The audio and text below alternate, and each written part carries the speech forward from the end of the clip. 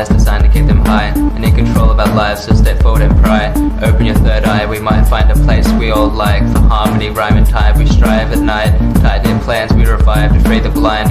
In this place you lay your faith hastily, based upon a salary, and taste the blood of a democracy turned tragedy. Sadly, the saviors have been labelled insane as the rage once took place, but now burns and turns.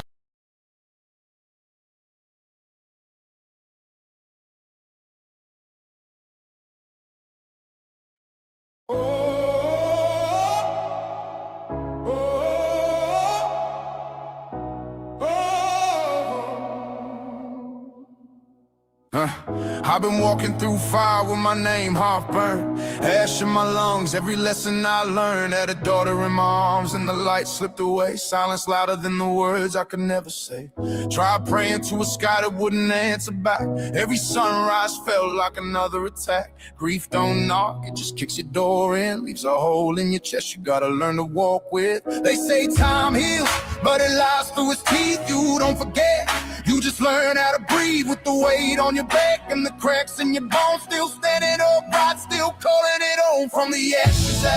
I'll rise, yeah, I'll rise. Phoenix wings in my spine, fire in my eyes. Lost more than words could ever explain, but it forged me a weapon out of loss and pain. Yeah, I'll rise through the smoke, through the night. Turn the grief into fuel, turn the dark into light. I didn't break, I was built in the flame. I'll rise, say my children's names. Say my children's names. Yeah. Then my boy, terminal countdown clock. Every laugh felt sharp like an electric shock. Held his hand while his future fell apart. Trying to stay strong though it shattered my heart. You can never be prepared for that kind of thing. You just promise their name will not die with them.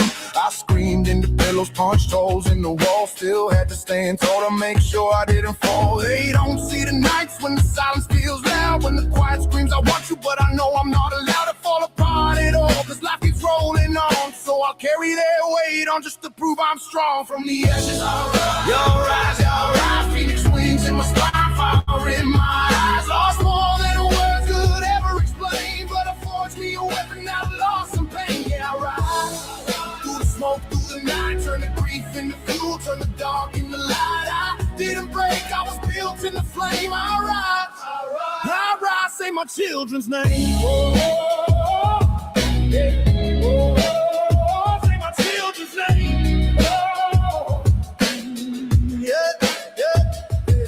And the strangest thing, help came online. From misfits, madmen, one post at a time. Different accents, broken stories like mine. All scarred, all fighting, all trying to climb. They didn't fix me, didn't try to pretend. Just said, stay here, brother, breathe again. Turn pain into purpose, hurting to drive. Show me grief don't mean you ain't alive. I don't rap for clout, I rap to survive. Put truth in the bars just to stay alive. If you're carrying ghosts, let this be proof. You can bleed and still build something bulletproof. From the ashes I rise, yeah, I rise. Phoenix wings in my spine, fire in my eyes. I lost my world but I kept my name. Turned the darkest days into sacred flame. Yeah, I rise for the ones I lost, for the love, for the hurt, for the brutal cost. I live twice as hard, I'll speak their truth. I rise for my daughter, I rise for my son. I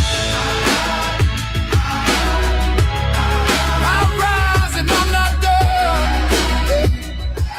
If you're hearing this and you're still breathing, you're not finished. Phoenix don't fly, cause the fire was kind. They fly cause they survived.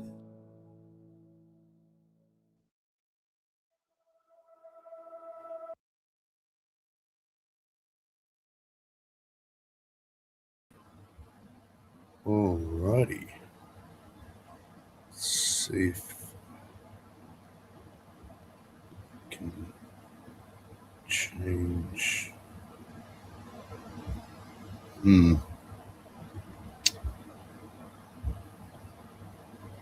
Okay.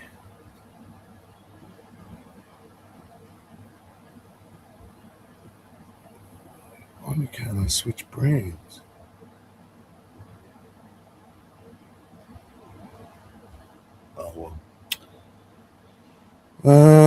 Jump in, anyone who's out there. The link's in the description. Just getting a video up.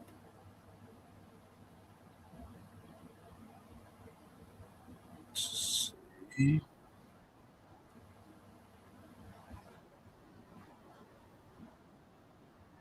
Share my screen. Forgive the silence. There we go. But it's a pro-Palestinian group that helped in New York City, a pro-Palestinian group that helped support the election of Zohran Mamdani has come out suggesting that dogs should be banned from the city. And almost instantly, the internet exploded. It's not often you see people across politics and ideology suddenly agreeing on everything. But if there's one thing a large number of people still instinctively defend, it's man's best friend. I don't know about you, but I don't simply consider my dogs as pets. They are family. But of course, not everybody sees them that way. In Islam, dogs are considered impure. According to Hadith, angels weren't allowed to enter a home that contains one. Across many Islamic countries, dogs are routinely mistreated or banned outright. So when calls to prayer are now being broadcast in New York and the idea of banning dogs starts circulating in cities with growing Muslim populations, the backlash wasn't surprising at all. Because outside of those cultures, the human story is inseparable from dogs. They guided us, hunted with us, protected our children, and slept beside us long before we had cities or modern politics. Dogs were living alongside humans thousands of years before Islam even entered the picture. And that's why this outrage wasn't really about dogs. So what exactly happened? Nadine Kiswani, one of the leaders of the largest pro-Palestinian... I'm sorry, was that dude wearing a fucking gas mask? So what exactly happened? Is it? What? I don't know. Nadine Kiswani, one of the... He kind of lost a bit of credibility with me there for a second. I'm not gonna lie. leaders of the largest pro-Palestine groups in America, and also a major supporter of Zohran Mamdani's campaign to become mayor, put out this rather interesting tweet. She says New York City is coming to Islam and dogs do not have a place as indoor pets, as they are, as Muslims and Islam say, unclean. In response, US Congressman Randy Fine put out a tweet that, well, appears to have set the internet on fire. In it, he says, if they force us to choose, the choice between dogs and Muslims is not a difficult one.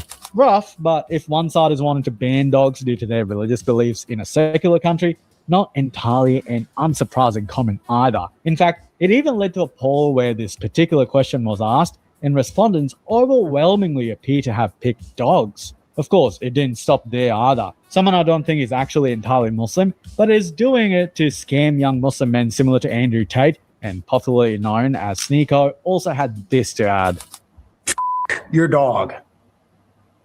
Your dog. Keep your dog home. I don't care. It's not cute. I don't want to pet it. I don't want to touch your dog. Dogs are haram for a reason, and this was a sign from Allah. There's shit all over my rug.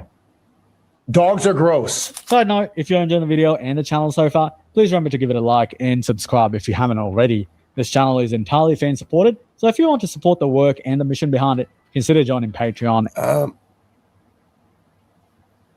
Dogs are haram? What the fuck? Are these people serious?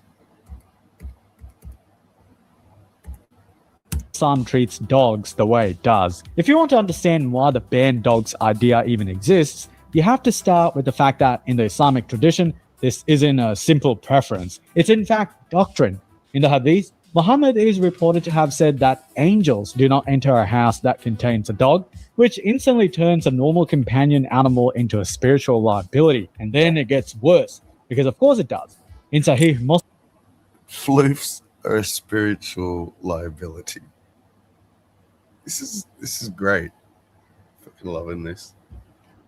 there's a report stating that Muhammad ordered dogs to be killed. Following this, his followers carried out that order so broadly they even killed a dog traveling with a woman from the desert. Later on, he forbade killing dogs so generally but he still singled out a specific target, the jet black dog with 2 spots described as a devil, and instructed that it should be killed. This is a total coincidence, but that is exactly what I've got at home as well. Now, because of these hadith, it created a belief system that normalizes exclusion and sometimes cruelty, because the cruelty feels like piety. You can see the downstream effects in how dogs get treated across parts of the Islamic world. In the West Bank, there have been areas using poisoned meat to kill large numbers of stray dogs. We even saw how Hamas specifically went after dogs in their October 7 attacks. More recently, leading up to the 2030 World Cup, animal welfare groups have been sounding the alarm about large-scale culling of street dogs in Morocco. We're talking about over 3 million dogs killed in the most inhumane ways. This tells you something important. In many places, the default political instinct is still remove the dogs and not coexist with them. All of this is, of course, really weird to think about today. Basic cleanliness fixes any issues with dog saliva. Dogs have vaccines and many modern medications that keeps them healthy and clean. The hadith framing is outdated superstition treated as moral instruction, and the black dog carve-out is a perfect example of supernatural label that has no place in a modern city trying to pretend it's guarded by evidence rather than medieval anxieties. And yet, that is exactly what is being imported into a place like New York City. Now, let's talk about the second way I think we need to approach this. That is, of course, because I believe this is quite the mask slip moment. A moment where a religious group that is demanding... Did you have any entering comments? So dogs aren't banned in Islam. So if they don't have a job, that's considered haram because they just like make a mess. But like as long as your dog like has a job, like you have a reason for having your dog in your home, that's not against Islam. They do have like, I'm not gonna say that like Muslims don't have like some weird rules because like they do. And I don't necessarily agree with the rule that it like can't be a pet. But like that's the rule, is that it can't be a pet, not that it like cannot be in your house. Also, I don't think that Zohran Mamdani is like trying to ban dogs in New York. He seems like very much like a New Yorker, and New Yorkers love their dogs. So that would really, really surprise me. But Wow. But did you see this area in New York where once the snow melted, all the dog shits that were in the snow were now on the footpath, and like you couldn't safely walk. It was so bad. Thousands of dog shits, but because over the winter the dogs just shit in the snow, and then snow melted. I mean, I know like what my yard looks like with my dog, you know, come the spring when the snow all melts. Yeah. Which I haven't had a dog in years, but I do remember like literally in the spring walking with people in my yard and being like, watch out for landmines. Like, yeah. I can only imagine with so many millions of dogs in such quite close, you know, proximity. Yeah. I've never lived anywhere that it snows, so it's such a foreign concept to me. Like, stored shits through the winter in the, you know what I mean? Well, it hides all kinds of stuff. It's like here I moved in the winter time, and so I've actually lived in this house oddly enough before, but it was weird when like the snow melted that I was like, oh, the backyard's different. Yeah. How does the grass survive? So the grass it like goes into dormancy over the winter, and depending on the breed of grass, some of it will turn, or not the breed, but I can't think of the word, but species, some of it, or the species. Yeah. Thank you. It's it'll turn brown, or some of it like will actually stay green over winter, and it like freezes, but then it like thaws out and it's able to grow back. Okay. Because like you all seem to have yards again after winter. Well, so also there's a fun thing that happens here where the trees lose their leaves, and so the leaves start to cover everything over, and then the snow comes and covers over the leaves, so it's like multiple layers. But and what then when it thaws, you've got the leaves to deal with again, or have they rotted sort of? Well, they have rotted a little bit. Some people will clear them away before the wintertime, but I like the spiders, and that is the way that the spiders survive the wintertime is actually on the rotting detritus, and there actually creates a little bit of heat, not enough heat to like melt the snow or anything like that, but inside of that little bundle is enough warmth for the spiders to survive in dormancy as well. That's fascinating. Yeah. So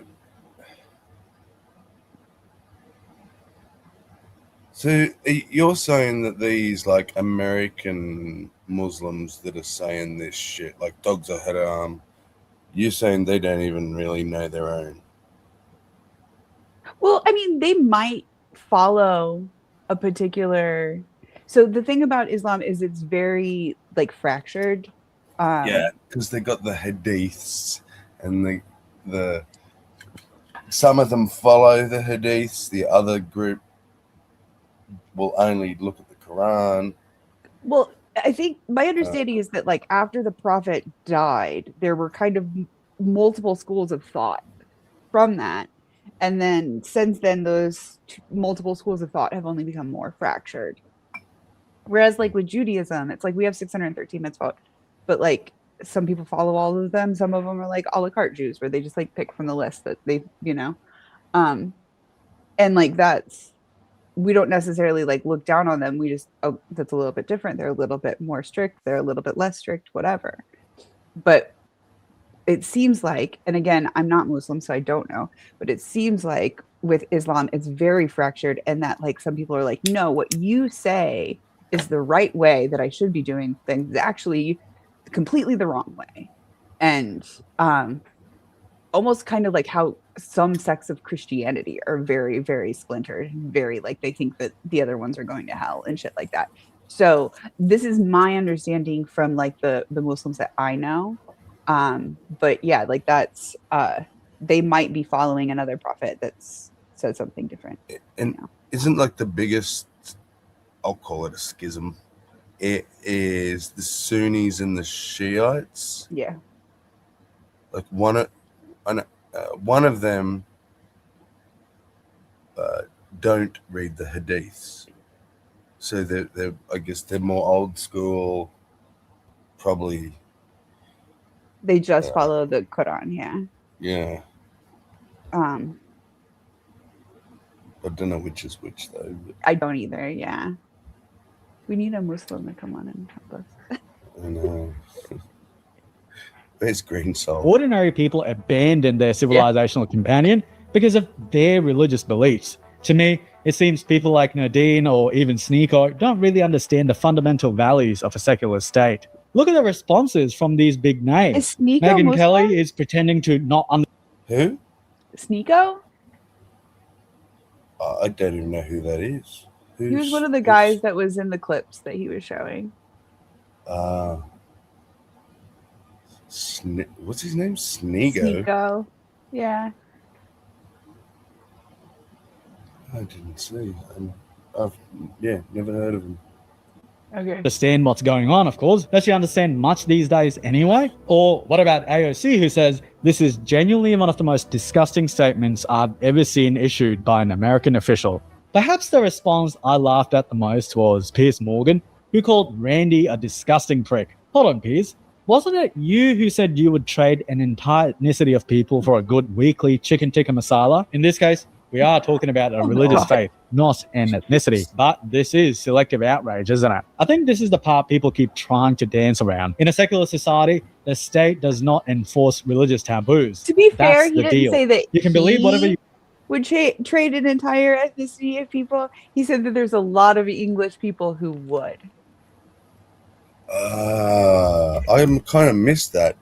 Oh, there are a lot of white English people I would happily trade. So, well, no, he's saying he'd do it, but he's saying to some people. Oh, he's saying that I didn't realize that there was another tweet. He's not as saying well. I would like trade all white people. There are some. No, white he's saying people that he would literally trade a person for a good weekly chicken tikka masala. Chicken masala, yeah.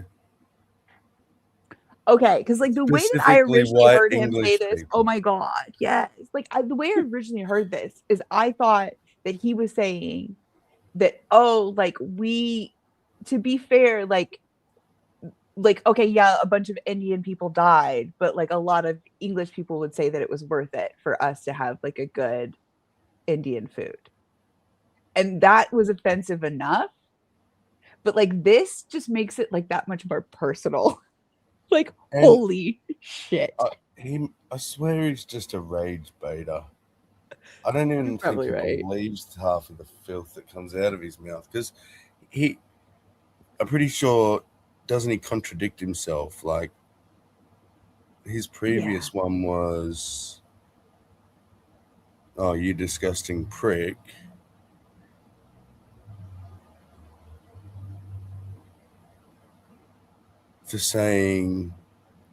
For Congressman Randy saying, if they force us to choose between dogs and Muslim, it's not a difficult one. He's like, oh, that's good. Okay. Yeah, that does seem kind of contradictory. He's a disgusting prick for saying that. Calling him racist. Yeah, you disgusting racist prick. And then it says this shit.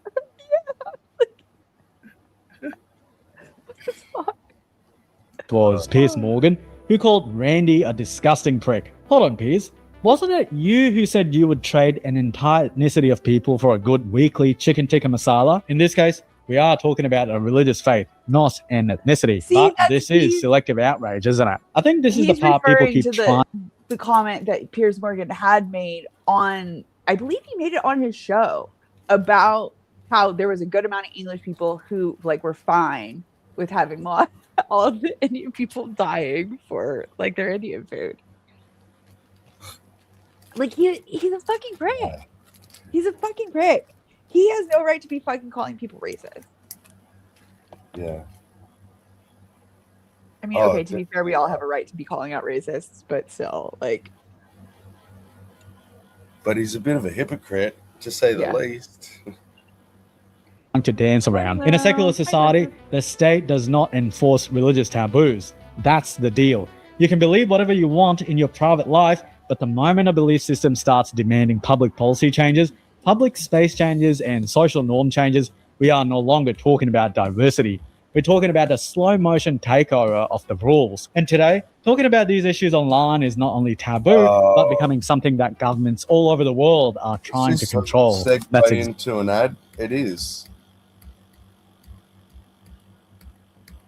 That was relatively My first smooth. encounter with consciousness from another world was when I met someone in 2010 whose that keeps repeating over and over again in Western cities that experience large-scale Muslim immigration. Tower Hamlets in London is one of the clearest examples. In its equality impact analysis tied to dog control restrictions, the council explicitly notes that research suggests dogs can be a barrier to Muslim residents accessing green spaces. Hackney has similar material in its dog control consultation documents, explicitly noting that Muslim respondents are less likely to own dogs than people of other religions or beliefs. In other words, dog policy is being discussed through a religious demographic lens. Councils, of course, rarely say, we're doing this because... Are they not supposed to, like, make note of the fact that Muslims have less dogs than other groups of people? Well, they can make a fucking note of it, but it should have no bearing on fucking... like societal laws about owning dogs and shit. Yeah. Are they making laws based on that shit? No, I don't know. Then I think that's what I understood he just said, but it sounded like they were making a note of it. That they were like, oh yeah, like they're noting this on like these sounded like census surveys or whatever.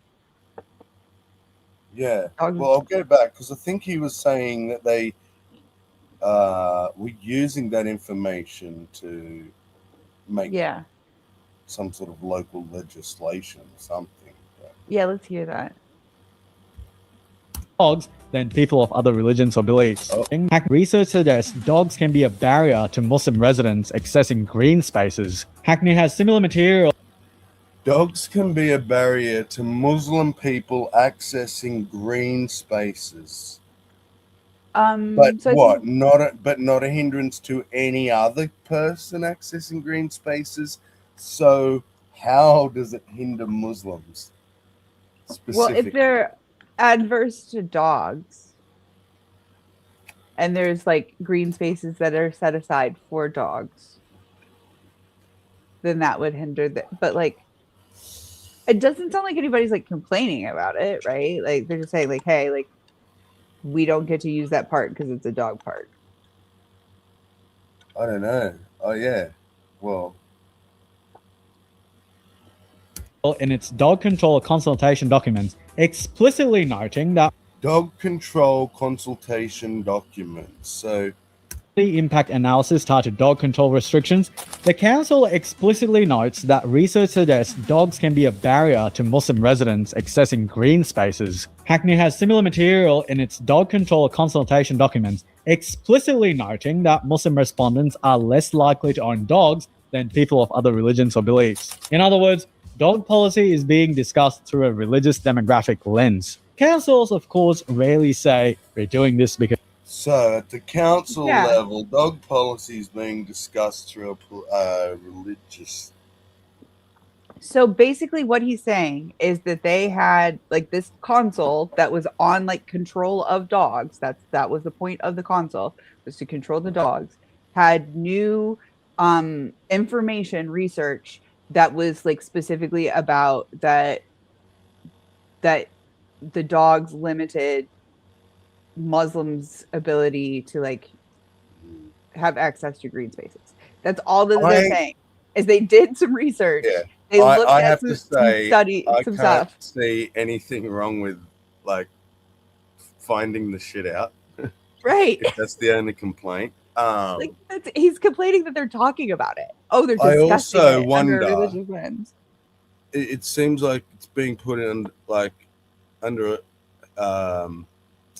or put forward as though that was the only information collected as Right. well. Like we need to make some dog policy. Let's go find out what everyone's religion is.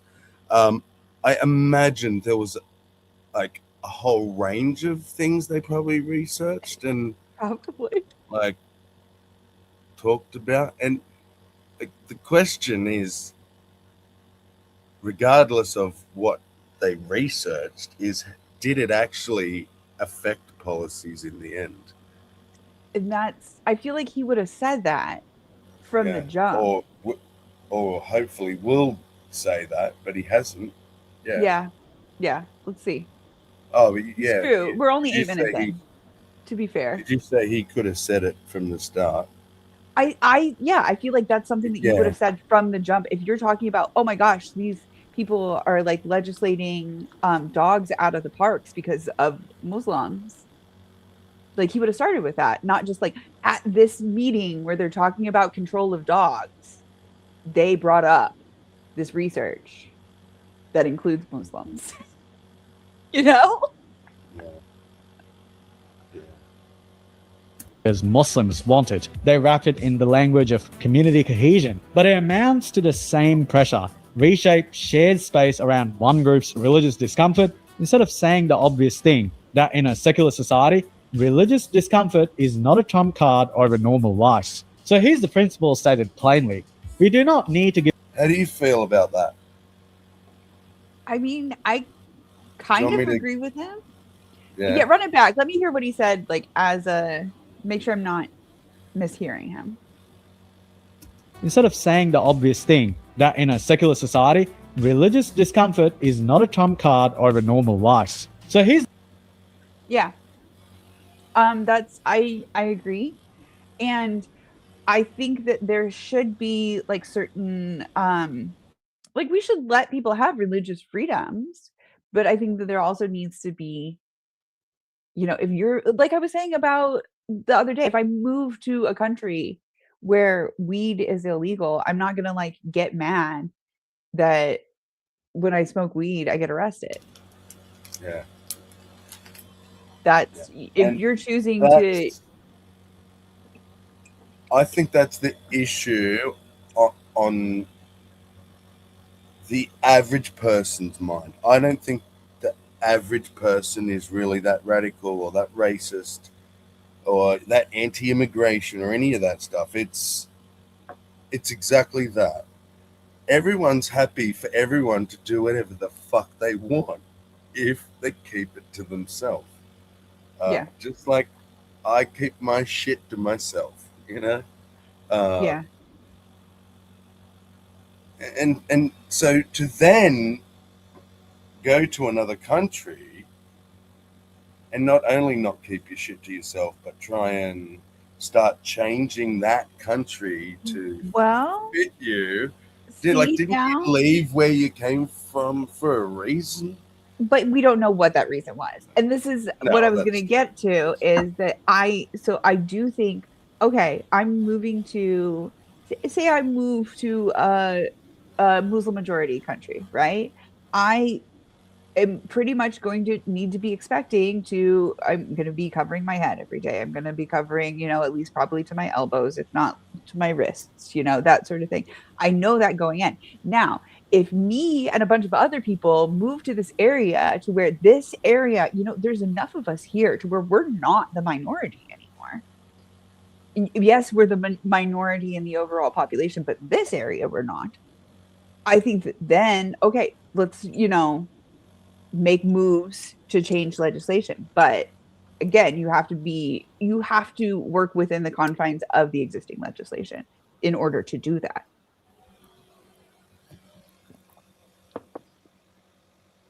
And I don't know as far as like legislation what would need to be done to like change laws or stuff like that. And now my understanding is like in certain parts of Egypt and stuff, it's not literally the law, it's just social custom. yeah. So like in many areas you don't really need to cover because they are areas that are not quite so conservative, Yep. Yeah. Um, I think, and I would, once upon a time, I would have said that I thought it was mainly a Western problem, like Americans, Australians, British would go to other countries and not even have the wherewithal to know that there's different things they have to Yes. know. They don't Yeah. even like think about it, and they just go there, being their obnoxious self, Yeah. which may not be, but it is in the culture or whatever. And there's like a little bit of entitlement sort of happening. And I wonder if a bit of this is happening now in the reverse, like the immigrants and stuff. I think a lot of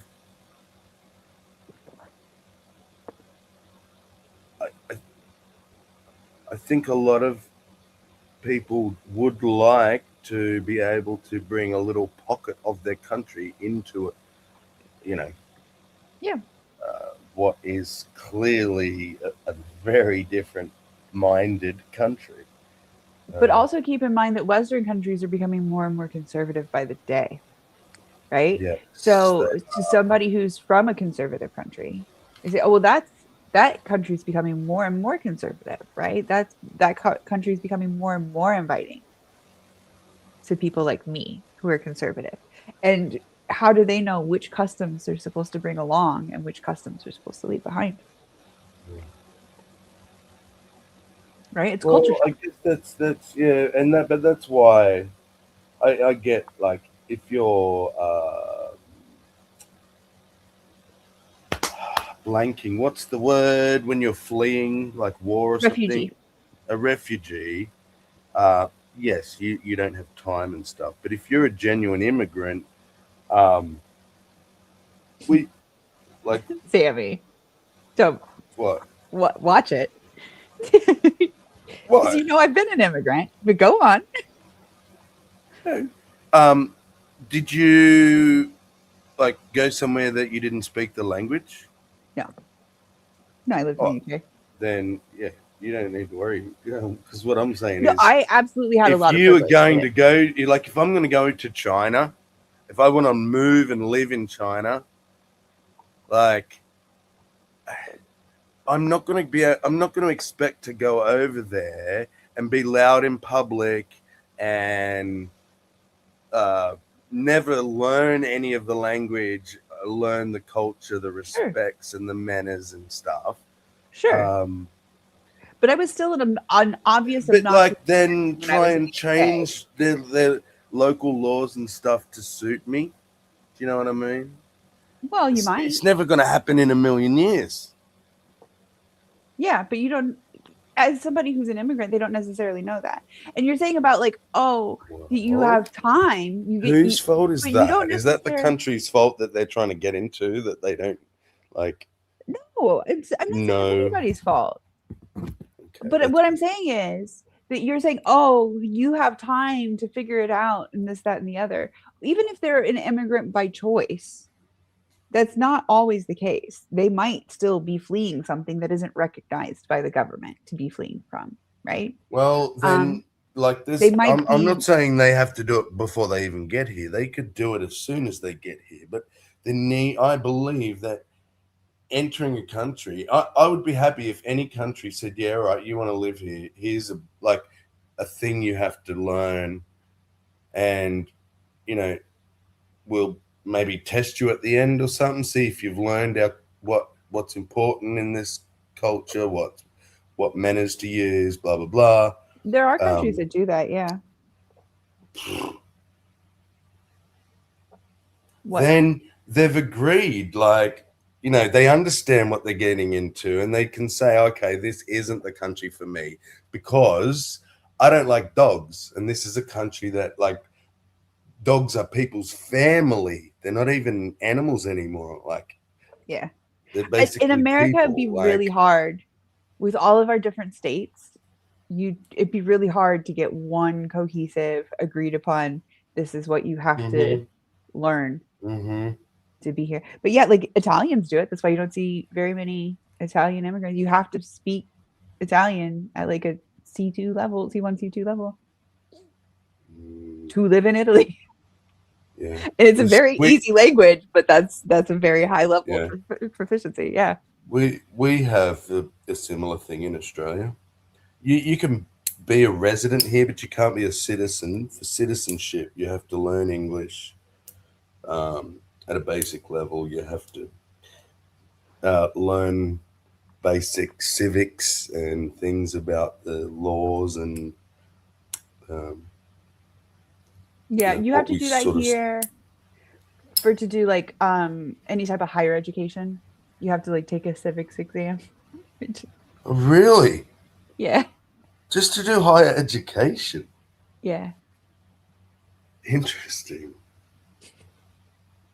I'm not saying that's a bad thing. I think any civics is kind of good, but I think it's hilarious. No, it's entirely pointless because the way that they do it is like, hey, here's this quiz that you have to take before like you can like sign up for once you sign up for your classes, but before you can like actually get into any of your classes, you have to take this quiz. But it's just like multiple choice quiz that's like in a browser window that's like not tracking whether you have any other browser windows open. That's like you could like be on your phone Googling the shit, and it's like 50 questions and you have to get like 45 or more to pass, but it's not testing any of the things that they like act like it's testing. And that's what pisses me off. It's just symbolic almost. Symbolic test. There you go. That's the best word. The principle stated plainly. We do not need to give up dogs to appease religious beliefs. We do not need to redesign parks, public norms, or city culture around a theology that treats dogs as impure. If someone moves to a Western country, the expectation is not that the host nation bends its ordinary life around imported religious rules. The expectation is that newcomers adapt to the I think that's all I was trying to say. I say it poorly, and I probably end up sounding racist or dumb or whatever. But that's what I was trying to get at with the would you immigrate to another country and refuse to learn the language and refuse to? It's assumed that you're going to try. Yes, exactly. And I think that's all anyone gives a shit about is like you know, you look like you're genuinely trying to be part of the fucking country, part of America, or whichever country it is, then that's all anyone gives a shit about. But if you just want to have like a little, I don't know, whichever country you come from inside America, then maybe stay where you are. Well, a lot of times I don't think that they can stay where they are. And that's Yeah. why in America we end up with these little Chinas or little Pockets, Indias or yeah. like these pockets. And I don't think that there's anything necessarily wrong with that. I also think that we need to recognize that, like, yes, I think that a lot of people do come here or to Western countries with the intention of someone assimilating and starting a new life within that culture. And then they get here and they get fucking jaded by all of the fucking bullshit. And like they fucking stop trying. And like I get that. Not that I think that that's the answer to stop trying, but I can have sympathy for that. The guy who gets here from China, he had maybe a decent life. He had maybe a degree in China, right? He was a respected person, but had to leave for political reasons. And then he gets here and now he's a janitor. And he's like trying to start a business and his business fails multiple times. Like at some point, if he's surrounded by all people who speak Chinese and he's allowed to eat all Chinese food and he's allowed to just like not have to interact with English speaking people, he might just revert within himself and just say, hey, fuck this. It's not worth assimilating. I can just be, and we call it, I think, what is it, a separationist? But there's a term for that, for people who like, they are separate from the rest of the culture and they stay within this like insular pocket. Yeah. Oh, yeah. It's just too much. Like Chinatown in Sydney. Yeah. Yeah. Most, and I'll say most, maybe a majority at least, of the store clerks and things don't speak English. Yeah. Sydney, well, they don't Australia. No. Well, so it's like going to another country, setting up, getting all the benefits right. You grow a little business and then say, oh, I can only, like, sorry, unless you learn my language that I brought here, I can't serve you because I can't even communicate with you. Oh, come on, Sammy. You've traveled to other countries before, surely, that don't speak English? Yeah. And did you starve? No, I had to learn the language. Or you fucking pointed. Or you use Google Translate. No. Or you fucking just get by. No. Seriously, I'm going to Italy this summer. And like my Italian. So you're going to fancy places with rich white people. No, I'm not going to fancy places. I ain't got money for that shit man. If you can't fucking speak, you die. Like, so you learned a little bit of the language and you fucking got by. Like, it's not. Did I? Like, are you fluent in that language? No. Are you able to carry on a conversation? I'm learning it because I'm intending to go and live there. But see, I want to know the language. I want to know the culture. I want to make sure, like, when I go there, I'm not going to disrespect somebody. Yeah. Yeah. But so, yeah, I guess that's just. I'm not saying anything that I don't expect of myself. You know what I mean? Good. That's good. Yeah. But yeah, I understand it. There's people who don't have choices and options and stuff. But I don't. For me, that they're not the ones that I'm talking about or worried about. You know what I mean? It's the ones who are doing just fine, quite well even, but haven't even like learned the language of the country they're in or bothered to, know the laws and stuff. They just. That is concerning. Yeah. You should know what legislation is governing you. Yeah. Like that. For example, right? Guten if morning. I go to a non-English speaking country and I need to like ring an emergency service, or I need to like I have a responsibility because I witnessed a car accident to call for help or something. Right. And it's like 000, where's the accident? Like, oh, ching chong bing whatever. Like, I can't communicate with you. Accident, like trying to stumble through whatever. I think Yeah. there's a bit of a responsibility. It's more than just it should be their choice. I think there's a responsibility, but It's a social responsibility. Yeah. a social I agree with responsibility. you. There you go. Yeah. I agree with you, but To I a framework. also think that it's a matter of opinion.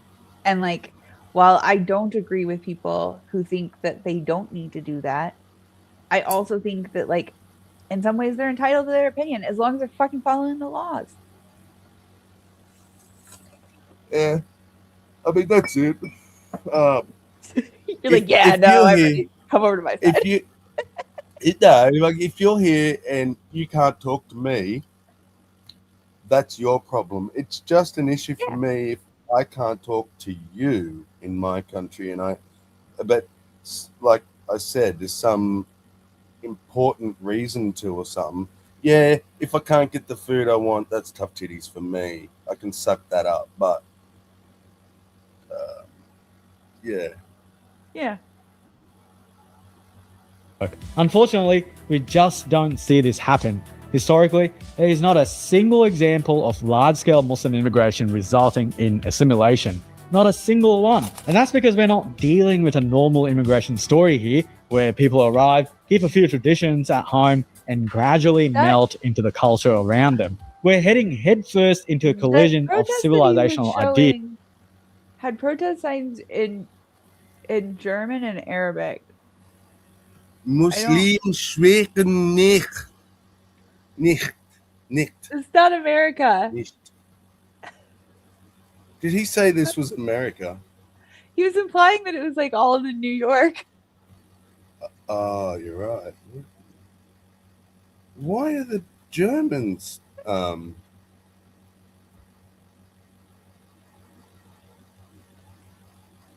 maybe look, Britain, so maybe he's saying it's everywhere. Okay. I'll admit that's Big Ben, right? So I got distracted for a second.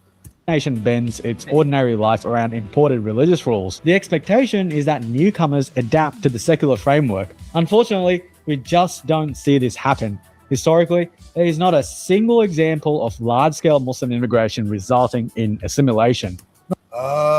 Yes, he is talking globally and historically, saying we've never seen a case of large case immigration of Muslims that resulted in assimilation. Okay.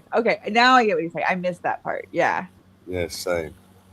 Not a single one. And that's because we're not dealing with a normal immigration story here, where people arrive, keep a few traditions at home, and gradually melt into the culture around them. We're heading headfirst into a collision of civilizational ideas. On one side is the secular framework. Live and let live. Religion is private. Law is public. Everyone plays. Yes, I love that. Private. Religion is private. You know, it should be personal, spiritual, private, whatever. Like, yeah, I mean, I don't have a problem with lawful. People. Never lawful. Yes. Strong agree. I don't think that I don't necessarily think that people need to like hide their religion from the public. No, you don't have to hide it.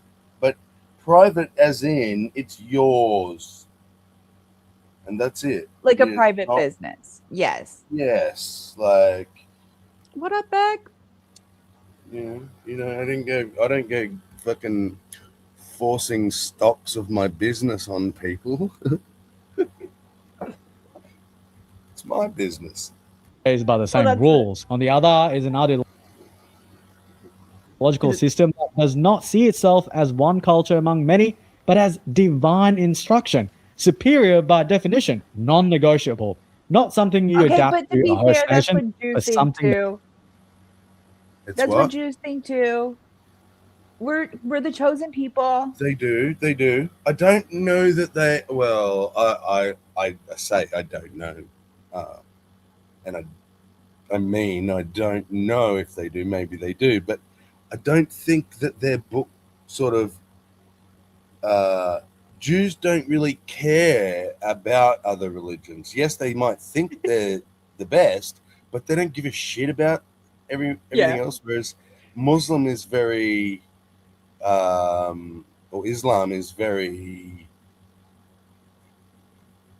Other religions are actively bad, you know. Oh, is it? Okay. I Yeah, see. I know a few Muslims, but I don't know any that are like that. And that might be like a specific prophet that people are following or something. I don't know. But yeah, like Jews, we definitely you're pretty much right on that we're like we think that we're the chosen people.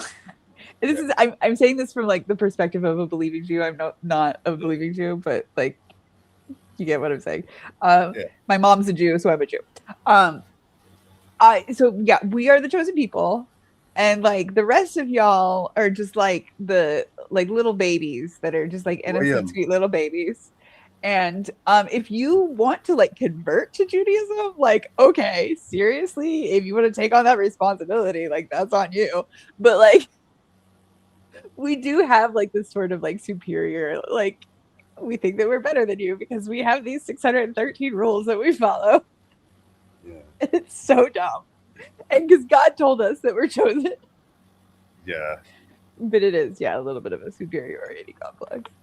But it's definitely like the attitude towards the other religions is just like, oh, you're sweet little ignorant little babies that yeah, just don't know yeah. any better. Exactly. They don't see them as a threat, but Islam kind of like they have this whole jihad concept that doesn't exist in other religions.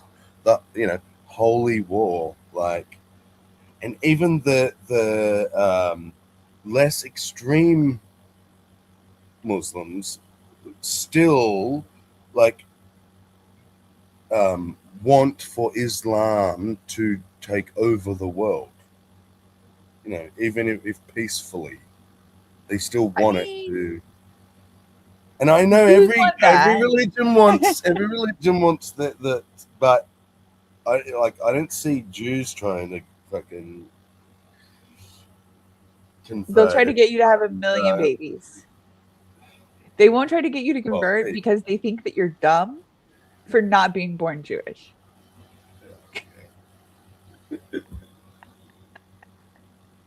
like we, And I mean this like all like in a loving, sarcastic way because like I love Jews. They're my people, but like there are some very silly things about Judaism.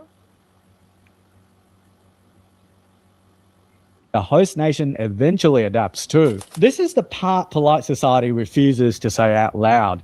Assimilation requires compromise. It requires the incoming population to accept that the host culture is a default in public life. But if you genuinely believe your values are God's values, compromise isn't a virtue. It's a sin, and adapting to the norms of non-believers that you historically subjugated becomes a rather major humiliation. I think that's why this dog controversy matters. Not because anyone is literally about to confiscate Labradors tomorrow, but because it exposes the direction of travel. The logic is there simple. you My go. religion says See, X, it therefore all come out in the end. He's not saying anyone's gonna take anyone's dogs. He's not saying He anyone's taking dogs, and he's saying it's a direction of travel, which again, I don't have a yes. problem with direction of travel. That's like showing what the majority population wants. Wow. I don't think he means that. I think he means the way legislation and things go, not necessarily what the population demands. That might be I'm where sorry you we. don't appreciate Jews, Will. We don't appreciate you either. No, I'm just kidding. Sorry. Yeah, I mean, Oh, I think if the Bella's the worst population kind of demand, Jew. She's like sitting on piles of money, just I wish. I don't know. That's like the only Jewish stereotype I know. Sorry. We're nosy.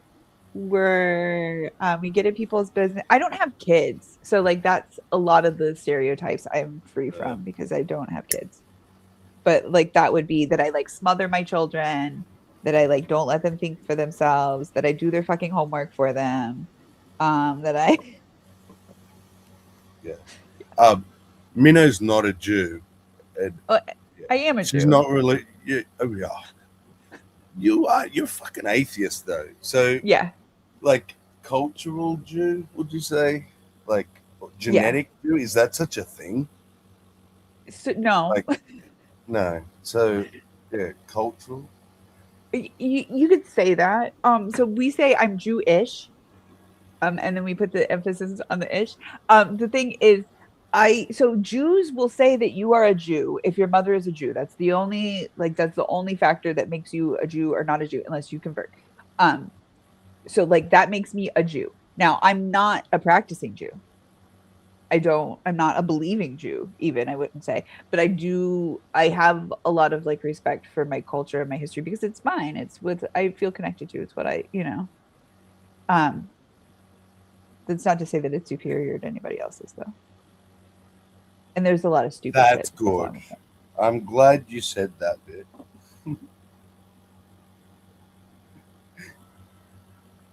Are just white people LARPing as minorities? William. Oh. Yeah. Well, can you argue that they are white? I mean, I like Good to way say to be a white minority. I don't I would say that I'm more of a minority as a woman than as a Jew, really. I never really think of myself as a minority because I'm a Jew. I think of myself as having privilege. Think of themselves as a minority. There's always people who have a fucking victim complex. I mean, but I mean, like as a religion, is that sort of taught or? I mean, to be fair, there's older people who like maybe had family members that lived through the war. Like the show was like a big thing. Like and I think that our generation, like we're so removed from that.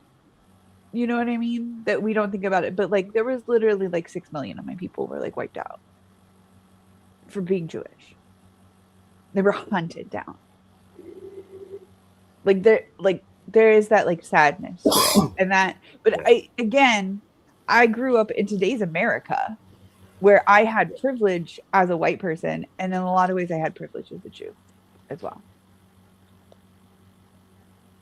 But I would never deny that the people who lived through the show, even like the generation directly after that, like that, they felt hunted.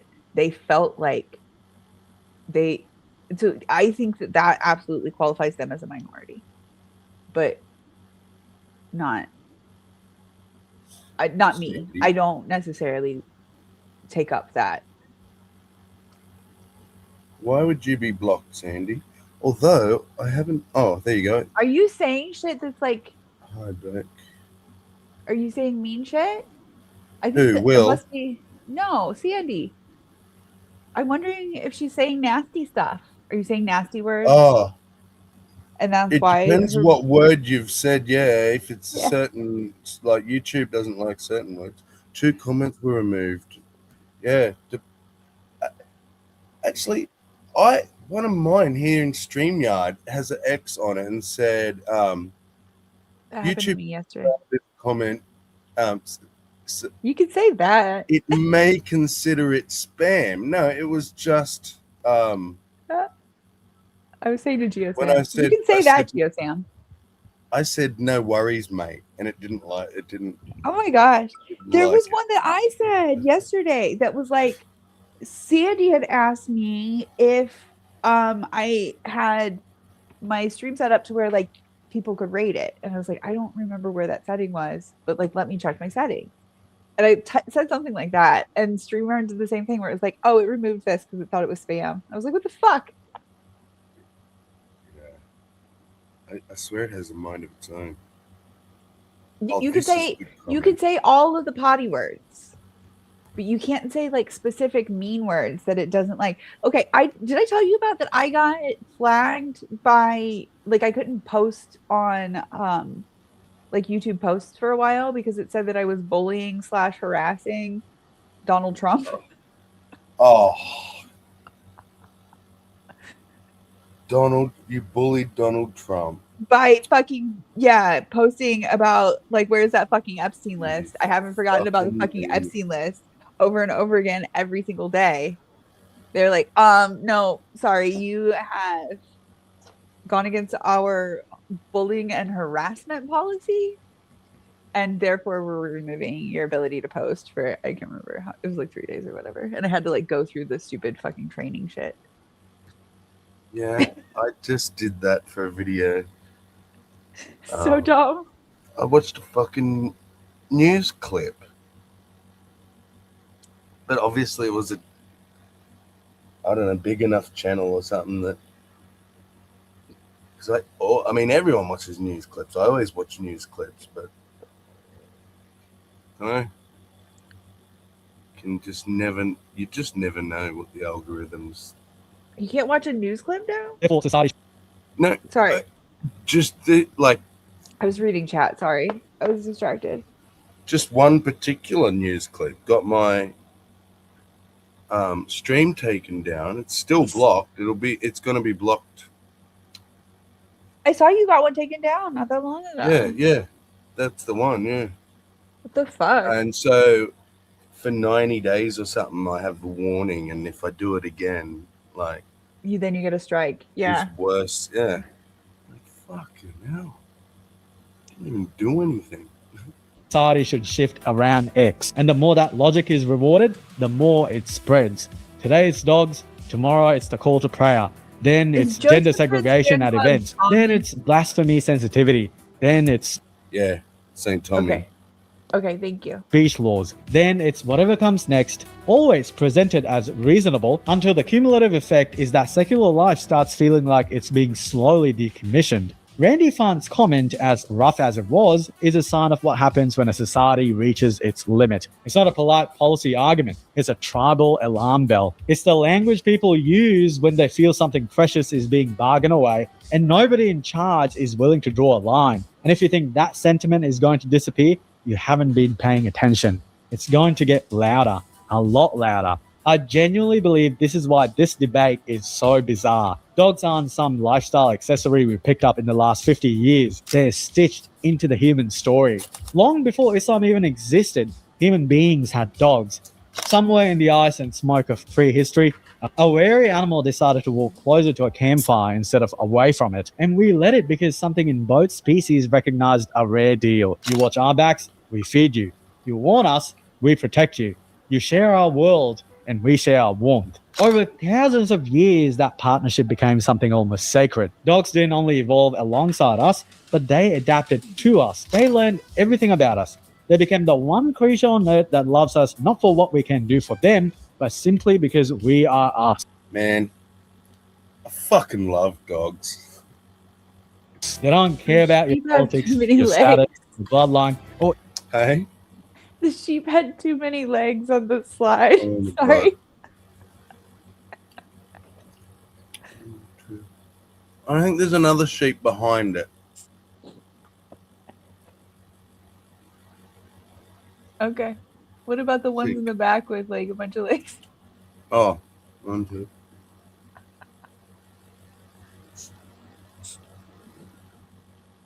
Yeah, that one's got at least 5.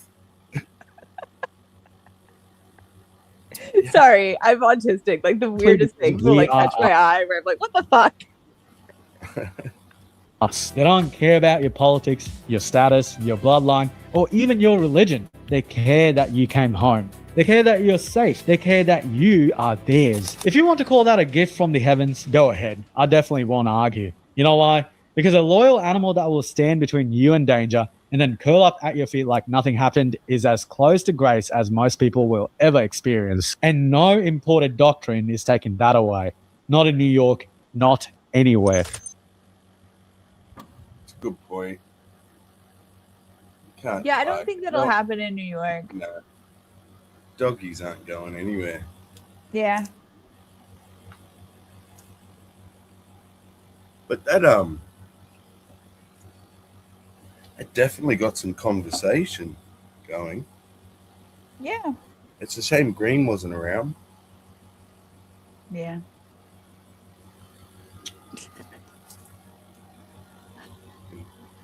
But yeah, I mean, I think so. I think that this guy that the video that you're showing, I don't know who that guy is, but he seems like he is like very averse to change. You reckon? That's what it kind of seems like from that, just from what you showed me just now, you know? I don't know who it is either, but I kind of just saw someone concerned about others being unwilling to change.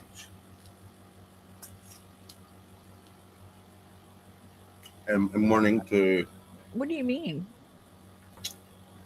like, come to a country where you might not like dogs in your religion, but you're going to have to change that. Well, sure. But like, That's not people don't not, not going to that's change their not- preferences That's overnight. not people not wanting change because they want to, like, keep the good parts of their life. I mean, they've moved from an entirely different country. I don't think that you can say that they're adverse to change. They've changed everything about them, everything about their setting, right? Yeah, but like you said, if they've been forced to, in some cases, that so they're more Yeah. likely to not assimilate. But okay, here's my question though: is like once, Like if you're okay, if like you're not coming for the country, if you're not coming for the reasons that's in the country already, maybe go to another Muslim country. There are Muslim countries where you're not being oppressed, but you don't have to flee. are there? Like, yes. Or maybe they have family here, or maybe they have, you know what I mean? Okay, here's my question. Southeast Here's my Asia, like question. Indonesia, You and I Philippines, both, like you they're and I, Muslims, very free okay, but you and I are and both not ready. white English speaking people in countries that were not originally white English speaking countries, right? Mhm. And at some point, there was like an agreement where it's like, hey, you know what? Like the majority of the people here are white English speaking people. So like we're just gonna be okay with that. Well, all we can You get what I'm saying? do, I do, but the No. way I see it is, I don't think that it's fair to what- say where I popped out of some random lady's vagina, right? Apparently, That's how I feel about my makes mother, too. me. Apparently, makes me. Oh no! I mean, I don't think my mum's random to me, but she's random to anyone else. Oh no, I hate my mother, but go on. But makes me so-called Australian. Okay, whether some previous white people that I even may or may not have been related to at some point in the past did horrible things to Oh yeah, no, I'm be not. here. I don't exactly have anywhere to go back to because I was born here. I'm not saying we So should. but that's why I'm saying all that past stuff's irrelevant in the conversation moving forward. It doesn't mean it doesn't matter or we shouldn't talk about it, but it's in this conversation, it's irrelevant because I don't think that it is irrelevant. we can only move forward. But I think that it's relevant in that we have established as a society that like once we get to a point where this is like kind of the majority of the population in this area, that we agree that it's acceptable.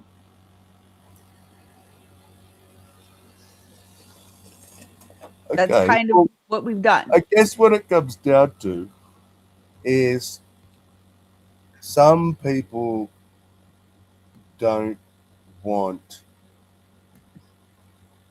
the culture and the ideals and the laws and legislations and everything that changes when a certain population becomes big enough in an area of people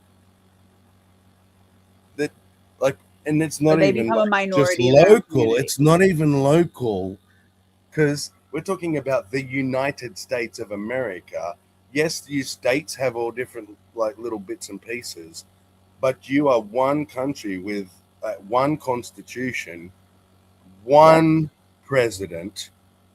You shouldn't have like this little group. Oh, look, all of a sudden there's more Muslims there, so now they have Sharia law. Like, is that Well, that the outcome? If, all like, Muslims have Sharia. that Like logic? that's No, I mean enforced, like government enforced. you're talking about like Now a certain level of like modesty and whatnot that certain No, people.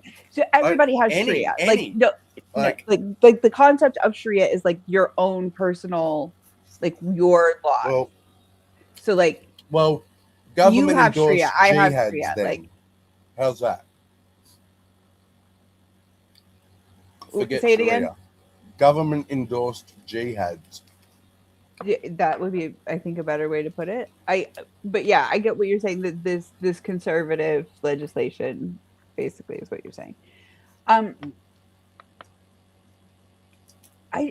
again, I think that like that's kind of like what the idea of like a melting pot was supposed to be, is that like we all melt together and we become this sort of amalgamation, right? And to be clear, I'm not disagreeing either. I'm asking the questions because I don't think I know the answer. Now, to be fair, the whole concept of the melting pot is one that is a little bit problematic, and it comes from like a poem that is like would be considered pretty kind of, well, very problematic now. But I do like that. That was a metaphor that I was raised with, right? Was this idea of like the melting pot, that like we all get thrown into this hot fire, this furnace, and it's a little bit of you and a little bit of me and a little bit of everybody, and we all come out better for it, you know?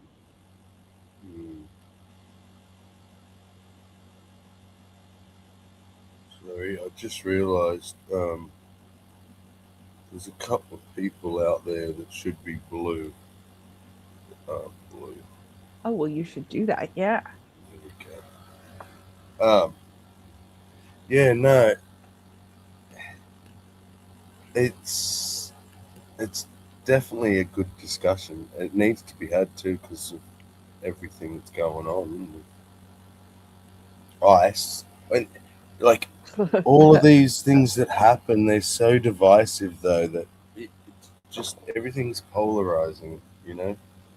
Yeah. I mean, at this point, I feel like in America, like if you carry a whistle and drive by ICE at some point, you're gonna be like listed as a terrorist. So like, carry a whistle. Yeah. Is that what? I don't know. I don't. This will be so we carry whistles. People who are against ICE. Now I don't actually. To be fair, in the area that I live in, is more symbolic than anything because ICE will not come here in this little pocket that I live in. What's it supposed to? So when ICE is in the area, you give it 3 quick toots. You give it 3 quick toots when ICE is in the area. If you see an active arrest or an active campaign happening, it's 3 long toots. So it's to say, hey, if you are somebody who might look a little brown, heads up. ICE is in the area. You might want to stay inside. 3 long toots is, hey, like the ICE is potentially at your door. Do not answer the door. So you're quite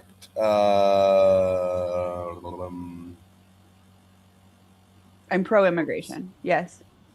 well, I think all most Americans, even on both sides, are pro-immigration. Um, I'm also I'm. pro-immigration with an Are E. Like, you I are can get the you fuck out of here. pro illegal coming here illegally? So there's no such thing as coming here illegally. That's I Oh, think we've talked about this before. That like it's not illegal to cross the border at like a non-checkpoint. are there And this borders that are non-checkpoints? yet like if you swim across the Rio Grande in the middle of the night and it's not at a checkpoint, that's not illegal. Really? Really. I It is illegal to stay here for Are more you than a sure? year. Absolutely. It is not illegal to come And here without so, documentation. That's what a lot of these people are not getting is that these okay, people who are I being to see arrested these are laws. taking the reason why people know, like ICE knows these people's addresses and stuff, is because they are taking the legal route to get residency and eventually citizenship. So the route to get here, right? If you aren't able to get like a visa or whatever to get here, what you do is you get here by whatever means. A lot of people will they'll fly. That's a big one is like people fly. A lot of them just like drive across at the border for like on like a day trip and then they stay, right? And that again, it only becomes illegal once you do that for a year and fail to register, right? But people will do that and then they register and they say, "Hey, I'm registering as like fleeing from my country. I, need to start the paperwork." They start the paperwork, and because like our courts are slow and it's not a high priority, and most of these people are literally not high risk people, right? So they get a hearing. Hey, your hearing's in 3 months. Hey, your hearing's in 9 months. Sometimes it gets put off for a long, long time. I knew a guy, it was 4 years that his hearings kept getting put off, right? And eventually, if you go to your hearings and all your stuff, and they sign all your things and they stamp your things, and they say, okay, you're allowed to stay here indefinitely. But these people who are in that process of 3 months, 9 months, 4 years, even, they're sitting there just kind of in a limbo, like a legal limbo. And now these people from ICE are going out and arresting these people who are not citizens necessarily because they're in this legal limbo where they're waiting to get potentially rights, but they have followed all of the things that they have been told to do. They're following all of the laws of the land in most cases. The amount, like, if we look at the amount of arrests that are happening and the amount of, like, hey, these people are like actually charged with crimes, it is the vast majority of them are not people who have been charged with crimes. They're just people who are literally sitting and waiting on their hearing. So, would your position change if the law changed and it was illegal to cross into America? One, without documentation, and two, regardless of it being a checkpoint? That's difficult for me to say because I agree with the law being as it is. So I think that I would disagree with the law changing. Would you go against the law? Would you still I don't know. like blow the whistle, as it were? And Yeah, that's what I don't know. If that was if they changed the law. see, because I I think under this standing up for the administration, law is one thing, and if that's where you're coming from, like, you know, basically they're breaking the Constitution by what they're yeah, doing, then exactly. totally. If you're like, nah, I don't like government and I want to help fucking people who are coming here illegally, which is what I thought, then I totally, don't agree with that. And I think a lot of people must, I don't know, they mustn't know either that So I've explained it to I'm going people to that have to like look that's into the it. You have law. to show me these laws. I've explained to people multiple times that like that's the law, and I've watched them like revert in the conversation where they'll be like, "Oh, well, like yeah, I get that, like that's a good point," and then like further on in the conversation they'll go back to being like, "Well, they're illegal." I'm like, they're not. Yeah, Like they're not. we So they're already, not legal in that sense. Like they are yeah, not legal, yeah. but they're also like doing all of the things that they're supposed to be doing. All, well, that's the thing. We're like, what about the ones that aren't? And that, to be fair, I agree with like those people either being like arrested and taken to a fair hearing. You get what I'm saying? Not like arrested and thrown in Gitmo. Not arrested and immediately deported because we don't know what the situation is. But like that is one of the things that like our country was founded on, is like giving people like a fair hearing to shit. We at least hear people out here, or we're How supposed to. there are supposedly, depending on who you listen to, millions of these supposed not illegal but not legals, Undocumented. undocumented. So yeah, how do you logistically give all of these people a court trial Yeah.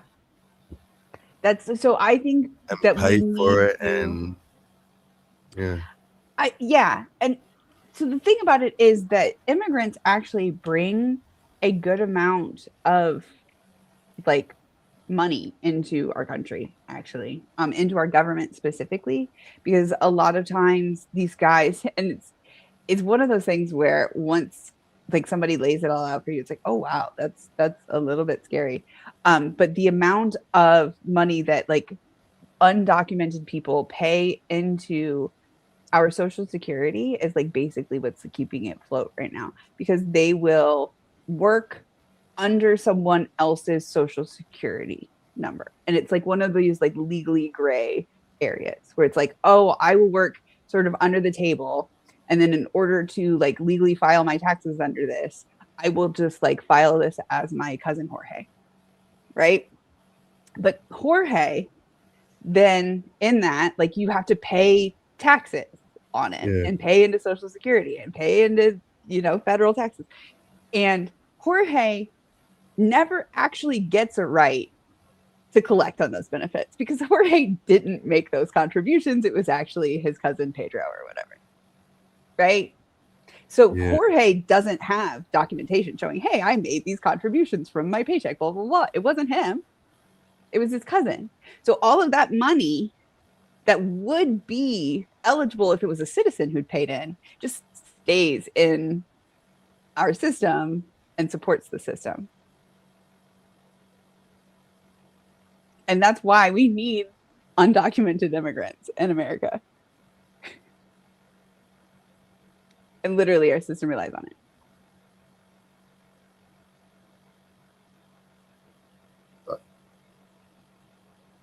And that happens a lot. man, I need time to fucking process that. That's it.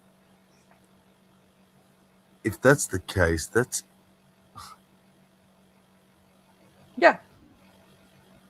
mind-blowingly insane. Yeah, it's fucked up. When we could just like, we have literal billionaires in this country who are sitting in fucking tax havens. Diddling kids. Yep.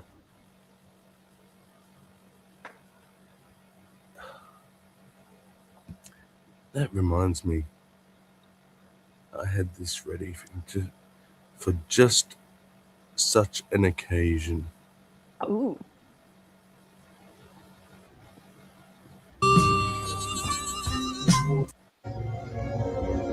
Check this out, V. What's this? Ready? Ready? Whoop, whoop, whoop, whoop, whoop. Oh fuck. Oh fuck. Nice. One more. Down the mountain, there it too. goes.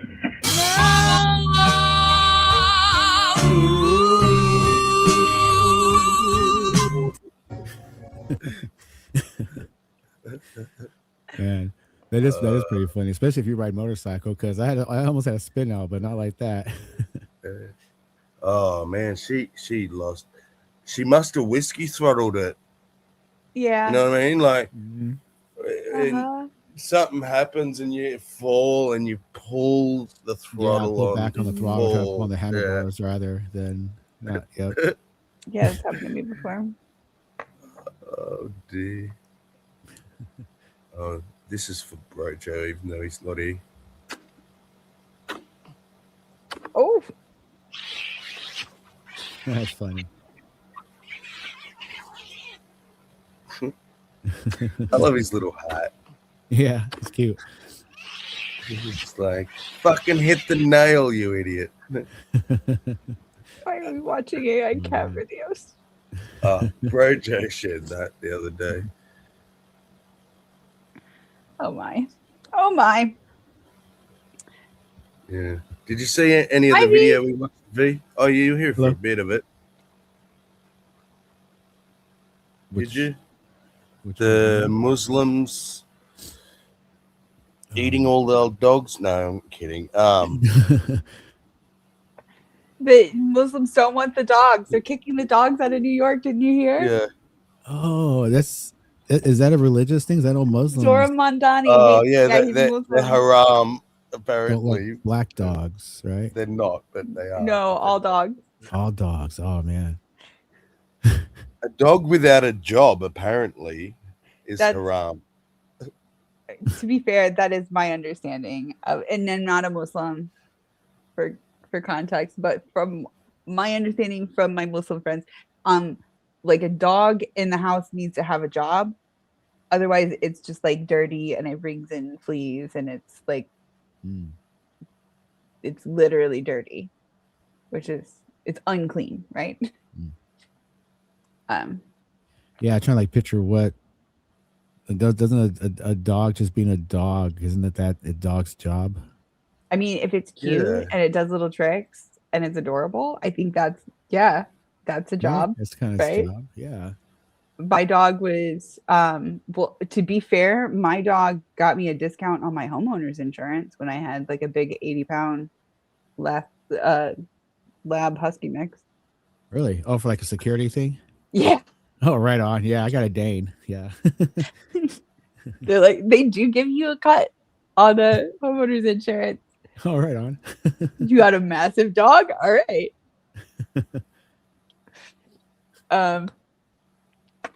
It's But like yeah, having a garage for your car for auto insurance. yeah, right. Right on. It's to be fair though, she was like a job being a husky mix. Oh. It's That's like having a nasty. job. But she's a good girl. Yeah. I mean, I could convince a Muslim that she like had a job. Mm. Well, my dog, like, guards the house. Yeah. He's huge, and Right. Yeah. There you go. Yeah. Easily done. the yard during the day, and then he lives in the house at night. So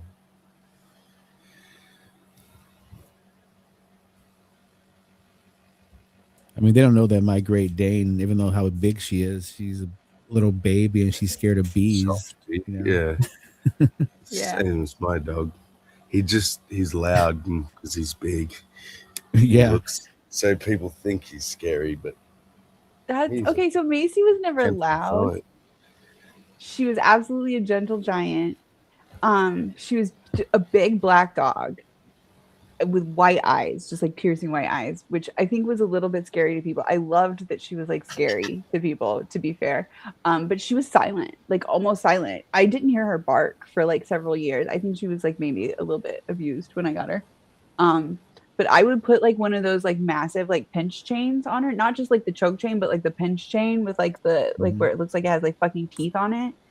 Just like walk her at night when I like lived in not a great neighborhood. It looks like, oh, this dog could attack you, but like she was absolute like angel. Yeah, she wouldn't lick people or anything, but she wanted loved ones, you know.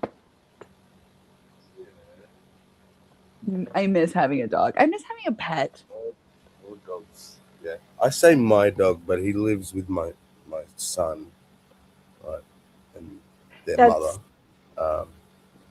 So my I don't get roommate. to have a dog where I live, but yeah.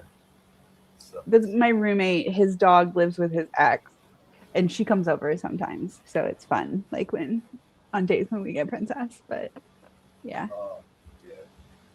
I get to see him every now and then, like when I go pick Harrison up or whatever, and the joy, man. It's like a reunion every time, and I love it. I love it when I see like my roommate and what I think of as his dog, you know, because him and his ex got it when they were together. I'm sure like you and your ex, you know, it was their dog, and then the dog just happened to live with her because she has the kids. Yeah, that's exactly how it happened. And I think I actually bought him for her as a gift one Christmas or something as well. So yeah, it's even worse if I took it then. It's like taking a gift back. right. So. Well, I just appreciate that like my roommate and his ex have like enough of a relationship where they can like literally be like, hey, do you want the dog on whatever day while the kids are at school, so it's not like disruptive to the kid, you know what I mean? It's not like because the kids are not his kids, so like he doesn't have visitation, you know what I mean? He doesn't have visitation with the kids because they're not his, and he doesn't want to like take their dog, you know. But like she gets to come over, you know, while they're at school. So. Oh, Nerdy's out there. G'day, Nerdy. You nerdy? I don't want to tell too much of my roommate's business, but I do like his dog.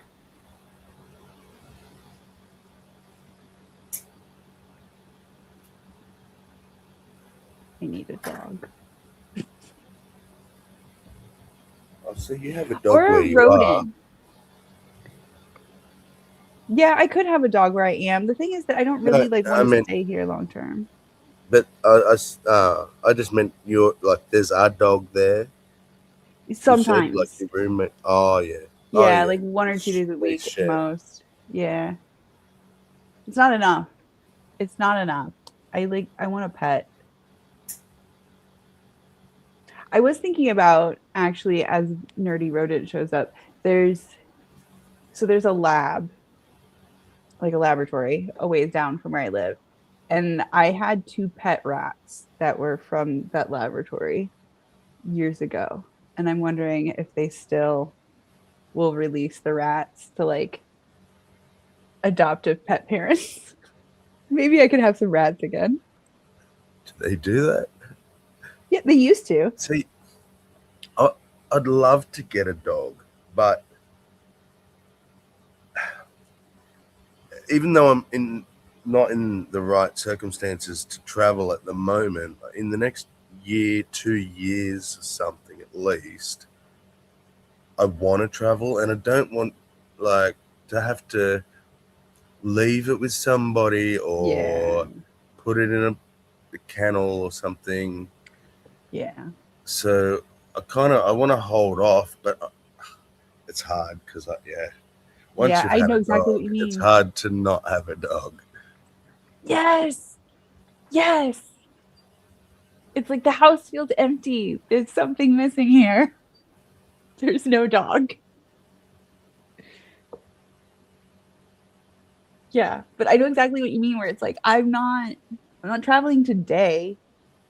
You know, I'm not even traveling. Well, okay, I mean, I'm traveling this summer, but like besides that, that's 3 weeks, you know. But yeah, I don't want to stay here long term, and I don't want to be like schlepping a dog across the country. Yeah. I did that when I was younger, and it was great. To be fair, me and that dog were kind of attached to the hip. but it was also a lot of work. Well, yeah. And see, if you're just like traveling across the country or something in a van or whatever, that might work. But I moved back I and want to forth go. from I want to Missouri go. to Florida Yeah, I want to see. I want to go like overseas and stuff. So 4 times. Yeah, that's well, and I did a lot of traveling too. No, to be fair, I had like a my dad used to call it my Leslie mobile. I had like a hatchback and like a station wagon, and the back seat was just like her like mobile kennel, basically. That it had like her travel blanket, her travel toys, like it was all like the back of it was just like dog area, basically. But yeah, I mean, it was fun and we had a good time like driving all over and going to like all different dog beaches in the country. And like I said, we moved back and forth from like Missouri to Florida like 4 times. Plus like visit like, when we went to go visit relatives and stuff. But yeah, it's just a lot, especially with a big dog. I feel like if I had like a dog that was like purse size, if I could just like pick it up and put it in something, you know what I mean? When they're a big dog. But I like a big dog. That's the other thing. yeah, I'm not a huge fan of little dogs. I mean, I love all dogs, but Yeah. I prefer I like a big big dog. Yeah. Yeah. I wonder if there's any new Epstein news at the moment. I see Prince Andrew looked pretty frazzled after his 10-hour interview. I saw a picture and it was just like he looked so like the word that came to mind was like indignant. Like he was just like, oh, how good they? Yeah. I'm a prince. Don't they know? This one. Oh, that's that another good face. picture. Yes, the one all the way to the right. Yeah. Yes. It's like, what the fuck? Oh my god. You need to get some YouTube Premium, bro. Fucking ads, man. Through drawers and cupboards at his new... You need Premium. Good evening. A royal family accustomed to crisis is tonight in uncharted territory. The former Prince, Andrew, is a police suspect, not charged, but under investigation for... What was that? The face up in the right-hand corner. I fucking love it. Like, this cunt has never had to face anything in his life, you know? It's the king's brother, for fuck's sake. Like, this is... Oh, I love it. I'm a sicko. Corruption and treason that's punishable with life in jail. The disgraced former Duke was arrested while detectives searched his new home at Sandringham and his old residence near Windsor Castle. His position and power have offered him no protection from investigation. It's been... And I also saw... what country was it? Someone in Europe, the Prime Minister's been stood down because he's on the list. Good. It's like, and then France has come out and publicly said in response to the DOJ saying that they're done releasing it and there's, you know, they're not going to prosecute and blah, blah, blah. France has basically said, well, fucking hold our wine. We're going to do like a big international investigation. We're not going to let this shit drop. Good. Sort of thing. So it's good. I like it. I like it. The rest of the world's sort of standing up. That's what I was just going to say is like, I'm a little bit disappointed in America that like he's our fucking dude and we seem to be like the last ones to be willing to prosecute people when we have like the most fucking evidence. But yeah. Like, This is not gonna be a even push. one.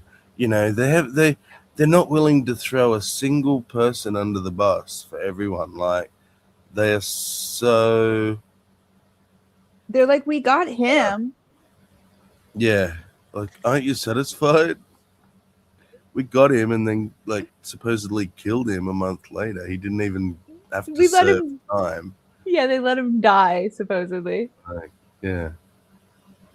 Triggered by links to pedophile friend Jeffrey Epstein, and the king was fast to respond.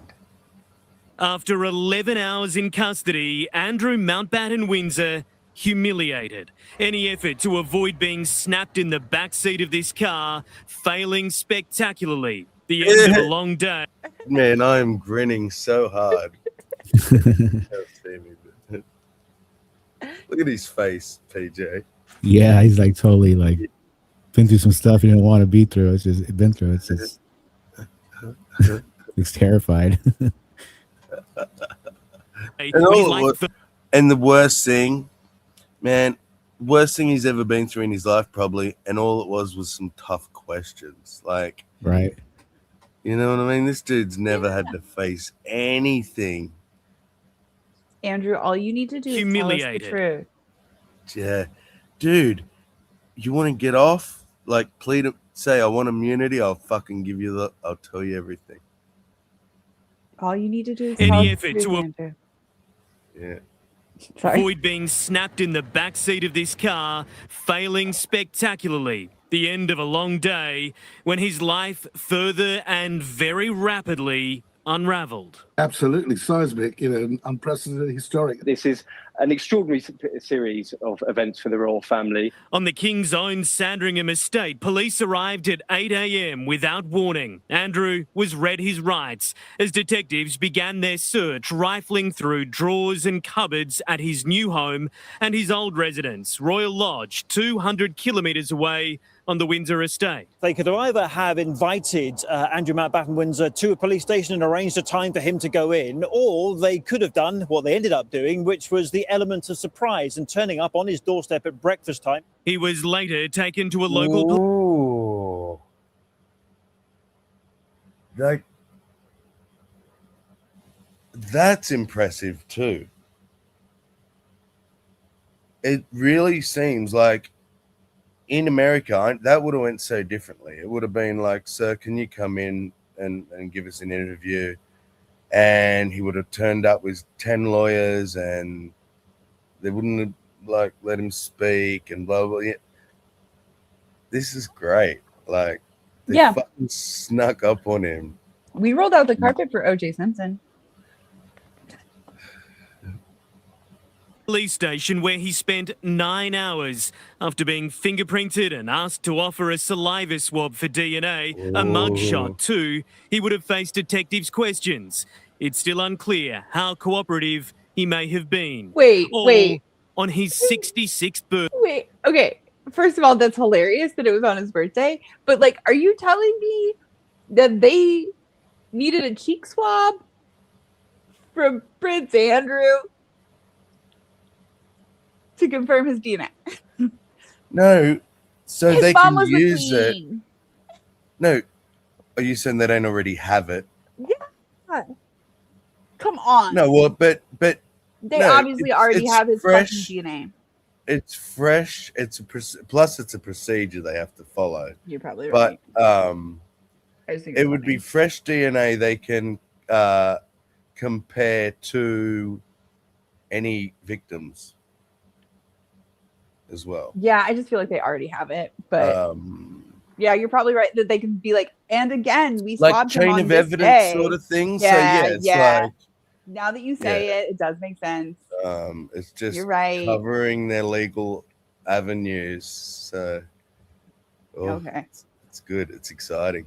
On his 66th birthday. Extraordinary fall from grace. Here was a man that was born into wealth and privilege, a Royal Naval officer, decorated, and now he's been languishing in a police station all day today. Before being released and driven home. The King also given no advance warning. His Majesty releasing a statement, unusually in his own words. I have learned with the deepest concern, he said, the news about Andrew Mountbatten Windsor. Let me state clearly, the law must take its course. It says, concern, with the deepest concern, the news about Andrew Mountbatten and suspicion of misconduct in public office, which now follows, is the full, fair and proper process by which the issue is investigated. In this, as I've said before, they have our full and wholehearted support. Let me state clearly, the law must take its course. What does that mean? I mean, I know what it means, but is he saying like... I mean, he's saying that he's saying the things that need to be said. Like, as in, yeah, my brother's probably guilty, but I can't say that my brother's probably guilty. So I'll just say, you know, the law must be followed, and I'm not going to stand in the way of it. Yep. That's what I'm like. Is he getting that? Like, he's publicly saying, like, you know, I'm not going to stand in the way. I will assist in all ways, not only always necessary, but always possible. You know, like, do what you will. He's my brother, but if he guilty, he guilty. Because some royal commentator was saying that the king could actually do something. Yeah. Like some royal pardon thing, but he's like not interested. So that's good. Well, in my opinion, he's already not the most well-liked king in history. Yeah. And to do that would really make the public turn against him more. Yeah, you're right. Family and I will continue in our duty and service to you all. Do you have any reactions to the arrest of your brother, sir? Your Majesty, how are you feeling after your brother's arrest? Today, amid all the questions, that duty and service meant attending a London fashion show, watching models on the catwalk as his brother sat in a police interview. Isn't he? He is getting old and fat fast. Yeah. I heard somebody say that, like, oh, it might be that he has to, like, turn the crown over to his son, like, faster because of, like, this whole scandal, that it's like, hey, buddy, like, you're gonna have to fucking you know, pass it off to William here pretty soon. I don't think that would necessarily be the case, but, like, fucking look at how fucking ancient he looks already. Oh my god, the stress of this fucking job must be enormous. Yeah. I guess with your brother, like, when that's your brother, that's the family secret you've been trying to, unless the family secret is something even bigger, and that's what's aging him. It's Diana. Well, it's not really a secret, is it? Yeah. Well, no, but he's good. He's good. He'd have quite a few secrets. Yeah. Old Charlie. Yeah, that's you're right. It's probably many things. You know, he was waiting his entire life to be king, and now he's nearly dead. Yeah. It's like, and his he's gonna mother, have to hand it over. Yeah, she broke the record. She was the longest reigning monarch in English history, and he's gonna have like a very short reign. Andrew's arrest is not related to his leading accuser, the late Virginia Giuffre, or the sex trafficking ring run by Jeffrey Epstein. Instead, it's the information Andrew was privy to as a UK trade envoy for a decade until 2011. Documents released in the Epstein files appear to show the then Prince was forwarding on to the disgraced financier confidential and sensitive government reports, including about investment opportunities. The offence. There you go. That's. He's so screwed. He's being investigated over misconduct in public office, which includes abusing the public's trust. It carries a maximum penalty of life in prison. Andrew has always denied any wrongdoing. Still from Virginia Giuffre's family today. Kudos to the UK for taking the first step, for saying, you know what, we are going to arrest somebody who is held to one of the highest esteems out there, somebody who was a former prince. I think we're very hopeful that this is the start of the domino effect. This is where the house of cards starts falling. Donald Trump was on board Air Force One. I'm the expert in a way because I've been totally exonerated. That's very nice. I can actually speak about it very nicely. No, you haven't. No, you haven't, Donald. And what about Epstein? Like, what made him use the words "very nice"? The fact what that about Epstein is very nice? What? Oh, the fact that he has his hand up that is like leaning on the shitter right now is, I feel like, somewhat symbolic. And I thought that was Pam Bondi behind him, but apparently all his staff women are blonde. Yeah, he likes the blondes. Look the same. The bottle blondes, yeah. I think it's funny that he's like holding steady, leaning on a fucking toilet door. I think it's a shame. I think it's very sad. I think it's so bad for the royal family. The King is due to visit the US in April. Princess Anne today not talking and not cancelling a planned visit to a prison, gaining new insights. Their brother, the late Queen's favourite son, stripped of his titles, any remaining royal dignity, yet Andrew is still 8th in line to the throne for now. This 1,000-year-old institution being stress tested like never before. Andrew Mountbatten Windsor is not any other person. And that is why this marks, I would contest, the biggest crisis for the royal family in a century. This is the worst crisis since the abdication. That was 1936. King Edward stepped down. The last royal to be arrested, King Charles I, under house arrest in 1647. He was later beheaded. 379 years later, this man shrinks from prince to pariah and potentially soon to be a prisoner. Hewitt Feld, 7 News. Oh, that photo. It's so good. Look at his face. Actually, I should, let me just get a little screenshot.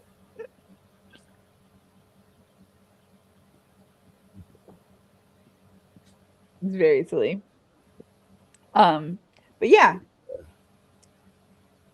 It's silly that I laugh at that shit, but yeah. That's hilarious. Soon to be a prisoner. He was outside Andrew's home in Sandringham. Ben, it's less than 24 hours since police drove through those gates, setting off an astonishing chain of events. Where do you think they're going to lock him up? Well, it'll be house arrest, man. That's some cushy, yeah, like somewhere like where Ghislaine went, where they get puppies and no puppies. He should not be allowed puppies ever. no. I don't know if they'll tell us much more. All I care about is He shouldn't even be allowed fun-sized candy bars. All right, like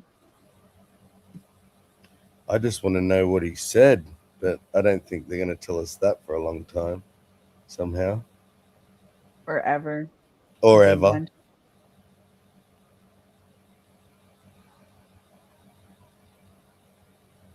Wow. Damn, it's almost 8:30. I should jump off and get some shit done. Prince. Oh, thanks for coming. Yeah, thanks for having me. It was an interesting conversation. I wish I could say for more about the former prince. He's not a prince. You notice how all of the commentators are very careful to refer to him as Andrew Mountbatten Windsor, and not just, and not by his former title. And they can't just call him Andrew because he's just a dude. Yeah. So yeah. All right, you guys have fun. I'll probably listen in while I'm in between assignments and stuff. But have a good one. Have fun. Let me see if I can find this. Here we go. Wow, she's very pretty.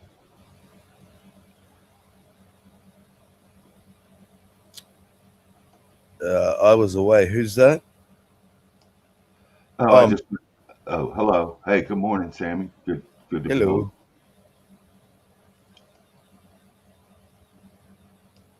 Good morning, V. Sir. Oh, morning.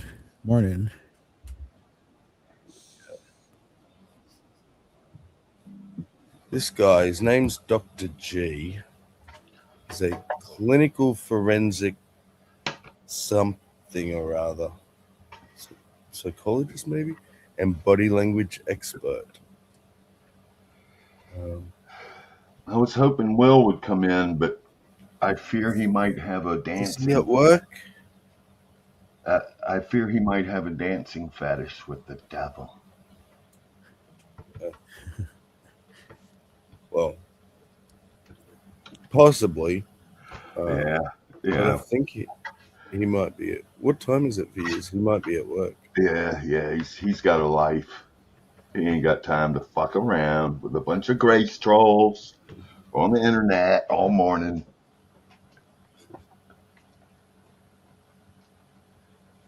Look at that fine hat.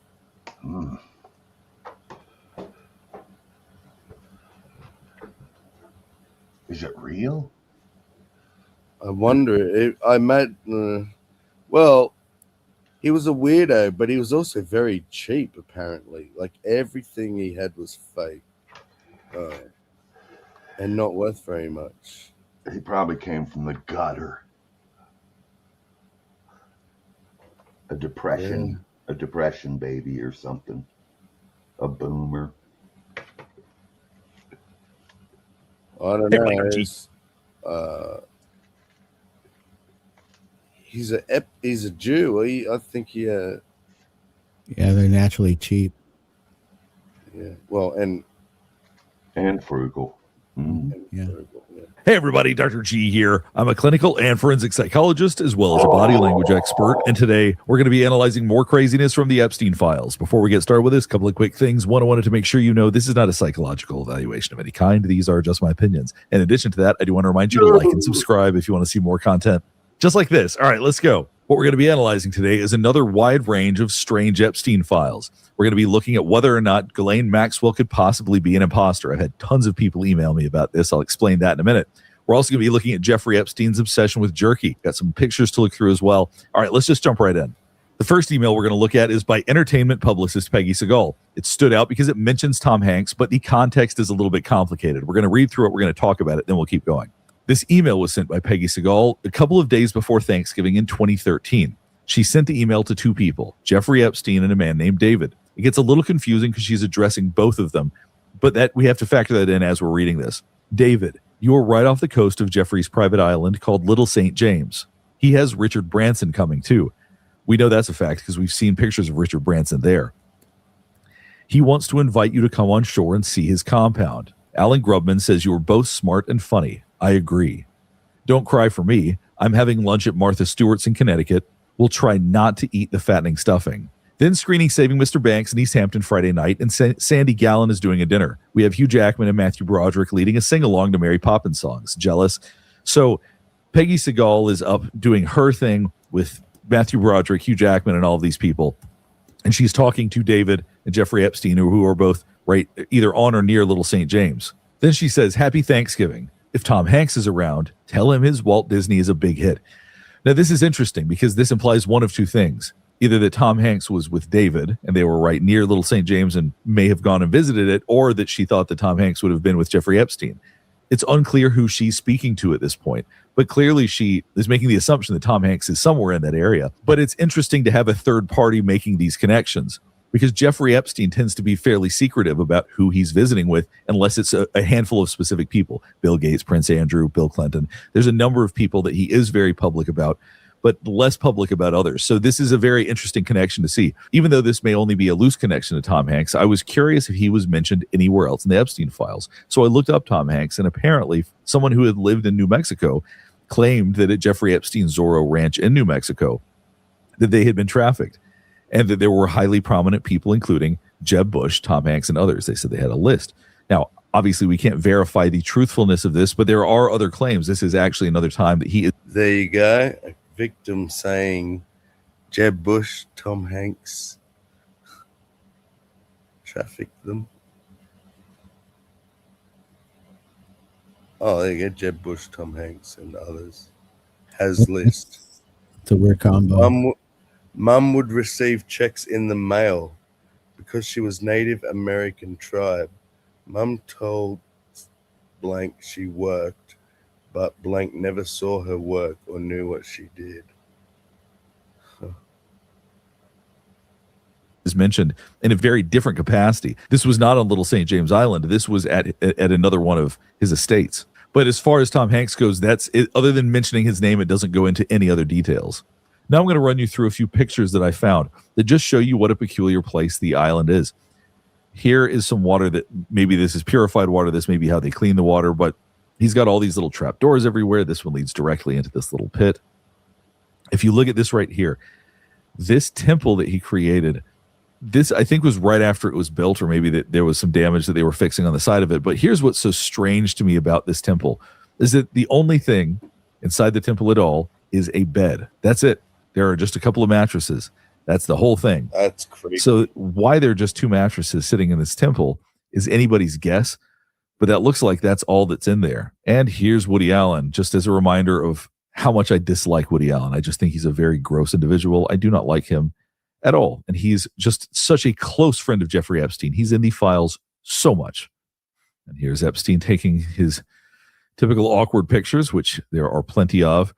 I thought this was interesting. This is him posing in some sort of traditional garb from somewhere. I don't know if this is Mongolia. It doesn't clarify where he is, but this is something that he does a lot. You know, he likes to pose in these outfits, and he just has lots and lots of pictures that are like this. So basically, in a recent video, I showed that they found two suitcases. One was blue, one was black, and it was full of contents of expired passports, fake passports, binders full of CDs. It looks like that could be this, but it's unclear. This could be more. I would like to know more about these passports right here, because what I don't see is the fake passport. That was green. That was Austrian. We're not seeing that right here. So this may be completely different passports that were recovered elsewhere. And here's Epstein, per usual, just sort of being weird, posing in weird positions. Now, this I thought was kind of interesting. This is from Little St. James, the plans to make the Little St. James Island buildings. And if you notice, it says hidden stair right here. So apparently there's a hidden stairwell somewhere. And they even talk about it down here, where they talk about, we moved the living room to the south side of the pool and maintained the two south hidden stairs. So it's interesting that there are some little secret areas within this house. If we've got pictures of them, I'm not sure. But I thought it was fascinating that he actually does have hidden stairways there. What we're going to be doing next is we're going to be looking at footage of Ghislaine Maxwell from 2016 and comparing her to footage from this year. There are a lot of people online that seem to believe that she's an imposter.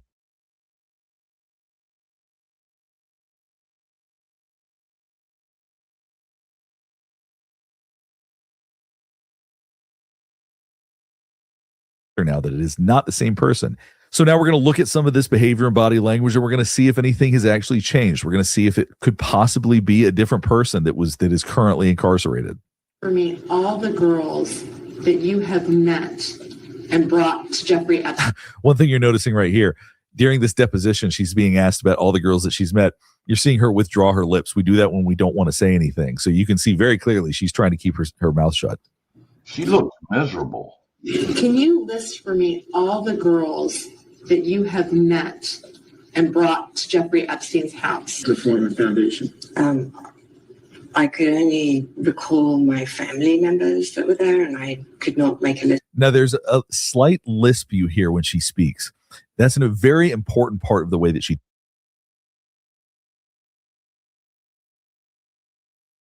talks. Faking somebody's voice is very, very difficult. So I want you to be it's listening muted. very closely to the way that she sounds in this. I could. God damn it.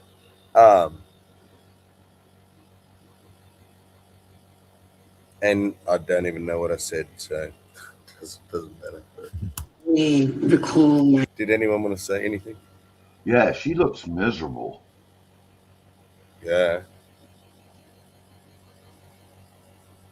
Powerful people don't like being held accountable. It's funny that. My family members that were there, and I could not. So when she said family members, there's a little bit of a lisp as she says that. That's a very important part of how she speaks. Make a list of anyone else because that list that never happened that I can think of. I'm talking about during the time that you were working for Jeffrey Epstein. You can also see her sneering a little bit. She does not like this at all. To do the types of jobs that I listed before: pool person, secretary, house person, chef. You hear the rate and rhythm of her speech. It's very specific. I, for example, speak very quickly. If somebody's going to try to impersonate me, they're going to have to talk fast. With Ghislaine Maxwell, she has a slow, rhythmic way of speaking. She has a slight lisp. The sound of her voice is very, very distinct. Have you ever Googled your own name or email address before today? But if from the it's in PD, it's enough at least start. Or we know that I can think of that fulfilled any professional capacity. You can see she's leaning towards her left side as she gets uncomfortable. Let's look at her currently. Let's look at her when she testified in front of Congress. All she does is plead the fifth over and over again, but it'll give us some idea if or how she looks different. I would like to answer your question, but on the advice of counsel, I respectfully decline to answer this question. So if we look at this recent video of her talking to Congress, her posture is actually quite similar. She looks a little bit heavier, but in general, the posture is the same. Let's see what else we notice about the way that Ghislaine Maxwell looks right now. And any related questions. My habeas petition is pending in the Southern District of New York. So there's a couple of things I noticed. One, the rate of speech is the same. She has the same sneer on her lip that she had before. Listen closely to the S's. Those are very, very difficult to fake. So to do something like that consistently would be extremely difficult. So for anybody who thinks that this actually is not Ghislaine Maxwell, everything is telling me that it, in fact, very much is the same person. We'll talk more about the features in a minute, but just listen to this. My habeas petition is pending in the Southern District of So you hear when she says Southern. New York. I therefore invoke my rights. See, if you look at the left side of her mouth, it does tend to go up when she's speaking. Silence under the Fifth Amendment to the U.S. Constitution. You can also tell that she's had a lot of Botox. Above her upper lip is very flat. I do think that it. How is she getting Botox in prison? From prison guards, probably. Like, fucking hell. Is she even, like, in a prison, or is it just a resort for rich criminals? Who knows? Because I know they have, like, pets and chocolate and day jobs, and there are aspects about her that look different just because she's had work done, she's aged, she's gained weight, she's not made up. When you think about when somebody gets a makeover, for example, they can look like a totally different person. This is her after she's been in prison for a couple of years. Her hair's not done the way it normally is. Her face isn't done the same way. I also think that the angle being low makes people think that the nose looks more different than it actually does, and the fact that it's low quality. So let's watch a little bit more, and then we'll finish this part up. I invoke my Fifth Amendment right to silence. So other than it being 10 years later and her having had some work done, this very clearly is still the same Ghislaine Maxwell we have always seen. Her voice sounds the same. Her body movements are the same. Her inflection is the same. Nobody's going to be able to mimic Ghislaine Maxwell this well. So for everybody that's concerned about the fact they feel like her nose or her pool boy is right behind that curtain. I just know it.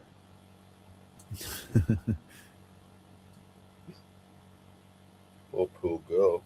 ears look different. Well, the nose and ears grow throughout the course of the lifespan. Over the course of 10 years, you have some work done. Your face continues to grow. You've gained some weight. You look a little bit older. I think that's all we're seeing here. This is just the natural progression of someone who's aging that has also had some work done along the way.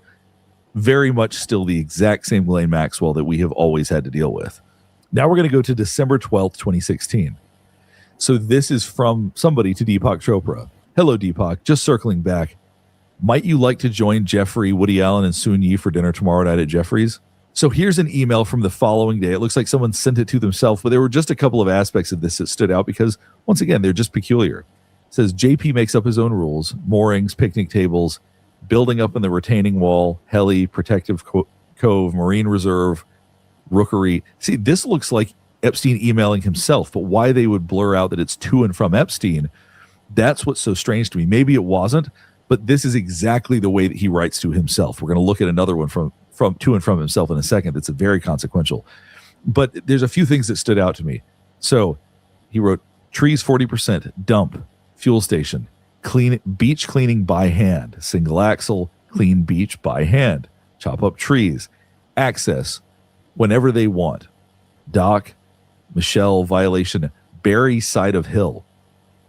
So to remind to bury something on the side of the hill. So as we get these little fragments, as we try to piece together what other emails are around this, sometimes another picture emerges.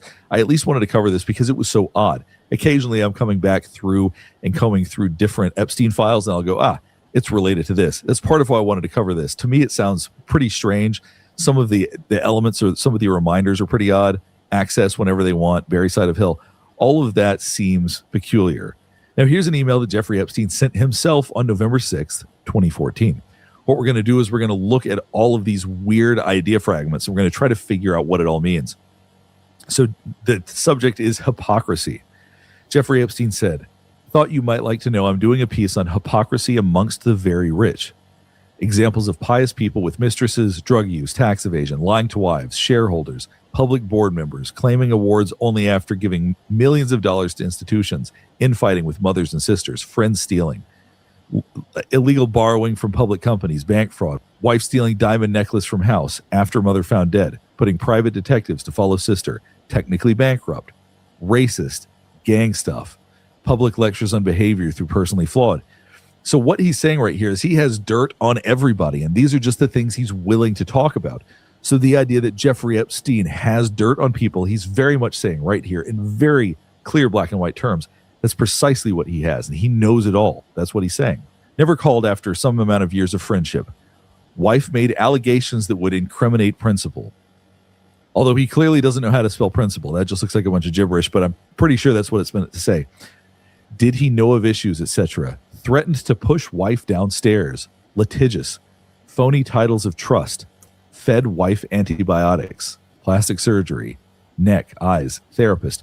Now, fed wife antibiotics. Now, that's very interesting because that's something that he claimed that Bill Gates tried to do or that he claimed that he should do or something like that in a different email. I'm not saying that this is about Bill Gates, that these phrases are about him, but that is a theme with Jeffrey Epstein. He has talked about giving wives antibiotics.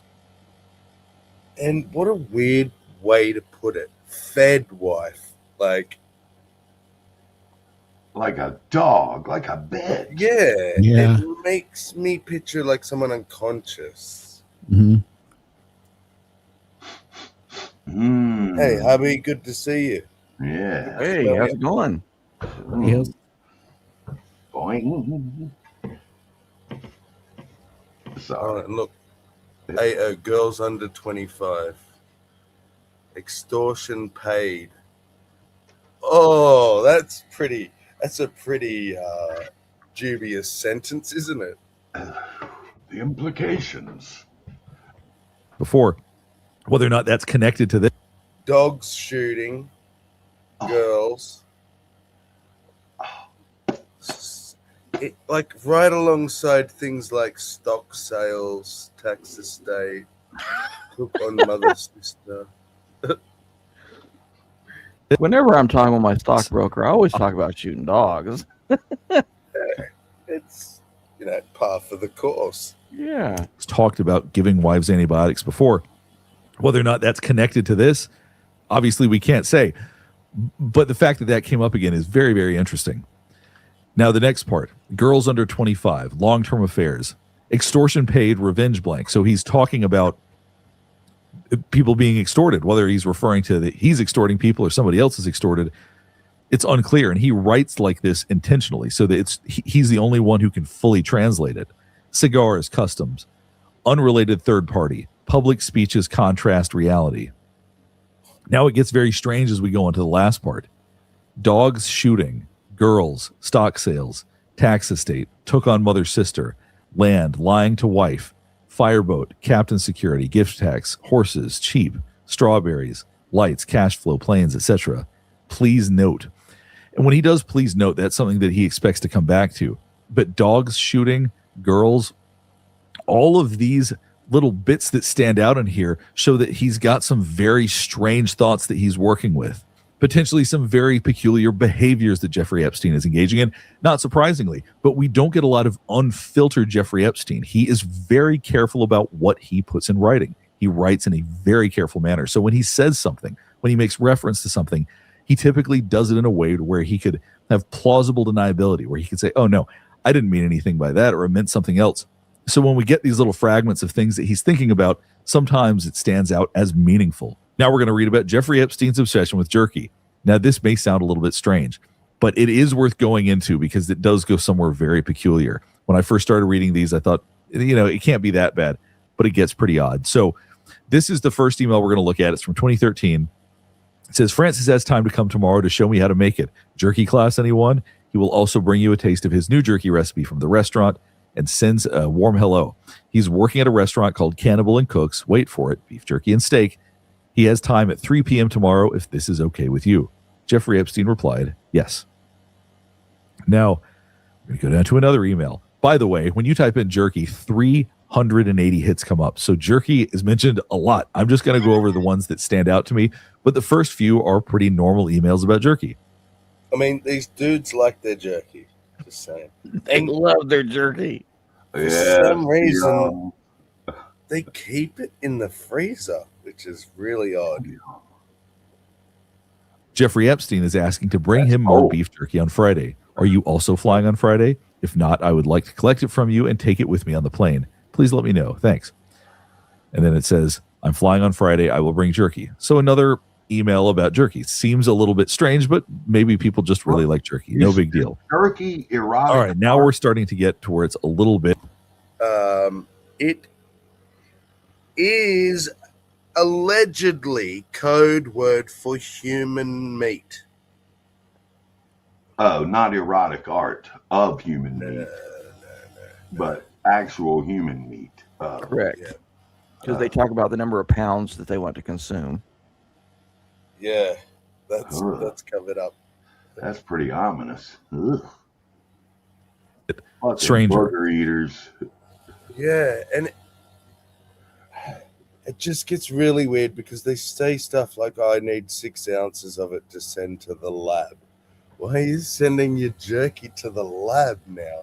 Like, you're putting it in a freezer, you're sending it to the lab. It's some fucking crazy jerky. What Just wanted to touch base. What kind of self-respecting Luciferian would do such a thing? I don't understand it. And now we're starting to get to where it's a little bit stranger. Just wanted to touch base about jerky. Jeffrey Epstein said he was going to start eating regular food again, so he might be eating less jerky. So first of all, eating regular food again, I don't know what was going on with him in 2012. I tried to figure this out.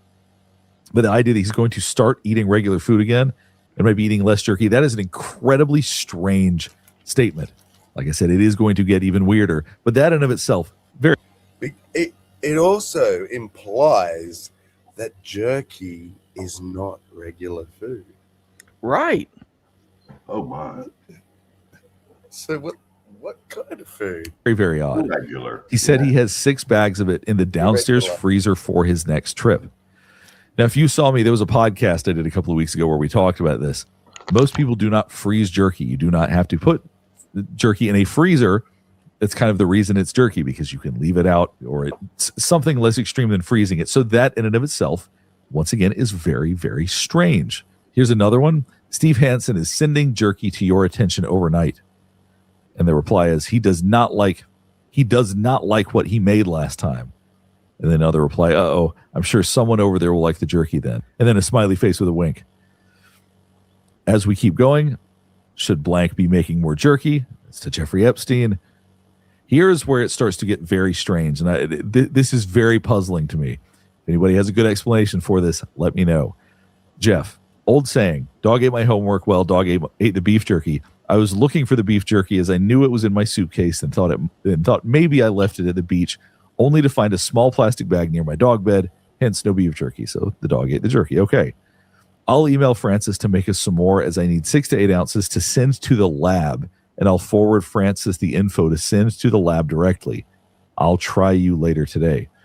Now, that is where it starts to get a little strange. Why you need to send jerky to a lab, particularly jerky that wasn't even made yet, that stands out, is very, very strange. I'm just going to keep going through these, and then we'll talk about it all at the end. Another one. I heard you are not fond of the batch of jerky from Steve. Is a lab an editor? We've all had different theories. I thought maybe it was like I'm going to do my best to talk in code, a professional multimedia studio specializing in a particular form of audiovisual entertainment. Yeah.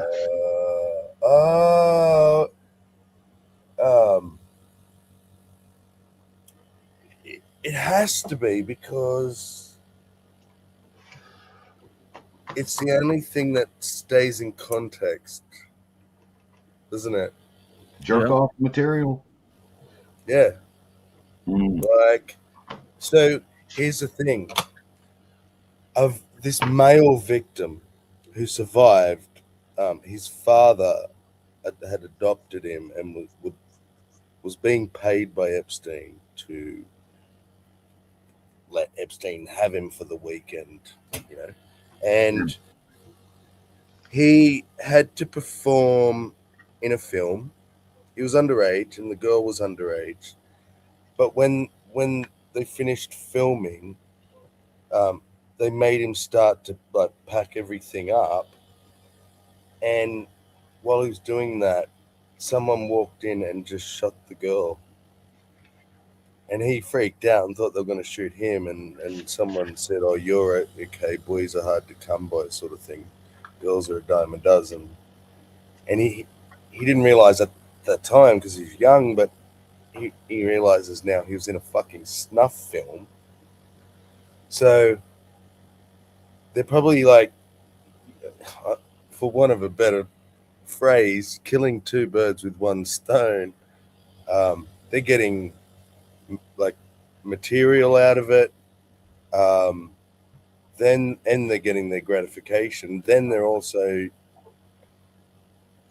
a bunch of freaks that eat human meat, so they're then like,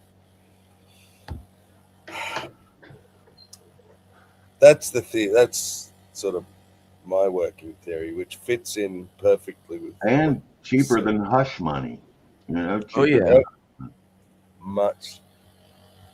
Steve, there's still some left from Francis in the freezer at 71st. Can I organize to have it FedExed down? Blank is going to try to attempt to remake Francis's. I am liaising with Blank about raw ingredients and the original recipe. Now here's an email from Jeffrey Epstein about jerky. I'm concerned that after being off and then being back since Monday, that somehow I have no jerky again. I am very, very annoyed. And then he gets a reply. I have jerky ready to mail today, but you said you'd be home tomorrow. But the intensity of his irritation that he does not have his jerky. Here's another one. How's your jerky situation? Should I bring any more? Here's a weird, very almost aggressive interaction about jerky once again. So here Jeffrey Epstein emailed Steve Hansen. Hope you're feeling better. Did we analyze the jerky? Hansen replied, for real, my dog got into the bag when I returned, ate the jerky. Francis is making another 6 ounces, which is what they need, so I can send it off. Feeling better, thanks. Actually did a half-mile run today, which I'll take for now. How is the island? We talked about this at the ranch. Why isn't it done? A very annoyed response, because he wants this jerky analyzed. Analyzed for what still perplexes me. I'm not sure what you need to analyze jerky for, but they're very clear about that. Steve needs a 6 to 8 ounce portion of jerky. I gave you all the jerky we had, roughly 2 pounds, and it lasted only half the amount of time it was meant to. I felt it was more important for you to have the jerky to eat during my time off. And then Epstein replied, do you mean you prepared only 3 ounces per day? So the final email basically says that they took about 20 to 30 pounds of raw beef to make all the jerky he needs. And that if I'm going to make more going forward, that's not the problem. I just need to get more gear. Steve will have the jerky by tomorrow. It's just the strangest interactions about jerky. I'm not insisting it's about something else, but there are just things about this that are extremely confusing. Why is it that they would talk about analyzing jerky? Why is jerky such a big deal? And why are there over 300 hits when you look it up? And in general, there are other elements where they talk about foods that seem very clearly coded for something else. Now, here's the strangest part before we move on, is there is a picture of beef jerky that was in the Epstein files. It is now no longer accessible. All it is a bag with a picture of jerky on top of it. And it is no longer a file that you can find. So why that was not only, it wasn't redacted, it was removed entirely. So why? These are the elements that add to the feelings that it's something more, that there's something more to this. Now, it could just be that it's very basic conversations about jerky. They're more heated than they need to be, that he's analyzing jerky for God knows why. But that there, maybe this is all, you should take all of this at face value. But the fact that they removed the picture of jerky, I find incredibly strange. So as sort of odd as some of these emails are, there might be benign explanations for them. This one I cannot wrap my head around. This one is very peculiar because as we've talked about, food discussions can be very strange with Jeffrey Epstein. So in this one, an email is sent to Jeffrey Epstein that says, I would like you to ask Larry Summers if he would meet directly with Jess and another JP Morgan person, re the proposed Volcker rule. I can't do it directly. Larry is getting info third and fourth hand from senators who are getting it from lobbyists. Now, here's Jeffrey Epstein's reply, which is what really just blows my mind. I can say this to him. I am feeling peculiar and going to have to eat something. Do you want me to call it home in half hour? Now, what on earth does that mean? So right here, they're talking about meetings. Hey, Hillary's, do you think that's... Now, thinking about what eat means... Do you think it was a threat? Do you think he's saying, I'll threaten him? I'll say, I'm feeling peculiar and I'm going to have something to eat. Would you like me to come call at home in half an hour? As in... Yeah. If you don't give me what I want, I'm going to come shoot you in half an hour. Yeah, you're going to be eaten. Yep. Now, what on earth does that mean? So right here, they're talking about meetings. They're talking about JP Morgan people and so forth. Epstein replies that he's going to... I mean, I can't believe that those words just even come out of my mouth. What I'm having... because I haven't read a whole bunch of these emails, I'm trying to understand why they're putting weights to it. Why do they say like 6 to 8 ounces? What's the purpose of that? Like, I'm thinking, and like, oh, you only prepared 3 ounces. Like, is that? Yeah, nobody does 3 ounces girls? of meat. Yeah, it's fucking. Oh, I just would love to know the code. Hey, yeah. So I've had a few different ideas when I brainstorm. Maybe an ounce is like a minute worth of video. Or if it's like, oh, I need 6 to 8 ounces, is that like the age of the person in the video? I don't know.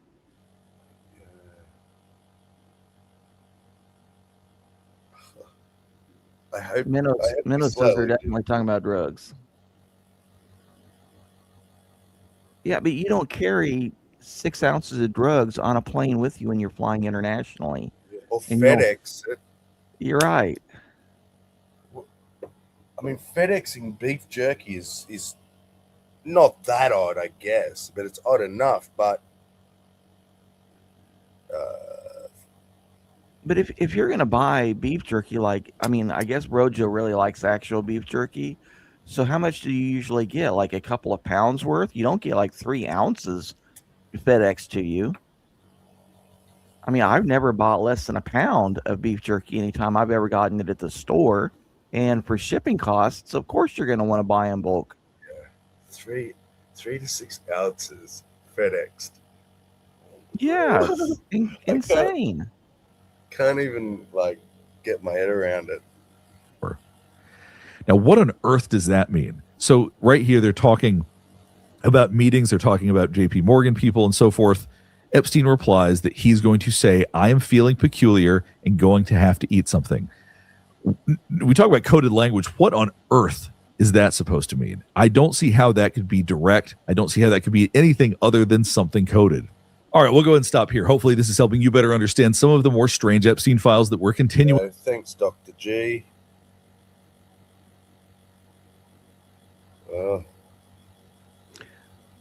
I agree with Sandy. FedEx doesn't really care what's in the package, but the issue is, why would you send 3 ounces when, I mean, if you're gonna have something shipped to you, usually you want some weight. Like, I would want like 8 pounds of food instead of just like 3 ounces. And when he's getting angry over it. Yeah. Oh, I expected my Would you beef own- jerky to be here. You know, first off, beef jerky is cured meat, so it's not like it runs out. You don't need something that was made just that morning. You know, so why didn't you have it 2 weeks ahead of time for when you knew you were going to want it?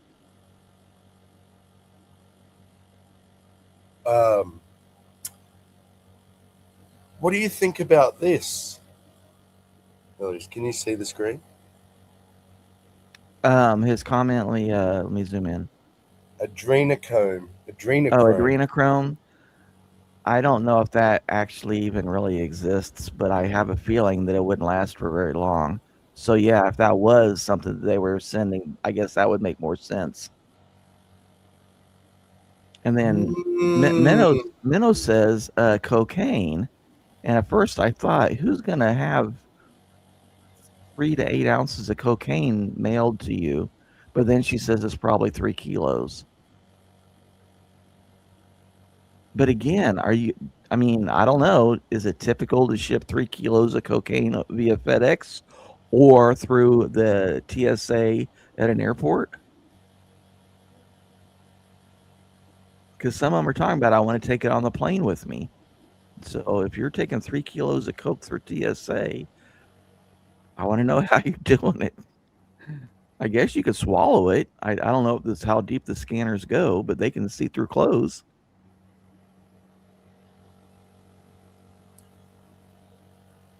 Does anybody know?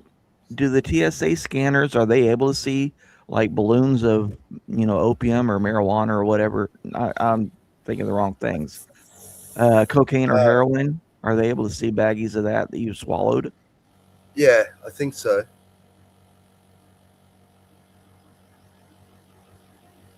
Will says 3 ounces a day. Yeah.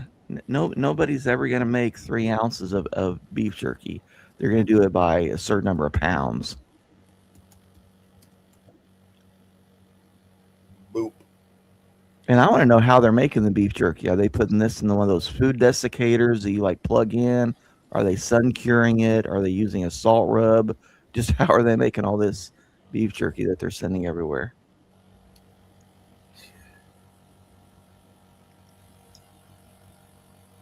And let's think about it. If the numbers mean what they are saying, 2 pounds of whatever it wasn't enough for a few days that this person was away. They said, I gave you the 2 pounds thinking it would suffice for the couple days I was off, but it didn't last half the time. So he's going through like 2 pounds of the shit in a couple days, whatever it is.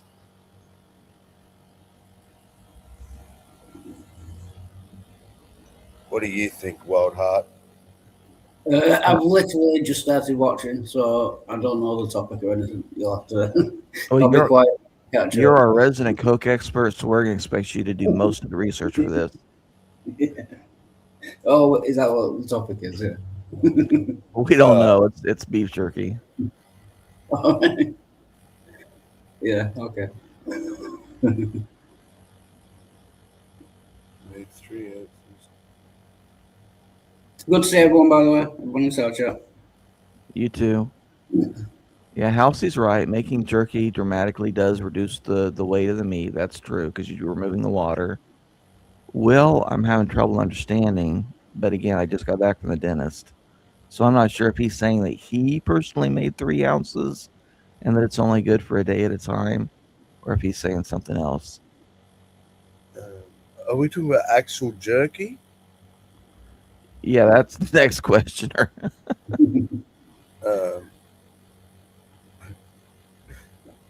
Because jerky doesn't not fuck. What am I saying? Lasts a lot longer than a day. Yeah. Yeah, it lasts like months, doesn't it? I That's found jerky in the fridge. Yeah, it can last months, especially if you put it in a vacuum sealed, tube of plastic. Or, I mean, there's lots of ways you can do it. But isn't that the whole point of making jerky? Then you take all the liquid out of it, then it doesn't. Exactly. That's the whole purpose of jerky, is to make sure that it can last for months and you don't have to eat it within a week. Yeah.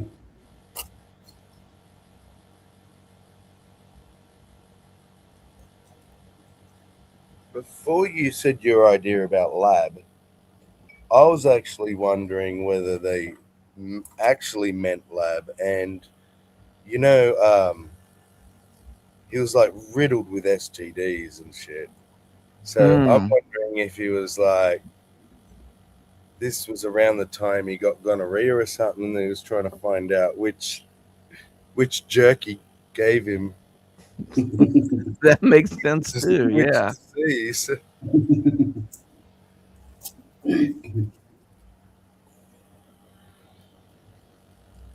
Oh, he was saying Jeffrey expected more than 3 ounces of whatever jerky is to be made in a day.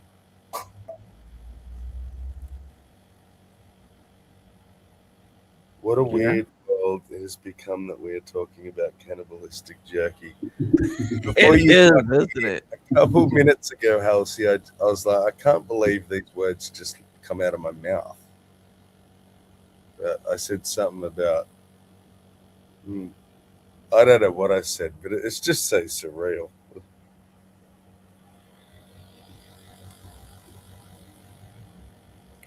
Yeah, we were just talking about all the emails talking about jerky and the bizarre ways that they talk about it.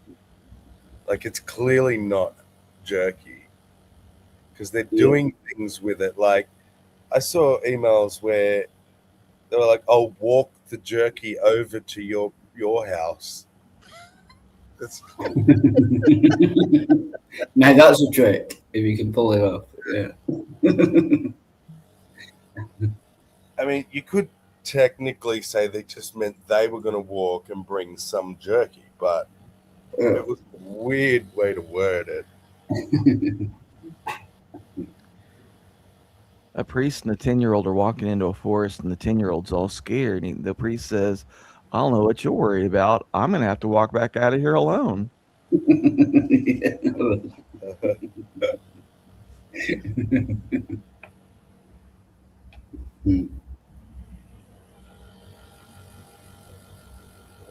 Yeah, walking jerky. It's like someone obviously didn't get how codes are meant to work. Like, they don't work if you say stupid things like, "Oh, that 8-year-old jerky I fucked last night was awesome." Like,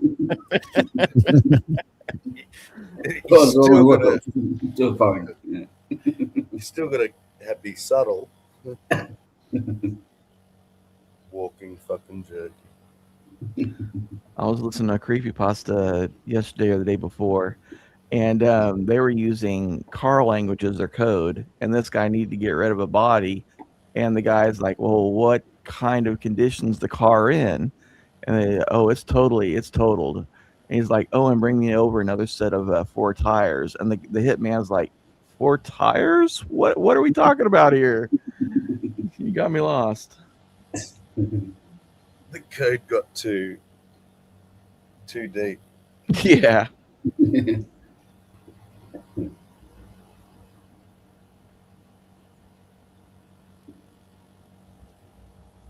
It was interesting to see the power dynamic in the emails, though. Like, on video, and every time you see Epstein, like in interviews, he very up himself, like thought he was all that, but on camera, he was always sort of like more withdrawn and not outspoken. But then in these emails, it's like short. He's pissed off. Like you can tell he's clearly probably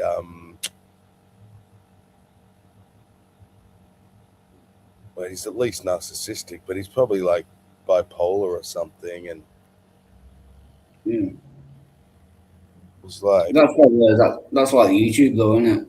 You know, like when you're just typing in the side chat, maybe you'll say slightly different things than if you're on a panel.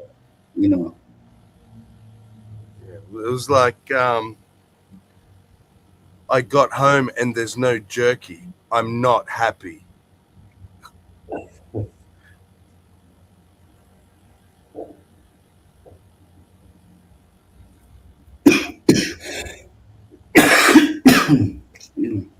And it would always be like the responses would always be people scrambling to try and explain, the delay, or I'll get you some. I've got some. Don't worry. I'll FedEx it. Yeah, like a little child. He was a fucking powerful man. I don't care what anyone says. Like the fucking compromat he was sitting on.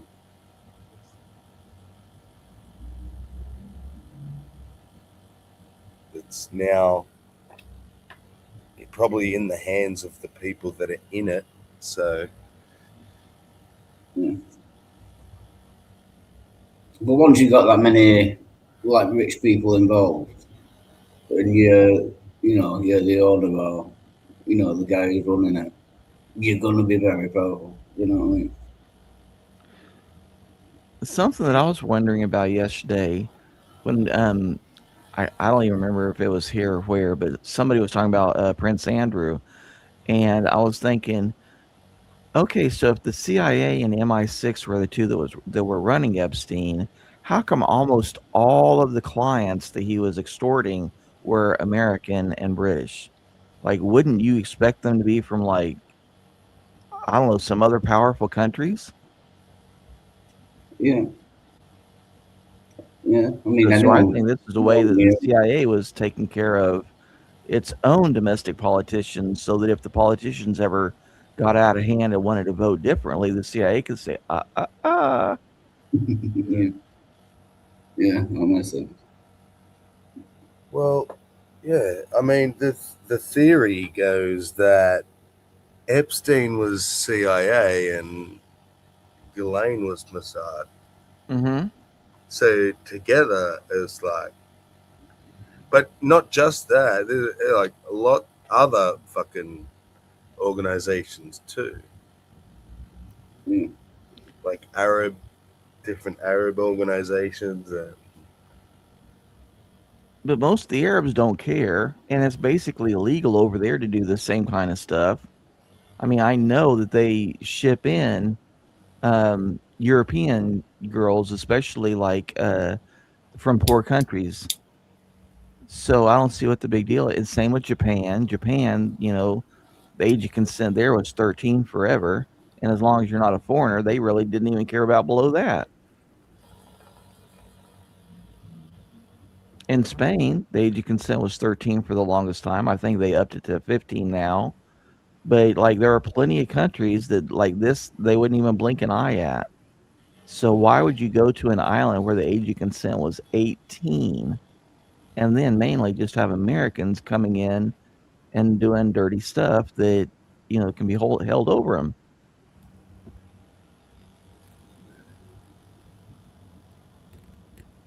I agree. So the same. Yep. Your greens. You missed the Muslim talk, Gray. But like, wouldn't you expect more Italians and French and Germans, to be clients? Because at least in Yeah, that you got some you can hold over them. yeah, that's what I was thinking. Like, you'd expect most of Europe, all the powerful rich people in most of Europe to, be Right. doing the stuff there. Yeah.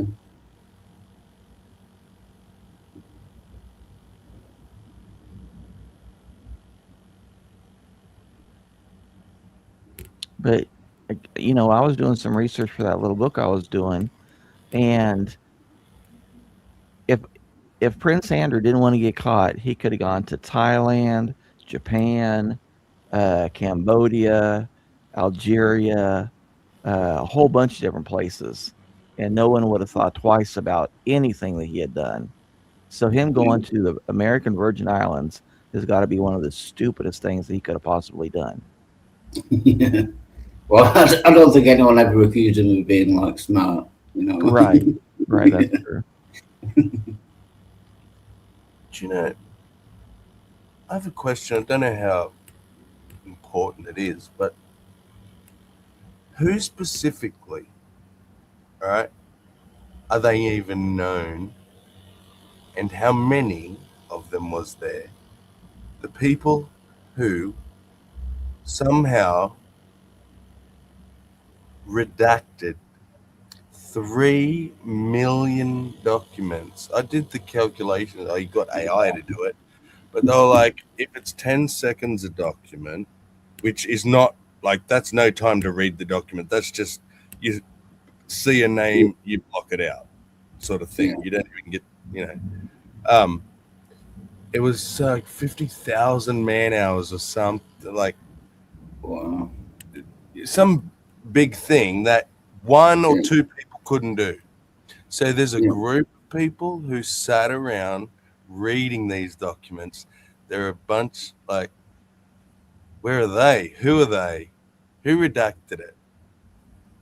Like, they'll say, like, whoever Pam Bondi was, she didn't redact shit. She probably doesn't do shit. Like, people do shit for her. Right. You know what I mean? Who fucking did the redactions? Because that's 3 million documents. They were talking about at the start, before there was mention of millions, they were like, we're going to have to use AI because there's hundreds of thousands of documents. Well, But Bondi it turned out to be would, millions, and they managed to redact them. Bondi would have a big part of it because she's always been there for Trump. Wasn't she part of Florida where they were doing a lot of investigations on like child? I mean, she's totally involved. I mean, I don't think she sat there with a pen redacting documents. Like, that's below her. No, but You know I what mean, like she's always been there covering up or sweeping things under the rug for Trump himself. Like, she got rid of that whole child investigation cases in Florida, and also dropped some, I guess, some charges or something that was going against something at that time in Florida. I can't remember what it was, but a couple of times she was there, and this is before he even ran for presidency. So she's always been there for some reason. Who knows? She could have just been one of like a Ghislaine herself. Sycophant. Yeah, part of it. Yeah. But Sammy's saying she's not out there at the Sharpie going over like 30 million documents. She's appointing like 30 other people and then telling them whatever their orders are, and they're the ones actually, marking out the names. Mm-hmm. And because it's a group of, let's say, 30 people, I'm just shooting that as a number. I have no clue. Yeah, but if it's 30 people, you're not going to know which one of them used their pen to mark out one particular name. So when they were asking her, the Congress was, do you have accountability, do this, do that. She could just say, look, there's 30 people. They all had access to it. There's no way for us to know. Even if we polygraphed all 30 of them, we're not going to know what would make sense if they have to. Pretty much the people involved in it would have to almost do it themselves because, less witnesses, less they have to do. Right. And that's the way it should be. It should be, okay, person 23, here's your batch of 1,000 pages. You have to go through this. And so then that should be the only person with access to those documents. So if something goes wrong, they're going to say, "Oh, number 23, whoever that is, they're the ones that screwed up." Yes. Or was it okay? You're looking for the word Trump. You're looking for the word jerky, for example. And then are they getting passed around? Right. Yeah. Or Yeah, in my head, I saw them sitting there with their little book beside them, like with the thousands of things they had to redact, and they have to scan the document and then like look through the book and see if there's any of these words there, you know. But that's what I mean about time. Like a textbook. which means these documents, they probably had them for years and they've been redacted for years, ready for this shit, you know. Definitely. Things don't add up, for sure.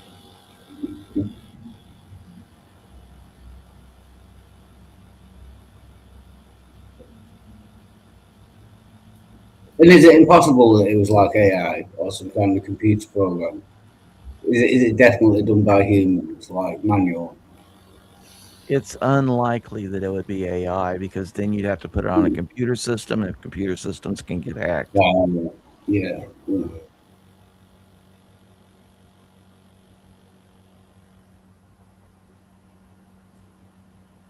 It is interesting. I actually saw that photo of the jerky on Twitter, or maybe someone shared it in one of the happy chats, but it's now been removed from the 3 million that were public.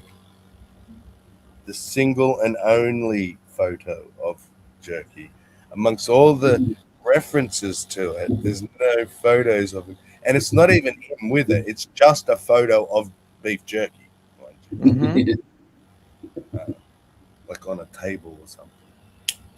Maybe someone decided that was one of the victims, and so they needed to remove it. Hey, that's what I was thinking. They're like, if that's human flesh, like, yeah, they had to take that shit down. Wow. I'm at the human, does you know?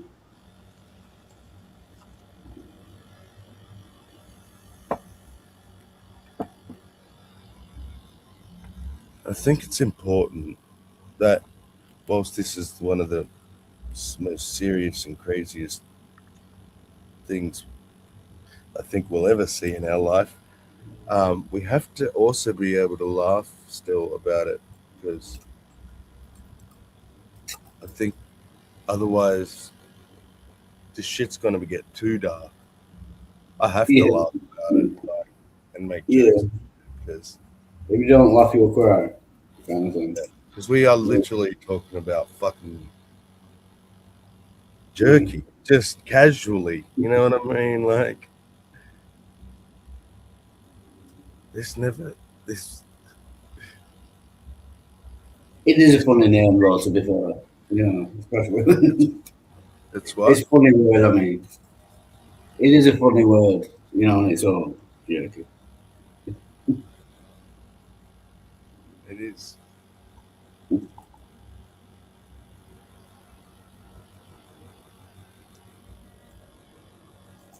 Jerked chicken. Yeah. Yeah. Similar to pulled pork. But Very. Yeah.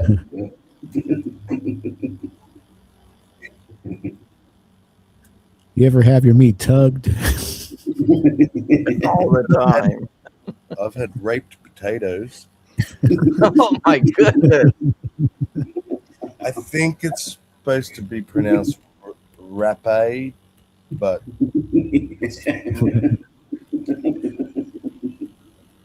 French. Apparently, my grandmother, when she first moved to Australia, was trying to speak to my Australian nan, and she was trying to say, I'm going to make mashed potatoes, what we call mashed potatoes, but she was saying my nan's pulled my mum aside and she just told me she's going to rape the potatoes.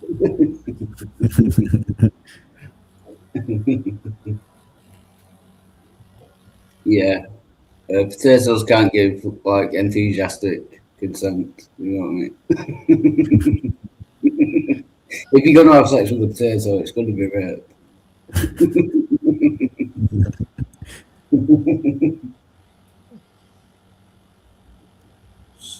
You could tell how well it went by how lumpy they are.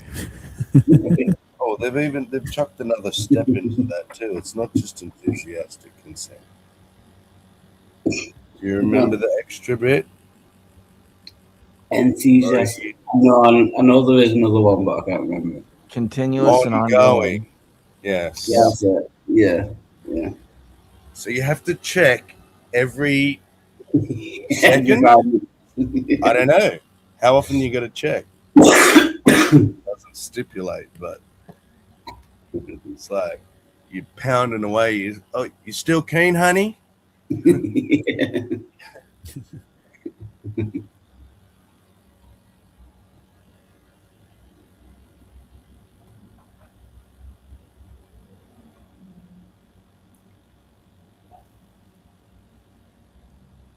But what if it's only half-hearted consent? Yeah. How enthusiastic is enthusiastic? And it's ongoing, but it's just like, yeah, I mean, I'm not that keen. But yeah, we can. Wildheart, next time you have a prostitute over, you need to call the police and say, you know what? Yeah, I was only half into it. I think you should be arrested. Turn myself in. I wasn't enthusiastic. Yeah. Yeah, this prostitute I've got, yeah, she's not that enthusiastic. I'm turning myself in. No, I meant you should turn her in because you didn't get your money's worth. All right, yeah, that sounds better. Yeah. I mean, you are paying for a product, you know. Make sure you get your money's worth. Yeah. Well, the problem is though that Wild genuinely does feel like he got his money's worth. So yeah, right. It'd be hard to argue with them. Yeah. Never disappointed. Not yet, no. Yeah, it's kind of hard to get. It's kind of hard to get your money back when you're smiling, you know, from ear to ear. Yeah. With your eyes in the back of your head.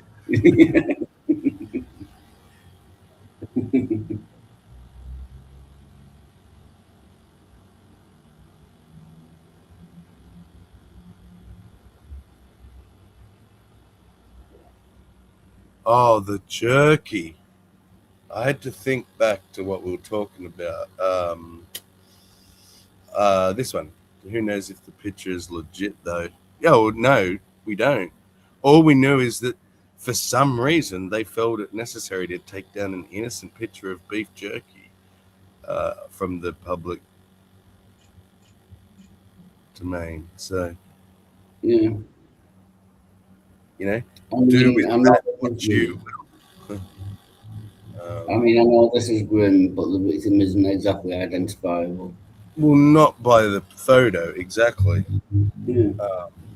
No, but I think it's just the fact that it's human flesh. But that's not a thing they're going to make public. You know what I mean? Yeah.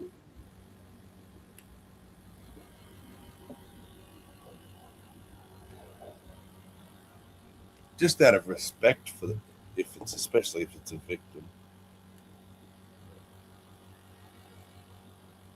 But they could test it, test the DNA and shit.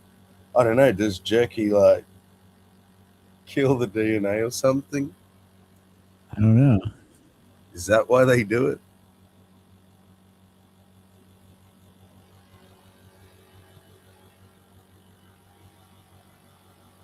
But I think about this. All right. I've been told.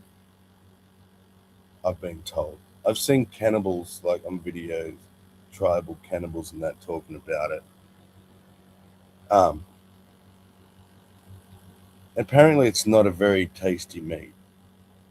But if you're in some twisted cult that thinks it's like making them live forever or some shit, you want to eat it. Like, what's a way to make meat tasty and you can eat it? It's like either smoke the shit out of it or jerky it. Man, might just be an easier way to consume it.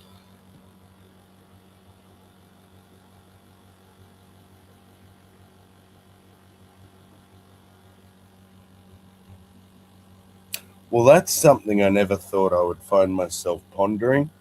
I'm sure there's something there to analyze to see what the source of it was, yeah. And I'm just so morbidly curious about it all.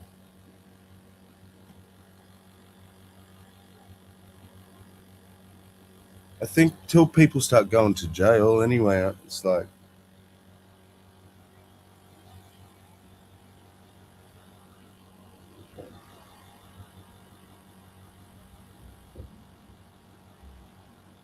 so I wonder, like, what's going to happen, Wildheart? You're British.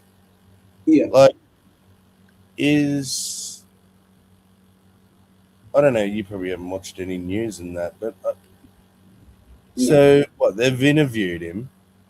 Okay, now what? They're like, is someone going to press charges?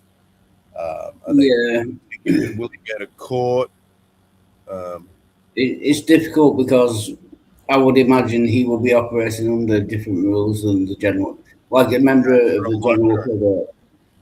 Yeah, he will be locked in a jail cell, a prison cell, until like the court hearing, or he will get his court. But they'll let him go straight away. You know what I mean? Yeah, it's like they'll give him like bail or bond, whatever you Yeah. call it. Like, yeah, well, yeah. He'll just have house arrest or something until he has to go to court.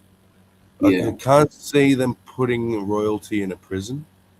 Yeah, that's what I mean. Yeah, I think it's going to be slightly different rules for him.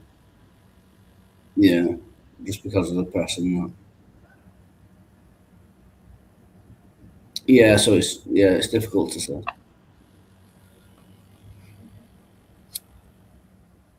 But once he gets, because they Yeah. should get what the rest of us get, and the fact that they're in a high position should mean that, like, if the punishment ends up worse by nature, like, you got all that power that other people didn't get, so like maybe you should have to go to jail with the peasants and get your ass kicked. Like, yeah, I mean that's what should happen. But what will actually happen?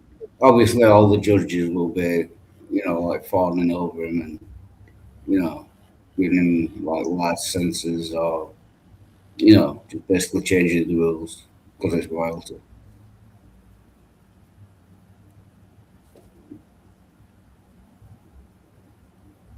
It's not fair, but it's the real world. You know what I mean?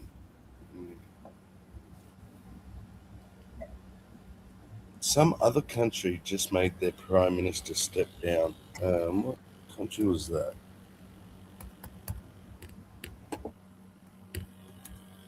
Let's see.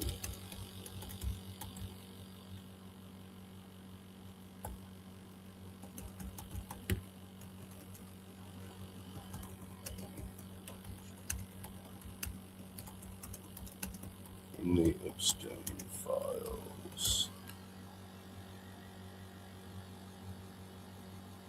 Oh no, it was just a PM. Oh, hang on, that's Prime Minister.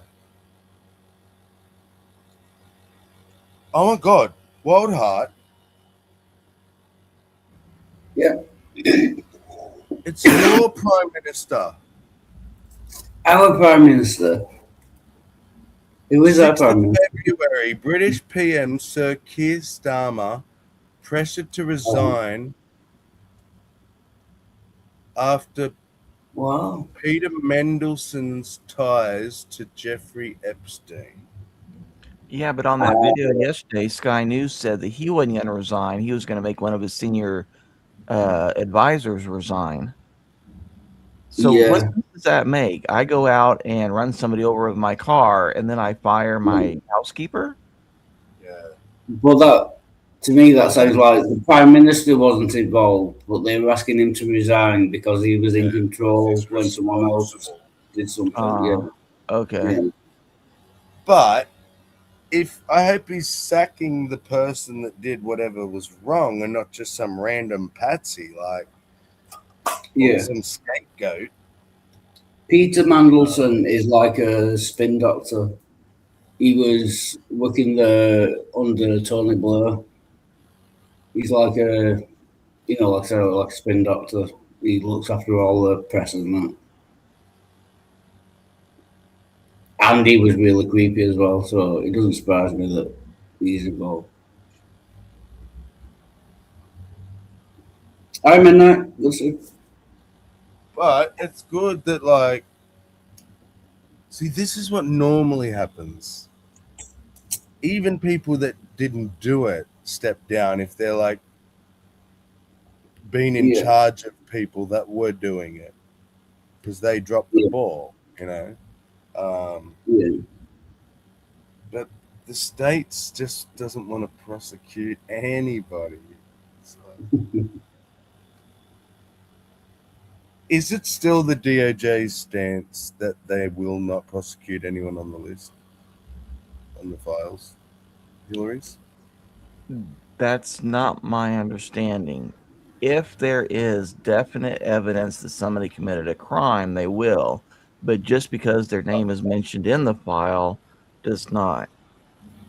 Right. But we're not going to show the 3 million files that would give you that. Right. Yeah. That's right. Right. We're not even going to look at the evidence, though. It's kind of their position. Yeah.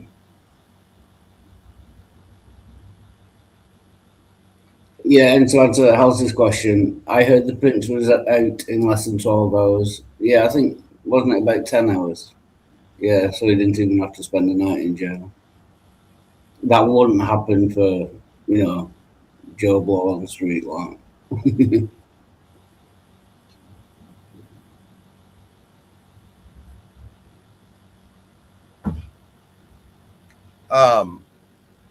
From the time they picked him up to dropping him off, 10 hours, 9-hour interview. So. Yeah. He just got interviewed. You wasn't even in the jail, so. Yeah, no, it's just an interview. Just, yeah. Yeah. Or 9 hours whatever enough to break him down, or you think he broke down? Looks like he's the kind of person that break down pretty quickly. Oh, and he looked broken too, didn't he? Yeah, he did. Yeah, like he makes, oh shit, I should have said what I said kind of deal. Like he's probably in some deep fear now. Fuck. I wonder if he'll be the next one to. That's the best, like, to Epstein himself. Yeah. Each other out, Is that a phrase now? Epstein himself. I think it should be, but only for people like on the files. If they do it, they're Epstein themselves. If it's not a phrase, it should be. Yeah. Right. Well, actually, it should refer specifically to people that we know didn't actually brew aside, but it's claimed that they brew aside. Yeah. I like that. That's good. And why is it that, other than like the ones in jail, the only way you can really kill yourself in jail is hanging? Why do all these suicides? Why are there always people falling or jumping from buildings? Because nobody fucking suicides that way, man. Like, women have sort of an MO. It's usually poisons, pills, cuttings, shit like that. Men will try and get a firearm usually, or I don't know about what men's main ways, but it's usually something severe and like that does the job. Yeah, there's always the classic putting of the Andy Wandys. You know what I mean? Statistically, men are more successful in the unalivings, but women make more attempts, so it skews numbers, and like they'll say that men are men. So yes, men that do it do die, but Yeah. So men do it better. Yeah. That's a bit sexist. they do it more severely, kind of thing. Like, yeah, we make sure, because we don't want to like half do it and be all fucked up. So it's like, right, yeah. Yeah.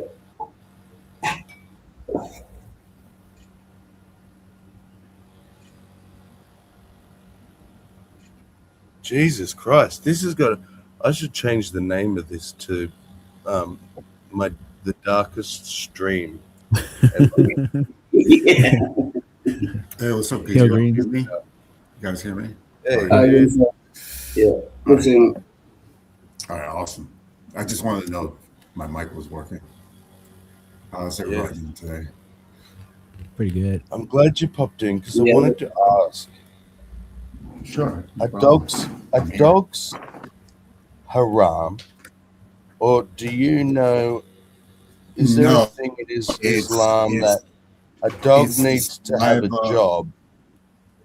No, it's the saliva. It's the saliva of the dog. Like it's unhealthy, but like there's a lot of Muslims who have dogs, so it's not really a big thing. There's some scholars that are against it, and some scholars are for it. So it's not really a main thing. There's some hadiths that explains like this like evil spirits will like what they said that they turn into dogs, but it's not the animal. It's not so much the animal. It's more about the behavior and more about its saliva. I heard a lot of things, so like it's not. If you're a Muslim and have a dog, it's not like haram, as long as you keep you keep the pet right and you keep it clean, and you should be okay. Yeah. So in other words, having a dog and having it be filthy is a bad thing, which is a bad thing anyway. Like, there's nothing wrong with like. It's the cleanliness rather than the species. Yeah. It's the cleanliness. It's more about Because that. we watched a video where a local council, when deciding about dog policies, I think that was a joke. You reckon? Yeah, I think it meant it like a joke. It was not smart, but there's people who will just attack that shit.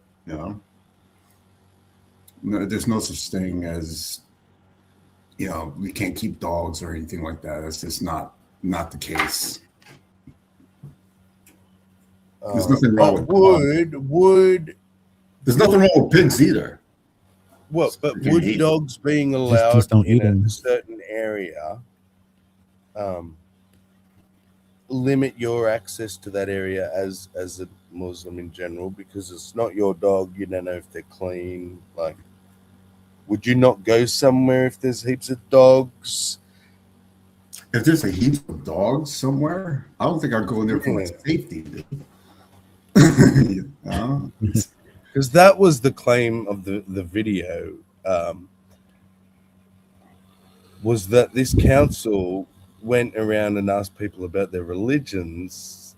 What? Really? Because they found that, dog policies were a hindrance to Muslim people accessing green areas, so parks and Well, I would say this. What about the geese? Oh, the geese the worst, especially Yeah. the silly ones. Yeah, what about the Yeah, geese? that- You know, like it's not. Geese are vicious. Yeah. Yeah. Can everyone see my photo? Okay. Yeah. Antibiotic-free children recipe. I like that. I'm gonna get that one. 100% human grade. Now this whole thing with the beef jerky thing is fucking getting me paranoid because I eat beef jerky. You go ape Oh, shit how much? if someone doesn't hand deliver 3 ounces to you the moment you get home. Yeah, how upset would you get? I mean, because I had a little beef jerky yesterday. It's about 3 inches long. It says chomplings, 4 grams, 45 calories, grass fed beef. It's half an ounce. So Did you I mean, say- I eat turkey, but I wouldn't go crazy if I got home and said, "Oh, you better hand fly me some, 6 ounces of jerky right now, or I'm gonna be totally ape shit crazy."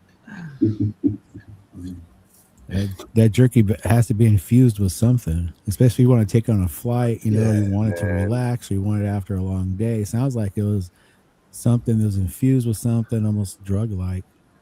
Yeah. That's weird. You're right, eh? It's like I just got home and there's no fucking jerky. And I expected 3 ounces right here. You better get it here and deliver it. It's Walk like no it beer in the over to fridge. me. Walk it over. Yeah, it's like no beer in the fridge. Somebody's gonna get hurt.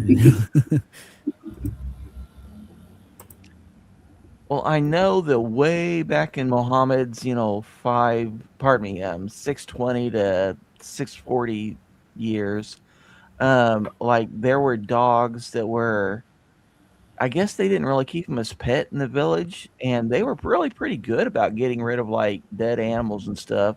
But something happened, and the prophet and his close allies like said something bad about dogs, but they liked cats because cats ate mice and other like vermin, disease carrying vermin.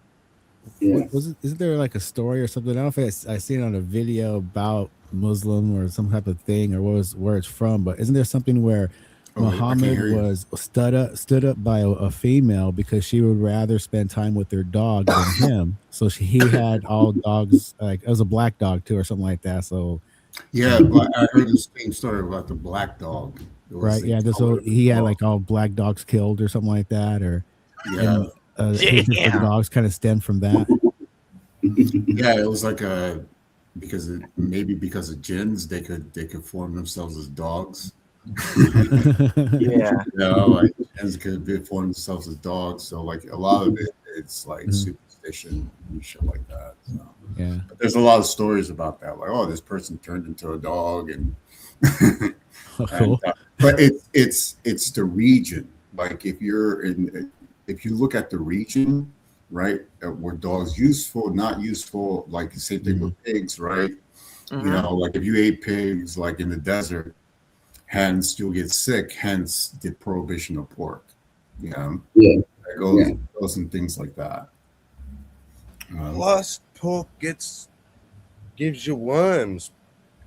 Man. If you lived in the desert back in the days, and you didn't have that type of refrigeration, right? The pigs are really bad. And the shrimp as well, the bottom feeders, as they call. Yeah, like a bottom feeders. It's like that's more in line with health. Yeah. So it's just it's interesting. Halsey said the problem with dogs is usually just a problem with the owners, either not keeping their dogs under control or not picking up their poo in public places. Yeah. So I think that's more in line with that than something Islamic. Yeah, my front yard, motherfuckers. Yeah. It's always full of it. And there's a lot of Muslims who eat shrimp. Trust me. I see that. Shrimp tastes good. Shrimp, they love yeah, I like shrimp. Yeah. it's also contingent upon your region too. And just to let you know that each region, right, they have their own school of thought.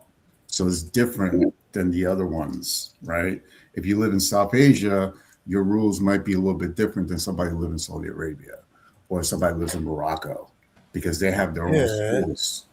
You know, and they have different interpretations of what because of their region. Because when you go into a region, things are a little different, right? Like if you lived in Alaska, for example, you live up north, right? The five times a day prayer, the sun is not the same, right? They got nights that could last for days or even months, right? How are you going to determine? So like things change as when you go to a different region. It synthesizes its region and its culture within that area. It's like the more south in America you go, the hotter your sister looks. Yeah, there you go. Yeah, so it's based on like practicalities, like different environments and different regions. Religion in general is very malleable. It's not as stagnant as people think it is, right? Yeah. Everybody has their own twerks. Even each individual has their own shit, right? given the shit. Yeah. That's one thing I learned, and there's very little difference in any other community, because I've been through like Christian communities, Buddhist communities, Jewish communities, and they got the same type of shit going on. It's not really that different when you talk about people who have, religious faith. Yeah. It's like you'll never get two Christians like totally agreeing on everything. You know you see it on the debates, right? You see Calvinists versus, but I mean, even under the same denomination, like no two Christians will agree on like 100% everything. I don't think there is many different gods as there are Christians, basically, or whatever religion. You know what I mean? Everyone has different kind of God. Yeah, even inside the same Baptist church down here, you're going to get like 72 different ideas about different things. Yeah, and there's only 60 people in the church. Right. That's a problem. Yeah, it's true, man. Same thing with all even Buddhism, man. I even met Buddhists that have different ideas about different shit. Oh, it's fucking crazy. Yeah. No one's really unified on anything, even when it comes to politics. Buddhists can't even agree on. Buddhists can't even agree on whether there's a God or not. Isn't it Buddhism where some of them are atheistic? They don't even believe in a God. That's weird for a religion. Yeah.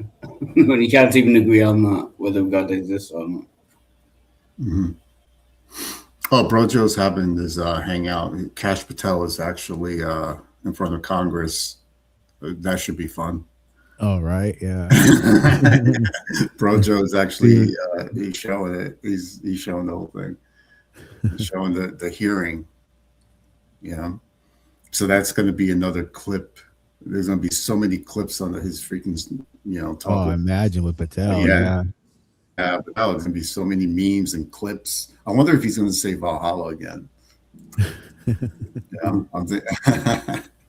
It's nuts. What a clown show. Man, totally. Am I over streaming him? I mean, I started first, but no, I just saw it. He let me see here, Bro Joe's channel. He asked you, you've seen most of the files. Who, if anyone, did Epstein traffic these women to besides himself? You replied, according to the transcript, there is no credible information that he trafficked them to anyone else. You also said somewhere in the hearing and here today that the problem is that the case files are constrained by limited search warrants from 2006 to 2007, and that the non-prosecution agreement hamstrung future investigations. Those constraints only apply to the Southern District of Florida. They do not apply to Southern District of New York, the location of the 2019 sex trafficking indictment, which produced many things, including a series of FD 302 documents. According to victims who cooperated with the FBI in that investigation, these documents in FBI possession, your possession, detail at least 20 men, including Mr. Jess Staley. Oh my God, he's got 40 watching. I feel like I should end and. He has 40 people watching? Who Jeffrey Epstein trafficked. That's what he said here in his chat. Wow, over 40 watching. Welcome all. Let's see, 48 watching. Oh, because Epstein live, Cash Patel. That's wow. Why. That's shit. why. Look at that. Clever. You could probably get 40 views as well. Cheeky bugger. Yeah, quick change your I title. Yeah, I will. How do we make this full screen? Victims too. Victims including minors such as Virginia Roberts Ufree. May she rest in peace. That list also includes at least 19 other individuals, one Hollywood producer worth a few $100 million, one royal prince, one high-profile individual in the music industry, one very prominent banker, one high-profile government official, one high-profile former politician, one owner of a car company in Italy, one rock star, one magician, at least 6 billionaires, including a billionaire from Canada. We know these people exist in the FBI files, the files that you control. I don't know exactly who they are, but the FBI does. Have you launched any investigations into any of these people, and have you seen these 302 documents? Sir, I have asked my FBI agents to review the entirety of the Epstein files and bring forth any credible information. And we're working with Congress not only to divulge that information and produce it to you, but any investigations that arise from any credible investigation will be brought.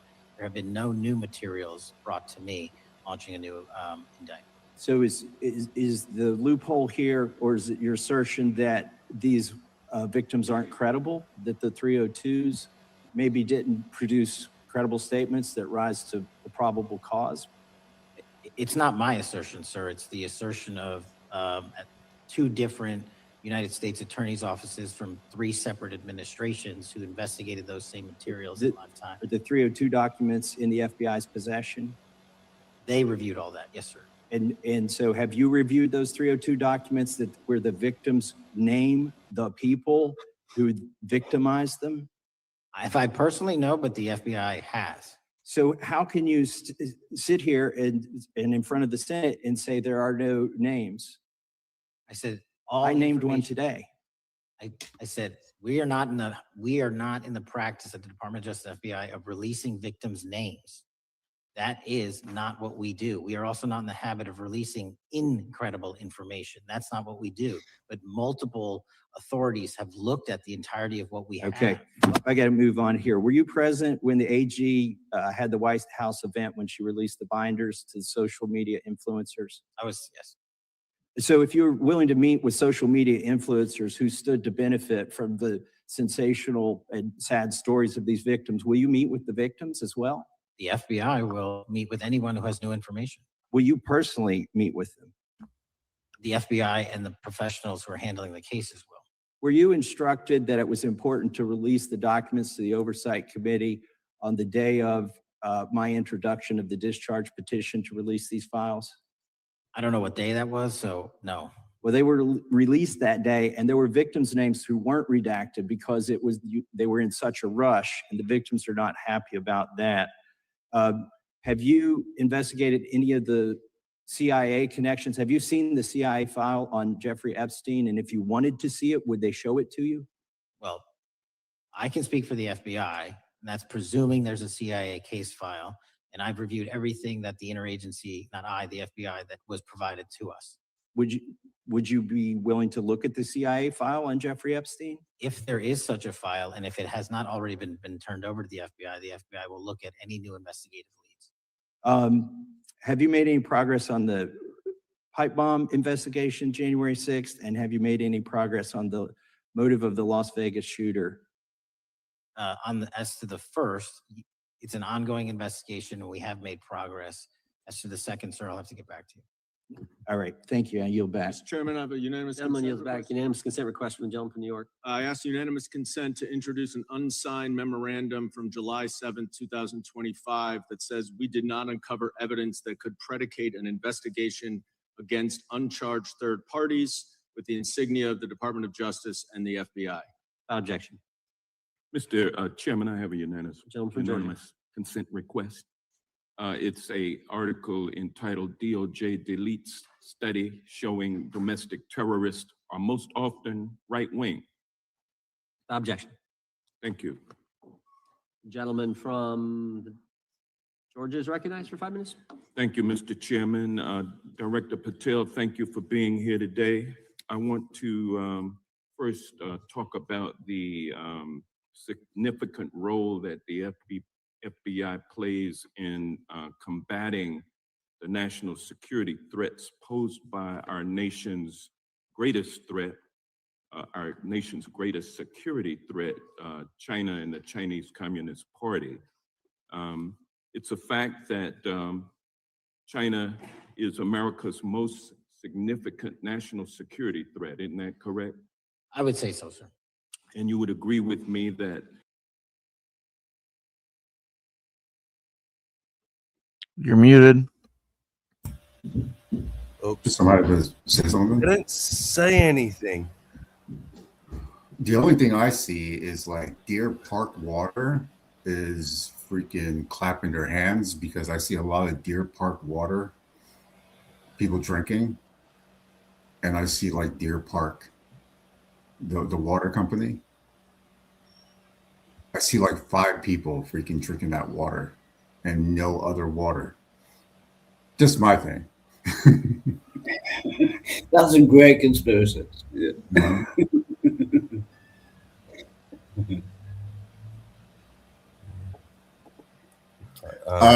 They're not going anywhere with this, you know. Like Nah. he's just gonna say like what they call like politic talk, right?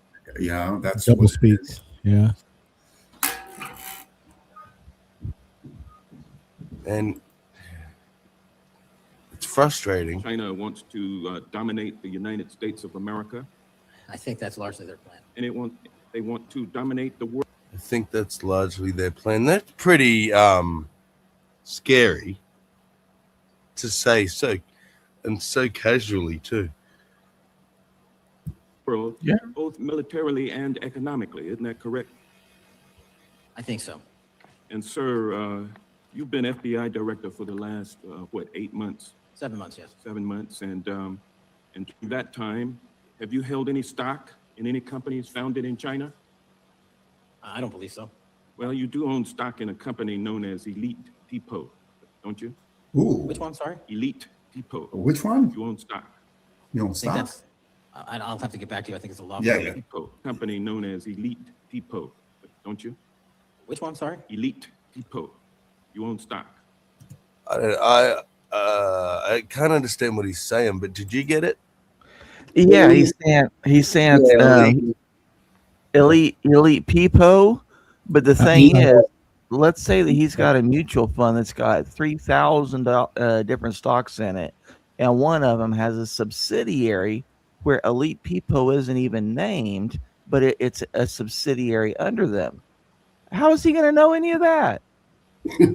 Does he have that though?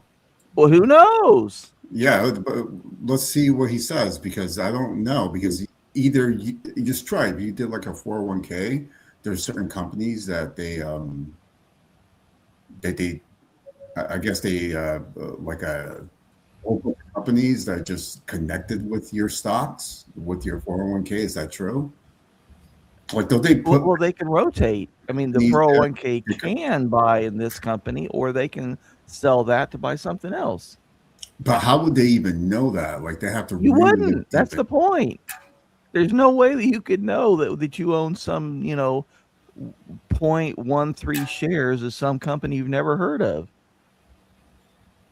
And that's kind of crazy because they come in bulk like that. And then you don't even know what. Well, he should say that then if that's the case, but we don't know that. We don't. Well, that is kind of what he's saying. He what he's doing. Remember, this is the guy here. I can't remember if he's a representative. I think he is. He's the one that's worried about the island, the volcanic island of Guam, flipping over upside down because there are too many naval personnel living there. That guy. One of them. So I think Patel is answering very wisely and just giving him all the rope. Hey, whatever you allege, I'll just agree with it and let's see where this goes. Yeah, no job basically. I think that's, I'll have to get back to you. I think it's a law firm and it's a company out of Singapore. Okay, well, no, the company out of Singapore, which is owned by Elite Depot, is the Shein Company, which was founded in China, correct? That company operates out of Taiwan. They changed their headquarters from China back in. Oh, for fuck's sake! Really? Okay, but now we're getting to the real issue. Okay, so they're not in China; they're in Taiwan. That's like saying Fidel Castro did this in communist Cuba in 1974. So that means that Washington D.C. did it, right? Well, no, it has nothing to do with them. I thought this was about the Epstein files. I didn't know it was about like. It was supposed to be. That's the next question's going to ask. Senator Hank Johnson or Representative, do you own some stock in that child trafficking company or what? What's this question? I don't get it. We'll see where he's going with this. I don't even know where he's going. How do these people keep the jobs though? That's what I'm wondering. He's clearly a nut job. Yes. You know, the guy asking questions. How do they stay? Because do you legitimately want to know how they keep their job? Yeah. Part of it is once you get elected, you got all kinds of benefits that people who aren't elected don't have.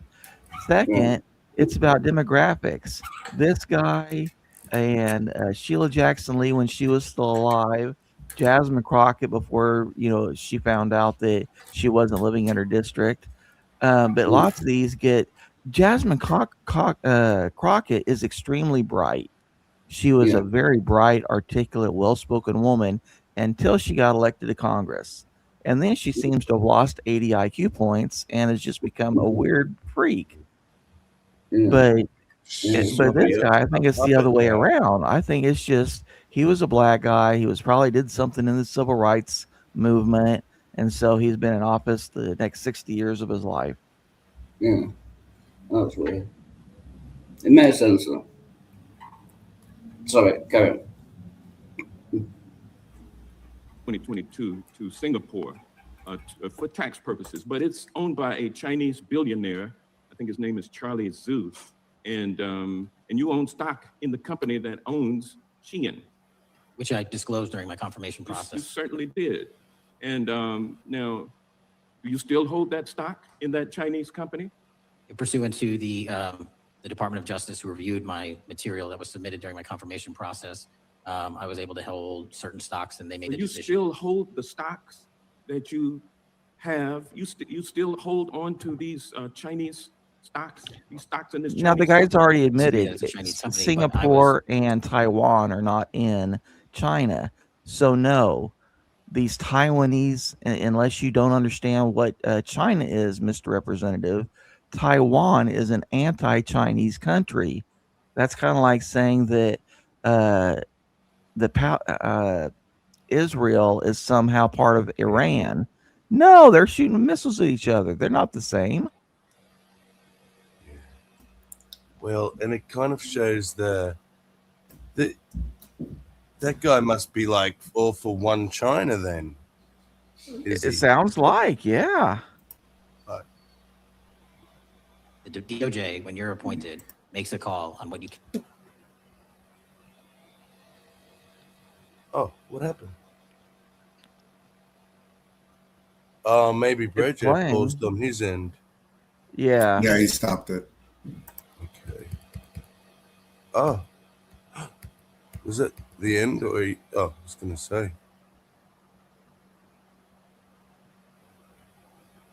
The value of that Chinese stock. Won't you agree with that? Which trade policy? I'm not a trade expert. Okay, all right. But I want to tell you this. Crazy on me today. Let me ask you this question. Why are you hiding pedophiles? Why are you shielding pedophiles? Why are you protecting pedophiles? But Mr. Johnson, you're right here. I'm maybe the not most hiding offensive you. thing you could say to me, given the numbers. Well, you have not That was a hell of a released the switch. files. Of pedophiles. We're aware of we the have Epstein arrested. client list that was published. I couldn't get back to the right tab. What? I'm just saying that was a hell of a switch. I know he should have said that in the beginning and then started from there. Yeah. He went off in this tangent about some Chinese stock, and then the questions that he was supposed to ask, now he's asking. Yeah. So I'm really baffled. Maybe his old age. Who knows? Oh, he knew it 40 years ago too. I mean, he thinks islands can tip over if there's too many people on one side. So I don't expect. Yeah, this is maybe.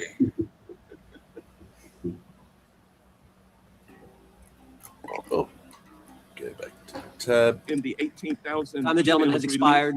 Gentleman, you'll back. Can you answer the question? Thank God. Since I took over the FBI, there has been a 33% increase. Sir, all of that started under Christopher Your time Wray. is done. No, but it didn't. The witness gets to All of answer that the started question, under and then we'll go to our next. FBI director, sir, and you're coming in here trying to take credit for something that a previous director Gentlemen. instituted and largely brought to conclusion. I take no think it's credit. made clear that offensive. the director offensive. has numbers are so incorrect much also. better than the previous director. It's For himself. You want to answer the question? I take no credit. The men and women of the FBI have seen a 33% increase in the number of counterintelligence arrests out of the PRC. So all of a sudden, when you coming in 7 months ago, And, Gentlemen's time has Heaven on earth. expired.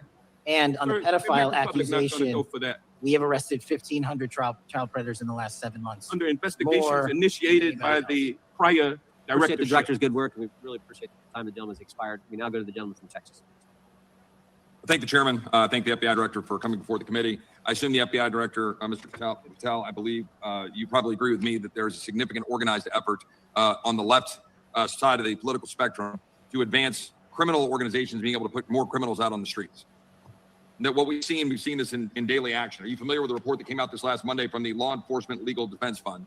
I'm not familiar with that, sorry. So this report came out this past Monday, and it said that significant amount of the money flowing out of George Soros and other leftist organizations and funders has been funding DAs and prosecutors, and quote, many of these DAs have never managed an office, prosecuted a criminal case, developed organizational policies. In dozens of America's largest cities and counties, this report finds these progressive district attorneys have outsourced core parts of the American criminal justice system to activists and political donors, taking direction and advice on everything from staffing decisions and communication strategy. Organizations, it's a complex web of donors going in through these organizations to put radical DAs and prosecutors out there, putting criminals on the streets. Does the FBI director agree that this exists and is a problem? I will accept the factual representation, and if that exists, it is a problem. The organizations such as TIDES, the Fair and Just Prosecution, Brenner Center for Justice, Partnership for Safety and Justice, the Vera Institute of Justice, the amount of dollars flowing from George Soros through and to these organizations and to the various prosecutors that have resulted in increased crime on our streets, including the brutal murder of the Ukrainian refugee in Charlotte. I bring that up because that is one component of the problem. In addition, we have an organized effort targeting our border. The NGOs, the nonprofits, and the deep pockets, the United Nations, charitable organizations, and a long list of over 250 organizations that the Center for Immigration Studies put out that lays out a complex web of organizations that were moving people into our country. Hi, hello everybody. Just want to welcome all the new viewers here. Apparently this hearing is from 2 days ago, maybe even a week ago. I thought it was live, so they fooled me, but I haven't seen this, but I thought it was going to be more on the Epstein files.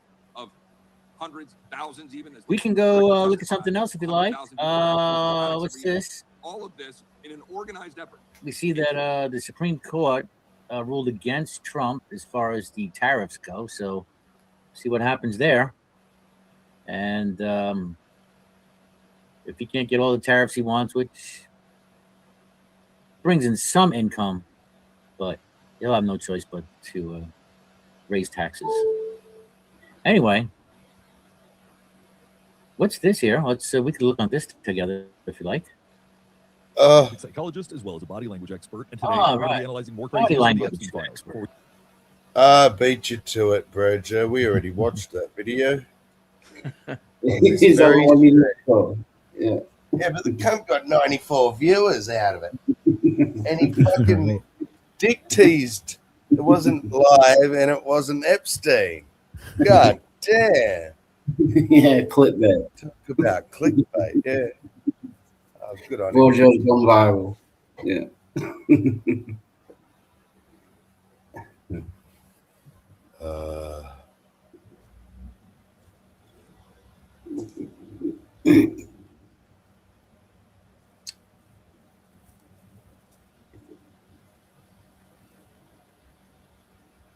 I don't know. What do you Americans think? Is anyone going to go to jail? At least from the state.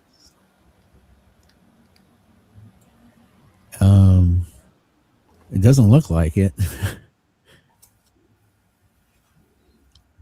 I don't have any idea because of the way our system is so strange. Maybe not.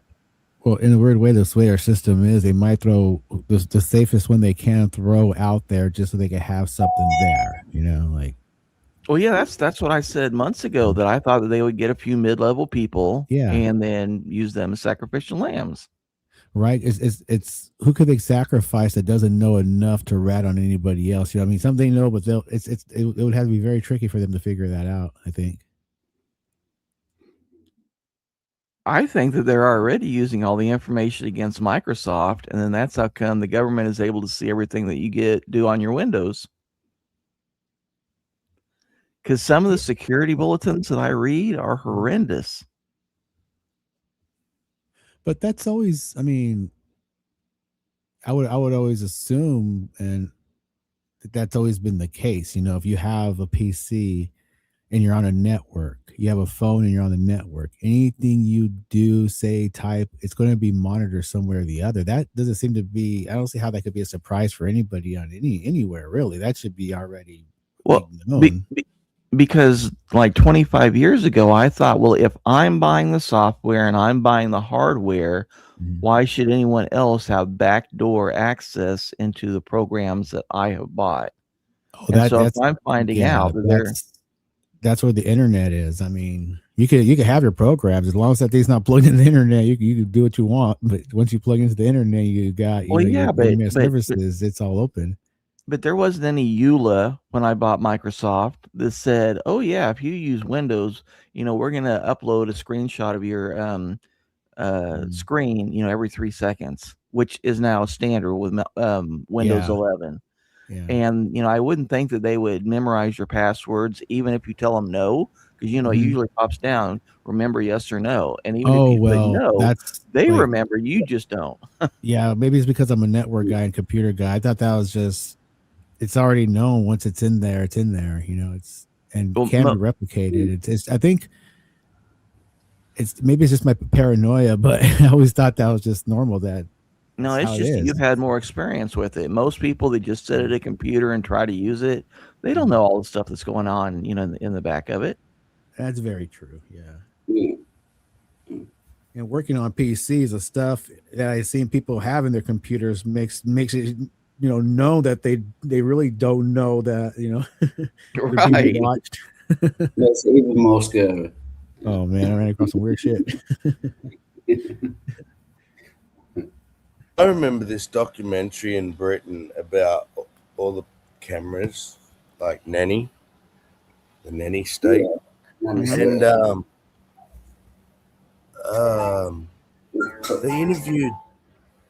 they interviewed somebody or several people, but it was shocking, right? These people are so they're sheeple, and they were saying to them, like, it doesn't bother you, these cameras everywhere, and they're like, well, no, if you're not doing anything wrong, and they said, but what if you found out? And I think at the time companies were getting in trouble with smart TVs were coming out with cameras, and they were activating and listening and recording without, like, there's no you don't sign any agreement when you buy a television or anything, you know what I mean? So you don't even agree to anything, but they were watching and listening. And when they were asking just like average couple with 3 kids. Like, would you care if the government could access the camera in your smart TV? And they said, well, no, if you're not breaking any law, I don't like, what's the problem? Huh. That's terrifying. Well, great. We've got this booth over here. You can just go ahead and strip down and start being intimate. And we're going to go ahead and put it up on the Jumbotron that's, 3 stories high, because you're not committing any crime, right? So why not show everybody? Hello, Green Soul. I'm back.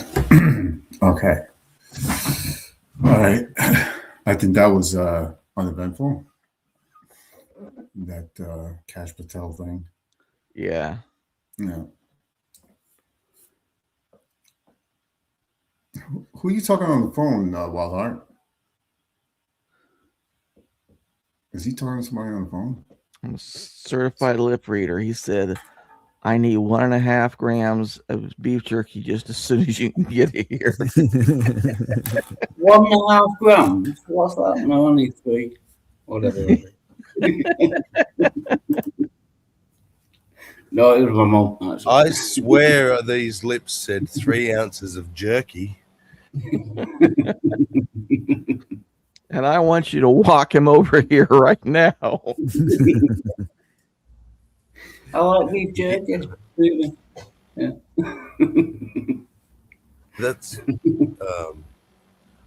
I might jump back over there for a sec. See.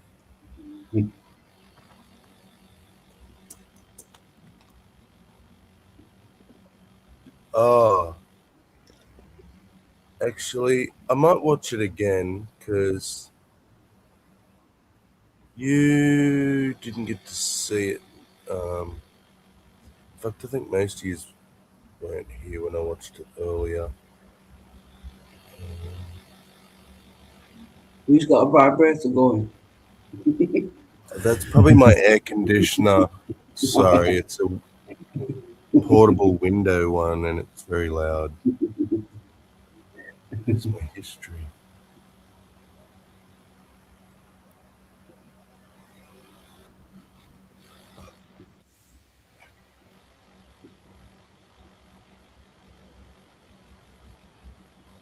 Interesting.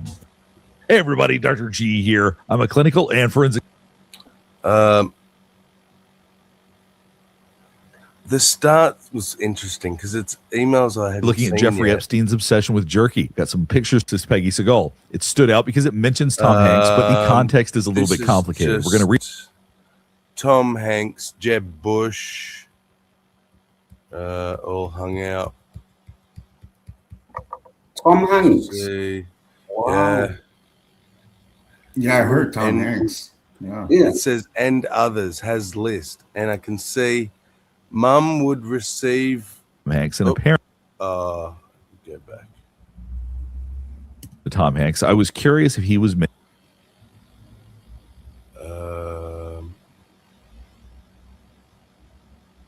mentioned anywhere else in the Epstein files. So I looked up to Mum would receive checks in the mail.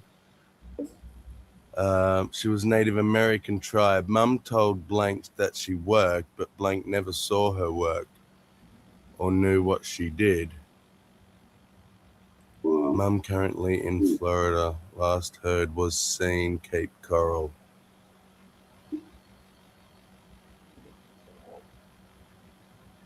So is that note tied with the jerky notes? No, it was just showing Tom Hanks is tied to. Oh, because this victim named Tom Hanks and Jeb Bush, like on one of Epstein's farms in Arizona or something. This is just a creepy hole in the floor at Epstein Island. Here is some water that maybe this is purified water. This may be how they clean the water. But that's he's in got his all these little fucking trapdoors house. everywhere. This one leads directly into this little pit. If you look at this right here, this temple that he created This, I think, was right after it was built, or maybe that there was some damage that they were fixing on the side of it. But here's what's so strange to me about this temple is that the only thing inside the temple at all is a bed. That's it. There are just a couple of mattresses. That's the whole thing. Love so shack. why there are just two mattresses sitting in this temple is anybody's guess. But that looks like that's all that's in there. And here's Woody Allen, just as a reminder of how much I dislike Woody Allen. I just think he's a very gross individual. I do not like him at all. And he's just such a close friend of Jeffrey Epstein. He's in the files so much. And here's Epstein taking his typical awkward pictures, which there are plenty of. I thought this was interesting. This is him posing in some sort of traditional garb from somewhere. I don't know if this is Mongolia. It doesn't clarify where he is. But this is something that he does a lot. You know, he likes to pose in these outfits, and he just has lots and lots of pictures that are like this. So basically, in a recent video, I showed that they found two suitcases. One was blue, one was black, and it was full of contents of expired passports, fake passports, binders full of CDs. It looks like that could be this, but it's unclear. This could be more. I would like to know more about these passports right here, because what I don't see is the fake passport. That was green. That was Austrian. We're not seeing that right here. So this may be completely different passports that were recovered elsewhere. And here's Epstein, per usual, just sort of being weird, posing in weird positions. Now, this I thought was kind of interesting. This is from Little St. James, the plans to make the Little St. James Island buildings. And if you notice, it says hidden stair right here. So apparently there's a hidden stairwell somewhere. And they even talk about it down here, where they talk about, we moved the living room to the south side of the pool and maintained the two south hidden stairs. So it's interesting that there are some little secret areas within this house. If we've got pictures of them, I'm not sure. But I thought it was fascinating that he actually does have hidden stairways there. What we're going to be doing next is we're going to be looking at footage of Ghislaine Maxwell from 2016 and comparing her to footage from this year. There are a lot of people online that seem to believe that she's an imposter now, that it is not the same person. So now we're going to look at some of this behavior and body language, and we're going to see if anything has actually changed. We're going to see if it could possibly be a different person that is currently incarcerated. For me, all the girls that you have met and brought to Jeffrey Epstein. One thing you're noticing right here, during this deposition, she's being asked about all the girls that she's met. You're seeing her withdraw her lips. We do that when we don't want to say anything. So you can see very clearly she's trying to keep her mouth shut. Can you list for me all the girls that you have met and brought to Jeffrey Epstein's house? The Foreman Foundation. I could only recall my family members that were there, and I could not make a list. Now, there's a slight lisp you hear when she speaks. That's a very important part of the way that she talks. Faking somebody's voice is very, very difficult. So I want you to be listening very closely to the way that she sounds in this. I could only recall my family members that were there, and I could not. So when she said family members, there's a little bit of a lisp as she says that. That's a very important part of how she speaks. Make a list of anyone else, because that list that never happened. That I can take off. I'm talking about during the time that you were working for Jeffrey Epstein. You can also see her sneering a little bit. She does not like this at all. To do the types of jobs that I listed before: pool person, secretary, house person, chef. You hear the rate and rhythm of her speech. It's very specific. I, for example, speak very quickly. If somebody's going to try to impersonate me, they're going to have to talk fast. With Ghislaine Maxwell, she has a slow, rhythmic way of speaking. She has a slight lisp. The sound of her voice is very, very distinct. Have you ever Googled your own name or email address? Before I had Aura, I did, and wow, it was my full name, my oldest. That's why Professional capacity. Someone want to say something? No, I was just groaning over listening to his Aura ad. Sneaky segue. You can see she's leaning towards her left side as she gets uncomfortable. Let's look at her currently. Let's look at her when she testified in front of Congress. All she does is plead the fifth over and over again, but it'll give us some idea if or how she looks different.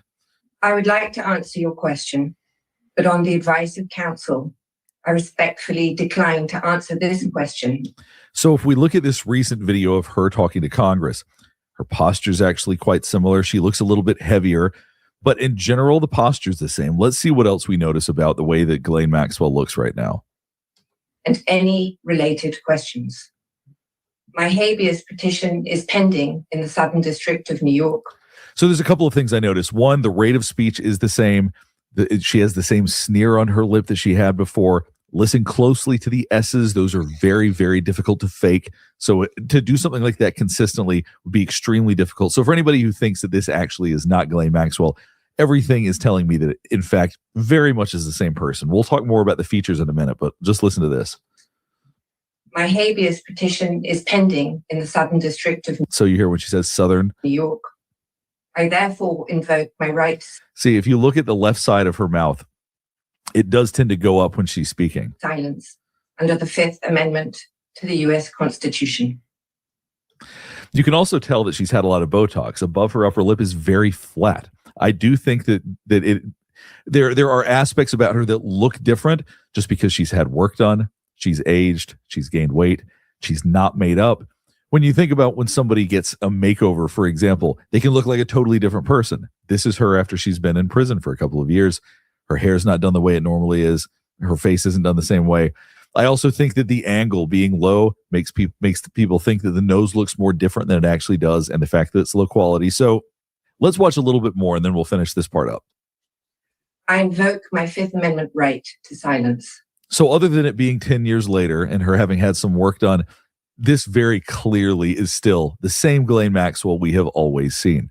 Her voice sounds the same. Her body movements are the same. Her inflection is the same. Nobody's going to be able to mimic Ghislaine Maxwell this well.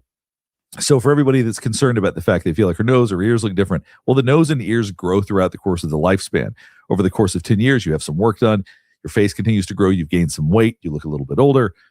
I think that's all we're seeing here. This is just the natural progression of someone who's aging that has also had some work done along the way.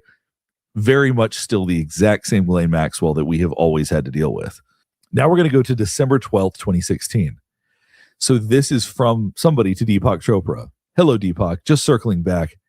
Might you like to join Jeffrey, Woody Allen, and Soon Yi for dinner tomorrow night? I was so happy when I heard Deepak Chopra's name on the list. I was like, yes.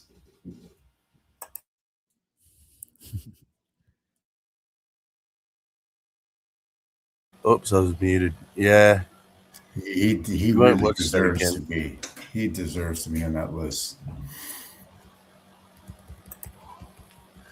Let's just see some of the main juicy ones for Wild Heart because He's gonna make some food. I wonder what kind of food he's gonna eat. I think about these things. You know? Here we go. Totally relate that feeling, Frank. Hey, Sandy. You go. Hey, You how's- listening, Wild? Oh, are you even there? He's on the phone, isn't he? No, he said he's. No, I'm here. I'm just making some food. Yeah, what are you eating? Chips That's food. and jerky. Yeah. Chips and jerky.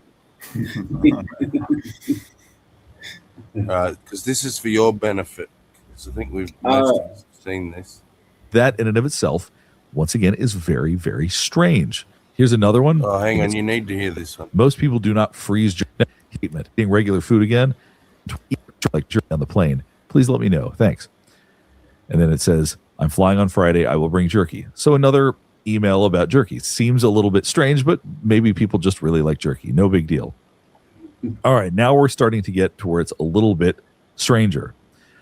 Just wanted to touch base about jerky. Jeffrey Epstein said he was going to start eating regular food again, so he might be eating less jerky.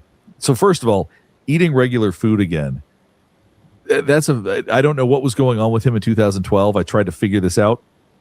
But the idea that he's going to start eating regular food again and might be eating less jerky, that is an incredibly strange statement. That implies It that is going to get even. It's human jerky. That's why. Is that what it is? Is that the human jerky? That's the theory. Yeah. That's human jerky. That's why it makes sense when you think about humans. Yeah. Then it makes sense. But you think about jerky, it doesn't make any sense. You think about humans, it makes a lot more sense. That's why. Yeah. But it kind of implies that he was only eating jerky at one point. When it says going back to eating regular food. Yeah. That's right. That is weird. Yeah. You can't go straight from eating human flesh back to regular food. Just doesn't work. Yeah. Holy shit balls. Weirder. But that in of itself, Very, very odd. He said he has 6 bags of it in the downstairs freezer for his next trip. Now, if you saw me, there was a podcast I did a couple of weeks ago where we talked about this. Hey, House. Most people do not freeze jerky. You do not have to put the jerky. You been freezing your jerky? Yeah, when you have to freeze a body, yeah. Yeah. Jerky in a freezer, that's kind of the reason it's jerky, because you can leave it out, or it's something less extreme than freezing it. So that in and of itself, once again, is very, very strange. Here's another one. Steve Hansen is sending jerky to your attention overnight. And the reply is he does not like what he made last time. And then another reply, uh-oh, I'm sure someone over there will like the jerky then. And then a smiley face with a wink. As we keep going, should blank be making more jerky? It's to Jeffrey Epstein. Here's where it starts to get very strange. And this is very puzzling to me. If anybody has a good explanation for this, let me know. Jeff, old saying, dog ate my homework, well, dog ate the beef jerky. I was looking for the beef jerky as I knew it was in my suitcase and thought maybe I left it at the beach, only to find a small plastic bag near my dog bed, hence no beef jerky. So the dog ate the jerky. Okay. I'll email Francis to make us some more, as I need 6 to 8 ounces to send to the lab, and I'll forward Francis the info to send to the lab directly. I'll try you later today. Now, that is where it starts to get a little strange. Why you need to send jerky to a lab, particularly jerky that wasn't even made yet, that stands out, is very, very strange. I'm just going to keep going through these, and then we'll talk about it all at the end. Another one.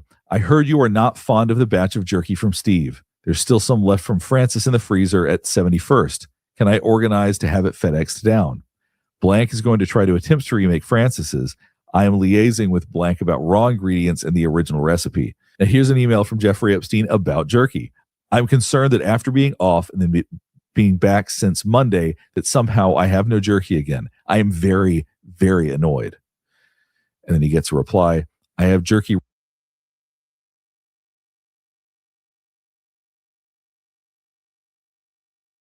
I had to unmute.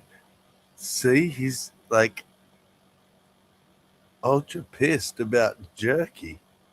That's not normal. Ready to mail today, but you said you'd be home tomorrow. But the intensity of his irritation that he does not have his jerky. Here's another one. How's your jerky situation? Should I bring any more?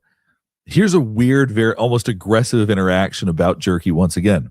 So here Jeffrey Epstein emailed Steve Hansen. Hope you're feeling better. Did we analyze the jerky? Hansen replied, for real, my dog got into the bag when I returned, ate the jerky. Francis is making another 6 ounces, which is what they need, so I can send it off. Feeling better, thanks. Actually did a half mile run today, which I'll take for now. How is the island? We talked about this at the ranch. Why isn't it done? A very annoyed response because he wants this jerky analyzed. Analyzed for what still perplexes me. I'm not sure what you need to analyze jerky for, but they're very clear about that. Steve needs a 6 to 8 ounce portion of jerky. I gave you all the jerky we had, roughly 2 pounds, and it lasted only half the amount of time it was meant to. I felt it was more important for you to have the jerky to eat during my time off. And then Epstein replied, do you mean you prepared only 3 ounces per day? So the final email basically says that they took about 20 to 30 pounds of raw beef to make all the jerky he needs. And that if I'm going to make more going forward, that's not the problem. I just need to get more gear. Steve will have the jerky by tomorrow. It's just the strangest interactions about jerky. I'm not insisting it's about something else, but there are just things about this that are extremely confusing. Why is it that they would talk about analyzing jerky? Why is jerky such a big deal? And why are there over 300 hits when you look it up? And in general, there are other elements where they talk about foods that seem very clearly coded for something else. Now, here's the strangest part before we move on, is there is a picture of beef jerky that was in the Epstein files. It is now no longer accessible. All it is a bag with a picture of jerky on top of it. And it is no longer a file that you can find. So why that was not only, it wasn't redacted, it was removed entirely. So why? These are the elements this panel, email. I can say this to him. I am feeling from those with John is very peculiar because as we've talked about food discussions can be very strange with Jeffrey Epstein. So in this one, an email is sent to Jeffrey Epstein that says, I would like you to ask Larry Summers if he would meet directly with Jess and another JP Morgan person. RE, the proposed Volcker rule. I can't do it directly. Larry is getting info third and fourth hand from senators who are getting it from lobbyists. Now, here's Jeffrey Epstein's reply, which is what really just blows my mind. I can say this to him. I am feeling peculiar and going to have to eat something. Do you want me to call it home in half hour? Now, what on earth does that mean? So right here, they're talking about meetings. They're talking about JP Morgan people and so forth. Epstein replies that he's going to say, I am feeling peculiar and going to have to eat something. We talk about coded language. What on earth is that supposed to mean? I don't see how that could be direct. I don't see how that could be anything other than something coded. All right, we'll go ahead and stop here. Hopefully. Yeah. Yeah, it sounds very coded. You know, it's that was weird. You know, I don't know what the hell they were talking about. Well, I'm pretty certain it was. But if Halsey, if they were talking about drugs, why would they be sending drugs off to a lab to be analyzed? I mean, that's a crime that the lab would be co-conspirators in. So they would have to identify, notify law enforcement. Yeah, they have to analyze. You could have a private lab that's paid off well enough to be doing your dirty work. Or whatever okay. analyzing, I mean, why would you need to analyze what they knew exactly what the source and recipe was for either, like. True. Yeah.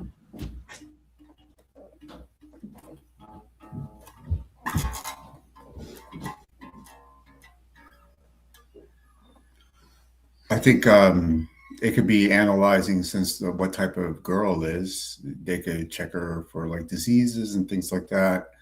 But isn't that analyze her something mindset. Shouldn't you really do that before you make them into jerky? Maybe it's a code word just for young women or women in general.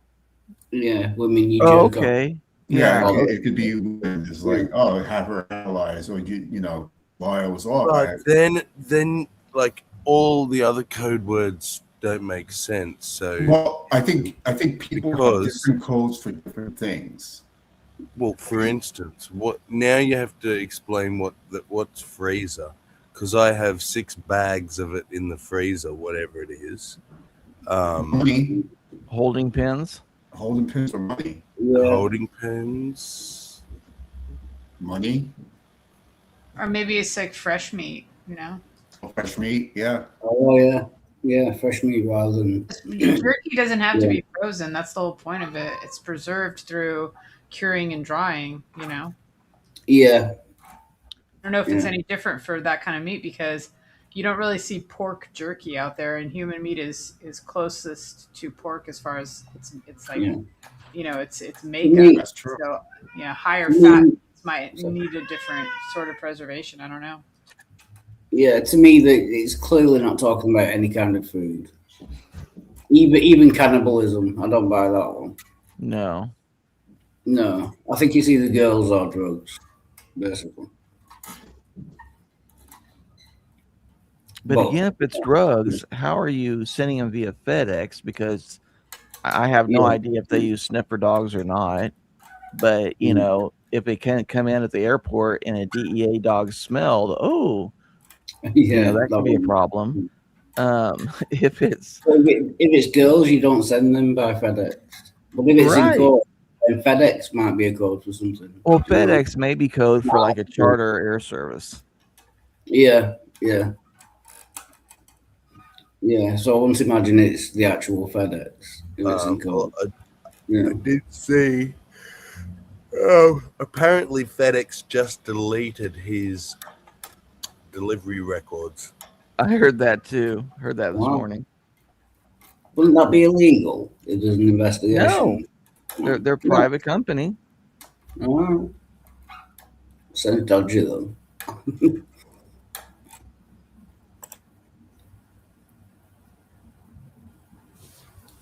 Really, with the reporting requirements from all the different companies, if I had done any business with him and thought I might be getting government subpoenas for records that would cost me thousands or tens of thousands of dollars to provide them, I'd probably want to get rid of all the records too, and then say, I guess there's nothing for us to send you at $2 a page. That makes sense. Yeah.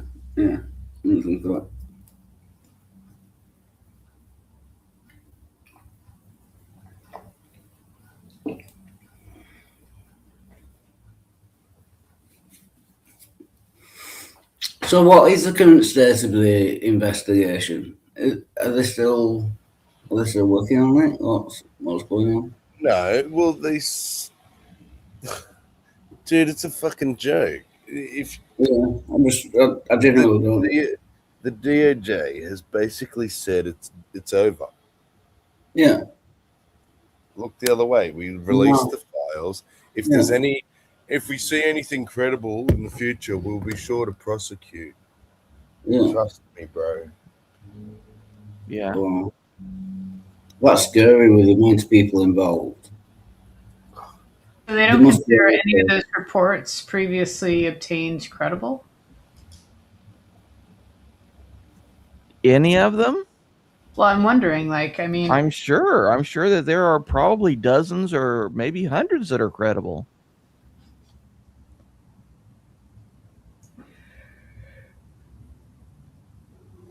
when will the first? Have we arrested anyone over this in our country yet?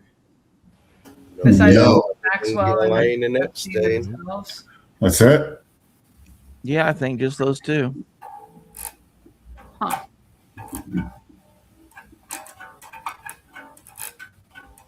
Maybe think about it with the amount of maybe politicians that were involved in it as well.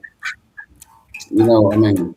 It's probably a good idea for them just to, sweep it all under the rug and don't get any running.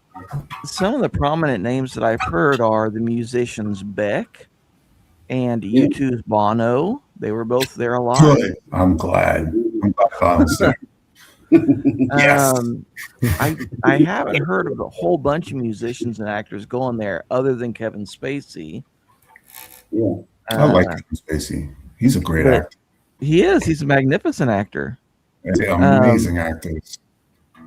But those are like three of the only mid-level people that I'm aware of. All the rest are like Bill Gates or really high up people. Yeah.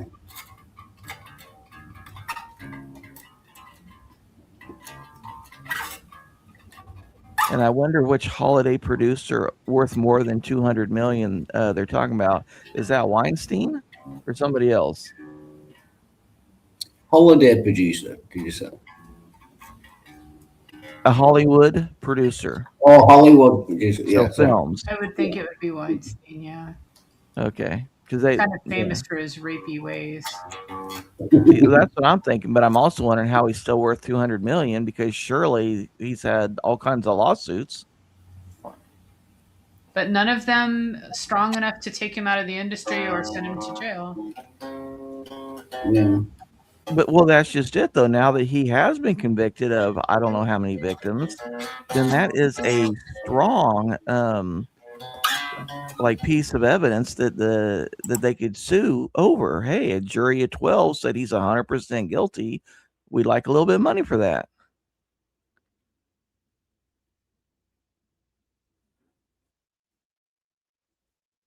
I'm sure there will definitely be people celebrating when he is too old to do what he does now, be it the job or the, exploitation / whatever else, I completely agree.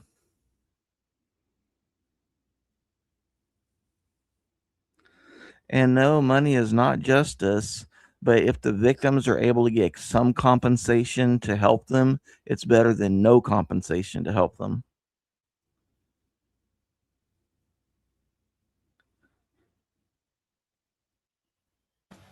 Therapy is expensive.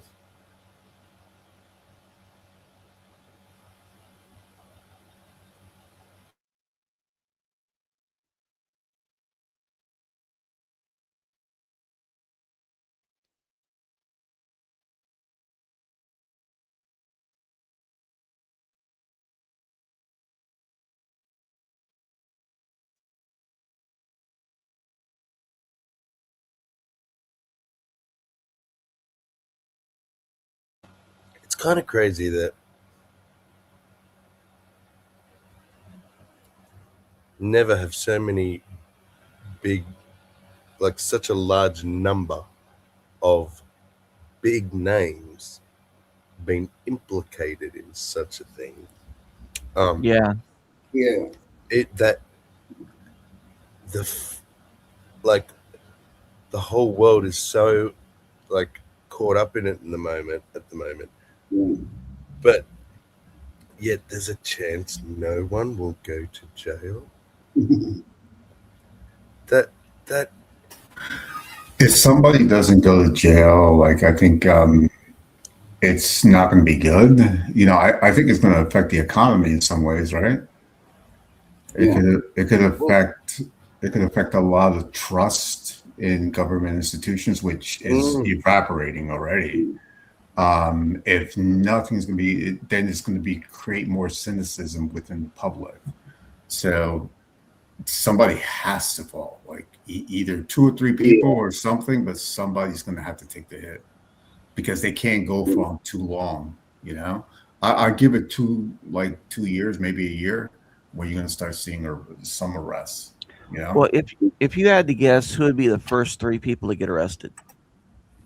Well, it's going to be low level. You know, so somebody that has a hit in their reputations already, like Bala, like Deepak Chopra, guys like that. They could, but I don't know. Like like an Epstein level. Yeah, Epstein level. Maybe somebody like Les Wexler. Maybe he's going to get it. Right. You know, that's the only person I could see that's going to probably go to jail.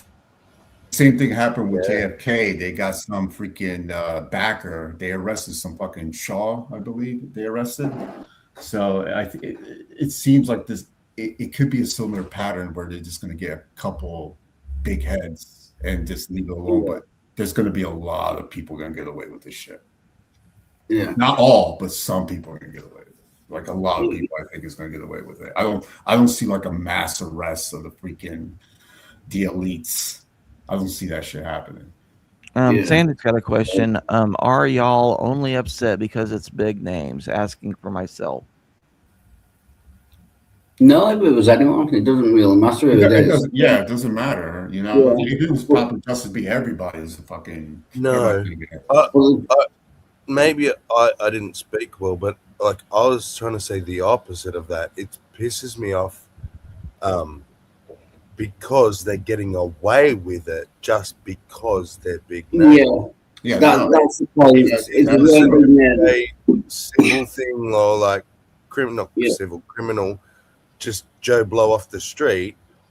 You'd have her word, his word. They'd look at and go, look, there's fucking video footage of her like what looks unconscious on the bed here. Here he is. Yeah, you're off to jail, but that's the point. It's because the big names are not getting arrested. That's what pisses me off. I can't speak for everyone, but literally half of the documents, and then I think there would also be video footage that's not even in those documents because apparently all these properties are littered with micro cameras. Throughout them. I've not seen a single bit of micro camera footage, like secret camera footage, anywhere. None of that's you would imagine there'd be a lot of it. That's the shit that would be able to convict people. Actual footage of people doing stuff. You know, not people vaguely talking about fucking jerky. Like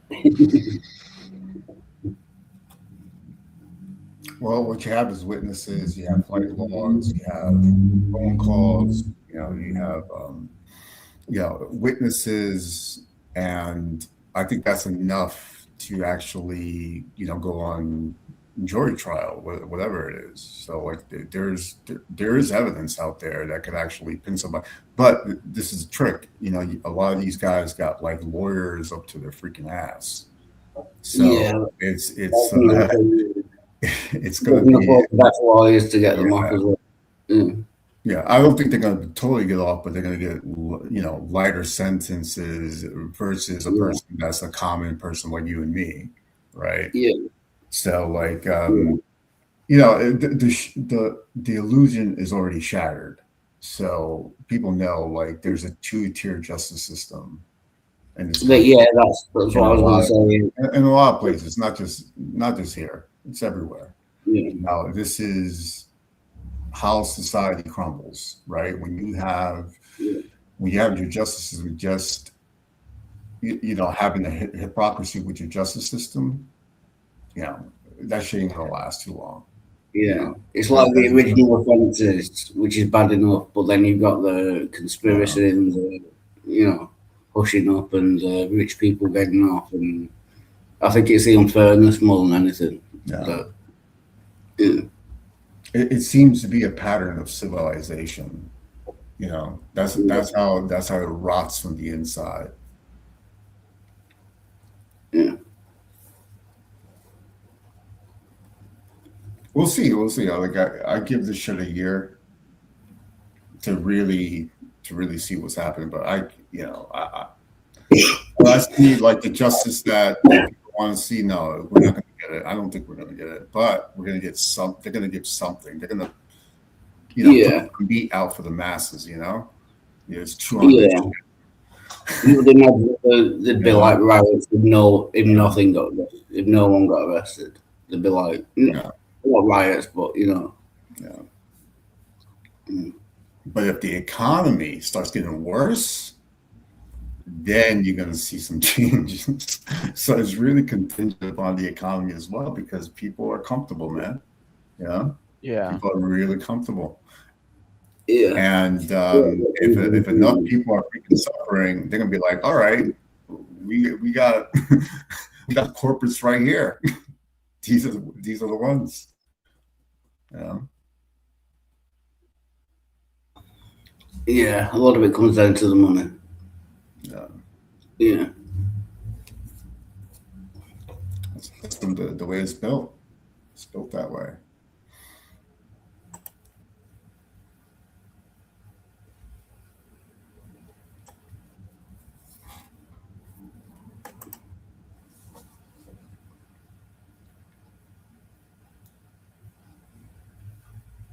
Like Elsie was saying with the shit with is it Andrew, the royal bloke? Yeah, he like all this stuff, and he doesn't even get put in prison for one night. He gets interviewed and then let go. That would never happen to a normal person. You know, just they'd at least be locked up until, you know, there was some kind of court days or something. The special treatment they get. Yeah. You know which movie I seen yesterday? The Big Lebowski. Oh, that's a good one. Yeah, that was the dude's philosophy, you know? And you see the difference between a rich guy and a guy that doesn't give a shit. The guy has all the accomplishments, was in the fucking Korean War, you know, lost his legs, you know, did everything with society, but yet he had a wife called Bunny, and she was just a nymphomaniac, was fucking everything. And supposedly he thought she was getting kidnapped. But you guys know the story. But the whole point about it is it doesn't matter what you have if you don't have what's in, you know, if you're not happy with yourself, you can have all the money in the world, you'd be a freaking miserable fuck. You know? And a lot of these rich men are just miserable people, man. Yeah. You know? Not to say that money, you know, money helps, but it's not everything.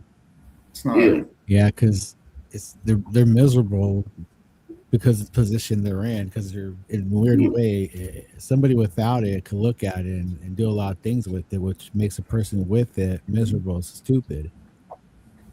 Yeah. Plus, with a lot of these people, they'll have had it for like their entire lives, you know, so they're used to it. So, you know, they don't. Yeah, it's not like a big deal. Yeah. Yep, it's gonna. What a fucking show, man! What a fucking I can't even fuck. I expect it was gonna be bad, but this is just beyond entertainment. This is like shock. I'm like, whoa, this is a mess. Yeah. Yeah. I mean, it can't get any better unless they're like to uncover like a group of midgets that were hired. They all came out at once. They were interviewing it. Then it just be like I wouldn't be surprised. Right now, nothing will surprise me. But like the way people are talking right now, like, there was never a time when people like it. Like, I remember I used to read history a little bit, and there was during the whole debate with slavery. This is back in the 1800s. In Congress, they used to fight. No, I'm talking about literal, like, one guy almost got beaten to death in Congress, right? Mm-hmm. So like, I hear, so in seeing this, it's like, are we going to get to that? Are we going to get to like going back to like fighting with dueling? With the guns, you can't do it. How come dueling is not allowed anymore? You can't go up to somebody and slap them in the face. You're like, yo, what's up? I know like murder. That's how Aaron Burr got killed. Like pistols or checkers. So like the argument went past arguing and debating. Now we gotta fight. But this was, this was America back in the days. Dueling midgets. I had an idea how it might happen with the Epstein shit.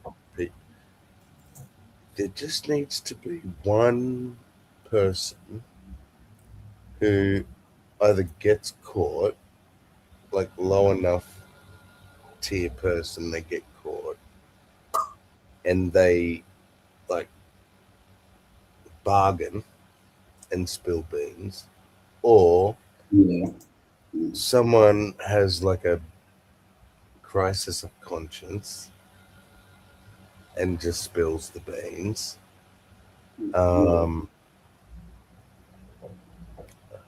But especially, it depends on what I'm thinking is, it depends on who does it. Yeah, I know. It depends on who will do it. You've got to think there's got to be people out there like the guy that fucking like tended the gardens on the island and shit. He would have saw shit. Have you heard any of the creepypastas based on this? No. Like I don't want to. A year and 2 years ago, I used to listen to YouTube creepypastas, and I was a driver for Jeffrey Epstein, or I'd take people from their flight to here. This is what I saw, or I talked to somebody in laundry and they said this, and then they would get into the food service cannibals. That I posted. That one. Pardon? Did you listen to that one story that I posted in Sammy's chat a while back, that the guy claimed to be a driver for like 8 years or something and worked his way up through the ranks through like, doing terrible things and keeping his mouth shut? Right. It was Yeah. posted on 4chan, and then someone in the comments said that several years later he came back, or at least claiming to be the same person, and said, "Oh, I made it all up." But it seems like if someone was going to spill the beans like that, they might want to say something like that just to cover their ass a little in case it Right. was, But the things that they said, I mean, maybe the person has a really great imagination, but it was very much how I would imagine the things in those circles, how they operate. Yeah. How he described it, Plus, going back to the emails, I think the most useful person would be for someone to like spill the beans, but who knew the code, because that will give everything away. Do you know what I mean? Well, there have been people willing to come forward. Ghislaine said, cut me a better deal, because after all, I'm not even supposed to be in prison anyway, based upon the prior, government ruling. But, cut me a better deal, and I'm willing to testify, and I'll make sure that Trump is not one of the people that I accuse of anything. And then there have been other people that went forward and said, I was a victim, and they said, great. Oh, and you took a friend with you? So we can go ahead and prosecute you for 20 years for, delivering your friend, even though you yourself were under the age of accountability at the time. So, I don't know how that's a crime, but, or Like maybe you're you now a just shut the human heck up and trafficker leave us alone. yourself, right? Like that person is Yeah. now a trafficker. Yeah, yeah. So why haven't people like asked for immunity in any of this? Because There have been, and no one's willing to give it to them. See, that's crazy to me. That's nuts. Mm. Yeah, because that would be the whole thing. That as soon as that first domino tips, the whole thing's going to be a Jenga pile. Yeah. You can't put it back together again. Which hints at maybe they don't That's want what my point they don't want was. to arrest people. Yeah. Sorry, Waldheart. No, I was just saying that hints at the fact that they might not want to arrest anyone. They don't want that first domino to fall because of all the stuff that would follow. Do you know what I mean? Like the authorities and that. But that's where they have to take the ridiculous position that there's zero evidence and zero people to convict. Well, no, that's not what they're saying, though. They're not saying zero. They're saying, of what we have, we don't feel that right now it's enough to do it. So really that's saying we've got plenty, we just aren't going to do it. Yeah.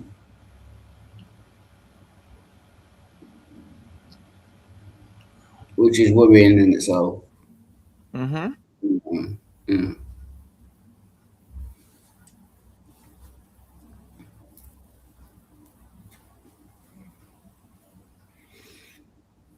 Yeah. Yeah, they could have done this, early 2000s whenever he first got convicted.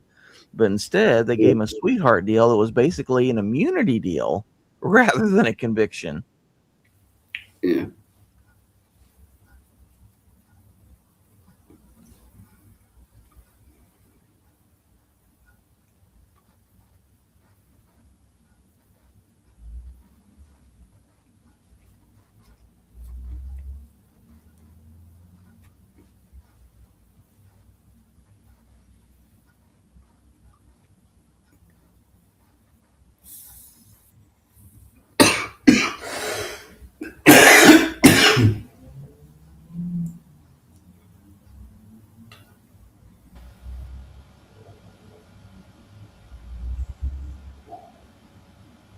Well, I say it's a good day for some Jenga. Good day for what, sir? Jenga. Jenga. massive domino. Let the pile fall. Sandy, you do have a point. I just scrolled up and read about the doing their best to avoid ICE, even though they were born here and their parents who have been here for 30 years. I don't know what that was in context to because I hadn't been reading, but the thing is, even if you don't have an American birth certificate, but there are two witnesses that you were here before a certain age, you can still get a retroactive birth certificate.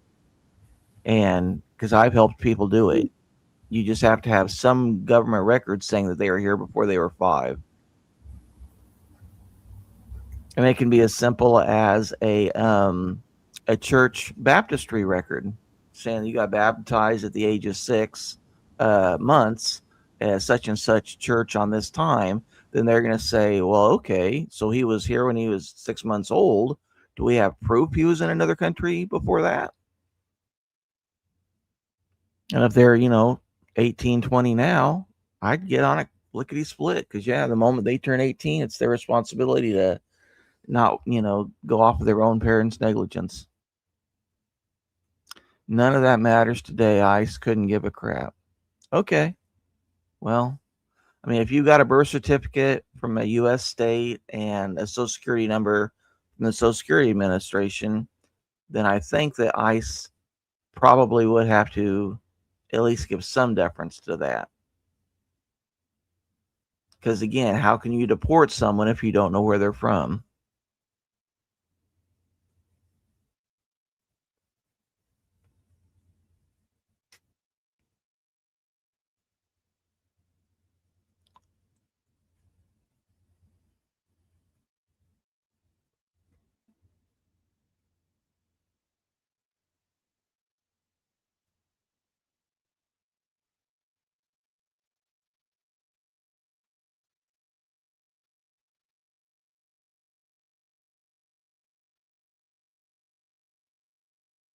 Just you and me, not muted, Wildheart.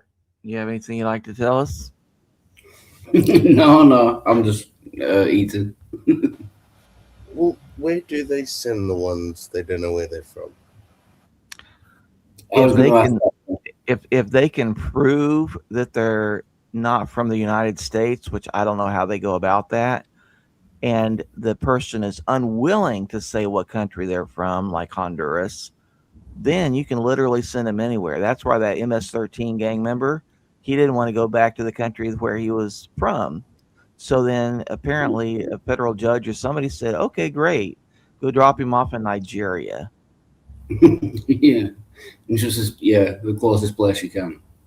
Yeah. Yep. That doesn't really make any sense. Well, he might be from there.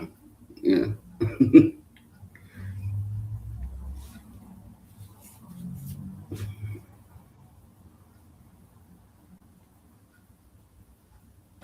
But how is that, like, I know it's not an American issue because you've now got rid of them, but you're like saying, well, we don't want to deal with this person. How do you choose what, like, how does a federal judge have the right to choose what country now has to deal with that? Excellent question. Plus, you would have to have the other country's agreement as well. It wouldn't just be down to the judge. The other country would have to I'd be agree. pissed off if I was Nigeria. We don't want your fucking rejects.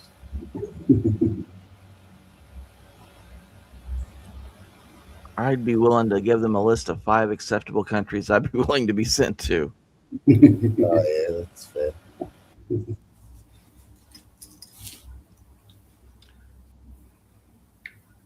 Sandy, I'm not sure what you mean about the judges being involved, but there have been cases where I'll call them a respondent, they didn't want to go to the country that they were born from. Again, this was Honduras. And so apparently he got a federal judge to say that ICE couldn't send him to anywhere in Central America.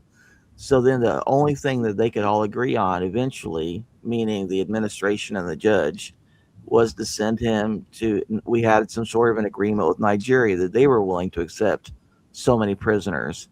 So we just dumped him there. Now, is he getting fed? Is he getting clothing? I have no reason to believe that he would be, because Nigeria doesn't need to take care of him. They just are willing to let him get dropped off at the airport. Yeah.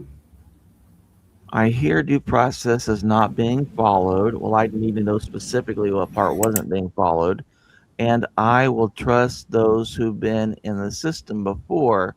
I take what you say as fact, silly goose. Well, I've known people that have both been here illegally and gone through part of the process.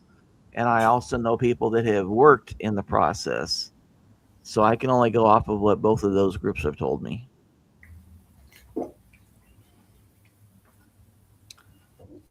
Would a driver's license from a 3-year-old seem sus? That actually depends on what country issued it. Because if it's under the age of 25, then it probably didn't get issued by Germany. But you can get a hardship license in America fairly young. I mean, I've heard of 8-year-olds getting hardship licenses just literally to drive a tractor like 7 miles down a dirt road is all it was for. Yeah. So you can put a bunch of restrictions on it, but it is a driver's license. Mixed bag of tricks.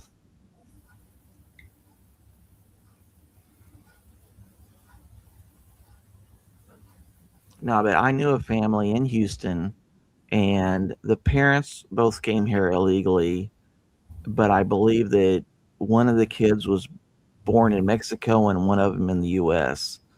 But the daughter was already mid-20s and the boy was 19, and I think that he was the one that was not born in the U.S. but he was in college. He had a driver's license. I mean, just from everything, there's no way that you would not know that he was an American. But I guess whatever document that he needed to prove he was American, like he didn't have. So I don't know if that was just the birth certificate or what. But I do know the family all had either social security numbers or taxpayer ID numbers, which looks like a social security card. But anyway, I was trying to help him so that his kid could get, his U.S. passport.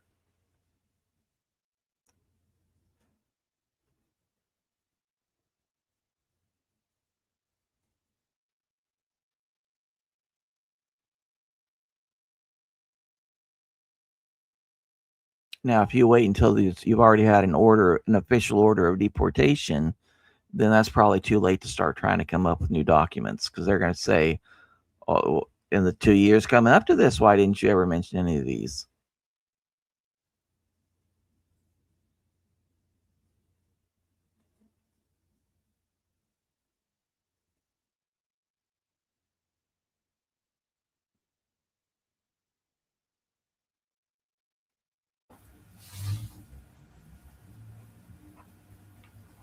I never know whether to tell people that they're muted or not. I just assume that they know.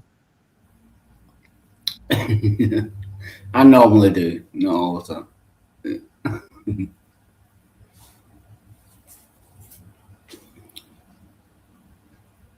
And I might have to nip out in a couple of minutes. I need some more tobacco. So.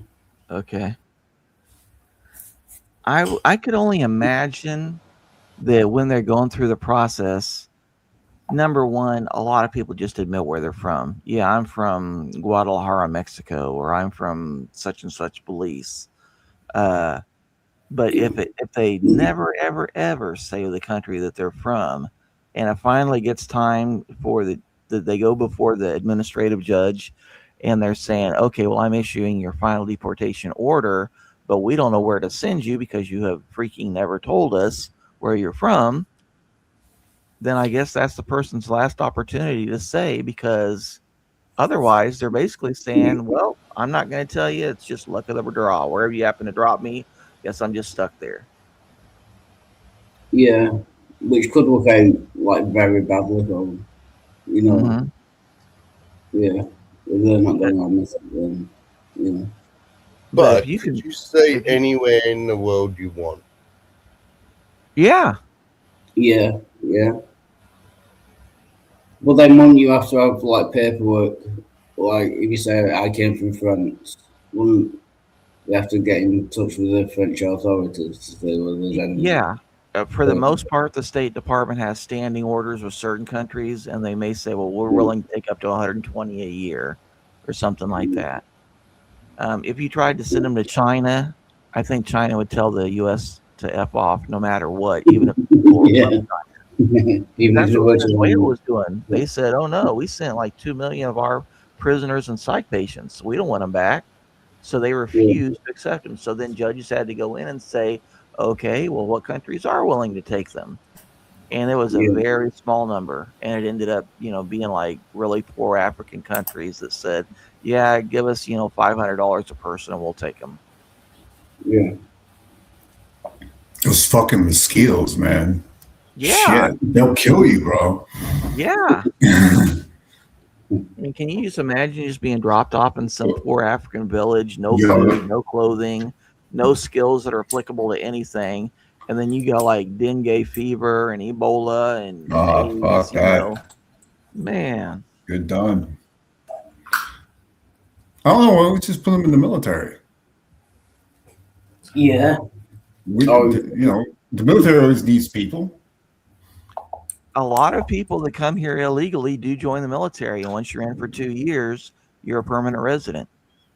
Yeah, that sounds pretty based. Me too. I think I definitely agree. Oh yeah, just go in the military, man. We need you. Yeah. We're about to go to Iran. we might need some heads, Front lines, yeah. Front line. The Marines. Right, I've got to go out. I'll be right if I'm. Yeah, you get Coke? cocaine? No tobacco, just normal tobacco. No tobacco. All right. Only- Let me know when you get the white stuff.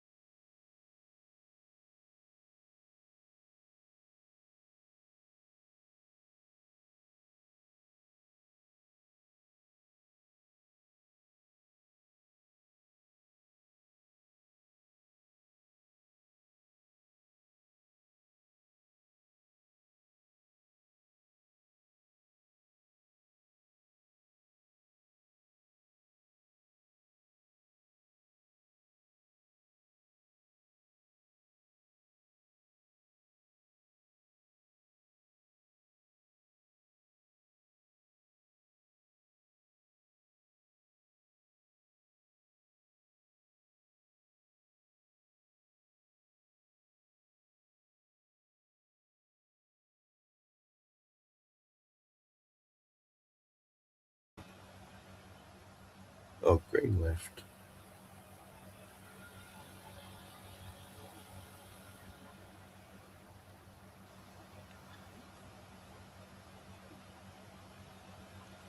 Did I miss anything? No. Okay.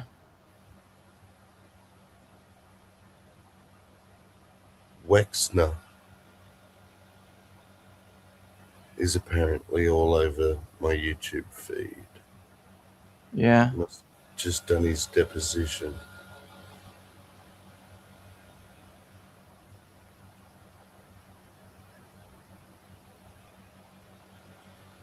God, the poor old thing is. But I say poor old thing if he's a fucking pedo. He's not a poor old thing, but 5 hours. I'm surprised it didn't kill him. He looks like he's ready to keel over at any moment.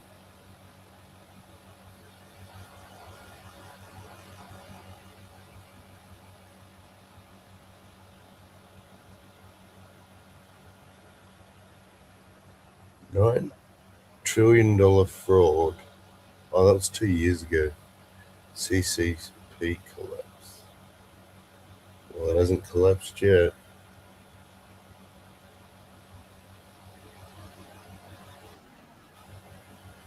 Let's see what this is. Oh, we lost V2. Let's see this track. This. Peter Welsh, it is a bipartisan issue, and understanding where we are in this country and how important the health of certainly our children are is so important. So hard on this. Peter Welsh, it is a bipartisan issue, and understanding where we are in this country and how important the health of certainly our children are is so important. So hard on this. What? Is it just a loop that keeps repeating? Yeah, but I'm trying to hear if it's it says Pres High IQ. Oh, President High IQ farts twice, falls asleep again, and little girls like reacting, but I don't know. I hear some weird noise, but if that's a fart, dude, this dude's. They just make up crazy stuff just to make people believe, and there are always going to be people that'll believe it no matter what. Yeah. Peter Welsh, it is a bipartisan issue, and understanding where we are in this country and how important the health of certainly our children are is so important. See that little girl bury her nose in? Like, well, she turned to her mom, yeah. But I can't really tell, like, what's going on and why is this even news? I mean, if 30 people farted, This is Lex. what's the big deal?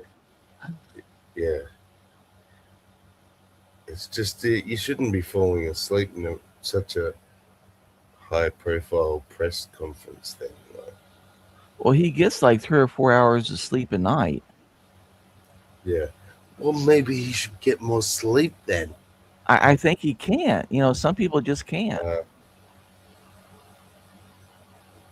Westner, and his name was all over the e-files. In fact, he was the main financier behind the entire island and the whole blackmail operation. But the Department of Justice redacted his name from the files, even though it was illegal to do so, until Ro Khanna and Thomas Massie got access to the unredacted files and came out and publicly named him and let everybody know that he was actually labeled in the FBI files as a co-conspirator. Right now, a Congressional House Oversight Committee is having a hearing to question Les Wexner about all of this, but it is for some reason not open to the public and it will not be televised. This is not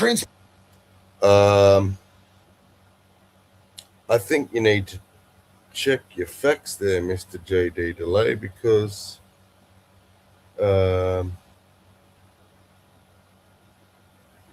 look, where is it? Where is it? Maybe I reloaded, refreshed. God damn it.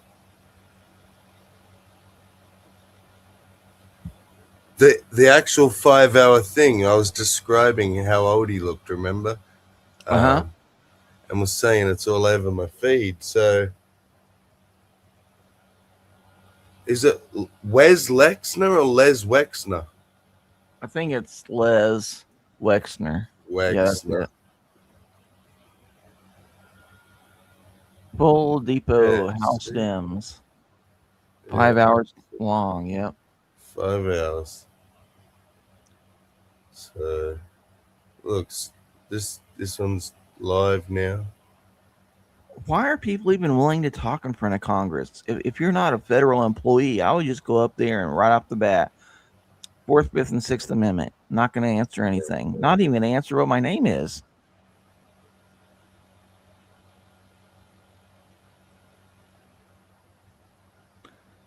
I mean, what possible good would talking to Congress doing, or the FBI? Yeah.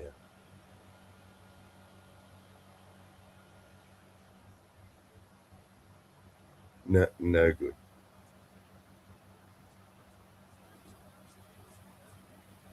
I have a hot mic.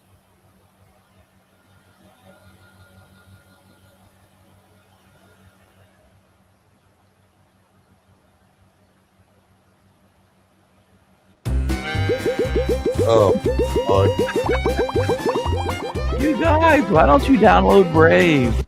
Something to explain to you. For fuck's sake. That I wonder about now. Like Jeffrey might call the office and my admin would say, Mr. Epstein's on the phone, he has to talk to you right away. And I pick up the phone and say, what is it? And he'd say, well, I'm in Switzerland talking to a Swiss bank about something. And he'd try to explain it to me. He said, well, you wouldn't understand the transaction. It's really complex. But and I'm really busy, but I needed to tell you this or know that. And I'd say I'm in the middle of a meeting and I'd hang up. And then, as I said earlier, 15 minutes later, he might call me back. And I'd look at it now and say, he was probably in bed in New York. I didn't know where the hell he was. Were you aware that Mr. Epstein stayed on your property? I know he bought Jack Kessler's house, but I don't know when he was there. And that wasn't on your property? No, that's my neighbor's property, my business partner in New Albany's friend, or his house, right? Were you aware that Mr. Epstein stayed at one of your guest house on the property?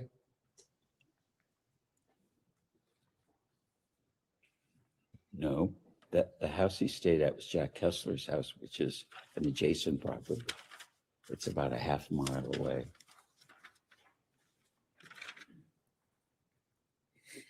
Mr. Wexner, Epstein survivor Maria Farmer was reportedly brought to the guest house located on your property in 1996. Objection, he's already told you it wasn't on his property.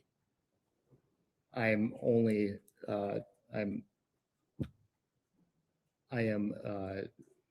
bringing up the recollection of an Epstein survivor for the record. Your client is welcome to provide a statement. So again, Maria Farmer was reportedly brought to the guest house in 1996. She stayed there for a summer and claimed she was assaulted there by Mr. Epstein and Miss Maxwell. Mr. Wexner, do you recall who Maria Farmer is? I know her name from the press. Did you ever meet Maria Farmer? Never.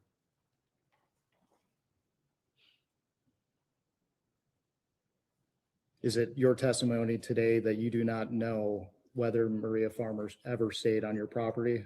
That would be correct.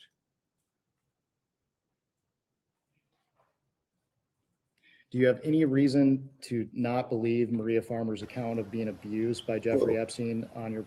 Why wouldn't his lawyer tell him to plead the fifth? Once you start answering, you can't plead the fifth at all once you start talking to Congress. So it has to be right off the bat. If you even make a statement of, boy, it sure is hot in DC today, and then you say I plead the fifth, you've already waived your fifth. What kind of nonsense is that? It's just the way it works. You have to do it right at the beginning or not at all, because there are people that have gone in and made statements, and then they claim the fifth, and then the Congress laughed at him and said, no, you have the ability to claim the fifth at the beginning. As soon as you started with any statement, even about the weather, you have waived your Fifth Amendment, and you can't go back and rewind time. But his answer about did she ever stay on your property? I would say, unless she criminally, entered my property, I have no recollection of her ever being on my property. Because how are you going to know if someone snuck on your property when you weren't even there? And then the guy keeps talking about this other guy's house that lives, somewhere down the street. And he keeps trying to act like that's this guy's house, and then asking him, well, what about this? I would just correct him and say, no, another person's house on another person's property is not my property. So would you like to rephrase your question? But didn't Pam Bondi answer some and plead fifth on others? And Exactly. When she answered, they said she could answer any way that she wanted. If you asked her, give me the worst 5 offenders on the list, and then she starts telling you her 5 favorite drinks, it's his time to ask the question, or her time to answer. So it's crazy. It's crazy the rules that they go by, and every 2 years they can write new rules that everyone has to follow.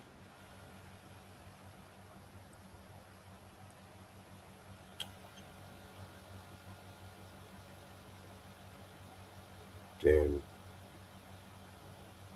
Property. Only to the degree as fiduciary financial advisor would be, as Dennis Hirsch was.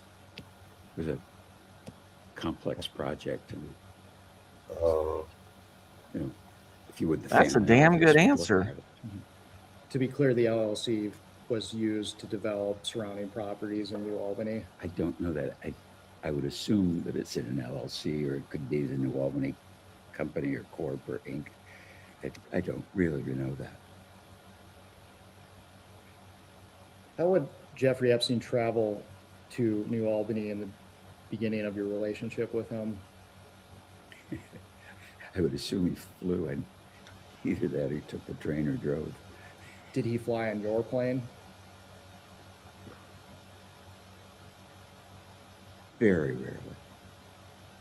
When he did fly on your plane, did you charge him for using it? I don't think so. Do you have any recollection of when you first would have started providing flights to Mr. Epstein?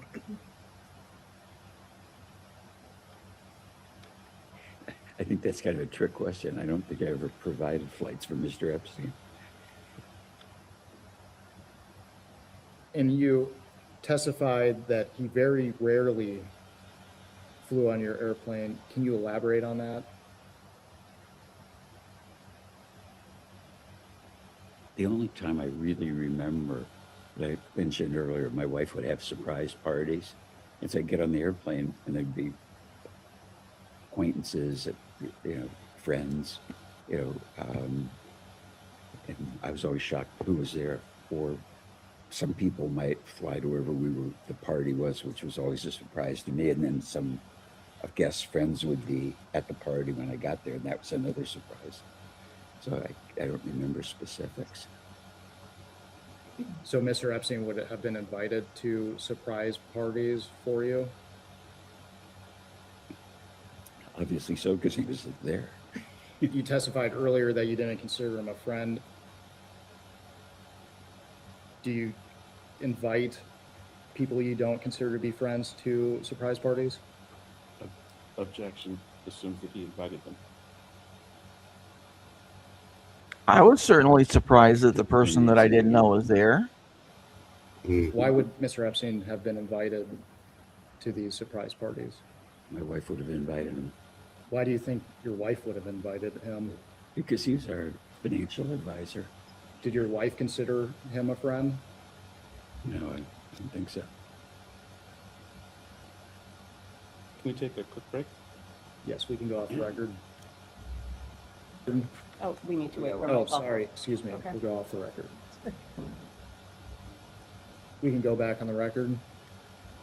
The time is 11:10. We took a short break for the witness to confer with counsel. We have approximately 15 minutes left in the majority's hour. We understand that the witness would like to make a statement of clarification. Yeah, I think I was inaccurate.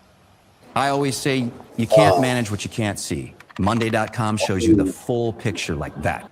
Birthday party, but I don't remember him being at the party. Sorry, Tommy, who is this? Question at the party, and then where did he go? Who is this, sorry? Do you want to tell it? Hillary's. I can barely hear you. I really don't know who he is. Apparently his name was in the files a lot, and just from this video it said that Jeffrey Epstein was his financial advisor. I don't know. So I don't know exactly how that works. Maybe he had insider information that if he made the trade directly, it would have been illegal. But if he told a financial advisor to do it, now it's no longer insider trading. Right. Okay. Yeah. Yeah. So he's no one famous, though. His He's name rich, but not famous. Yeah. Les Wexner. Yep. Wexner. All right. Cheers.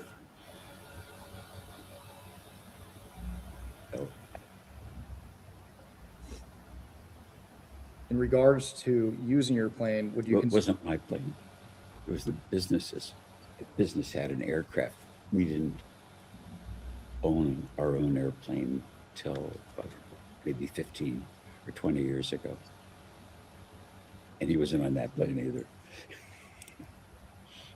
Do you recall Miss Maxwell being present when you were traveling on your company's plane? No. Do you recall if Mr. Epstein would bring other guests besides Miss Maxwell while traveling on your company's plane? No.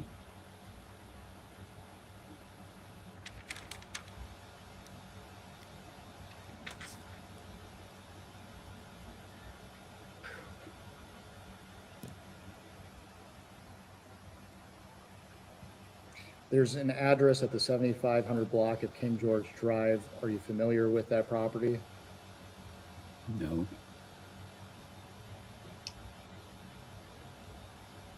Not familiar with that address.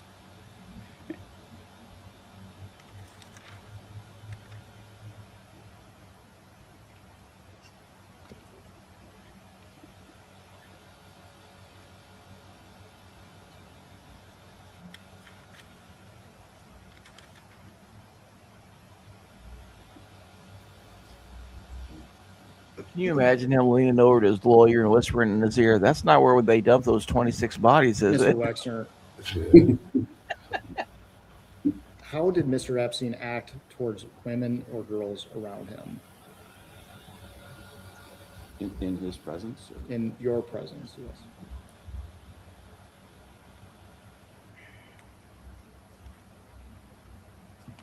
I guess the answer would be kind of normal and nice. He would, he would like send my secretary or admin flowers for a birthday. Courteous, I would say. Did you ever witness Mr. Epstein have sexual contact of any kind with young women or girls? Absolutely not. Did you ever witness Mr. Epstein sexually abuse young women or girls? Absolutely not.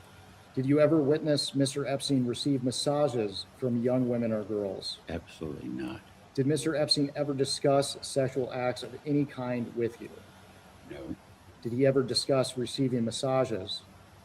Yes. What were the nature of those conversations? He told me massage therapy was great and I should get massages.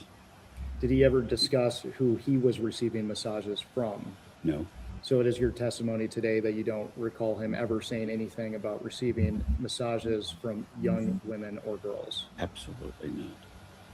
Or absolutely, I'm agreeing with you. Didn't do that. Was it common for Epstein to bring young women or girls to any other place where the two of you would meet? Never. Did Mr. Epstein ever request that you bring Victoria's Secret models to events at your home? No, and no Victoria's Secret models ever came to my home, even for business purpose. Did Oh yeah, I forgot about that. There's one exception. My wife had for about 20 years, a horse show here for charity. And one of the models' husband was a polo player. And I don't know how they showed up as a couple, and he gave either me or my wife a polo horse, which was, I don't ride, and Abigail wasn't interested in a polo horse, so that would have been the only exception. Did Mr. Epstein ever request that you introduce him to Victoria's Secret models? Never.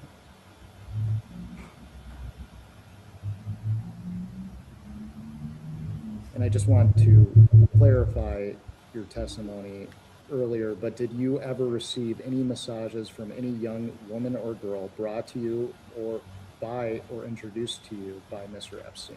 Never.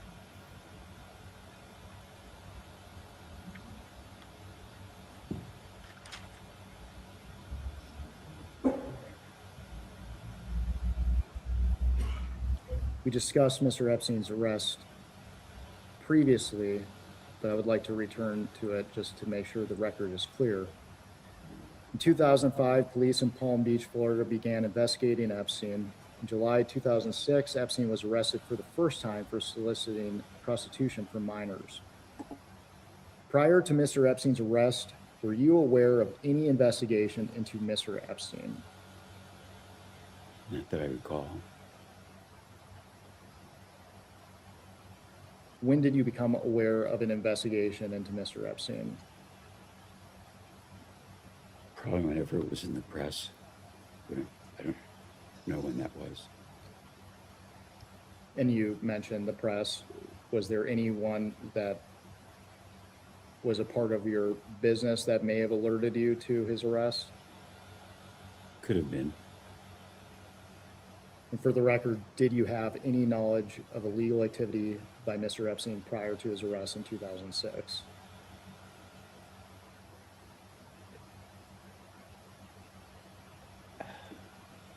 I think I saw him drive drunk once. As my chief of staff told me, and I don't know, he knew press, whether it was the newspapers or radio or TV, that that Jeffrey had been accused or a woman was suing him for I don't know, being aggressive. And I remember calling him and saying, "What the hell is this?" And he said, "I was being shaken down by a hooker." And I believed him. And I think the follow-up to that conversation was, I hope, you're not bullshitting me. Because if it is, the party's over. He said, "Absolutely not. Do you think I'm stupid?" Which is the party's over. What's that mean? Or say to you, anybody that I work Yeah, that's a bad choice of words, really. Sounds like you're saying you're putting the rest of us at risk if you get caught. So after you had the initial conversation with him, did you discuss the allegations as they were being investigated with Mr. Epstein? Excuse me. No, I don't think I discussed it. It was done, and I believed that he wasn't stupid. You mentioned your chief of staff. For the record, who is that? His name is Bruce Saul, and I met him through an acquaintance. The question. Okay. It's going to help if you answer the question that he asks. Okay, thank you. Thank you. We'll all get out of here a lot faster. Did your chief of staff have any relationship with Mr. Epstein? Other than, how do I answer? I don't, none except if he would call him and I would know, The right way to answer is not that he advised me of. To find me, would he call Bruce Yeah. or my admin? Where's this? 'Cause I try to be available to people, but I don't tell everybody where I am and where I'm going because I'm traveling so much. So it would be, I would guess, conversations. I'm speculating that those conversations might have happened. For the record, you were surprised by Mr. Epstein's arrest? Yes. Do you recall people around you being surprised by his arrest? Don't specifically recall. Probably at the time they were, but I don't remember. Do you recall whether anyone around you advised you that you should cut ties with Epstein after his arrest?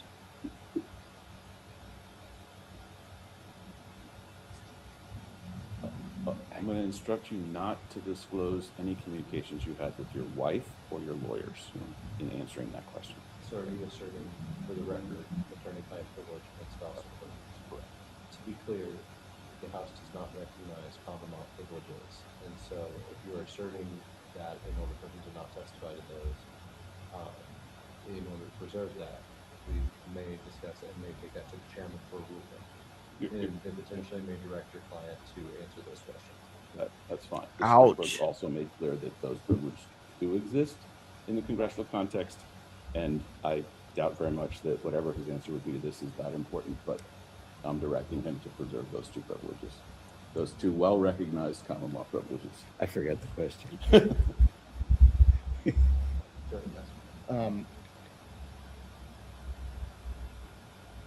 Did, after Mr. Epstein's arrest, did anyone around you advise you to cut ties with Mr. Epstein?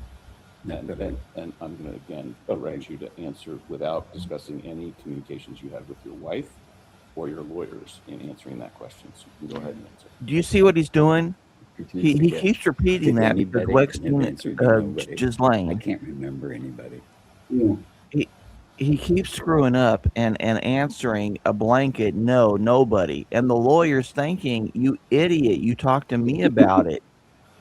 And you talked to your wife in front of me about it. So quit answering blanket statements and say, other than to certain protective persons, I don't believe that I did, or I don't recall having done it. Yeah, that makes sense. That makes sense. Yeah. I would always, in community and in business, have the same attitude. But I don't specifically remember.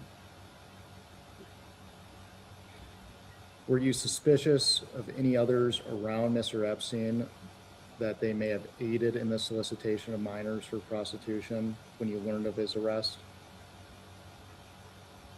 Can you repeat the question? Let me Leading clarify. question. Mr. Epstein had individuals such as Maxwell, Sarah Kellen, among others who have been identified as potential co-conspirators. Were there any individuals that you understood to be affiliated with Mr. Epstein that you may have suspected to have aided in his crimes? I have no direct No, knowledge of any of because, I those mean, crimes there's having not occurred. any people around him and his business. My business is with him. I don't know my attorney's admin or who his associates are. Mr. Wexner, we're approaching good the end answer. of our hour, so I will just ask you one final question before we take a break. With the benefit of hindsight, were there any things you witnessed or observed about Mr. Epstein that could have suggested he was trafficking and sexually abusing women? Absolutely not. I've asked myself that question over and over, why I didn't see there should have been a clue or something that I should have picked up on. There's nothing I can recall, nothing, not even a clue of a clue. And I think the reason, in hindsight, and I think for the understanding to get to the bottom of what Jeffrey did, is to understand how great a con he was, because that's the explanation I have to myself. How could I have never thought he was a thief? How could I never thought he was a pervert? You know, all the terrible things. Never clue. We will go off the record. It's a damn good answer. On the record. Yeah. Good morning, Mr. Wexner. My name is. I will be doing most of the questioning for the minority today. We appreciate your time. As you know, our conversation today will focus on your relationship with Jeffrey Epstein. We'll touch on probably your financial and business relationship with him. We'll also discuss your personal relationship with him. You already discussed with our colleagues the way that you originally met Jeffrey Epstein. I would just like to ask a couple of questions on that topic. When you first met Epstein, how did he originally present himself to you? What services did he say he was offering? Well, when I first met him, it was just hello, and he didn't represent anything, and I didn't ask anything. I was just meeting a friend's acquaintance. As that business relationship became closer and you eventually hired him, I assume he pitched his services in some way. What was his way of framing what he was offering to you?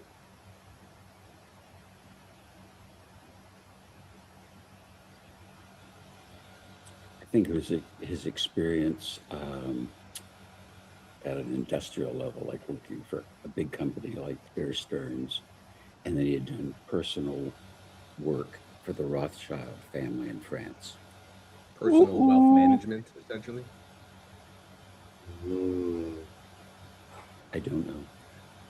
We've seen some reports that he would present himself as a bounty hunter, that he would find people's missing money. Do you recall him saying anything like that? No. One of the articles that my colleagues already introduced, I won't make you look back through it, but it was the Vanity Fair article. I will just read you a paragraph out loud. It's the only paragraph I have a question about. But that article reported that during a conversation, Jeffrey Epstein asked Mr. Meister to introduce Epstein to you, Mr. Wexner. And Epstein told Meister that Epstein had learned that Wexner's current money manager was stealing from him. And the article identifies Harold Levin, I think, as your previous financial advisor. Do you have any recollection of whether Mr. Epstein ever claimed that Mr. Levin was stealing from you? Objection to the article on here, so Dan can answer.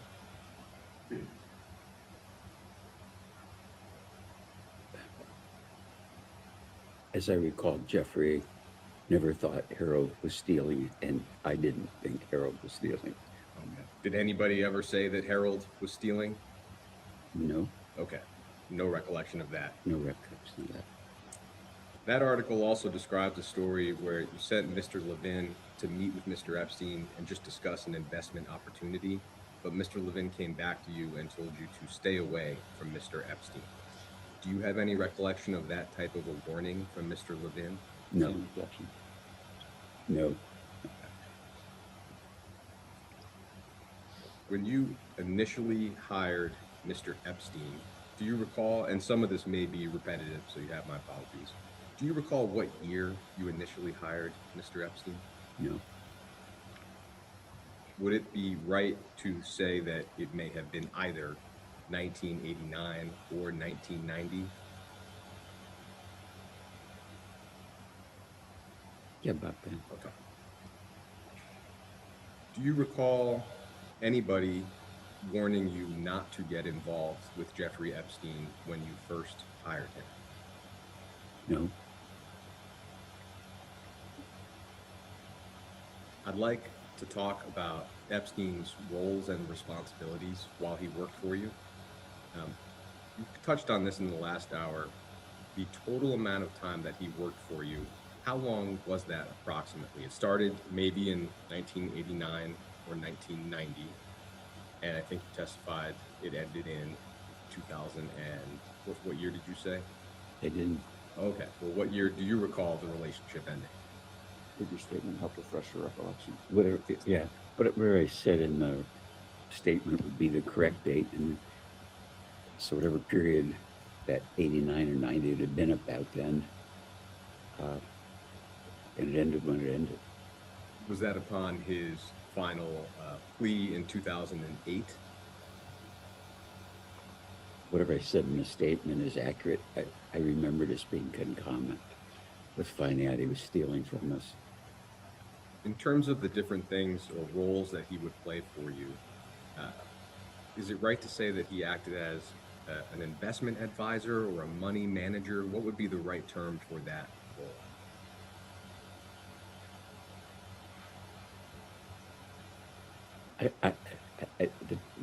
The term wasn't part of my vocabulary, but he was kind of like the family office manager, and so where they oversaw investment, oversaw people getting paid, made sure taxes were done, and talked to accountants. Just I had, in hindsight, because I had done so well, and I was dating Abigail, and we were engaged, and I was married and running 20 businesses. I was very busy, and so all that just stuff that was in my personal life was either wasn't managed by me. It was like my admin was like which sounds kind of crazy, was the closest thing I had to any kind of supervision. Would he be making investments on your behalf the way a traditional investment advisor would? I must have known at the time. I don't recall it specifically. And it's blocking my comments too, That's Sandy. the I don't know feeling. why I'm going crazy. Minority exhibit. Some of mine too.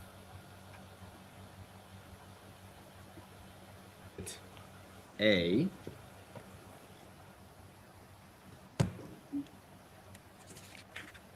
And this is an article from the Wall Street Journal titled Epstein Flourished as He Forged Bond with Retail Billionaire.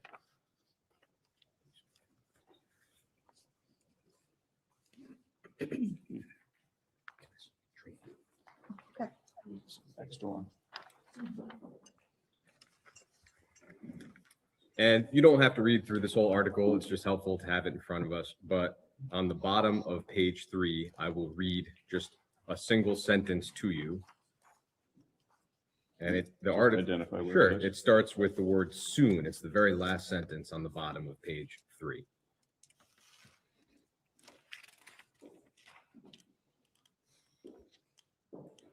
Starting there. Oh. And that sentence, I'll read it out loud as well, says that soon Mr. Epstein was presenting Mr. Wexner with a variety of investments, including apartment buildings and a development involving a former post office building says Mr. Morosky, and we understand that to be Robert Morosky, a former vice chairman of your company. Is that consistent with what you remember Epstein doing for you? Objection, hearsay, you can answer. No. No. Okay. Do you have any recollection of Epstein presenting you with investment opportunities such as these? I'm sure he did, but they weren't apartment buildings or post office. It would have been, you know, do you remember? No, I don't remember. Is it that you don't recall at all, or that, as far as you recall, that statement is just not accurate? Well, there's two parts of it. In reading this one, not accurate. And I fired Bob Morowski for bad behavior. But as to the substantive part, is it that you don't recall whether or not Epstein would present you with these types of investments? I do not recall. Okay. And the quote is from somebody that I fired. Okay. In addition to the, I guess, family office role that you described, I'd like to ask about whether Epstein provided other services to you. We know that he provided some later clients with tax planning services. Did he ever do anything like that for you? Must have, but I have no specific recollection. I mean, somebody, my attorney, tax attorneys, I'm kind of a muddle about who did what. And so is it fair to say again that you just don't recall either way? Yeah, I don't recall at all. Okay. Separately from that, Mr. Epstein was a trustee for various trusts and charities of yours. I'd like to touch on both of those roles, starting with trusts. And so I will introduce Minority Exhibit B.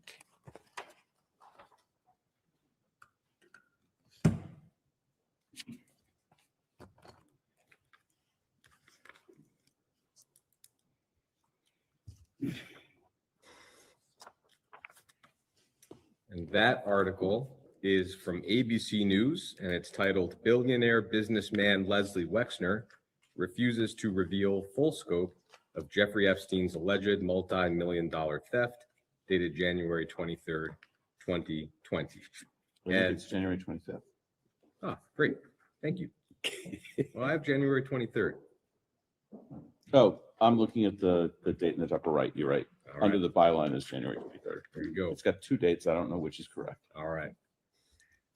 On page 3 of this article, and I'll let you take a moment, in the middle of that page, the article says that they identified nearly a dozen trusts connected to you. I don't think. Where is that? Sure. It starts in the paragraph Volsher and Boyd in the middle of the page. Okay. Who are those? I think they're associated with ABC's investigative reporting team. Thank you. And it tells us that they found nearly a dozen trusts with names like health and science interests, arts interests, and community interests connected to Wexner that listed Epstein as trustee and received large gifts of stock in Wexner's company. So I'll stop there. Do you have a recollection of the trusts that are described here? None. None. And so do you have any recollection of Mr. Epstein's role with those trusts? None. Okay. We will come back to that, but I'd like to touch for a moment on Epstein's role with the Wexner Foundation. And I, for that, will introduce Minority Exhibit C.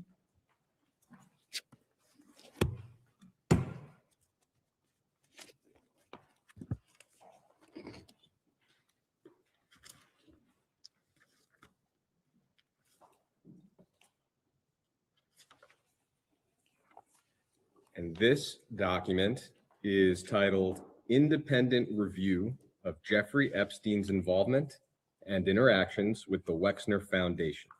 And the document is dated February 24th, 2020. I'm not going to ask you to read through this. It's a long document. I will point you to a specific part of it. But first, we understand this to be an independent review that was undertaken by a law firm at the request of the Wexner Foundation in the wake of Mr. Epstein's arrest in 2019. Is that also your understanding? I never knew of it. And I've looked at this, I'm laughing because the address is 65 East State Street, and that was the address of my dad's first store when I was 13. Okay. Well, so is the report unfamiliar to you? Yes. Okay. Completely. And I think page 4 of the report says that you were interviewed by the law firm for this report. Do you have any recollection of that? Nope. None. Do you have any reason to doubt the report that you were in fact interviewed for the report? No. Okay. I don't remember it, so I can't doubt it. Page 9 of the report simply tells us that Epstein, and I'll let you turn to it if you'd like, but it just tells us that Epstein was elected as a trustee of the Wexner Foundation in 1992, and that he remained a trustee until September 2007. Epstein would not have been the only trustee of the Wexner Foundation, correct? Objection to as to hearsay as to the document. The question is fine. Can you repeat it? Sure. Would Epstein, did the Wexner Foundation have more than one trustee? I'm sure it did, and I think there was a legal requirement to have 3. And Yep. I don't know that. I just think that. On the next page, page 10, under the header number 2, there's a header that reads, Epstein played no role in the operation of the foundation's fellowships or other programs. And the first sentence afterward says, based upon our review of foundation records and interviews with foundation leaders, we concluded that although a trustee, Epstein played no role in the management or administration of the foundation's operations or programs. Now, on that topic, I'd like to introduce one more single-page exhibit for you. So I'm just going to object to the statement as both a statement and hearsay, but go ahead. I think as the majority general counsel noted, the objections have no legal grounding in this forum. I'm making it for the record. It is a deposition, so I'm making the objection, that's all.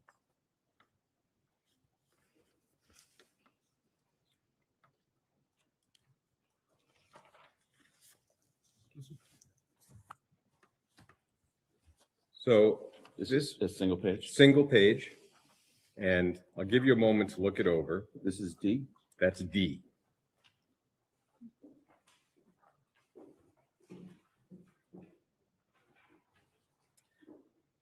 I'll describe it briefly. This is. You give him a chance and me a chance to read it. Of course. Thank you.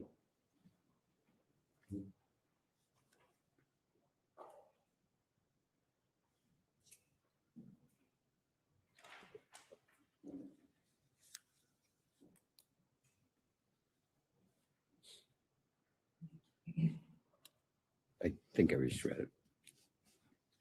I'd never seen this before, but go ahead. Great. It's this email chain from 2006 between starting with Peg Ugland, who we understand was the financial controller for your family office, a person named Darren, who we understand to be Mr. Epstein's lawyer, Darren Indike, and Jeffrey Epstein. And the chain appears to relate to a foundation grant. And the question is whether the funds should come from the Wexner Foundation or some other related entity. Epstein appears to make the decision that if the recipient is a U.S. charity, then the funds should come from the Wexner Foundation. I'll just represent to you, there are other emails with similar themes. This email chain seems to clearly show Mr. Epstein acting as a final decision maker with respect to the disbursement of Wexner Foundation funds. And that obviously does not square with findings in the independent report. So having been interviewed for the report, my question is whether you had any understanding of Mr. Epstein playing this kind of role for the foundation. I'm not sure I understand the question. No problem. Are you asking me, did Jeffrey decide that money should be given to Abeben? Or do I write a personal check or is it a foundation check? It seems in this example, Mr. Epstein was deciding whether or not the funds for this entity should or should not come from the Wexner Foundation. or from someplace else, not whether the donation should be made itself. Yeah. I think that's the distinction he's trying to draw. I had no recollection of where it came from.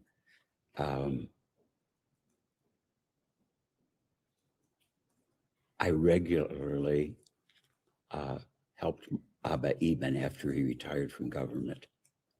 And I probably would have started with writing a personal check, and then I would speculate how it was paid. I don't remember writing the check, but Eben was a very good friend, and he had no money. He worked for the government of Israel, and Social Security was, his income was nothing. He was living in public housing. And my sense was that it wasn't fair. So I took care of him privately and his wife, Susie, until they both died. Did you have any knowledge that Mr. Epstein was acting as a final decision maker for whether or not to spend foundation funds? Not at all. He would never have done that. He does appear to have done it here. As a decision maker, no, absolutely not. I wouldn't have known it, didn't know it, wouldn't have thought it. So this role would have, him playing this role would have occurred without your knowledge. Objection seems in fact not in evidence. It happened without my knowledge, but I did give money to my friend Abba Eben and his wife Susie. Okay, thank you.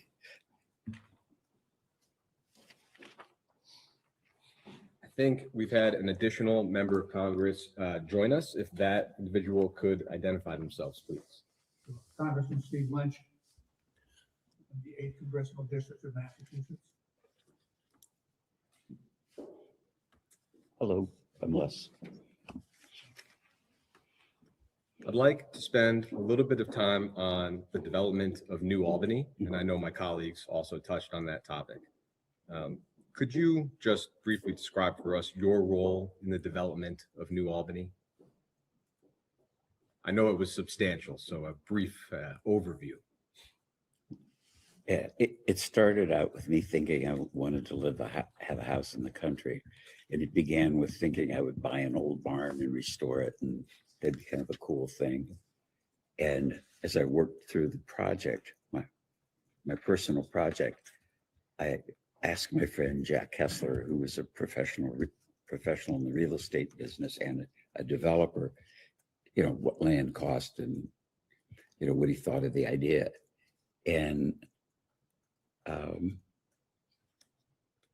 then I got to thinking, do I really want to build a barn? And then I thought I want to build a house. And I kept telling Jack about what I was thinking I was going to do, having not done anything.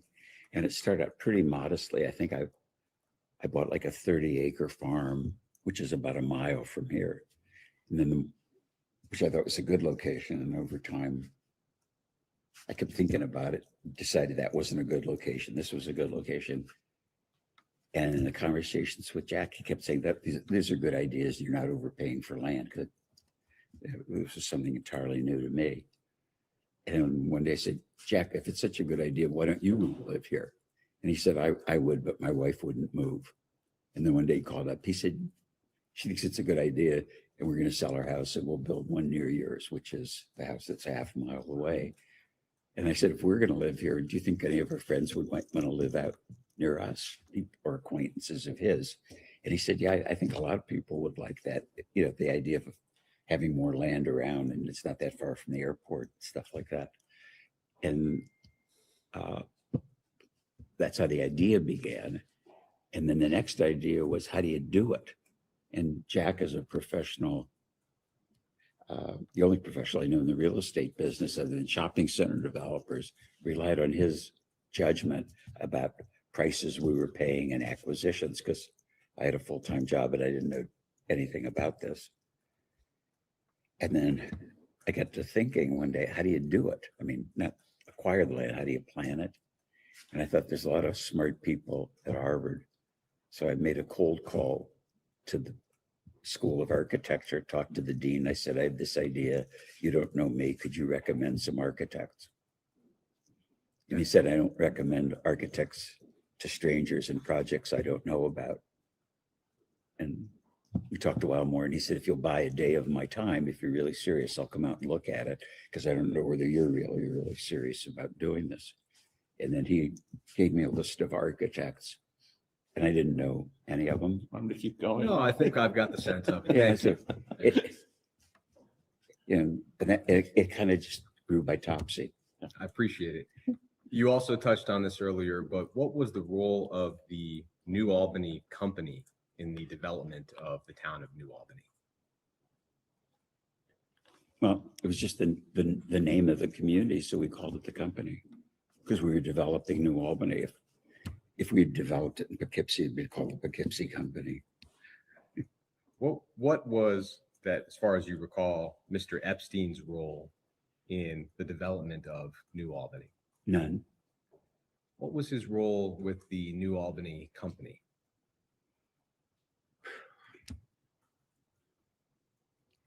As a fiduciary, being my financial advisor to understand what was going on financially. I thought I knew what was going on in our businesses, but we always had a CFO. So I'd rely on the CFO to do what the CFO did, because I did the marketing and the planning. But every business had a CFO, every business had an overview. And I had a lot of complexity that I didn't realize at the time in my life. So it was either, somebody had to do this. And there's paper. I don't want to throw paper at you if I don't have to, but I'll represent. Imagine being able to build an app with your name on it just by thinking about it. Meet Base 44, a complete AI creation platform. Describe what you want and watch it take shape. I think something might be asleep. I was the president chairman. I'm kind of curious. I'm going to check that out after we're done. Job was to be the president, so that the titles wouldn't have meant anything to me. It is right, I think, but you tell me that the purpose of the New Albany company was to assist in the development of New Albany. Is that right? It was more than that. New Albany was just a farm village, and I bought land here and developed it. Built the schools, built the fire station, built the police station, did all the community public facilities, platted streets. I can remember, did all the drawings. So I was the master developer of New Albany as a community. Did the New Albany company have any purpose other than to assist in the development of New Albany? No. Okay. Mr. Epstein was at one point president of the New Albany company. Objection. I think you said he was co-president. That's correct, co-president. But just so I understand that your testimony is that Mr. Epstein played no role in the development of New Albany. Absolutely no role. Okay.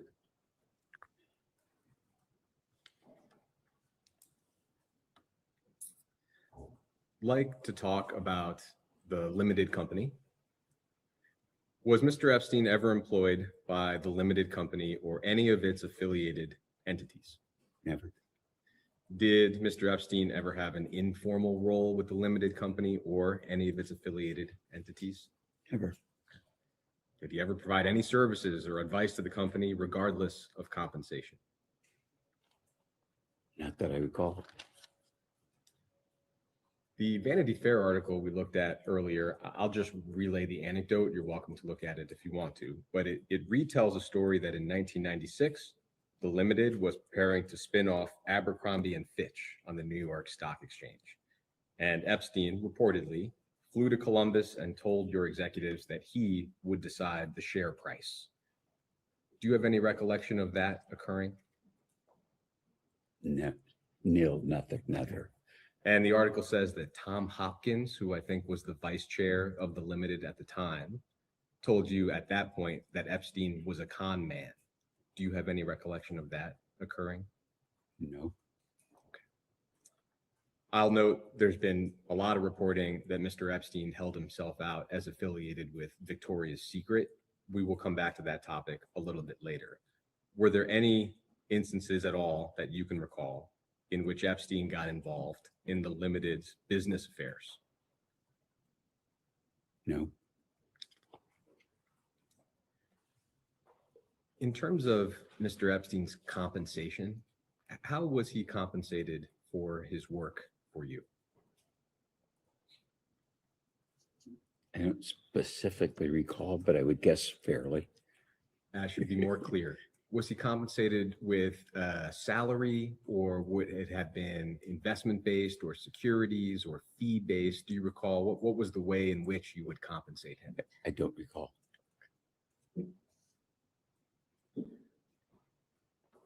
We discussed earlier, I think, that the breadth of his theft from you, I think, has been estimated by your counsels to be the hundreds of millions. Do you recall approximately what Mr. Epstein's total compensation would have been in his time with you?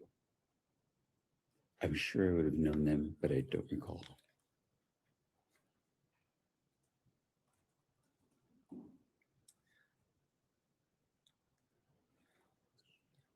I'd like to talk about Mr. Epstein's misappropriation or theft of your assets. And so I will introduce as Exhibit E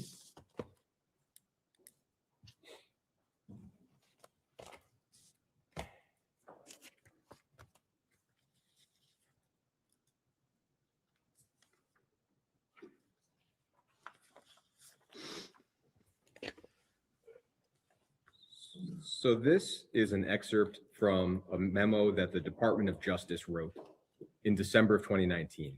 And DOJ was assessing the extent to which people around Epstein might have been liable for their conduct. Okay. The memo is long. I've given you only the excerpt that relates to you. There's nothing else in this document that relates to you directly. The section that I've given you on the second and third pages of the document, that's 65 and 66 at the bottom. This is a summary of a proffer that your lawyer or lawyers gave to DOJ in July of 2019. With respect to Epstein's theft from you, in the second half of the second paragraph, I'll read it out loud. Your attorneys, quote, explained that over his years handling Wexner's finances, Epstein stole or otherwise misappropriated several $100 million from Wexner.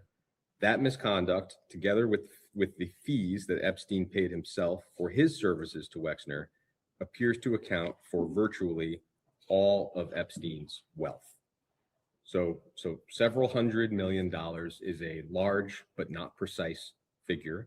To the best of your knowledge, how much exactly did Epstein steal? I don't know. I don't think I'll ever know. I'd like to try to understand a little bit better how Epstein was able to steal or misappropriate that many funds. One way, reportedly, is that the trusts that we described earlier, which I know you said you have no recollection of, I just want to be thorough. The trusts that he was trustee of would receive gifts of limited stock, and he would then sell that stock on the New York Stock Exchange and then use a portion of those proceeds for his own personal purposes. Do you have any knowledge or recollection of what I just described? I'm effing surprised. I shocked. I didn't know this. Is it that you have not previously heard what I just described? I never heard of it, never saw this document. And it was publicly reported, I think, by ABC several years ago, but not ever on your radar. Never. Okay. The report indicates that it was more than or around $1.3 billion of stock that Epstein moved around that way. Not that he kept all of that money for himself, but the total amount of stock sales was over $1 billion. You have no knowledge or awareness of that. I don't know the amounts. The only trust that I'm aware of is my wife set up trusts for our kids, so however she set them up in the amounts, I have no idea what's in them then or now. And then separately, it's been reported that around $20 million of stock and cash were contributed by two of your charitable foundations to one of Epstein's charities. Do you have any knowledge or awareness of that? Effing shocked. I'm appalled. I never heard that. Did you know that? No. Except so. Thank you, Mr. Director. We have some additional questions and we have some questions from some of the members here. I'll start. I want to just go back to something. Now, earlier in the deposition, Mr. Director, you said that you were never aware of Jeffrey Epstein or Ghislaine Maxwell sexually abusing minors or adult women. Is that correct? I know Jeffrey was accused by an adult woman of abusing her, and that's the only thing that I knew until the shit hit the fan. So prior to it becoming public knowledge, you were never aware No. of Jeffrey Epstein? Absolutely not. Were you ever You have to wait till he finishes asking the question. Sorry. The court reporters will get mad at you if you don't. Okay, so I think you said that you said that you were not. Were you ever aware of Jeffrey Epstein or Ghislaine Maxwell sexually abusing men or boys? No. Okay. How about trafficking men or boys? No. Prior to it becoming public knowledge, were you ever aware of Jeffrey Epstein or Ghislaine Maxwell arranging for a prominent person to have sex with another person? Never. Okay. Can I ask you, Mr. Wexler, were you ever with Jeffrey Epstein in the presence of women or men in bathing suits or underwear? No. Never in the presence of women or men in bathing suits or underwear with Mr. Epstein? No. I mean, if he was at the fashion Sorry, show, I was muted. If he was Bro at the has fashion show, never been to a pool party? But, you know, So 500 people. you're saying This is insane. Why would he deny that? I would say, yeah, I'm pretty sure I went to a couple pool parties and there were some people dressed in. Yeah, probably. Yeah, he must have done. Sure.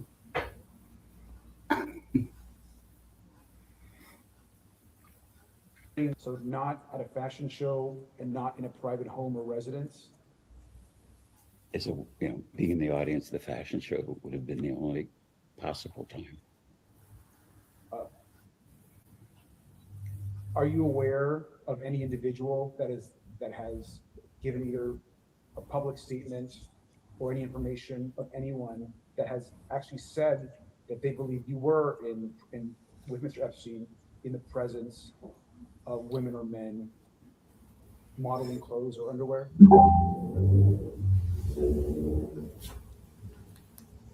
I think the answer is no, but I'm not sure I understand the question. I'll move on. Just a direct question for you, sir. Also, did you yourself ever have a sexual encounter with any individual that was introduced to you by Jeffrey Epstein or Ghislaine Maxwell? No. Did you personally have a sexual relationship with Jeffrey Epstein? No. Are you aware that others have claimed that you had a sexual relationship with Jeffrey Epstein? No. Did you ever suspect, sir, if Jeffrey Epstein ever had any sexual relationships with other men? No. But since it being public knowledge, you are now aware that Jeffrey Epstein had inappropriate sexual relationships with other women. Is that correct? Yes, what I know from the press, the stories, yes. Okay, thank you. Ms. Sorry. Thank you. I'd like to ask you about Epstein's properties and your visits to them. Of course, Epstein, New York, and New Albany houses were originally yours, we discussed earlier, and you also had a house in Palm Beach. Is that correct?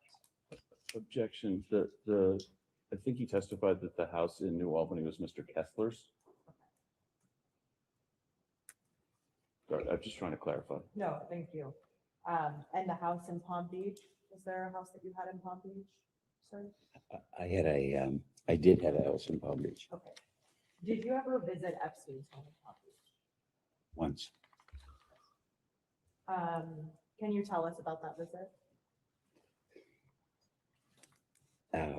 He bought a house in Palm Beach and he wanted me to see it. I think he wanted me and Abigail to see it. And we flew down on like a Sunday morning with friends of ours from Columbus.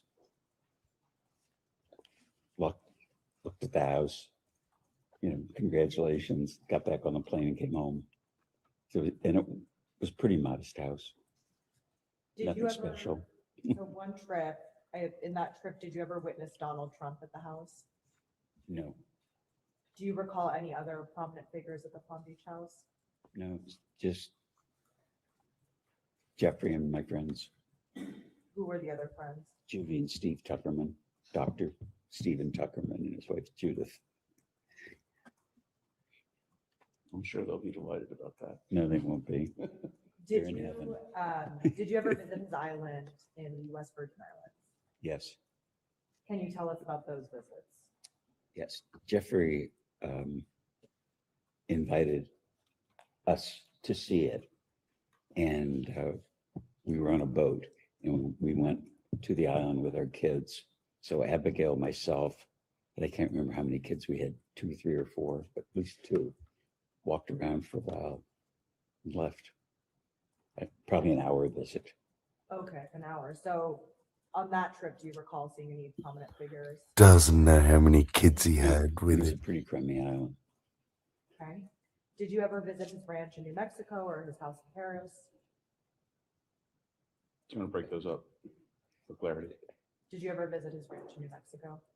It was the same kind of thing. He wanted Abigail and I to see his ranch. We flew down there and drove around for an hour or 2, got back on the plane and came home. And I don't think he had a house. So you would fly just to go visit for 1 hour? Yeah, I would fly to Europe for 1 hour on business trips. As crazy it is, getting on the plane and going places for me was like going to the mailbox. And he didn't have a house on the ranch, and I never knew he had a house in Paris. And in the ranch in New Mexico that you spent an hour at, were there any prominent figures or anyone that you recall else being there? No, as I recall, it was just Abigail, myself, and I think he'd rented a trailer, so it wasn't a house. And that's all I know.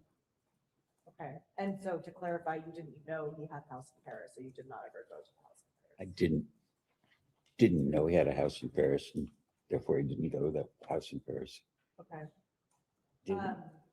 During any of your visits to any of these properties, did you ever see any girls or women that looked unusually young? No, Did you ever hear rumors of any girls or women who looked unusually young visiting Epstein's properties or islands? no, never did. During any visits to Epstein's property, did you ever see photographs or other images of women or minors? Not that I recall. Did you ever become aware of Epstein transporting women or minors using assets that you owned, whether that's a plane that you owned or a yacht that you owned? Absolutely not, no. And did you ever hear of any rumors related to Epstein's personal life or his sexual activities? No. Rumors that you may have heard in the grapevine.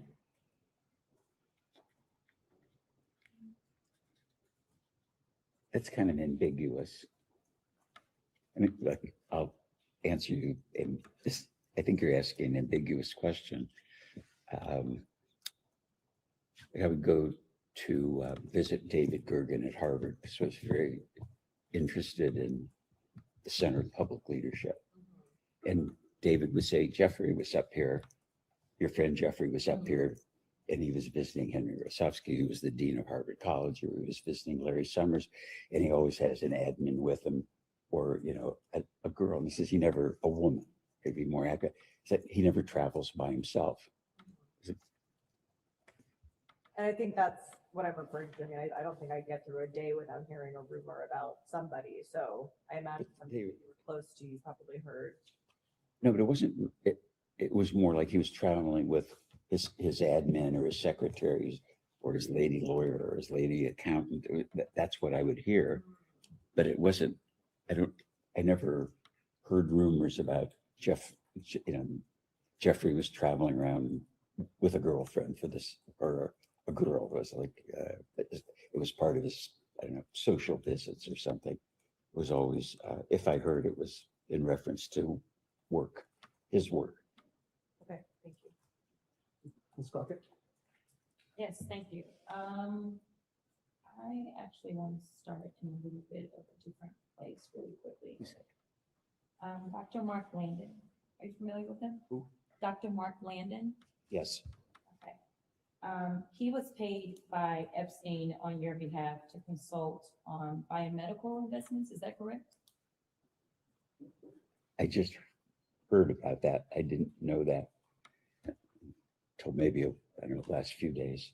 Okay, so with you knowing Dr. Mark Landon, are you aware as to whether or not Dr. Landon ever was paid to render medical services to any of the alleged victims of Jeffrey Epstein?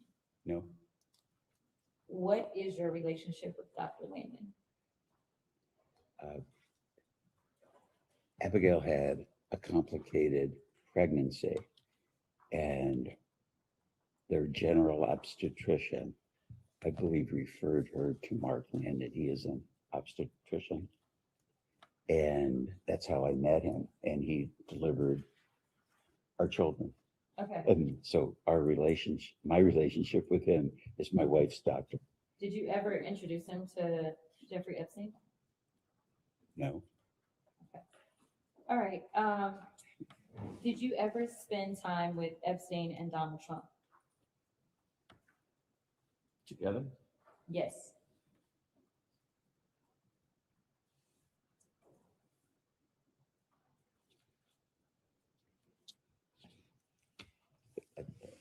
I want to answer this question accurately. I would go to some of the Victoria's Secret fashion shows. It was very important to the brand.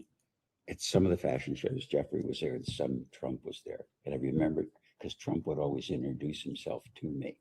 And I always thought it was kind of odd that he was at the fashion show because he had nothing to do with fashion.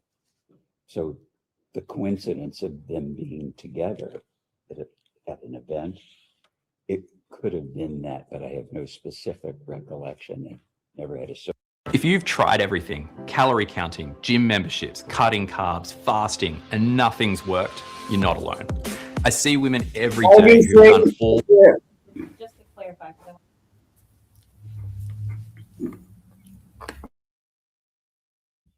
What?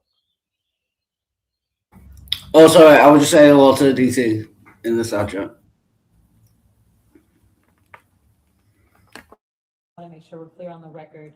You're saying that you can recall instances potentially where Epstein and Trump were together and you were in their presence, or just a random scenario where Epstein may be there, Trump may be there separately, and then you would be there? It would be at random. That would be accurate. If it happened, but I have no specific recollection. Okay. Did you ever see or become aware of President Trump having a sexual relationship with a person who was introduced to him by Epstein or Maxwell? No. Has Donald Trump ever discussed Jeffrey Epstein with you? Nope. Did Jeffrey Epstein ever discuss Donald Trump with you?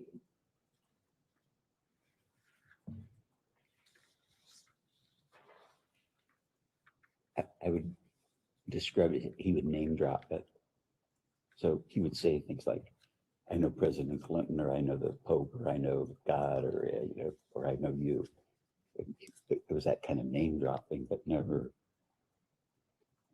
I can't remember a specific place, but Jeffrey dropped a lot of names. Okay. So to clarify, you believe he's specifically dropped Donald Trump's name? No, I'm saying it could have, and I don't remember. Okay. Did Epstein ever share any information with you about Donald Trump's sexual activities. No. Do you have a relationship with Donald Trump? No. But you've met him before.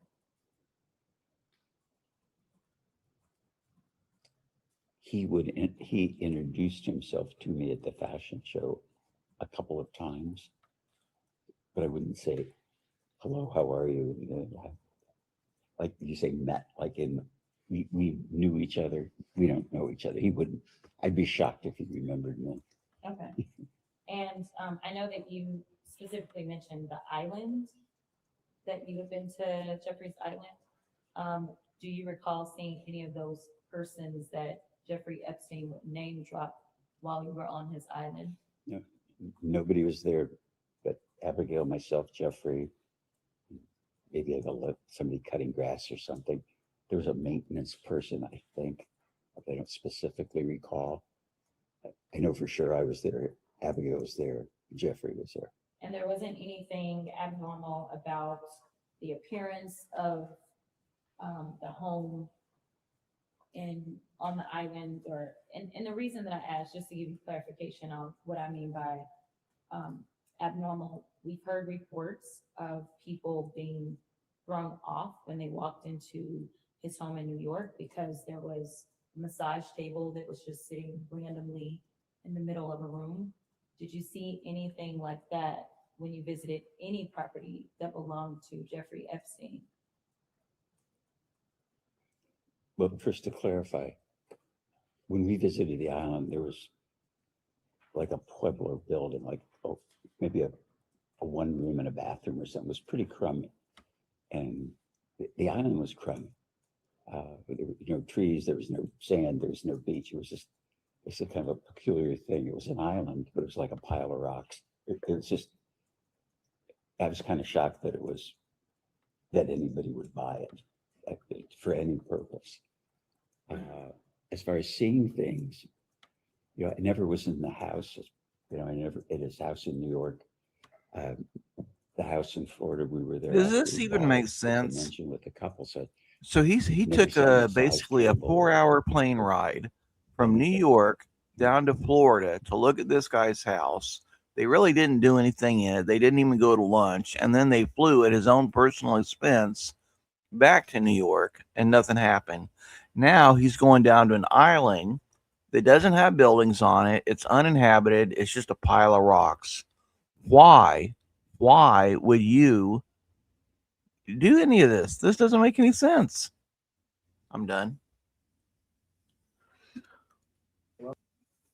Department of Justice files indicate that in early 2000, Epstein was making quarterly payments to Dr. Michael Landon, who is the OBGYN and the chair of the OBGYN department at Ohio State University. And you said that your wife received services from Dr. Landon, so you know him. Yes. Okay, Dr. Landon said the payments were consulting services he provided for New York Strategy Group, which was some kind of firm associated with Epstein. Do you know why was he getting paid the quarterly payment by Epstein? Not a clue. Do you know if there is gynecology services being offered to Epstein for victims, women? No idea. Because you're very associated with the Ohio State University, right? Yes. You were the board chair. Okay. Were you aware that Jeffrey Epstein was paying him quarterly payments? No. You weren't. No. Okay, so the article suggests that Epstein would bill you and your wife for at least one of these payments in 2005. Quote, as we have in prior years. That's evidence within the Department of Justice, Mr. Wexner. Were you aware of these $25,000 quarterly payments coming from your accounts in 2005 and earlier? Not till this moment. You know, Mr. Wexner, I'm watching this all unfold, and I just want you to know it's incredibly hard for people to understand you don't know this. Maybe you don't know the specific details. Maybe you don't know the dollar amounts. But Epstein was able to be empowered and enabled to hurt more people with your money. You understand that? Oh yeah, he's a crook. I know. But you don't know the purpose of the payment, and the money's coming from you. It's your money. And you don't know why he's paying a doctor at Ohio State University. Sadly, I don't. Did you introduce him to Dr. Landon? No, How did he meet Dr. Landon?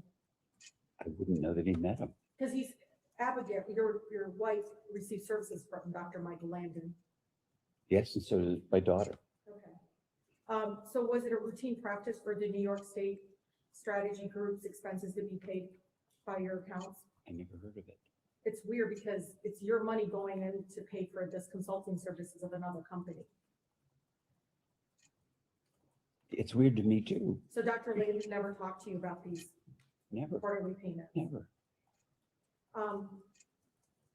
Something else that comes up, because one of the claims that you're saying that you're not close friends and everything, but you know, some of us have access to the redacted emails. Some of us already, I think majority of us have gone down there. There is constant claims from survivors. Again, they're redacted from some of the communication directly with Maxwell or directly with other women that were helping Epstein. And your name comes up synonymously sometimes with Epstein. Did you know that? Well, I know it now. Well, they also said that you were lovers. And I know it's nothing to be ashamed of. I just want you to know. It's so great. No, it's nothing to be ashamed of. But it would explain, I think, the closeness that everyone consistently says. No one ever says you're not close. Is that like everyone says that you had a close relationship, that you and Epstein were close friends. Did you know that? Objection, hearsay. Okay. I think, Mr. Wexner, could you provide us with the name of every registered legal entity? And this is important because if you don't know now, then give us the information. Help us find the people that hurt the girls with your money. I'm asking and encouraging you to, please. You started your business with your Aunt Ida's money. You don't want your legacy to be not just Epstein, but Dr. What is the guy's other's name? Dr. Richard Strauss? It's Richard Strauss, who also well, it doesn't matter. You were chair of the Ohio State University. You were the board chair at the time that he hurt other women, athletes on campus. This is to say to you, it's not only one person that hurt women, but now two that are affiliated with you directly. And I just want to urge you that if you don't know the answers to this, follow up with our committee, give us the information so we can find out who hurt the women and who benefited from it. So could you provide us with the name of every registered legal entity of which you were the beneficial owner between the start of your relationship with Mr. Epstein and his death? Can you provide that to the committee, sir? I would provide you with everything and anything I could to nail Please that son of provide a the bitch. entities' names, where they were registered, and the date of registration, and the names of whoever acted as the agent of those entities. Can I request that you just put that request in writing and direct it to me, and we'll take it and And respond it's to it. important because, Mr. Wexner, so you know, the women, the survivors told us to follow the money consistently. The other question, and this will be my last. You claim that you have been a victim and defrauded by Epstein, correct? Correct. Then why didn't you file charges, go after him? He used money to hurt girls and probably young men. Why didn't you do anything to recruit your name, which has been synonymous with Epstein? Do you know your name comes up in the emails among victims who never met you, but your name was used consistently? I'm not sure I understand what the question to The him is. question is, why didn't you file any charges against Epstein if you conned you of $200 million that we know of? Why didn't you go after him? Well, at the time I didn't know. But when you And found out, why didn't you go after him? Is it because he was a good friend? no, You had. my dad is probably laughing. You know, No, one of I the, know. one of the, no, one of the things my dad told me that you don't get a pissing contest with an elephant. And running a public company for a long time, I'm not good at public relations or financial public relations. And so I would answer questions to analysts. I'd call people up and I'd tell them the truth. And what I learned in the course of my business career is, whether it was my chief of staff, the company lawyer, personal lawyers, what should I do? And the advice is, let us handle it. You don't want to get ahead of this. So I'm happy that today is happening Good. because I want to help and I would do everything I can to nail that son of a bitch. And I'm Please let him finish. and I can't tell you how much I value my own ethics, my own moral compass, that it has a true north. And what I think happened, now knowing about all the cons, is that Jeffrey would tell somebody that they were me or this was somebody else. Like, you and I've never met, right? I don't recognize you, but you're a congresswoman. I think, because Yeah, I never met you, but you're all over the emails. yeah, but so I presume you're a congresswoman, and I presume you're not a man in women's clothing. I don't know what I didn't know, and this is, You know now, you can do something about it. oh yeah, So Wexner claims, you claim that you cut ties with Epstein in 07, right? Okay. But you emailed Epstein, quote, Abigail told me the response, all I can say is I feel sorry. You violated your own #1 rule. Always be careful, end quote. That was an email in 2008, Mr. Wexner. I know, I'm letting you know that the public knows. probably I was giving him the finger. Okay, that's it. Thank you. So just real briefly, did the FBI or Department of Justice ever directly speak to you about Epstein or Maxwell? Has the FBI or DOJ ever directly contacted you or spoken to you about Epstein? Not to my knowledge. Never. Never. And then finally, would you consider Donald Trump and Jeffrey Epstein friends or friendly? Would you classify them that way in the information that you have?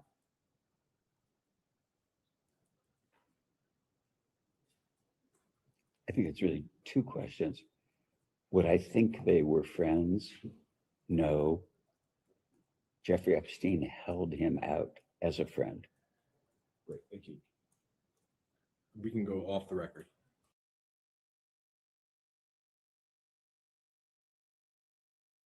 We'll go back on the record. What's that? That is a microphone. Mr. Wexner, it is 1:17 in the afternoon. Our minority colleagues touched on a lot of different subject areas, and I just want to go back through and parse out some things. First, though, I want to enter as Exhibit 5 the letter from Les.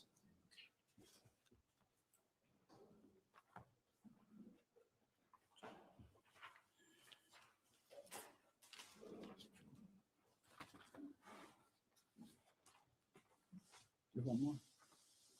I'll get it back to the rest.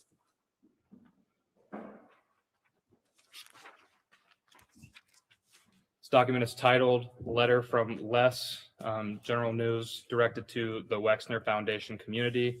I will stipulate to you, there's no date on here. The date it was posted on the website was August 8th, 2019. Do you guys have any reason to dispute that? In this letter that you wrote in August of 2019, you mentioned that you had that Mr. Epstein had various well-known, respected individuals as financial clients and in his inner circle. My question to you is, could you elaborate a little bit to who some of those financial clients were that you were aware of? Well, it says Epstein represented that he had that. He wouldn't know if he did or not. Were you aware of any of Mr. Epstein's other clients? Let me think. Hey, Hubs.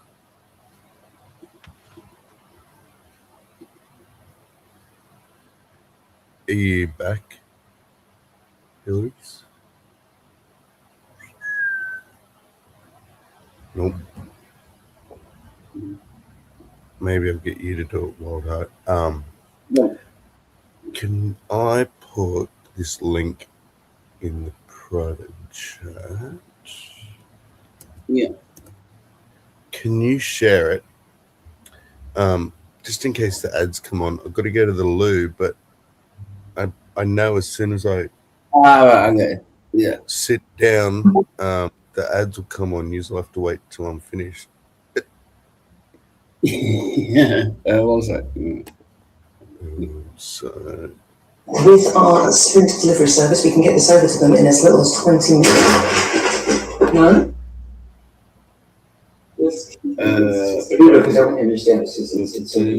No, but I'm mute. Will it mute the video? you haven't shared it. No. Financial I don't know. Mute and I'll tell you. technologist at Google. Wow, I'm in good company because these are really No, smart guys with a lot it's of all money. good. It's still playing. Cool. Yeah. Put yourself in the mindset. Awesome. All right, I'll be right back. If my attorney said, you know, he was qualified to argue in front of the Supreme Court, I'd believe him. I didn't say to call the Supreme Court and say, tell me, is he really an attorney or did he do this? And I get a phone call from someone like a guy named Meyerwald. He was who said he was the chief technology of Google. You know, Jeffrey has been helping me. He's financial advisor. I told Jeffrey I was building a boat. He told me to call you. I had never built a boat, but because I hadn't. But if I wanted to build a boat, I would go to FedShip because reputationally they're the best boat builders. Then, you know, it was, and that's the part that is so embarrassing is what a commie was. And I don't know, you believe your priest or your minister, your rabbi is what they are, you believe them. And people it was mostly phone calls of people would say, or if you'd bump into somebody, Jeffrey's my advisor, or Jeffrey's talked to me about stuff, or Jeffrey's helped me with financial things. I can't remember specifically, but as I look back at it, it was part of the con.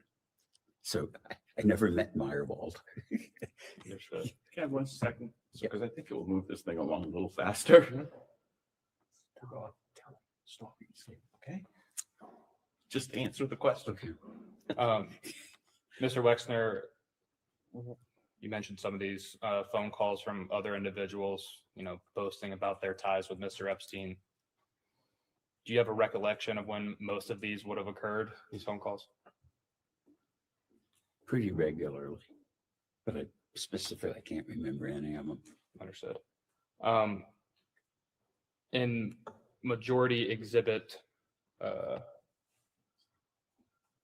3, your statement from this morning, your written statement from this morning, you mentioned on the second page, I believe it is, second paragraph, approximately middle of the paragraph, that you consulted Ace Greenberg and Jimmy Kane of Bear Stearns, Epstein's former employer. Did I read that correctly? Correct. What did you reach out to Mr. Greenberg and Mr. Kane about at Bear Stearns with regard to Mr. Epstein? Checking references. And as far as checking those references, did anything come up surprising to you about Mr. Epstein's background? All positive. And you also mentioned, let me take a step back. Bear Stearns has mentioned and previously reported that Mr. Epstein didn't have a degree or some of the proper qualifications for his job there. Did you have any reason to doubt the qualifications of Mr. Epstein when it related to being your financial advisor? I don't recall that I ever questioned that. That is, he had a degree. I don't remember asking the question. And so going off of that, other than making some phone calls to some individuals, did you ever formally check into Mr. Epstein's past? Not beyond talking to the people I mentioned. Understood. You also state, sorry to jump back and forth, the letter from Les Exhibit 5. That same paragraph, the third one in the middle there, the last sentence after the comma says, "I believed I could trust him." What about him, meaning Mr. Epstein, did he do that you thought you could trust him?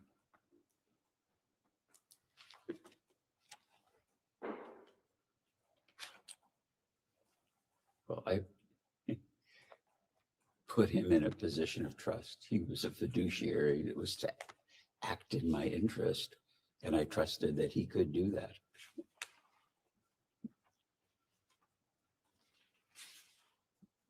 And your trust in him came before he actually handled any of your finances. Is that correct? Correct, because initially he was like a friend of a friend who I perceived of as being skilled to review Harold's work. Understood. Moving along a little bit, you may have touched on this with our minority colleagues. What was the rough portfolio that Mr. Epstein was handling for you? Probably all my personal finance, houses, equipment, cars, just inventorying of stuff. The stuff, I don't know, all the financial things that someone would handle outside of their business. I had to have someone do because it was so much stuff. And the financial advisor previous to Mr. Epstein, did that individual have power of attorney? I don't specifically remember it, but I think he did. And Mr. Epstein did have power of attorney over your financial matters? Yeah, as did Dennis. And why did this become your practice to give them power of attorney?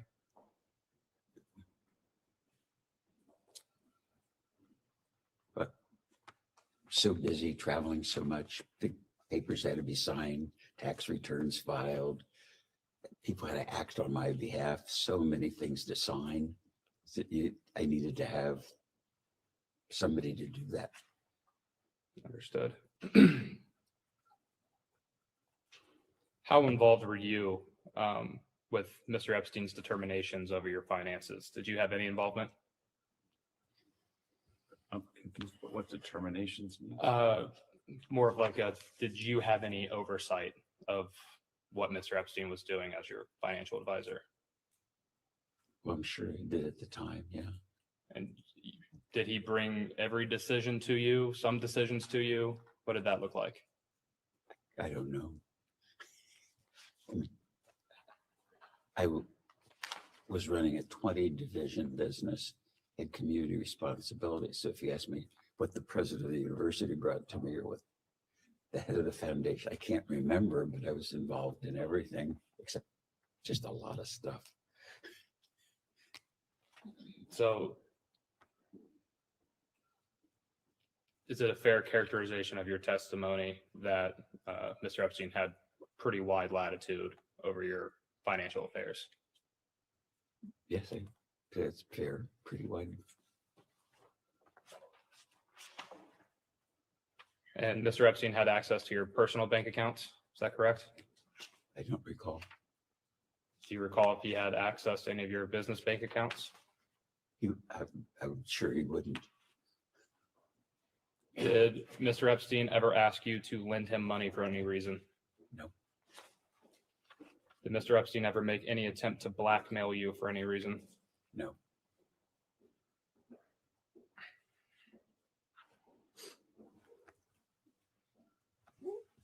Did Mr. Epstein's control over your personal finances extend to any decisions that affected the rest of your family members?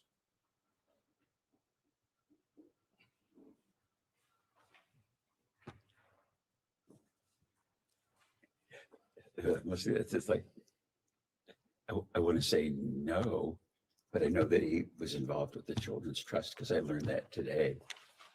Or what he did that I didn't know that would have been personal. I don't know what I don't know. But to my knowledge, he wouldn't have, in a civilian way, been involved. And just to clarify to your testimony earlier about setting up trust for your children, was Mr. Epstein who helped set up the trust for your children? I don't recall. Did Mr. Epstein handle any other financial decisions in regard to your children? Not that I'm aware of.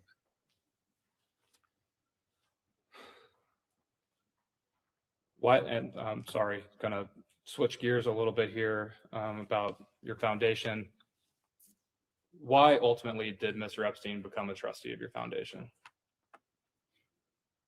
Just convenience for signing documents, financial oversight, not for the not anything that would be the operation of the foundation, its purpose or review of people. It was just part of the complexity of my personal life.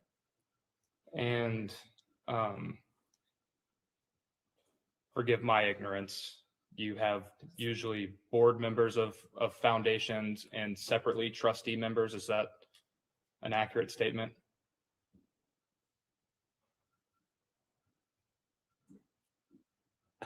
Yes, that's how that works. I'm ignorant too. I think we just had trustees. Okay. And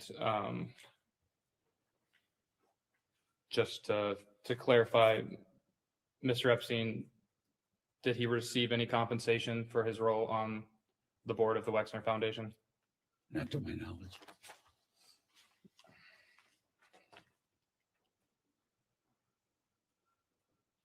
Do you recall who Mr. Epstein replaced on the board, or how that board seat became available to him? No. Did your mother used to be a member of the foundation board? I think so. And was, due to circumstances, was she forced to step down from the board? No. She left her board position willingly? Yes.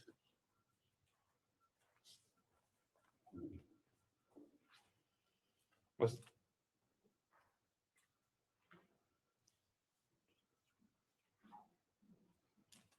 can you describe in a little bit more detail the circumstances for why your mother left the board of the Wexner Foundation?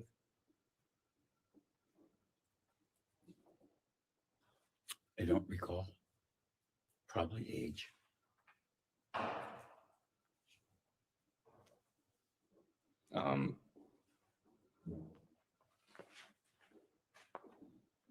Mr. Wexner, what sort of materials did you use to prepare for today's deposition?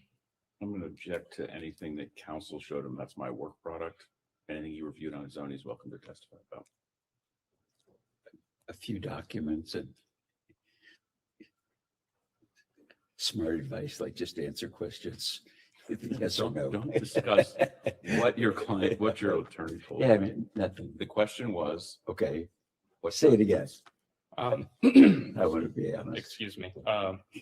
What documents or other materials did you use in preparation for today's deposition? other than anything that your lawyer showed you? Oh, nothing. Are you aware of any litigation from your mother and the Wexner Foundation about her stepping down from the board? No. Was there any was there ever any pressure from Mr. Epstein to keep his position on the foundation's board? No.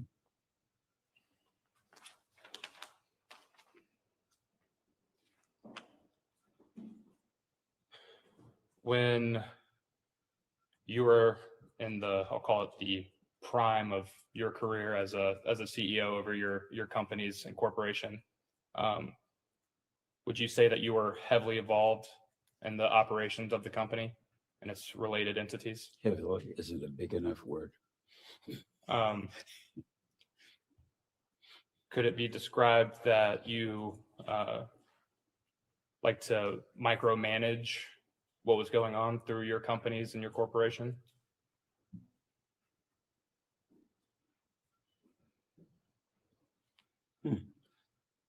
No. That was no, I would describe my involvement, and I don't think the people that I worked with ever described me as a micromanager. But I was involved in so many things in the business. I love the business. And did you ever face any criticism from your corporation or its related entities about allowing Mr. Epstein to handle finances in any way? we never handled business finances, and no one in the business was critical of Jeffrey handling, his responsibilities to me personally. No one ever brought any concerns to you at all? Not that I recall.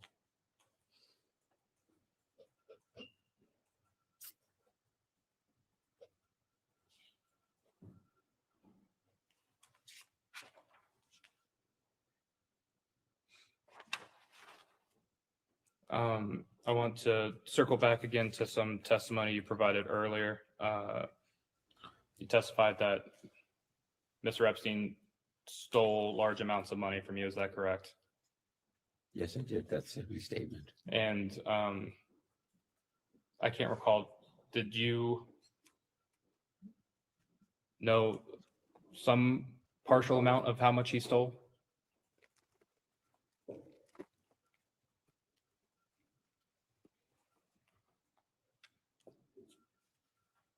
Well, I didn't know he was stealing till after we discovered that he was a crook. And my wife's attorneys told me about. Not what they told you, what you understood. What I understood. I only understood what they told me. So I didn't discover it or count it or whatever one would do. That's damn good answer. Does $46 million sound like an approximation of the amount that you were alerted to after the fact? Yeah, it's about right. Yes, just your $46 million. What I understood, there was a large amount of money, and I didn't know the specific amount when it was first raised. And subsequently, I found out that it was at least $100 million. Does that represent the grand total of the amount that Mr. Epstein stole from you? I don't know. I don't think I'll ever know. Do you, understanding that you found out he stole largely after the fact, were you able to piece together how he was able to accomplish this theft of you? No. You never figured out if he was, say, embezzling funds of some sort, or how he would be allegedly embezzling funds of some sort? No.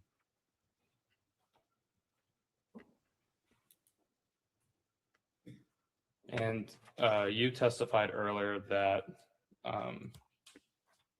you did not end up pressing any charges against Mr. Epstein for the theft of your funds. Could you briefly explain to me why, again, you decided not to? Advice of advisors.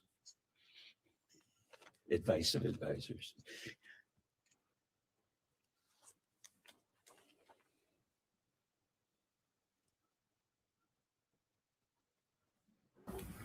What were those emails on about before with the extortion and all that? Why would you not even report it? That's weird. Did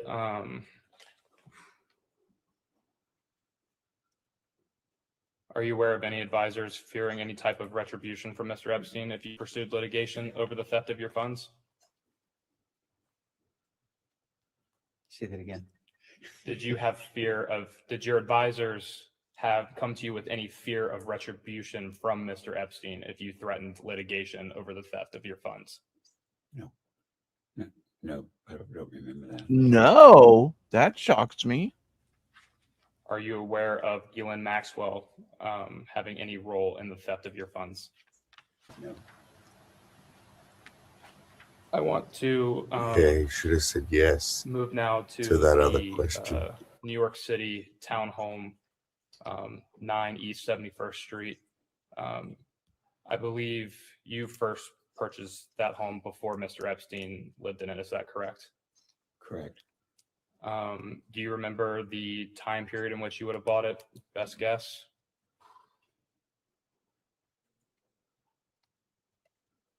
I don't know, 5 or 10 years before. It was a school. And then the remodeling took 3 years, and so I don't remember when it was. But I'm guessing it was, I don't know. And in the 80s sometime. excuse me. And you said 5 to 10 years before. 5 to 10 years before what exactly? Before I met Jeffrey. Okay. Did you ever live in this house yourself? I visited it, but I never lived in New York, really. I hate New York. When are you first aware of Mr. Epstein moving into that mansion?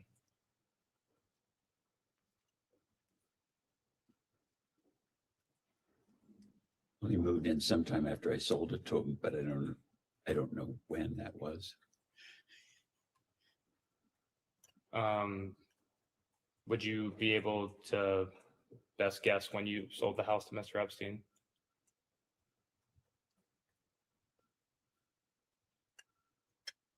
It would have been after 1993. Okay. They're the Congress. Are you Why don't aware they have the that government the records? deed to the property did not officially change hands to Mr. Epstein until the mid-2000s? No.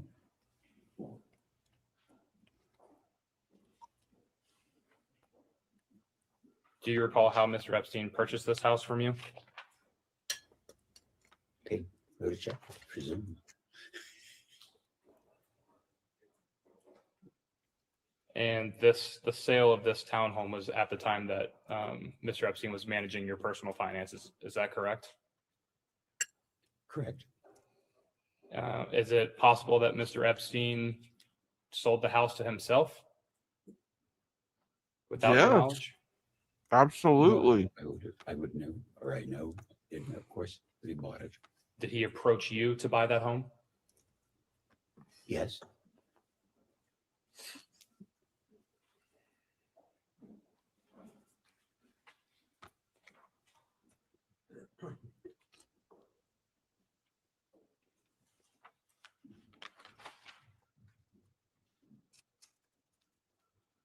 Do you recall approximately how much money you sold that townhome to Mr. Epstein for? I think about $20 million. Do you recall what the market value on that home was at the time? I believe it was $20 million. So you believe you got a fair deal for selling that home? I believe so, yes. It's been recently reported that your company, or I guess technically one of your subsidiaries, the 2 Inc., was transferred to Jeffrey Epstein's financial trust company in or around 2001. Do you have any knowledge of that happening? I don't know what 2 Inc. is, and I have no knowledge what it did. 2 Inc. wasn't one of your clothing brand subsidiaries? It was called Limited 2. That was a business that was part of the company. That's the only thing it means to me. Did you have any of your subsidiaries of your company transferred to Mr. Epstein's personal business side control? I don't think so.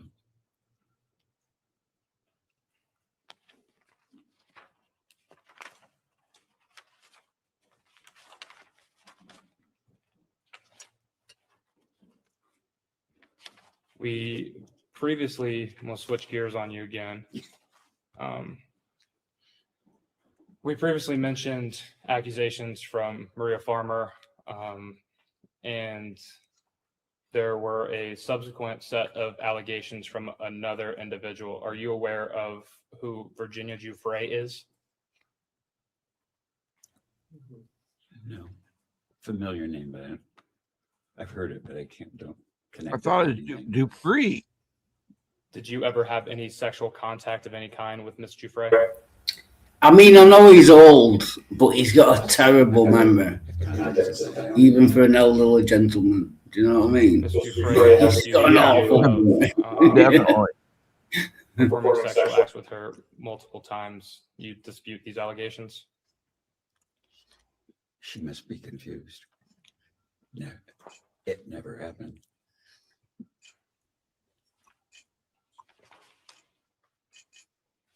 Did Mr. Epstein ever bring up Miss Giuffre to you? No, not a familiar name. Ever mention Miss Giuffre giving you a massage? No. Did Miss Maxwell ever bring up Miss Giuffre to you? No.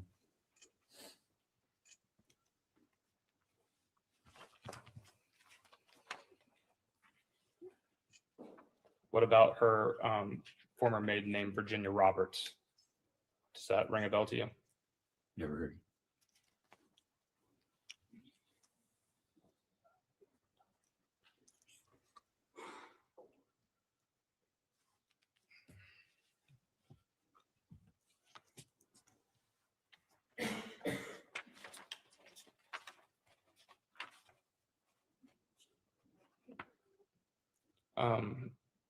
I want to return to some things we discussed in earlier in the day about travels with Mr. Epstein. I believe it was your testimony that Mr. Epstein was only on your corporate jet when you were present. Is that accurate? Yes, to my knowledge. And to your knowledge, I believe it was your testimony earlier that there would be surprise parties in which the jet was traveling to a location for one of those parties, but you could not recall Mr. Epstein being at the party. Is that correct? Correct. If Mr. Epstein was not attending the party, what were the purposes of his travel with you on your corporate jet? I don't know.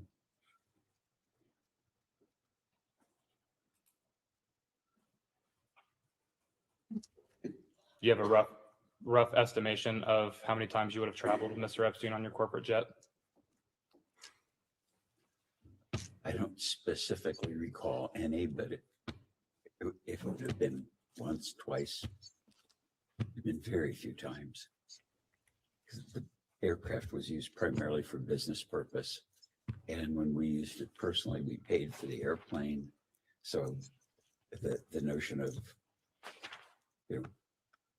of him using the plane or being on the plane for kind of social reasons or, just bumming a ride kind of thing just never happened with anybody. And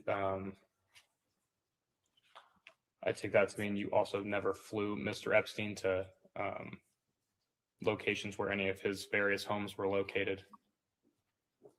Absolutely not. No, as absolutely not. I never did that.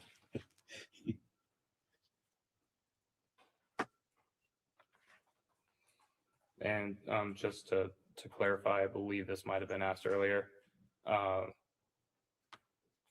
Did Mr. Epstein ever bring guests on these flights?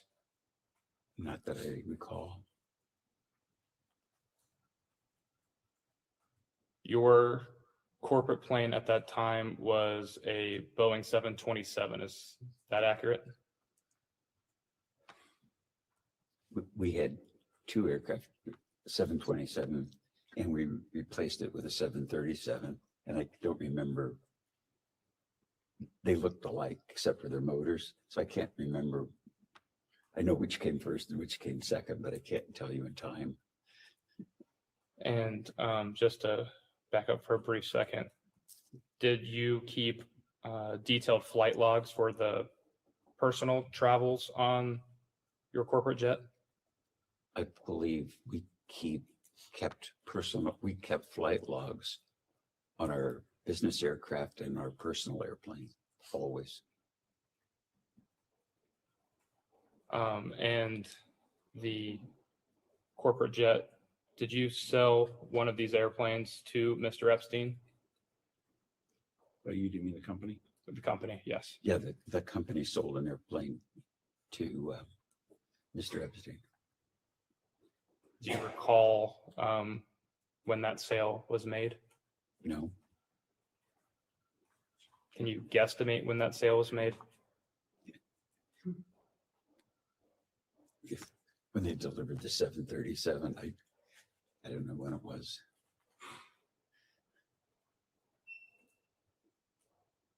Do you,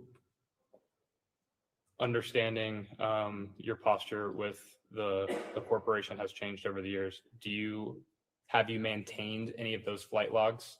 Do you have them still as records today? Never had them and don't have them. Do you know why you do not have those flight logs?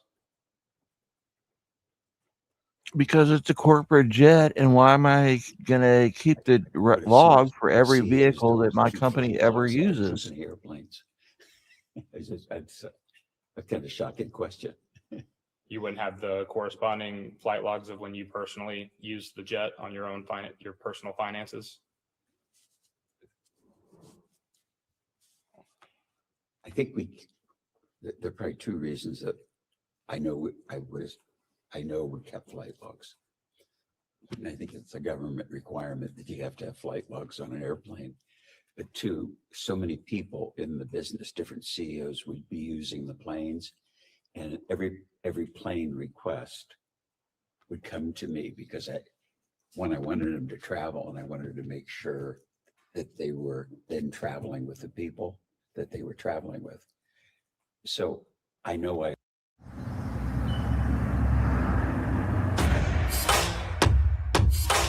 all those questions are stupid because all they have to do is subpoena the records from the FAA. The FAA is going to keep them. There's no reason why one particular business person of a particular company is going to have 40 years of flight records. what CEO went with by themselves. It was like, no, it's not the purpose. So it was a very expensive and valuable asset. Yeah, Business, yeah, and I that's a wanted good to point. know that it was being used appropriately. But I never reviewed the flight logs. You know, it's just that level of minutia was beyond me. Understanding you might not have reviewed flight logs or, even necessarily had a reason for acquiring them. Is that a record that would still be kept in the custody of either yourself for personal travel or for the business if those records were ever needed for some sort of purpose? I don't know what the business kept, but if they're there, I'm sure they're welcome to look at them. And so would you be able to obtain those records, assuming they do exist? From the company? Yes. Or personally? I don't think he has access to them at the company. You guys have subpoena authority. Do you recall how much you sold the plane to Mr. Epstein for? The company? The company sold, sorry, my apologies. Yeah, I did. It was approximately $6 million. And what would have been if you recall, what would have been the market value for that aircraft at that time? $6 million. Do you believe you got a fair deal for that aircraft? The company got a fair deal. Sorry, yes, the company got a fair deal for that aircraft. Yeah, I thought it was a very fair deal.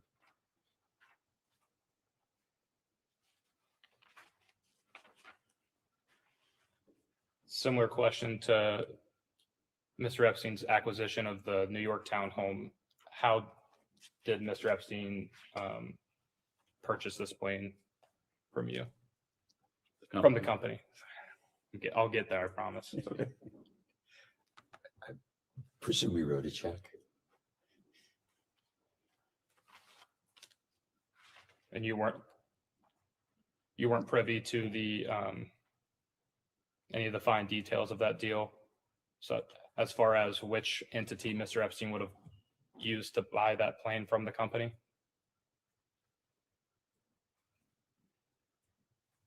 No. The value of the plane was appraised by an airplane broker. That plane was for sale for a year, and the value was $6 million. That's all I know. Understood.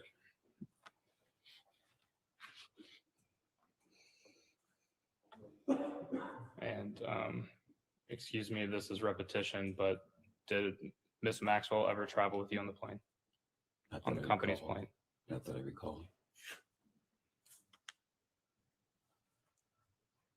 Did you ever fly on an aircraft owned or operated by Jeffrey Epstein? Absolutely not.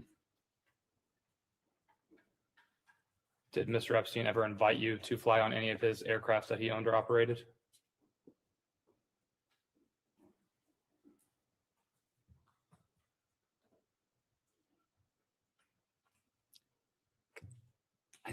I think he might have, but I can't specifically remember the circumstance.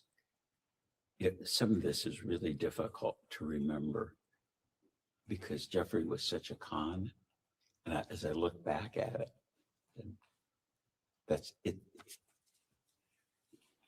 He was much better at being a crook than I am as an honest person.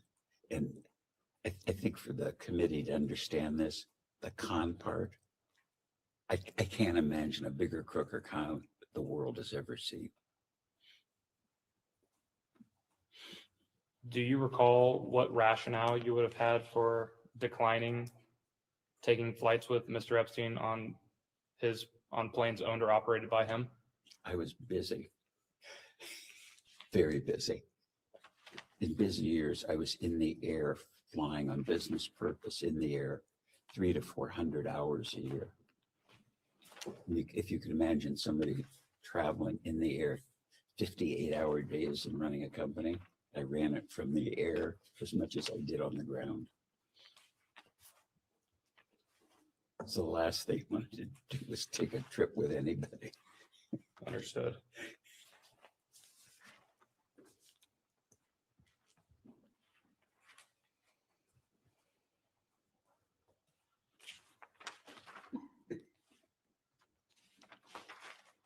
So the same people, I don't recognize all of them. Oh, okay, just focus on one. Okay. One of the subsidiaries of your corporation was Victoria's Secret, is that correct? Correct. And what is Victoria's Secret known for primarily? Is it the biggest, best lingerie brand in the world? Paul, everybody Nike's the running shoes. Understood. And what type of events would occur to market or advertise that company while you were in control of it? It was print advertising, it was TV ads. A lot of the marketing was point of purchase, the design of the stores, and of course the fashion show was kind of a magical thing for the brand. And I believe you touched on this a bit earlier. Were you aware of Mr. Epstein holding himself out to be affiliated with Victoria's Secret? Only once. When were you made aware of that? I don't remember when. Do you recall who brought that to your attention? Somebody in the company, probably. I don't remember specifically who. Do you recall how he was holding himself out to be part of Victoria's Secret? He was a talent scout looking for models. Did you ever have the sense that Mr. Epstein had a certain odd interest in Victoria's Secret? No. Would he discuss the models at Victoria's Secret with you? No. Would he ask you to attend Victoria's Secret fashion shows? Would he ask me? Correct. No. Did you ever personally invite him to any Victoria's Secret fashion shows? No. I never invited him to any business event, let alone the fashion show.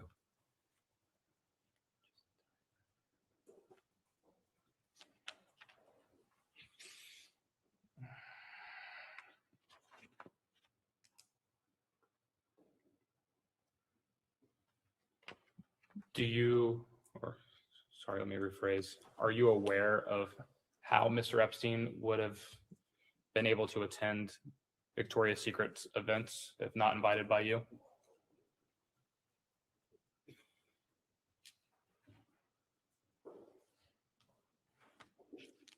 I would presume he would have called somebody in the business and said, could I come? Could I get a ticket? I know that we were, for business reasons, very careful about the audience that was there, and about, I guess, 2/3 of the audience were employees, store managers, people that had, done heroic things inside the brand, because it was a big company event, and all the CEOs of all the companies in the company were invited. And so the people that were outside the company wasn't what I was concerned about. I was more concerned about internally that people came, or that should come, or were at least invited, because if not, it would have been like the right thing to do. So.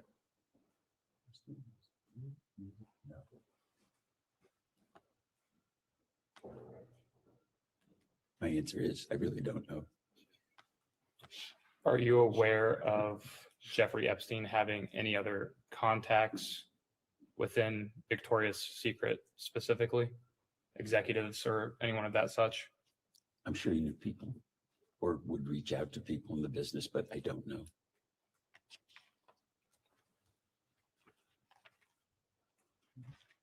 Did you ever make executives at Victoria's Secret aware that you would prevent Mr. Epstein from coming to any fashion shows or around any models? Not that I recall.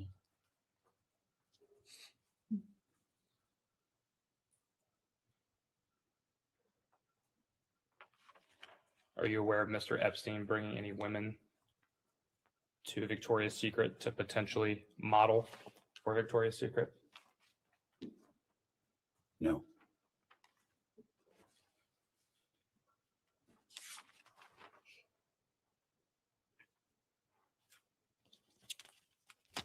Do you know who Jean-Luc Brunel is? Never heard of him.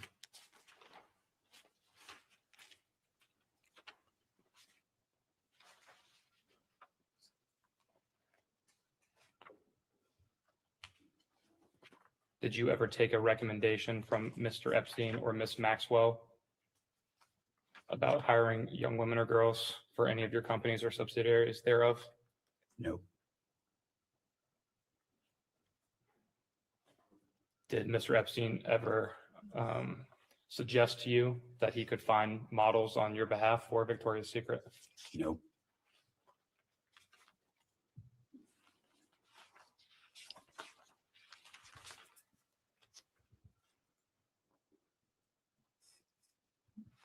Did you ever consider cutting ties with Mr. Epstein, professionally or personally, after he was caught lying that he was a scout for Victoria's Secret?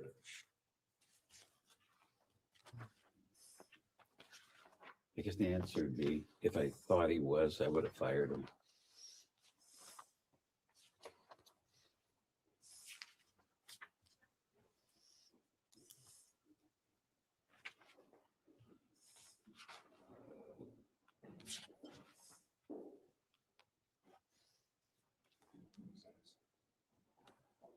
I am now going to enter as Majority Exhibit 6, a letter from a birthday book compiled for Jeffrey Epstein's 50th birthday in January of 2003.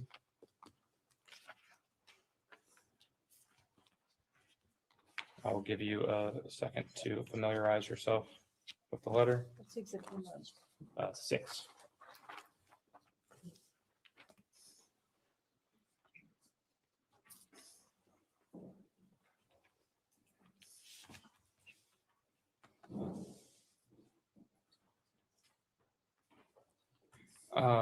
Mr. Wexner, is this letter familiar to you? I have seen it before, yes. Where have you seen it before? Part of the, I think, the documents preparation for today's meeting.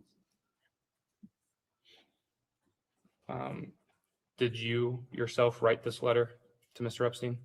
Sadly, I did. Did Miss Maxwell approach you to write this letter for Mr. Epstein's birthday? I think the request was to write a card or a note or something for a birthday book. And did that come from Miss Maxwell? I don't remember. Mr. Wexner, would you please read the main body of the birthday note for the record, please? I wanted to get you what you want. So here it is. Happy birthday, your friend Leslie. And what was your understanding of what Mr. Epstein would want? He was a bachelor, so I drew a pair of boobs. You've As a kind of a joke and offhandedly, I'd say. Understand. I hope you do. You said a few times throughout this deposition today that you did not consider Mr. Epstein a friend of yours. However, you signed this letter, and I quote, "Your friend Leslie." Why would you sign "your friend Leslie" to someone you did not consider to be a friend of yours? I don't know. I normally say Les, not Leslie, either when I write notes, and I guess I can't explain why I would say your friend, because we weren't friends. Did you ever speak to Miss Maxwell directly about this particular letter? No. Did you ever speak to Mr. Epstein directly about this particular letter? No. Was this letter something that you would commonly send, lack of a better term, business associates? No, of course not.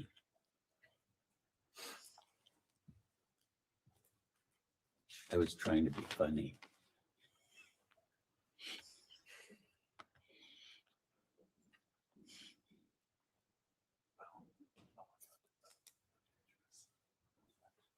I'm going to mark as Majority Exhibit 7, a photo.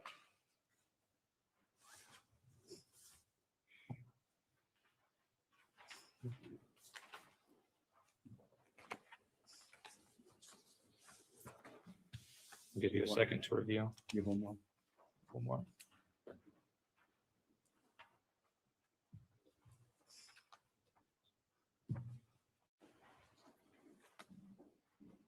Are you in this photo? Yes. And Mr. Epstein is also in this photo? Yes. And a third individual is redacted in this photo? Yes. Do you have any way of knowing who the redacted individual in this photo is?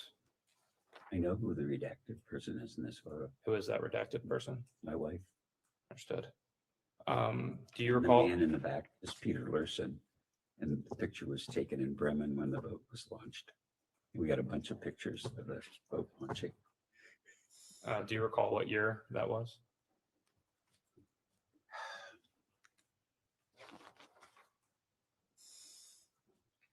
We had 2 children,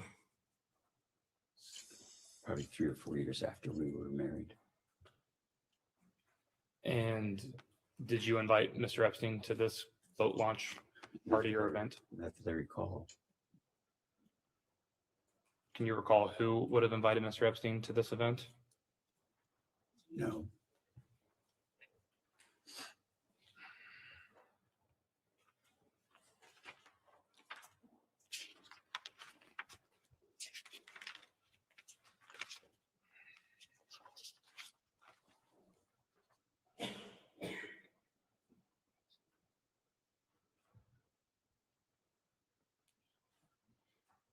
It is 2:08, and the majority will end this hour now and go off the record.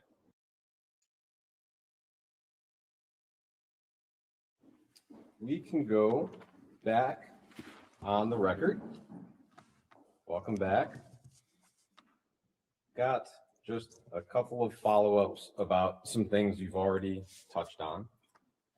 The New York City house. Do you remember when Epstein first had some kind of ownership interest in the home? I think you may have said after 1993. Yeah, when I sold it to him, but I don't remember the date. The sale is reported as 1998. As far as you know, would that be the first time that Mr. Epstein had any kind of ownership of the home? Do you know? I don't know. I was just thinking, if you could tell me any date. I know it was after we were married. And whether it was a year or two, I don't remember. But was that 1993? We got married in 93, yes. Do you recall at all Mr. Epstein talking about why he wanted the home? No. With respect to the home, I think you were asked whether you felt like the sale price was a fair deal for you.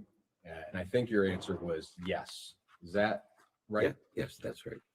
And with respect to the plane, I think you were asked whether you felt like the company got a fair deal at $6 million. And I think you said yes. Is that right?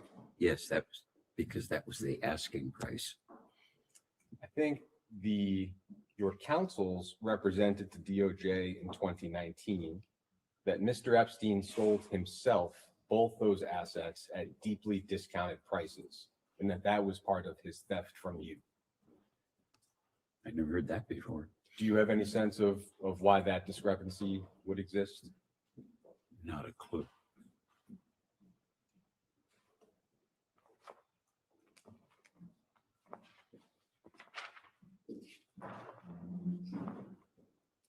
In terms of Mr. Epstein's repayment to you, I think your counsels also represented that he repaid you about $100 million in 2008. Would you have any knowledge of exactly how much he repaid you or how? No.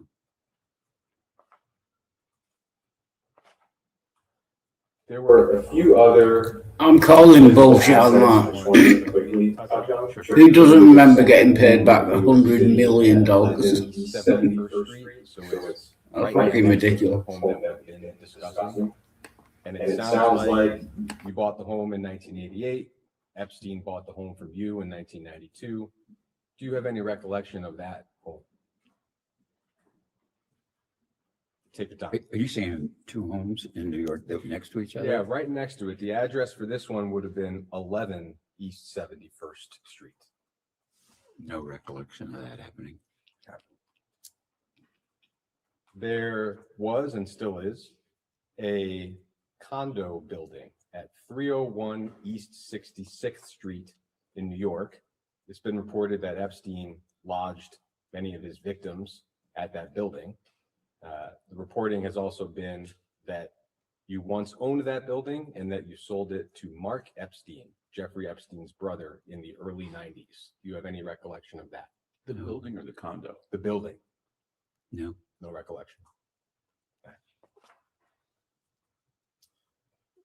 With respect to, I think, what we understand to be two homes in New Albany that Mr. Epstein owned at one point or another. So there was first a home on the 7500 block of King George Drive that Epstein received from you in 1990. Do you have any recollection of that home? I know he bought a house from Jack Kessler. That's the one we'd mentioned before. That's the only one I know about. Got it. This, I think, is a separate home and was earlier in time. No. Okay. No recollection.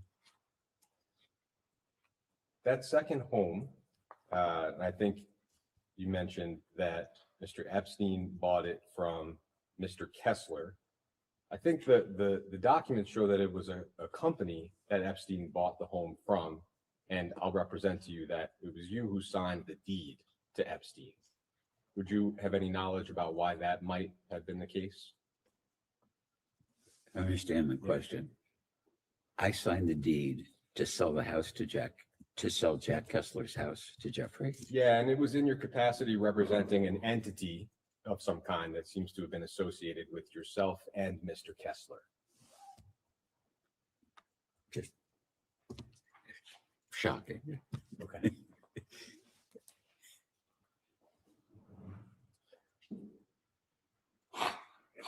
Does it ever occur to you that stuff like that could be just forgeries? I think in this case, yes, the not question. likely. No, I mean, it's like, it's okay. Me signing a deed to somebody else's house, it's just. It's okay. Okay, I'm sorry.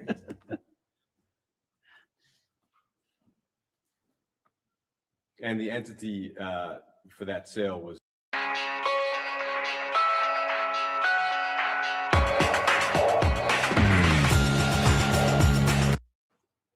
What is the history of that home, if you recall? In other words, was it originally built for Mr. Kessler to live in? Was it his primary residence? Yeah. And what do you recall as the purpose of the sale to Mr. Epstein? Why would Jeffrey Epstein, why did he buy that home, if you recall? First of all, I didn't recall it. Bought it. I don't remember that. I know Jack had financial problems and he came to me and said, I've got problems. I got to sell my house. That's all I recall about it. I don't think I was ever in the house. Do you recall Epstein purchasing it at the time? Were you aware of that? No, I wasn't.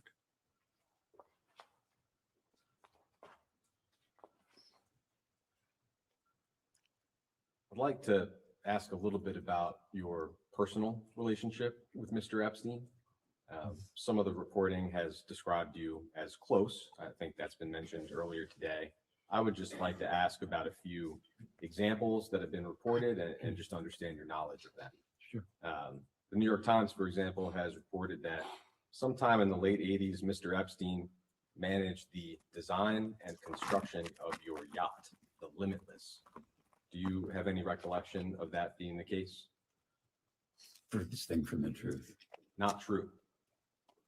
I worked on the design for 10 years, me.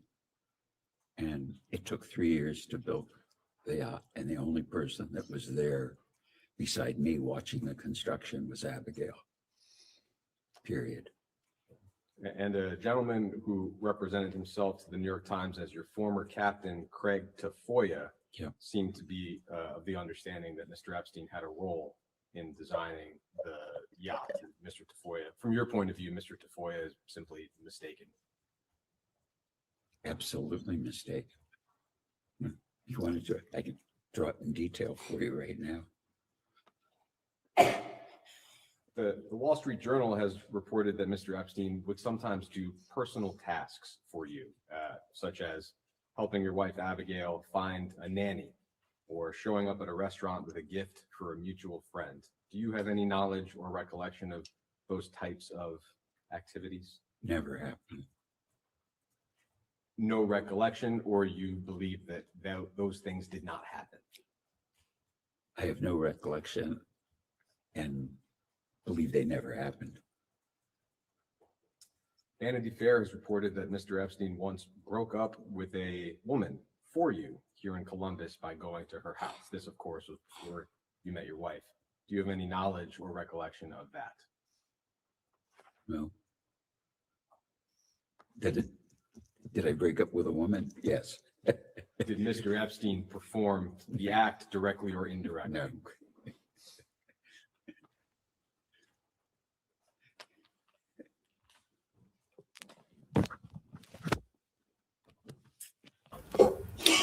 But how can he say no if he has no recollection of it? How can he say that he didn't? Do you know what I mean? I'd like to introduce as Minority Exhibit G.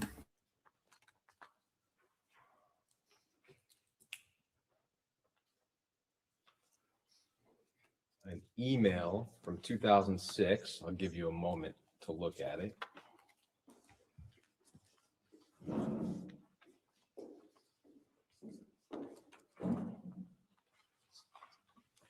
I'll only be asking about a very short part, but feel free to scan it. What it looks like is an email from Mr. Epstein to somebody with a Limited Brands address, D. Larson, I don't know if you would have an idea of who that probably is. My admin, Don Larson. Great. Can we have a chance to just read the email? Sure, of course. Thanks.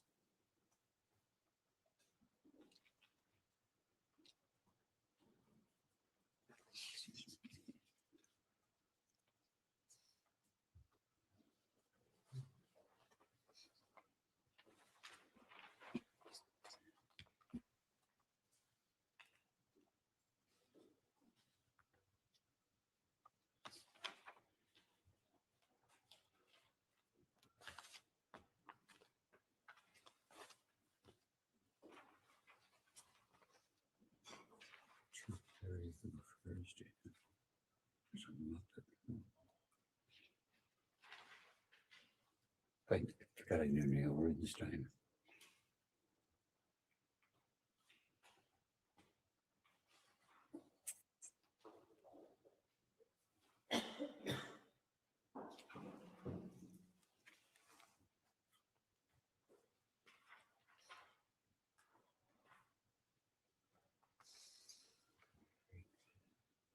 And at a certain point, I'll just direct your attention to a sentence. Yeah, no, that's fine. It's just, he's not on this, so. Yeah.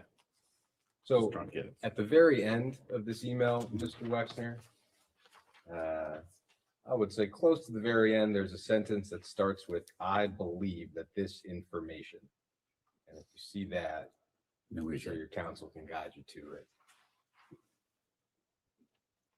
And I'll read that out loud.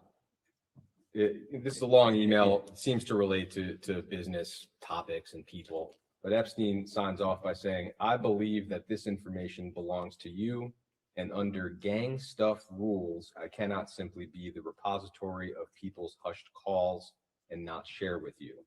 And the subject of the email is, "For Les's eyes only, please do not circulate." So the phrase gang stuff rules, is that a familiar phrase to you in this context?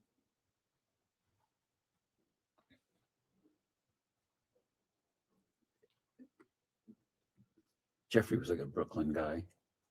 And he, in hindsight, he didn't use words like have a confidential discussion or my opinion or this is secret or private or confidential, personal things that lawyers or accountants might use in normal language. He would say, this is gang stuff. Got it. So but that was just how he talked. So it was a phrase that Mr. Epstein would use to mean confidential conversations. To me, yes. Okay. And this, I don't think I never used the other words, which in hindsight, I didn't. Like my wife would never say, "It's between us, dear." You know, that we just, their words or phrases that you associate with some people. And to me, it was just kind of funny that this Brooklyn guy would talk about gang stuff and gang stuff might be what he ate for dinner or something. Would he use that phrase pretty commonly, whether it's in a verbal conversation or a written email? I don't specifically remember, but I don't think he ever said confidential or private. It was like his language. Thank you. With respect to, we can move on from that email. With respect to the power of attorney that you gave Mr. Epstein in 1991, I know it was discussed earlier. Could you just flesh out for us a little bit the theory of an unfettered power of attorney? In other words, it wasn't conditional or restricted to a particular account or particular type of asset. It covered, as we understand it, all of your assets, which is an enormous, I think, step of trust. What is your recollection of why you made that choice? Funnily enough, I think power of attorney is that. So the notion of having a limited power of attorney was kind of and that's just not how I would think about it. So Harold had a power of attorney, Jeffrey had a power of attorney, Dennis Hirsch had a power of attorney because they needed it to do their work. And that's the advisor, as you recall, it sounds like the previous advisor before Mr. Epstein and the subsequent advisor after Mr. Epstein both had the same scope of power of attorney. I don't know specifically, but I would think they were. I don't recall what the words say, but I think power of attorney is that.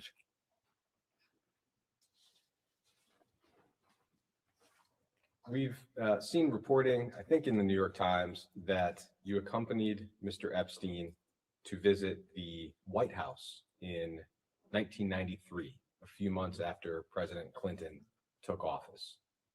Do you have any recollection of that? Absolutely didn't happen. Didn't happen. Well, I'd been at the White House, but the only time I was at the White House when Clinton was president, he invited a group of like 20 CEOs from around the country to get feedback on the economy. And that was said.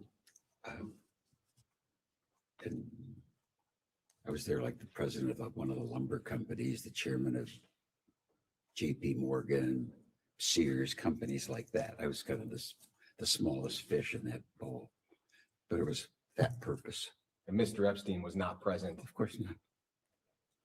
So as far as you know, you did not visit the White House under any administration with Mr. Epstein. I never visited the White House under any administration, under any circumstance with Mr. Epstein. That I'm positive of.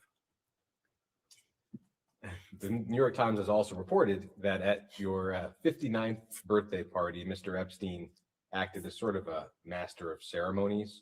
He would give toasts and introduce guests and arrange for some people such as Alan Dershowitz and Shimon Peres to attend. Do you recall the party that I'm describing? Well, Shimon was at a couple of birthday parties. I don't remember Jeffrey being there.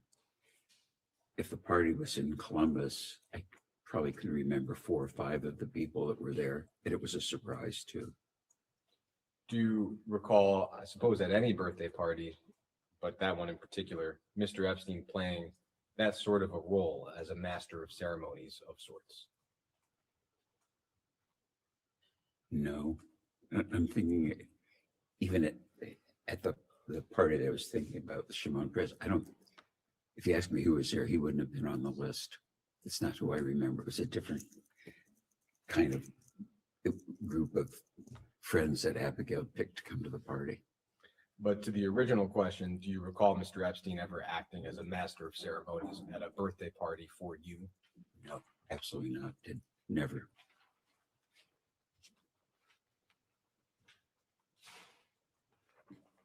You're gonna keep quoting the New York Times. It's a good thing I don't read newspapers very often. That's crazy.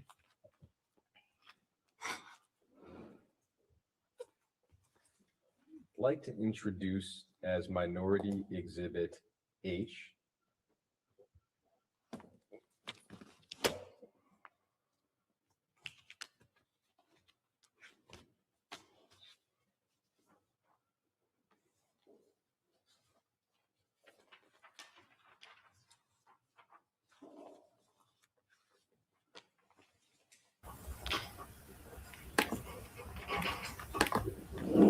I'll give you a moment to look this over. It's just one thing. Oh, sorry, Sammy. Hey there. Sammy? Yep. Do you want to take over the showing again? I've got to nip out for 5-10 minutes. Yep. All right, cheerful.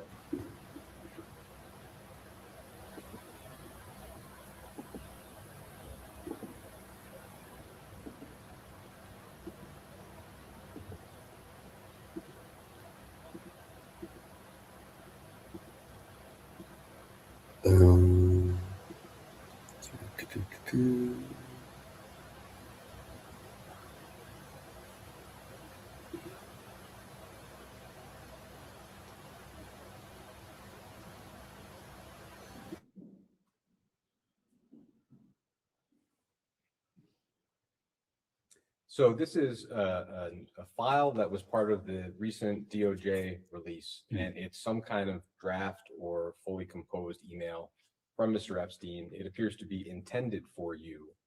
We do not have knowledge of whether you ever received it. Did you ever receive this email? Sorry, just for the record, did you ever receive this email? I never received this email.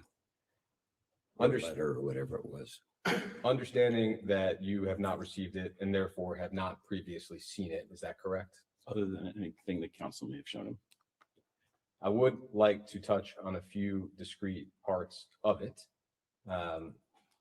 Mr. Epstein, at one point early in the email, says that, quote, "I owe a great debt to you as frankly you owe to me." Would you have any sense of why he might feel that way in general, or did he ever express that type of a sentiment to you? No. When I saw this, like, I know what you do or people do, they write letters to the file. I've never written one, like a memo to myself. And so I read this and I thought, this is like cover your ass kind of thing. And it just doesn't even sound the way he speaks. And just nonsense in it. He also said, quote, "As I'm sure you recall, you didn't sit with your mother or sister or Sharon when the conflict arose, as I did it for you. You didn't sit with Jack Kessler, Stanley, or Stanley's son. I did it for you." Do you have any sense of what Mr. Epstein might be referring to there? Well, I don't know what he's referring to about my mother or my sister. I know who Sharon was. Stanley, I presume, was our previous attorney, Stanley Schwartz, and his son worked in our business and, you know, worked in it until he retired. So that I don't know what the hell he was talking about. Did you ever ask Mr. Epstein to mediate a dispute or otherwise insert himself into a dispute with the individuals he mentioned here, your mother or sister or Sharon, for example? No. Mr. Epstein also says that, quote, "Abigail and I sat, she asked many questions, she made many unfair, aggressive, and false accusations, none of which could have been fully answered without violating a confidence with you." Firstly, do you have an understanding of what he's referring to in terms of Abigail and he having a conversation? My wife and I have no secret, so the fact that he's having a secret, it's just nonsense. He goes on to say that you and I had gang stuff for over 15 years, a great deal of it that she was unaware of. I had no intention of divulging any confidence of ours, no matter what accusations she made. So Mr. Epstein at least seems to be asserting that there was something confidential between you and he that your wife was not aware of. Do you have any sense of what that might be? No. I'm going to object to the whole thing. This is why we have the hearsay rule, but keep going. Mr. Epstein goes on to say the quote, "I always told you I would never under any circumstances give it up or put you in harm's way, no matter who, what, or when." Do you have any sense of what he might be referring to there? And I'll need a verbal audible. No, absolutely not. I mean, this is cover your ass psychobabble as far as I'm concerned.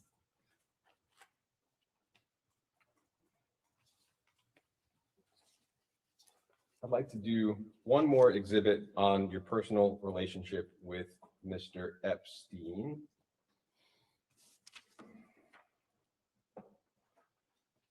So this will be Minority Exhibit I.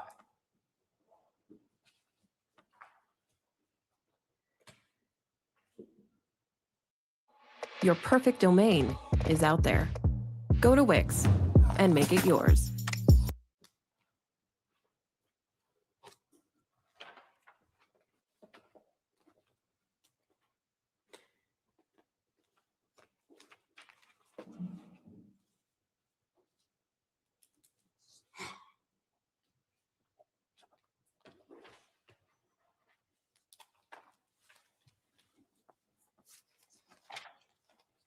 I'll just tell you briefly what this is. Oh, good. It's long and you're not going to have to read it. It's a PowerPoint presentation that the FBI put together. It looks like within the last year, summarizing their investigations into Jeffrey Epstein and Ghislaine Maxwell. It's just their summary of the steps they took during their investigation and who was charged with what. That's what the document is. There is one page of the document that mentions you, and I'll direct you to that. It is all the way toward the back. So I've never seen an FBI document. I'm thinking, should they be giving this shit to me? So there's one page towards the back that ends in 956. I think it's the third from the last page of the presentation. There's an earlier reference on 949. Oh, right, confirming the proper. Apologies, there is. Agreed. Which page you want me to look at? Ending in 956, the only substantive mention of you. Yes. You can see this is a slide that's titled Prominent Names, and it's naming some prominent individuals who have some connection or link to Mr. Epstein. Your name appears in the middle column, all the way down at the bottom. And under Les Wexner, it just has one entry. There's a name that's redacted, and it's redacted name stated, Epstein earned his money from having homosexual sex with Wexner. I know you were asked this question earlier, but in the context of this FBI report, is it correct that you did not have any sexual or romantic relationship with Mr. Epstein? Absolutely not, or any man ever. I'm very straight, super straight. Thank you. That's wacky.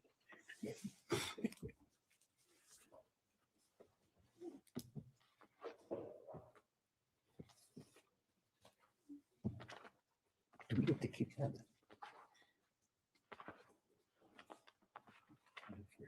No, I just never read an FBI report.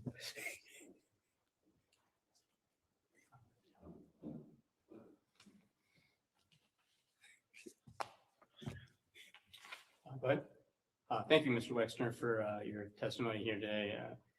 Just wanted to start with a question around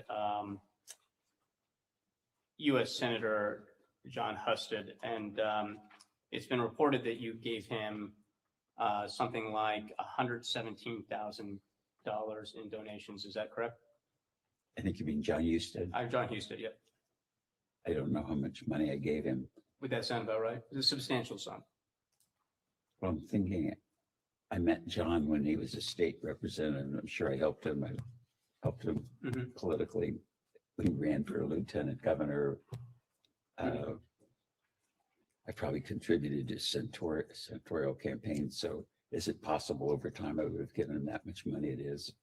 Let me maybe be But more I don't accurate. I think remember. it's recently reported that you gave him $117,000 sometime shortly before he voted no on releasing the Epstein files. Would that sound familiar? No. No? Did you or any of your representatives ever lobby Senator Husted or anybody else in the federal government to prevent the release of materials related to Jeffrey Epstein files? Absolutely not. Did you or your representatives ever request that the Department of Justice redact your name in any files? No. Absolutely not. Wanted to move on.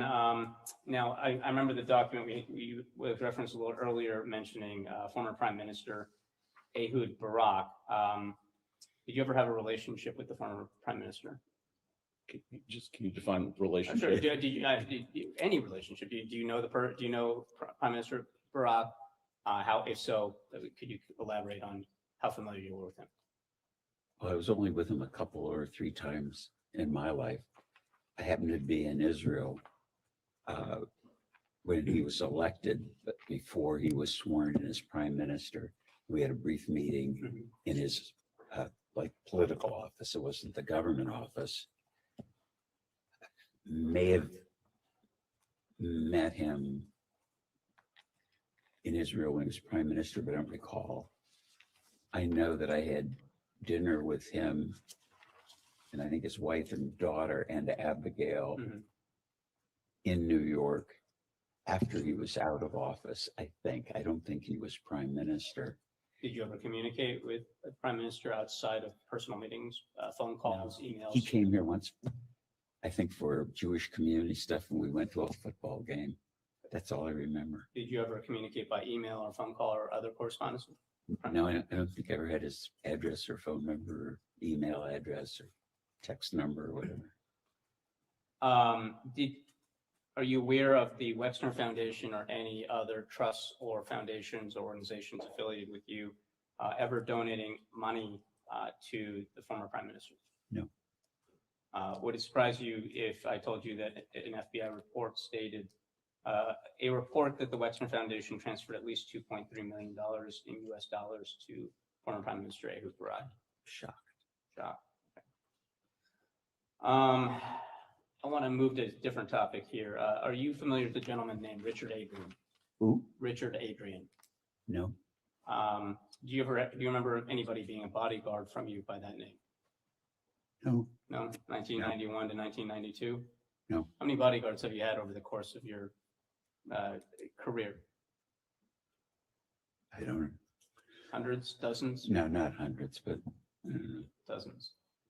Okay, now Mr. 50 or Adrian 60. reported that he had accompanied you between 1991 and 1992 when he was your bodyguard to Epstein's Palm Beach home. Does that sound familiar at all? Objection, that's not what it says. That he accompanied Mr. Epstein, Mr. Wexner to Epstein's property? No, it doesn't say that. Are you looking at the? EFTA 12-124-9191? Yeah, it should. I don't have it in front of me, but No, it says that he did accompany him, Mhm. and then it says the bodyguard was at the Epstein residence. It Mhm. doesn't say the bodyguard was at the Epstein residence with Mr. Wexner. I'm sorry. Did you ever accompany the bodyguard to Epstein's Palm Beach home? everywhere went Okay, I had so, yeah. security. And so would it surprise you then, I believe that this is correct, that the bodyguard said that he noticed a number of young girls there, noticeably young. You've never seen young girls at the Epstein property? But I was only there once for an hour, and I was there with my wife and another couple. I have one last question, and then I'll kick it back. You mentioned a couple of times that you received $20 million for the mansion on 71st Street in Manhattan. How was that money transferred to you? I don't know. You don't know? Like, nobody, how do you know it was ever paid to you? Well, I guess Abigail would have known. Abigail wouldn't know? Whether it was a check, whether it was a money order, whether it was, a bag of money. I have no So idea. $20 million, and you just like take someone's say so for it? No, $20 million is a lot of money, and airplanes cost a lot of money too, and I don't know exactly how we pay for them, or if we sold an airplane, exactly how we get paid. But we've bought and sold personally a few airplanes. I don't. If you ask me the same question, I don't know. And so I think we have a number of media references, New York Times, I think the Wall Street Journal, Bloomberg, all noting that no cash was transferred at the time of a essential transaction. No exchange of money was noted at the time. So do you have any records, like after the fact, after you learned that Jeffrey Epstein, as you put it, stole from you, did you ever look into how that money was transferred to you? No. No, didn't strike your interest, even though you knew that Jeffrey Epstein was stealing from you? Once I knew he was stealing from me, it was, again, my wife is a very competent business attorney. We have good accountants. I believe good counsel, and that's not what I do. And I don't go back and, if I fired somebody in the business, I didn't follow them to see if they behaved badly again. They were done.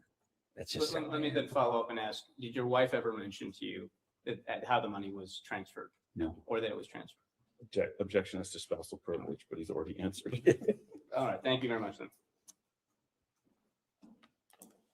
Mr. Wexner, Steve Lynch, Massachusetts. How long did you know Mr. Epstein? When did you first meet him?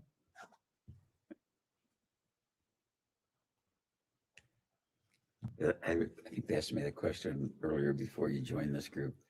I think it was like 5 years before I got married, about early 80s, I would guess. Early 80s? I think so. I don't remember precisely. And in all the time that you knew him, and he worked for you, he was your power of attorney, handled a lot of really important things in your life. Do you remember him ever having a romantic interest or women in your presence as his guests or associates? I mentioned earlier too, the first one was Dr. Ava Anderson. I met her, and Jeffrey said When was that, sir? when I first met him, whenever that was, in the 80s, early or 80s. 90s, yeah. And my understanding, because meeting her, is that Ava was a very attractive woman. I think she was in med school, so yeah, and so she was a serious person, and she is a serious person. She's an oncologist. She's married. She has children. I get you. And then I don't know how many years later he broke up with Ava, and Glenn came into his life probably about the time I got engaged. And When was that, sir? I got engaged I got engaged on September 8th, 1992, because I got engaged on my birthday. And so at that point, Mr. Epstein's relationship with Ghislaine Maxwell was romantic at the time. It was about then that I met her, and they said they were going to get married. And it was, I was getting married. Jeffrey was getting married, so it seemed like everybody was going to be in Happy Valley in terms of their life, and both women. They were grown-up women.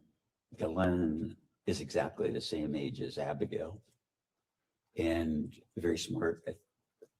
She said she was like an honors graduate of Cambridge or Oxford, and quite charming, and English accent, and an attractive woman. So I was very happy for them.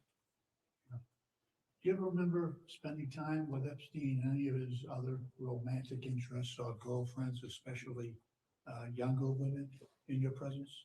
No, there were no others that I was present or mentioned. Ever in his presence with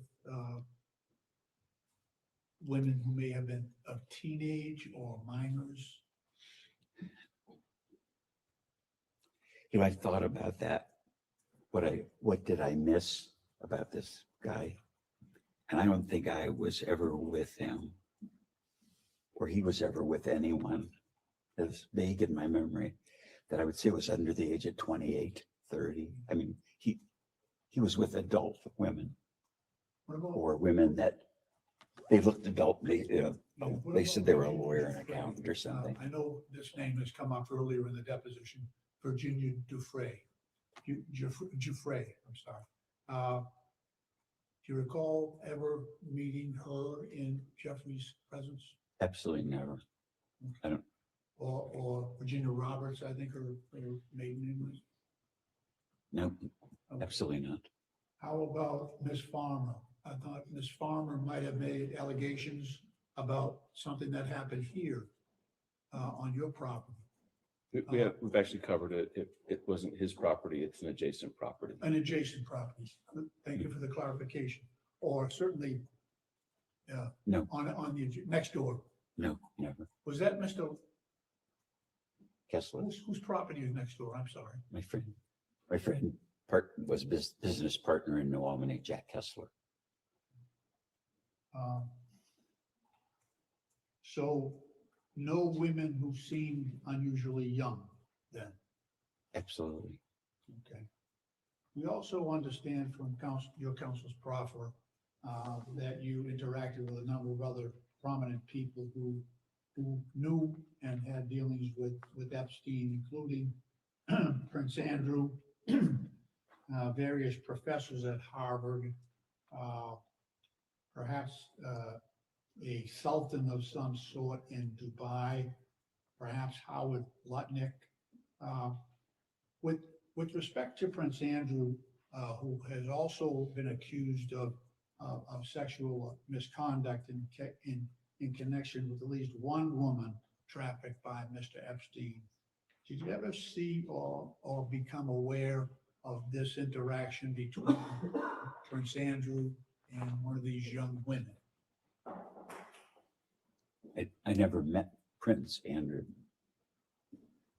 so I wasn't aware of anything other than No chatter about that in terms of you're dealing with either introduced by Mr. Epstein or by Ghislaine Maxwell. that whole interaction between those two and Prince Andrew? You have any knowledge of that? I had no conversations, interactions with Prince Andrew about women or anything. I had one brief, like 2-sentence phone conversation. He called me here in Columbus. What was that for? It's up to me. It's a funny story. I'm getting ready to go to work. I think I was in the garage. And my wife or somebody came out and said, "You have a phone call." Maybe it wasn't my wife, but it was somebody. And they said, "It's a guy that says he's the Duke of York." And I thought, the Duke of York, what the hell is that? So I went in the kitchen, hello, and this is Andrew. I don't think he said, "This is Andrew, Duke of York. This is Andrew Windsor," or whatever he called himself. And I said, "Hello." And he said, "I helped my mother buy her airplane. And I know that you buy and sell airplanes. So if I could be of service with you in airplane transactions, I could help." And I said, "No, thank you. We're covered. And have a nice day." And hung up and just kind of laughed my ass off that the Duke of York called me about. So he cold called you to sell you an airplane or to help you buy an airplane? It was airplane advice because he helped his mother. Plane that you eventually sold to Mr. Epstein? Oh, no. It was just, had nothing to do with anything that was going on. It was like, I know that you buy and sell airplanes in your business. I know you have buy an airplane personally, and I know you buy and sell airplanes. And when you do, if you need an advisor, I'm available. It's like, no, thank you, I'm covered. So he offered to advise you on purchasing airplane. Pardon? Did he? He offered to advise you? I'm just trying to understand why the Prince of York would be calling you about. Yeah, me too. It was like out of the blue. 1/8 plus 1/8 equals 1/4. 1/2 is bigger than 1/3, and 1/3 is bigger than 1/4. 1/2 is the same as 2 1/4 or 3 1/6. This is the magnetic fraction playbook, perfect for little kids learning fractions. This turns those tricky abstract numbers into something that's visually easy to see. Kids get it right away, makes understanding fractions way easier. Plus, it builds abstract. So-called Sultan of Dubai or Howard Lutnick or any other notable person being introduced to young women by either Epstein or Maxwell. Well, I've never met Howard Lutnick. I just didn't know his name until he became popular or, in the news. Yeah, his name's extensively in the So like your own. But anyway, I just never heard his name, didn't know him. Some of the people that were on that list, I knew their names, and some of them introduced themselves to me. But that wasn't his question. I understand. Wasn't it? No. Oh, because you asked me, I thought you asked if I knew the same. Any other of those prominent individuals, were you aware that either Epstein or Ghislaine Maxwell was facilitating introductions or contact between those individuals and young women? No, absolutely not. And you yourself, sir, never had physical contact with any of these young survivors or victims, as they are alternatively called, these young women? Never, ever.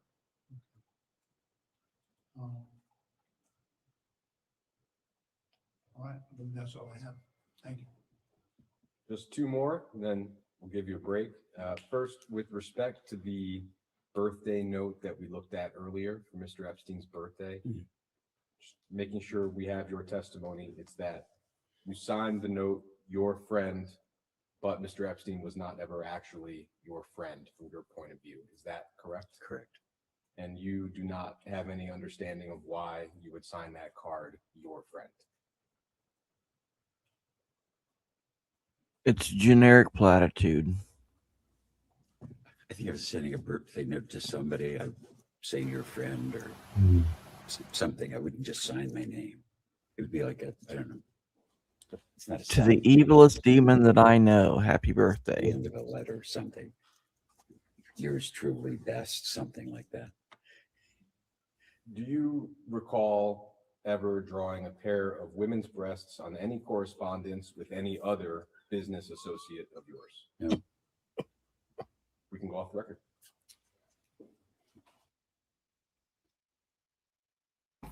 That's a hell of a question. We will go on the record. Yeah. 12 p.m. Mr. Wexner, I am going to ask you to bear with me for a second. I have a list of names. I will ask you one question that applies to the entirety of the list, and you will just answer yes or no. And if you answer yes to one of the names, we will come back to further explore that name. Does that make sense? I think so. Let's try it, see how it works. So the question is, have you ever had a conversation with any of the following people about Jeffrey Epstein, his crimes, his criminal investigations, or in regard to sexual activity of any kind? Okay, so not have you ever had a conversation with them, but have you had a conversation with them about those topics? Do you want to repeat it so that we are solid here? Sure. Have you ever had a conversation with any of the following people about Jeffrey Epstein, his crimes, his criminal investigations, or in regard to sexual activity of any kind? First name is Ghislaine Maxwell. No. Richard Kahn. No. Darren Endyke. No. Sarah Kellen. No. Leslie Groff. No. Nadia Marcinkova. No. Kathy Rumler. No. Andrew Mountbatten Windsor, formerly Prince Andrew. No. Peter Mandelson, former UK ambassador to the United States. No. Stephen Hoffenberg. No. John-Luc Brunel.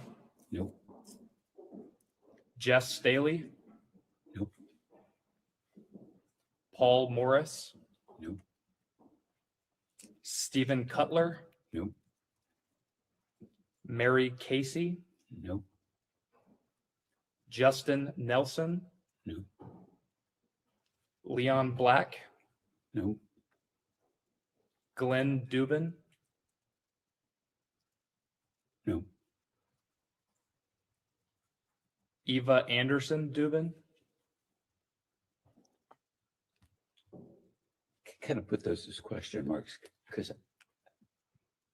I think I'll tell you the answer later because I want to be completely Understood. Bill Gates. No. Any person elected or appointed to any federal office. No. Any foreign government officials. No. So you said you wanted to clarify on Glenn Dubin and Eva Anderson Dubin. Mm-hmm. Have clarification on that? Yeah. I know both of them. I met Ava when I thought she and Jeffrey were engaged and going to get married. And I met Glenn at Harvard, I don't know, 10 or maybe 20 years ago. He was acquainted with someone there. And I was at David, no, it might have been David Gergen's funeral, something like that. And I saw them and I hadn't seen them in, I don't know, 10 or 15 years. And they said hello and said something, isn't this a shame? What happened to Jeffrey? And I said, yeah, it's a shame, something like that. It was that vague. But most of the names that you mentioned, I've never heard before. I don't know those people. With Glenn Dubin, you said it was 10 to 20 years ago at Harvard. When you mentioned Eva Anderson Dubin, you said you thought she was engaged to Jeffrey Epstein. Do you know approximately when that was? About the time I got engaged to Abigail, so in about 92. Okay. But I haven't seen either of them until David Gergen's funeral for maybe a decade. I hadn't talked to him, never socialized with him. Can we just clarify something? Because I think you previously testified that when you met Miss Maxwell, it was around the time of your engagement to No. Abigail. Right. Didn't I just say that? No, you were talking about Ava Anderson. Oh, I'm sorry. Okay, then I met Ava about the time I got. Oh, how could that be? I must have met Ava when I met Jeffrey, and then met Glenn when I got engaged. That's So Ava would have been 10 years before, early 5 early years. to mid 80s. Yeah, whatever it was. And I think I was only with her once. With them once.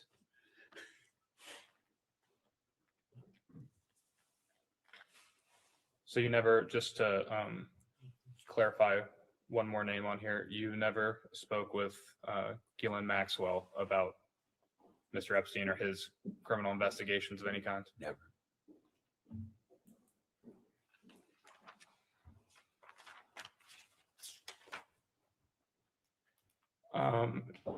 It had come out a few years ago now that Ohio State University did a review of their donations, and they identified a little over $300,000 in donations directly from Mr. Epstein and one of his foundations.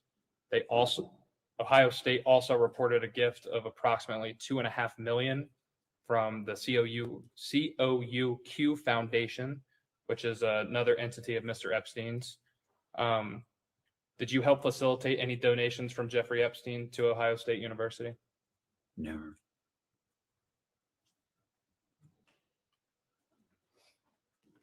Did you personally ask Mr. Epstein to donate to Ohio State University? Never. Did you ever speak to any Ohio State University Board of Trustees members regarding Mr. Epstein or his donations to the university? Never.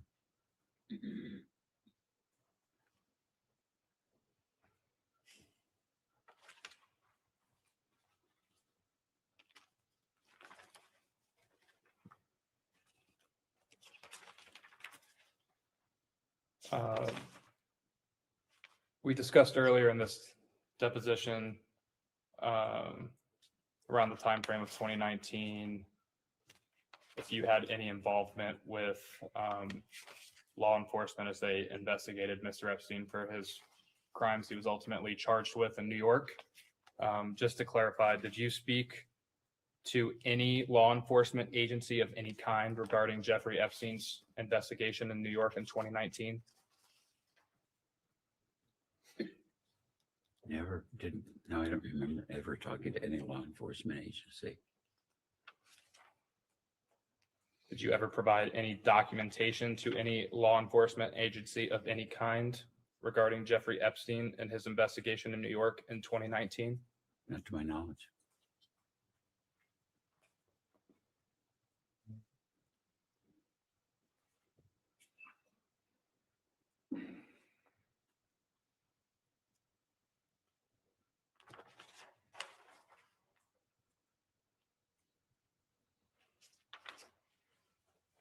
And just to be clear, you never formally interviewed with anyone from the FBI or Department of Justice about Jeffrey Epstein or his criminal investigation in 2019? Never.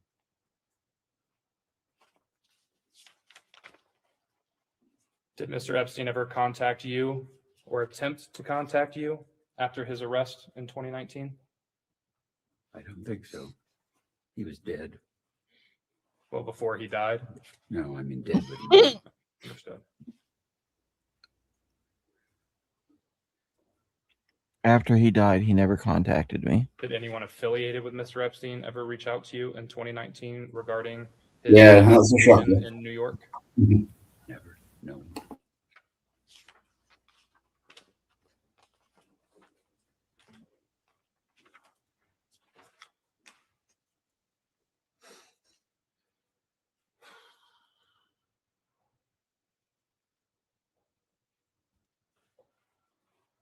How did you first learn of Jeffrey Epstein's death in the MCC in New York City? Probably watching CNN. No one directly contacted you about his death? No one ever contacted me about Jeffrey's death. Did you ever have any reason to believe that Mr. Epstein's life was in any sort of danger? No. You mentioned in what is Majority Exhibit 3, your statement from this morning. On page 3, in the second to last paragraph, last sentence, while others visited Epstein in jail and associated with him after his release, I did not. Are you aware of who did in fact visit Mr. Epstein in jail during that time?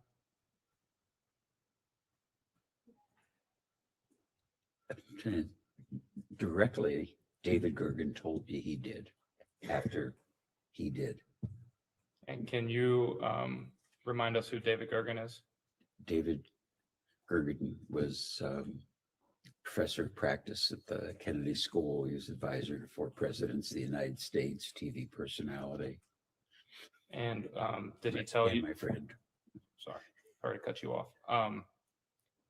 Did Mr. Gergen tell you anything about his visit to Mr. Epstein while he was incarcerated? No, he just told me that he and his wife visited Jeffrey, and he asked me if I did, and I said no, I wouldn't visit that son of a bitch. And asked him why he did.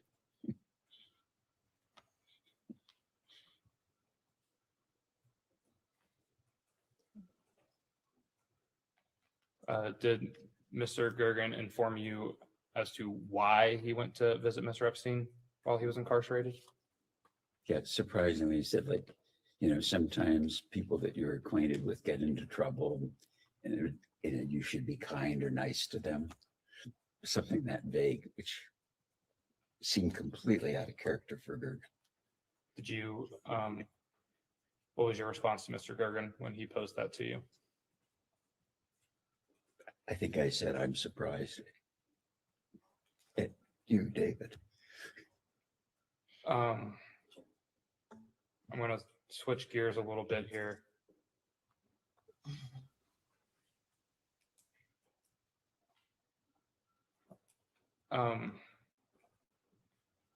You mentioned that David Gergen was a friend of yours.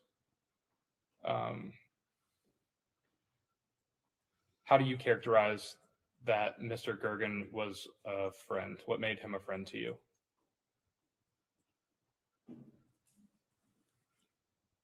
We probably met when he went to the Kennedy School from his job at the White House. And so he was like a professor of practice in the Center of Public Leadership. And then he became the director of the Center of Public Leadership. And that was one of my main interests is public leadership. And we became friends, and from very different backgrounds. And I didn't have much of an education, Yale, Harvard, working in the White House. And we became very close friends. And his wife reminded me after his funeral that we would talk every Sunday. And it's like, I know you might have friends or acquaintances you talk to regularly. I didn't even realize that we did that. We'd share books, talk about what was going on in the world. And it was very much a part of my life. And he was a wonderful person. So he was someone you would communicate with frequently? Well, if I was bitched out about the government, I'd call David, or we'd be talking about what was going on in the CPL. And, we would talk about fundraising for CPL or interviewing professors for CPL and, raising money for fellowships. It was pretty much focused about government public interest things, because that we had in common. He was a lawyer, and I sold apparel. So would you say that you talked to Mr. Gergen more frequently than you talked to Mr. Epstein? Oh, of course, prior to you and Mr. Epstein terminating your... Yeah, I talked to him more regularly. I wouldn't have remembered the repetition or the curiosity. Ann Gergen told me that after David's death, how much he looked forward to our Sunday calls. And I don't know, as you get older, sometimes you look back and somebody touches your life and you don't realize. I used to say, if I hear AI one more time, I'm going to lose it. But Monday.com is super easy to use and knows how to do AI right. My team quit going through endless documents ourselves. Monday Sidekick handles that now, pulling the crucial info and then prioritizing based on whatever we need. So stuff that takes my team hours is now done before they even open their laptop.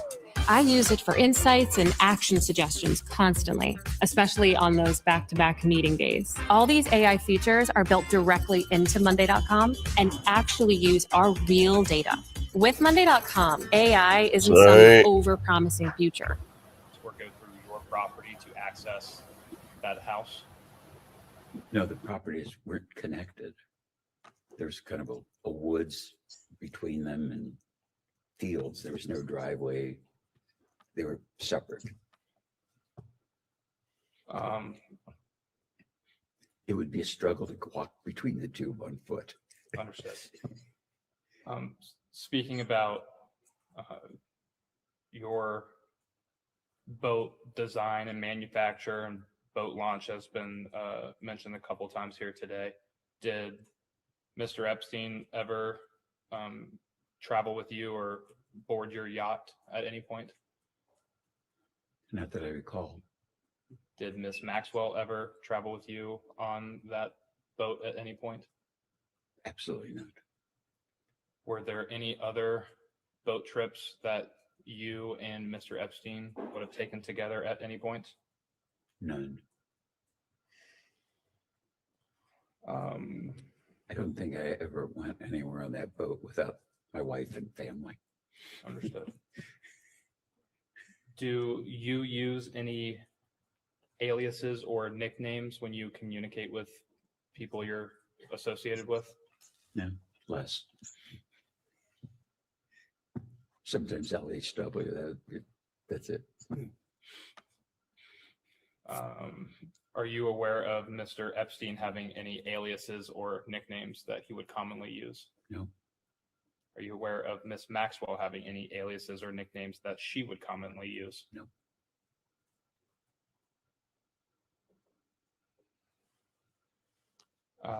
When speaking about your boat, you seemed to be very certain that Miss Maxwell had never taken any type of boat trip with you.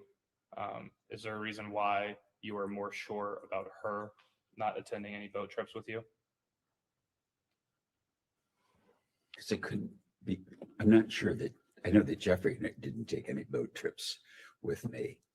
That's for sure. And so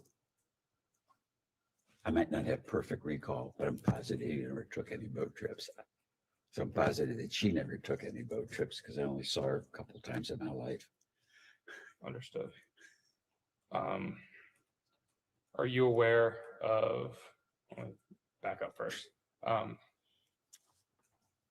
Mr. Epstein did a lot of foreign travel. Would you say that's an accurate statement?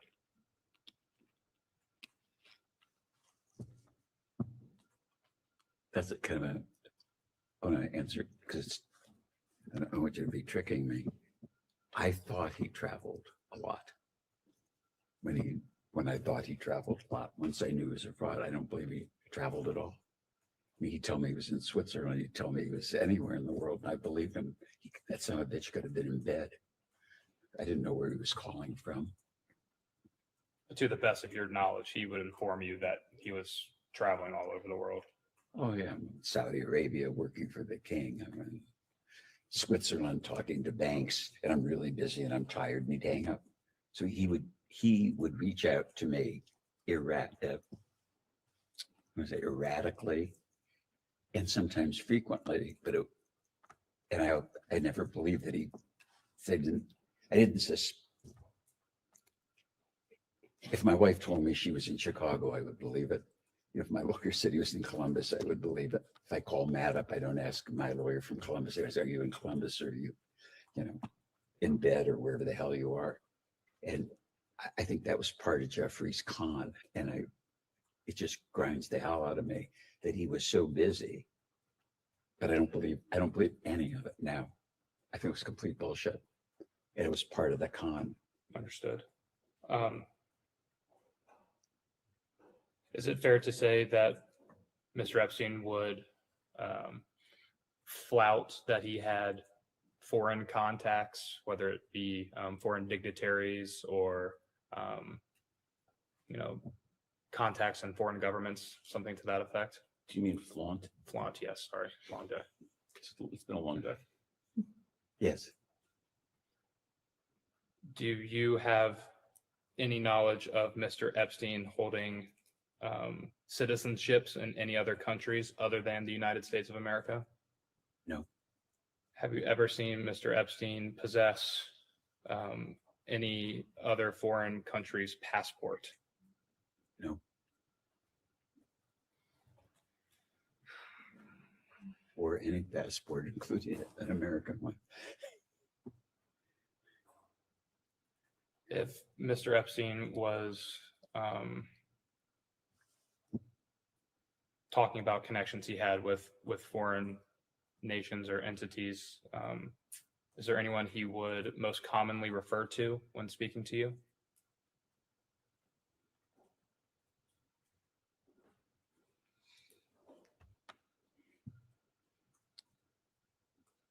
Richard Branson of Virgin Time Atlantic. mentioned a lot of them. And some he would repeat at some periodicity, some he would mention once. But it's kind of a muddle of, but it was a pretty regular flow, Was there anyone he mentioned more often than others? more often.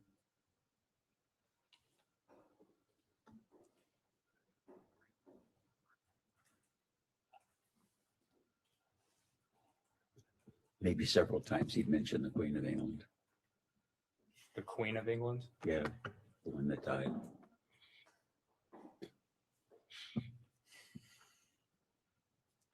Did you ever get the impression that Mr. Epstein was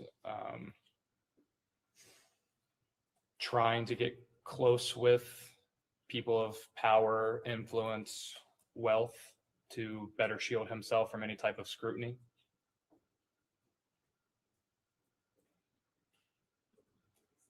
No, it seemed to me that that was the milieu that he operated in. And so it made sense to me in terms of advice he was giving me that he was dealing with the most sophisticated people and they were his clients.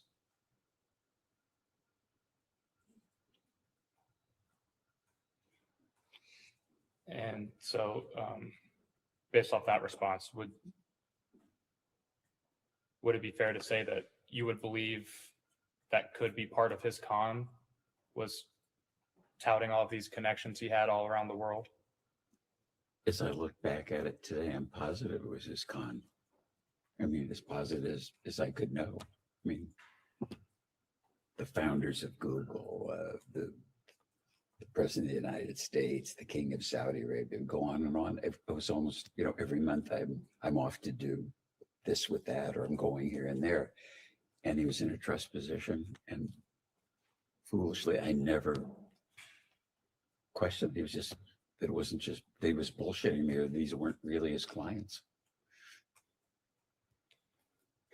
And is it your testimony today that if Jeffrey Epstein was enriched by his connection to you, that all of that enrichment was gained through theft, deceit, and or without your knowledge?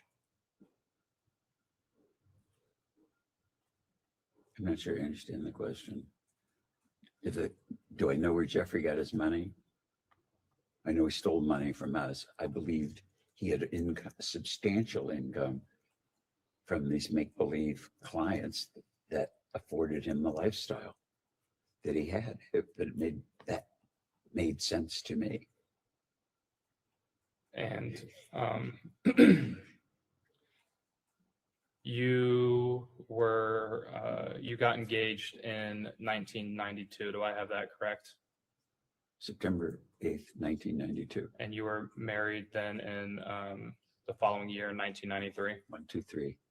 That's how I remember that one.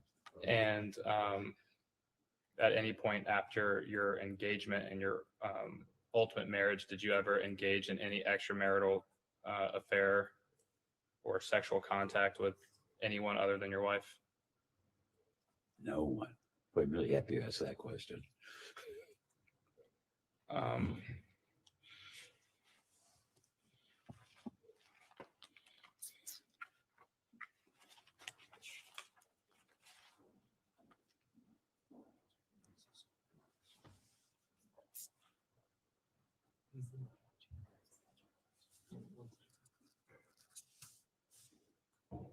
What's that connected to? Oh.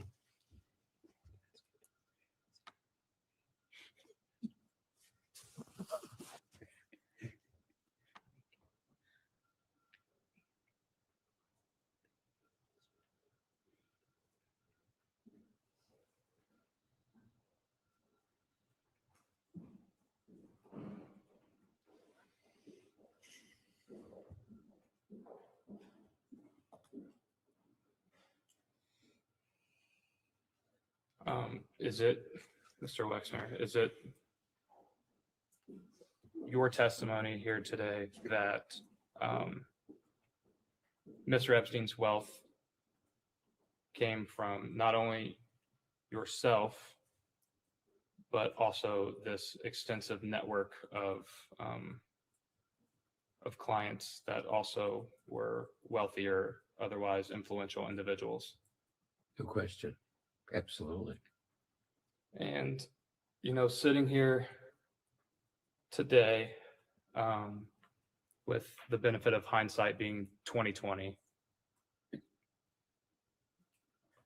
how do you think that the United States Congress could prevent the crimes and, in your words, cons and deceits that Mr. Epstein and by extension Ms. Maxwell committed on victims around the world and specifically in the United States?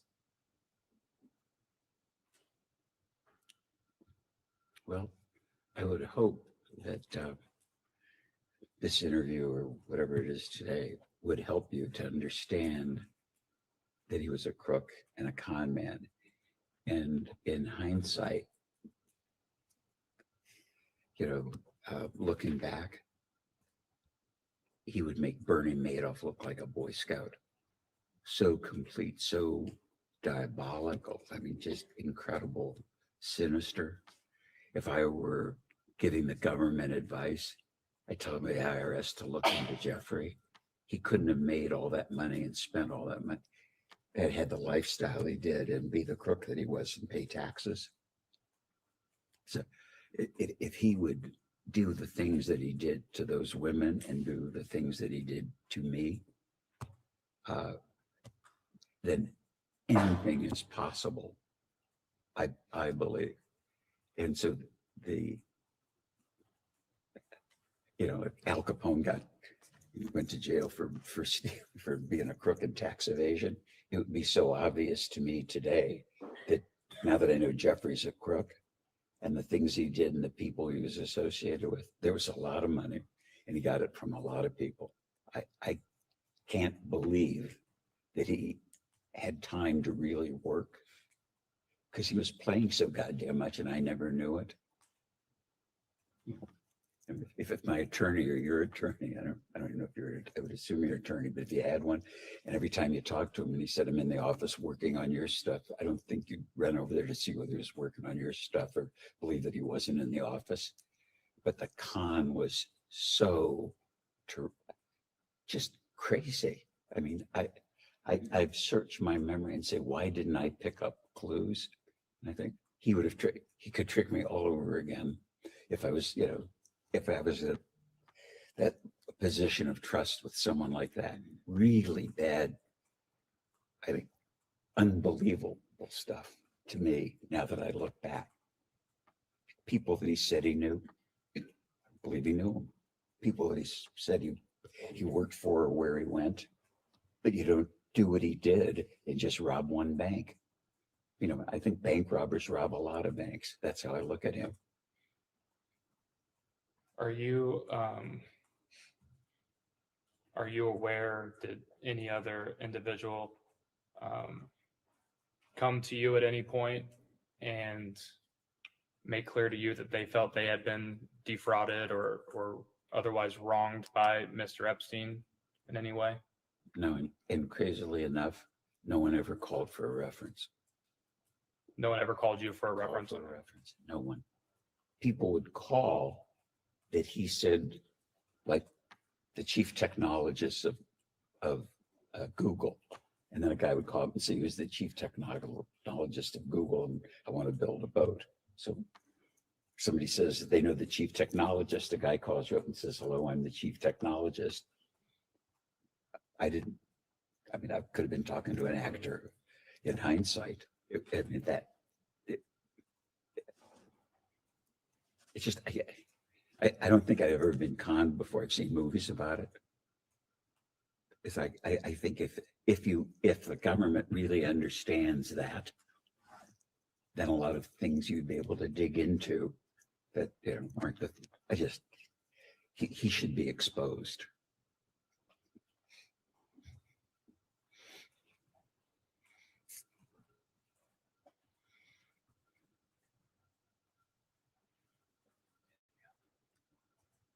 All right, I think that ends it for us right now. We'll go off the record.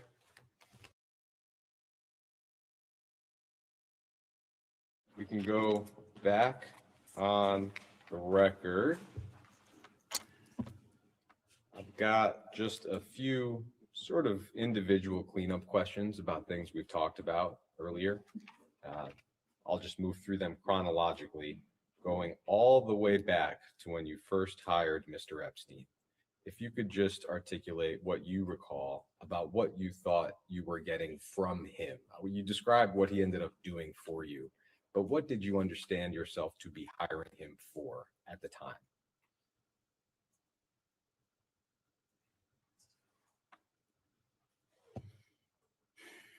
You got to figure out. Well, when I met Jeffrey, I had somebody managing my personal stuff because there's just a lot of stuff suddenly, complexity in my personal life. And I didn't realize that I had so much complexity until one day it's there. So to me, it was my personal side of stuff was like one day it's cold and the next day it's a blizzard. And I realized I got houses and stuff that should be inventoried and, you know, buying a car, selling a car, with just a lot of stuff, and hired Harold, and just to make sure that I wanted somebody who had accounting, not financial sense, because I wasn't looking to make more money. We have got to the point where literally anybody can build a fully working app without knowing how to code. This is Base 44. Family office person, because I wasn't looking for accounting and I wasn't looking for investment. I was just looking for someone to just make sure that everything was in order and nothing crazy was happening. And I had sensed that Jeffrey, or that Harold wasn't doing a good enough job, just didn't have the bandwidth for the complexity. And mentioned to Bob and Wendy that things were a mess, or I was worried they were a mess. And then coincidentally, drove down the street, as I mentioned, met him, and I asked him, I don't know, it was 6 months later or a year later, something, talking to Bob and Wendy, they said, we should call him. So I called him and said, you remember when we met? You know, I said, I've got a guy running my stuff, personal stuff, because I wanted to keep business away from personal. And could you take a look at it? You're smart, you're financially oriented. And he said, it's not what I do, but you know, you're Wendy's friend, you're Bob's friend.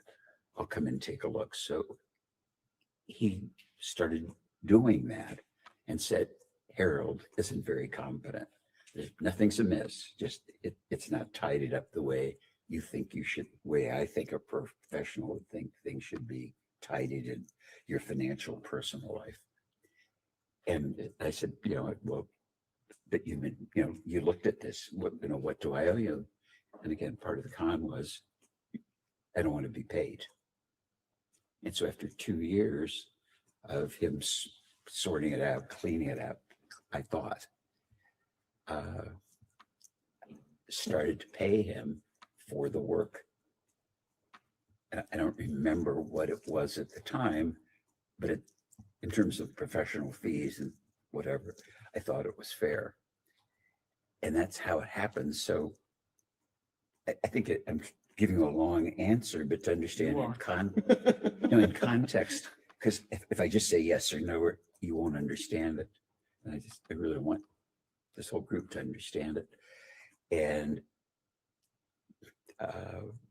I never would have guessed I was being conned. Never, ever. The deceit was so subtle. Yes, I know. Answer the question. Yeah, okay. I'm sure we all appreciate the stories. We're just trying to answer the questions they actually wanted the answers. Okay. That's very helpful. Thank you. I hope it is. And could I ask you, I think you said in the last hour, it was your understanding that Mr. Epstein, while he was working for you, also had other clients. Is that right? Yes. So would that mean that his work for you, you understood it to be part-time?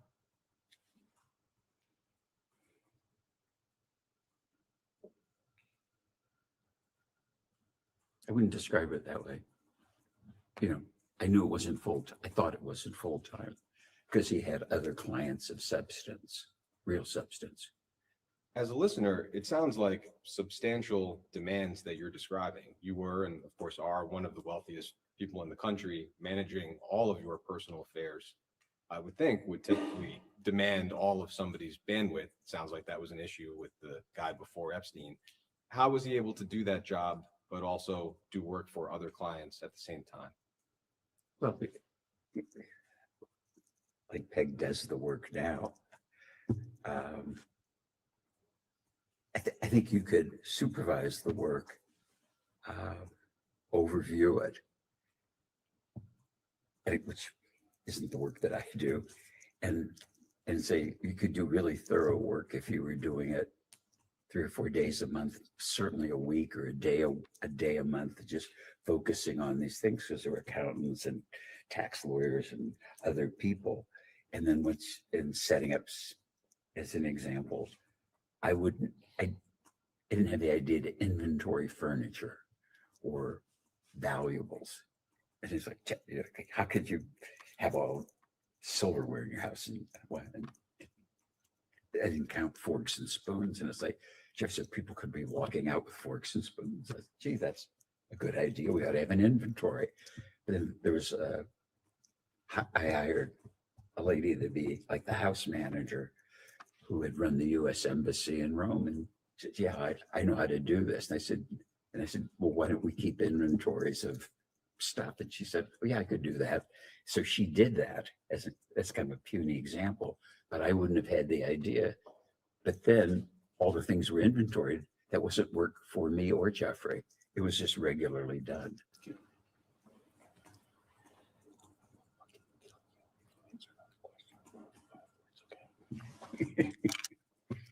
Answer the question. Okay. A discrete question on a different topic. We know that at one point you owned a property in Palm Beach. It was a large oceanfront estate. We understand that you sold that estate to a guy named Abe Gossman, and that later Mr. Trump and Mr. Epstein got into a bidding war over that property. Do you have any knowledge of, or did you have any involvement in that dispute between Mr. Epstein and Mr. Trump? No.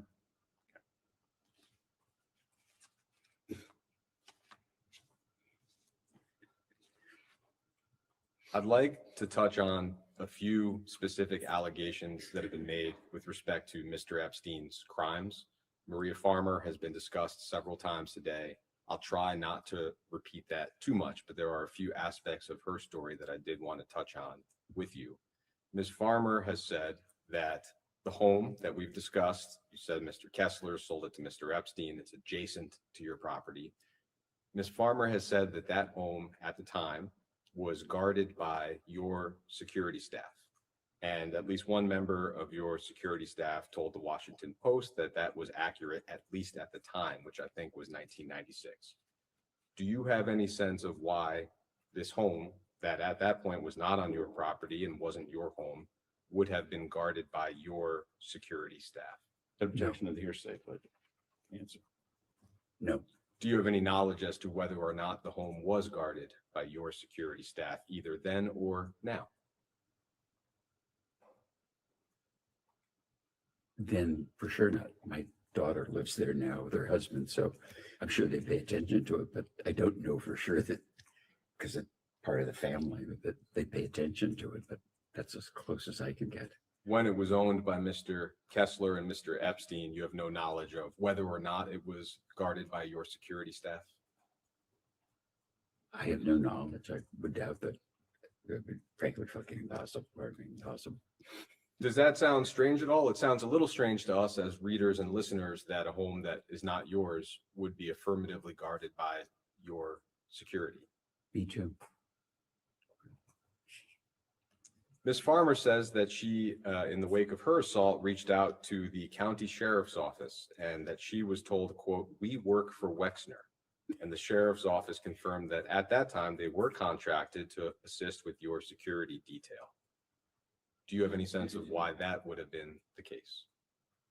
Same objection to the hearsay, but answer.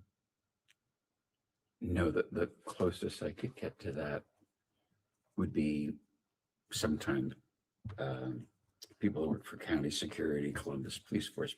We would use part-time police, like at entrances or patrolling, but not, they wouldn't have been employees of ours. I mean, so it's possible, but I didn't. It's weird. I don't know the sheriff. Could you elaborate for a moment on what would that part-time role have been? Like a special event? They would be at the entrance? Yeah, it would have been special events. That's very accurate. Okay. Ms. Farmer says that summer when she wanted to leave the home, she had to call the main house, your house, and ask for your wife's permission. Do you have any knowledge about whether that's accurate? I doubt that it's accurate, and I have no knowledge. And I think you said earlier, but just to make sure, when did you first become aware of Ms. Farmer's allegations? In the press. Did your security staff or anyone else on your staff ever alert you to any unusual incident or event involving Mr. Epstein at the home that we've been discussing? None. Are you aware of any other incidents related to sexual assault or misconduct where somebody on your property or Mr. Epstein's former property adjacent called the sheriff's office for help? Absolutely not. Not aware. I'd like to touch on Victoria's Secret and Mr. Epstein presenting himself as a recruiter. Again, I know it's been discussed earlier. I'll try to cover new ground to the extent possible. I think you had testified that you were alerted to that issue once. It's been publicly reported that in 1993, President Cynthia Fetus Fields, who was an executive at Victoria's Secret at the time, was alerted that Epstein was holding himself out as a Victoria's Secret scout, and that you were alerted to the problem and, quote, said that you would stop it. Does that sound like the time frame in which you recall being told about the issue? Maybe it didn't.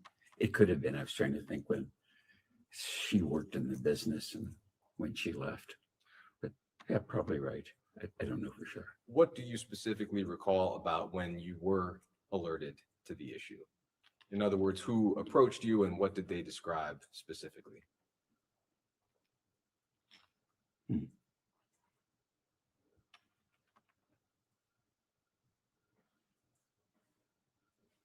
Something like Jeffrey's trying to pick up women, and he says he's a Victoria's Secret talent scout. And I said, that's terrible, the nonsense, or I'll put a stop to it. Something like that, because I couldn't it could be possible, I think, in my memory, but I didn't believe it. But I know I called him up and said, are you, Jeffrey, what is going on? He said, do you think I'm stupid? I said, because I hope not, because if not, you'll be dead. There was a brief, very brief conversation. I remember him being definite about it didn't happen. It wasn't a long conversation. I was mad. So it was a blanket denial from Mr. Epstein. That's very accurate. And did you believe, or were you convinced by his denial at the time? At the time, yes, I did believe it. So is it right that you were no longer upset following that conversation because you believed that he had not, in fact, held himself out as a scout? That's accurate, yes. That's how I felt. Do you recall whether you had the impression that your executives simply made the story up?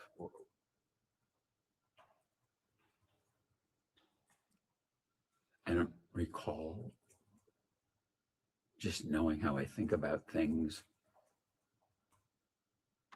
I probably would have said, this is just Jeffrey Single.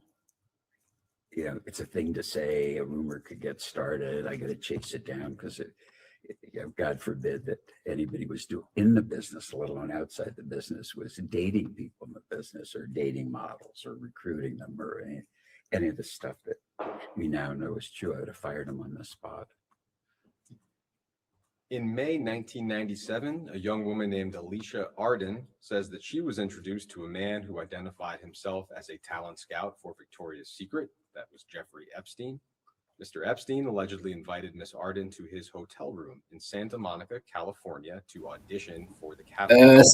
When she arrived, Mr. Epstein grabbed her, tried to undress her, and said he wanted to, quote, manhandle her.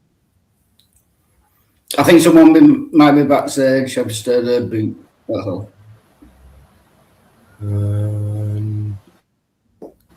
No. No. All right, never mind. I'm just getting something to eat. I'll be right back. Miss Arden fled in tears and filed a police report. It's one of the earliest allegations that are known against Mr. Epstein. Yeah. Were you alerted to this sexual assault at the time? Same objection to hearsay, but go ahead. Kind of the same answer. I don't know how I knew about it. And, called Jeffrey, like, what the hell's going on, Jeffrey? And I was like, do you think I'm stupid? Like, this was a bad girl. I was on a date. She made all this stuff up. You don't think I'd behave this way, would you? And I hope not, was probably what I said, because I couldn't believe that anybody that I knew would behave like that. And what you're describing, is that the original single conversation you described earlier, or is that a separate conversation with Mr. Epstein about the issue? I'm a little confused. This question about the lady in the hotel in New York was one conversation, and the notion or the discussion about Jeffrey's interviewing models, I think, was a separate one, and they didn't happen simultaneously. I understand. It sounds like that might have been about 4 years apart from each other. You could tell me 4 years or 4 months. I don't remember. So it sounds like at that point, there would have been at least 2 conversations with Mr. Epstein about the broader Victoria's Secret issue. In 2004, a woman named Elizabetta Tai had a similar experience. She was invited to Mr. Epstein's New York home under the impression that he would be able to get her a job as a Victoria's Secret model. Mr. Epstein apparently, allegedly, undressed and handed her a vibrator. Ms. Tai threw the vibrator at his head and ran out of the room. Were you made aware of this allegation at the time? I never heard this story before.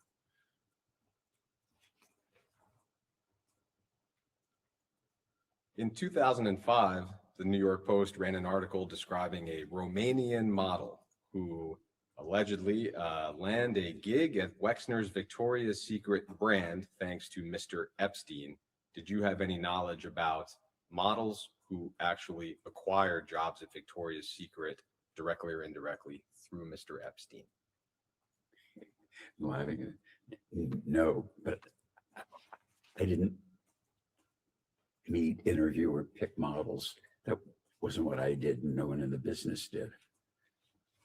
But just to phrase it clearly, to your knowledge, did Victoria's Secret ever hire or contract with a model at the recommendation of Jeffrey Epstein?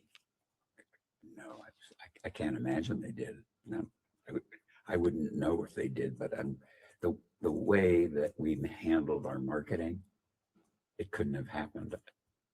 I think I would have known because it just wasn't the practice. Could I ask one follow-up question with respect to that second conversation and the young woman named Alicia Arden? I know they were a few years apart, but if you recall, was there any part of you that doubted whether Mr. Epstein had been truthful in his denial with you?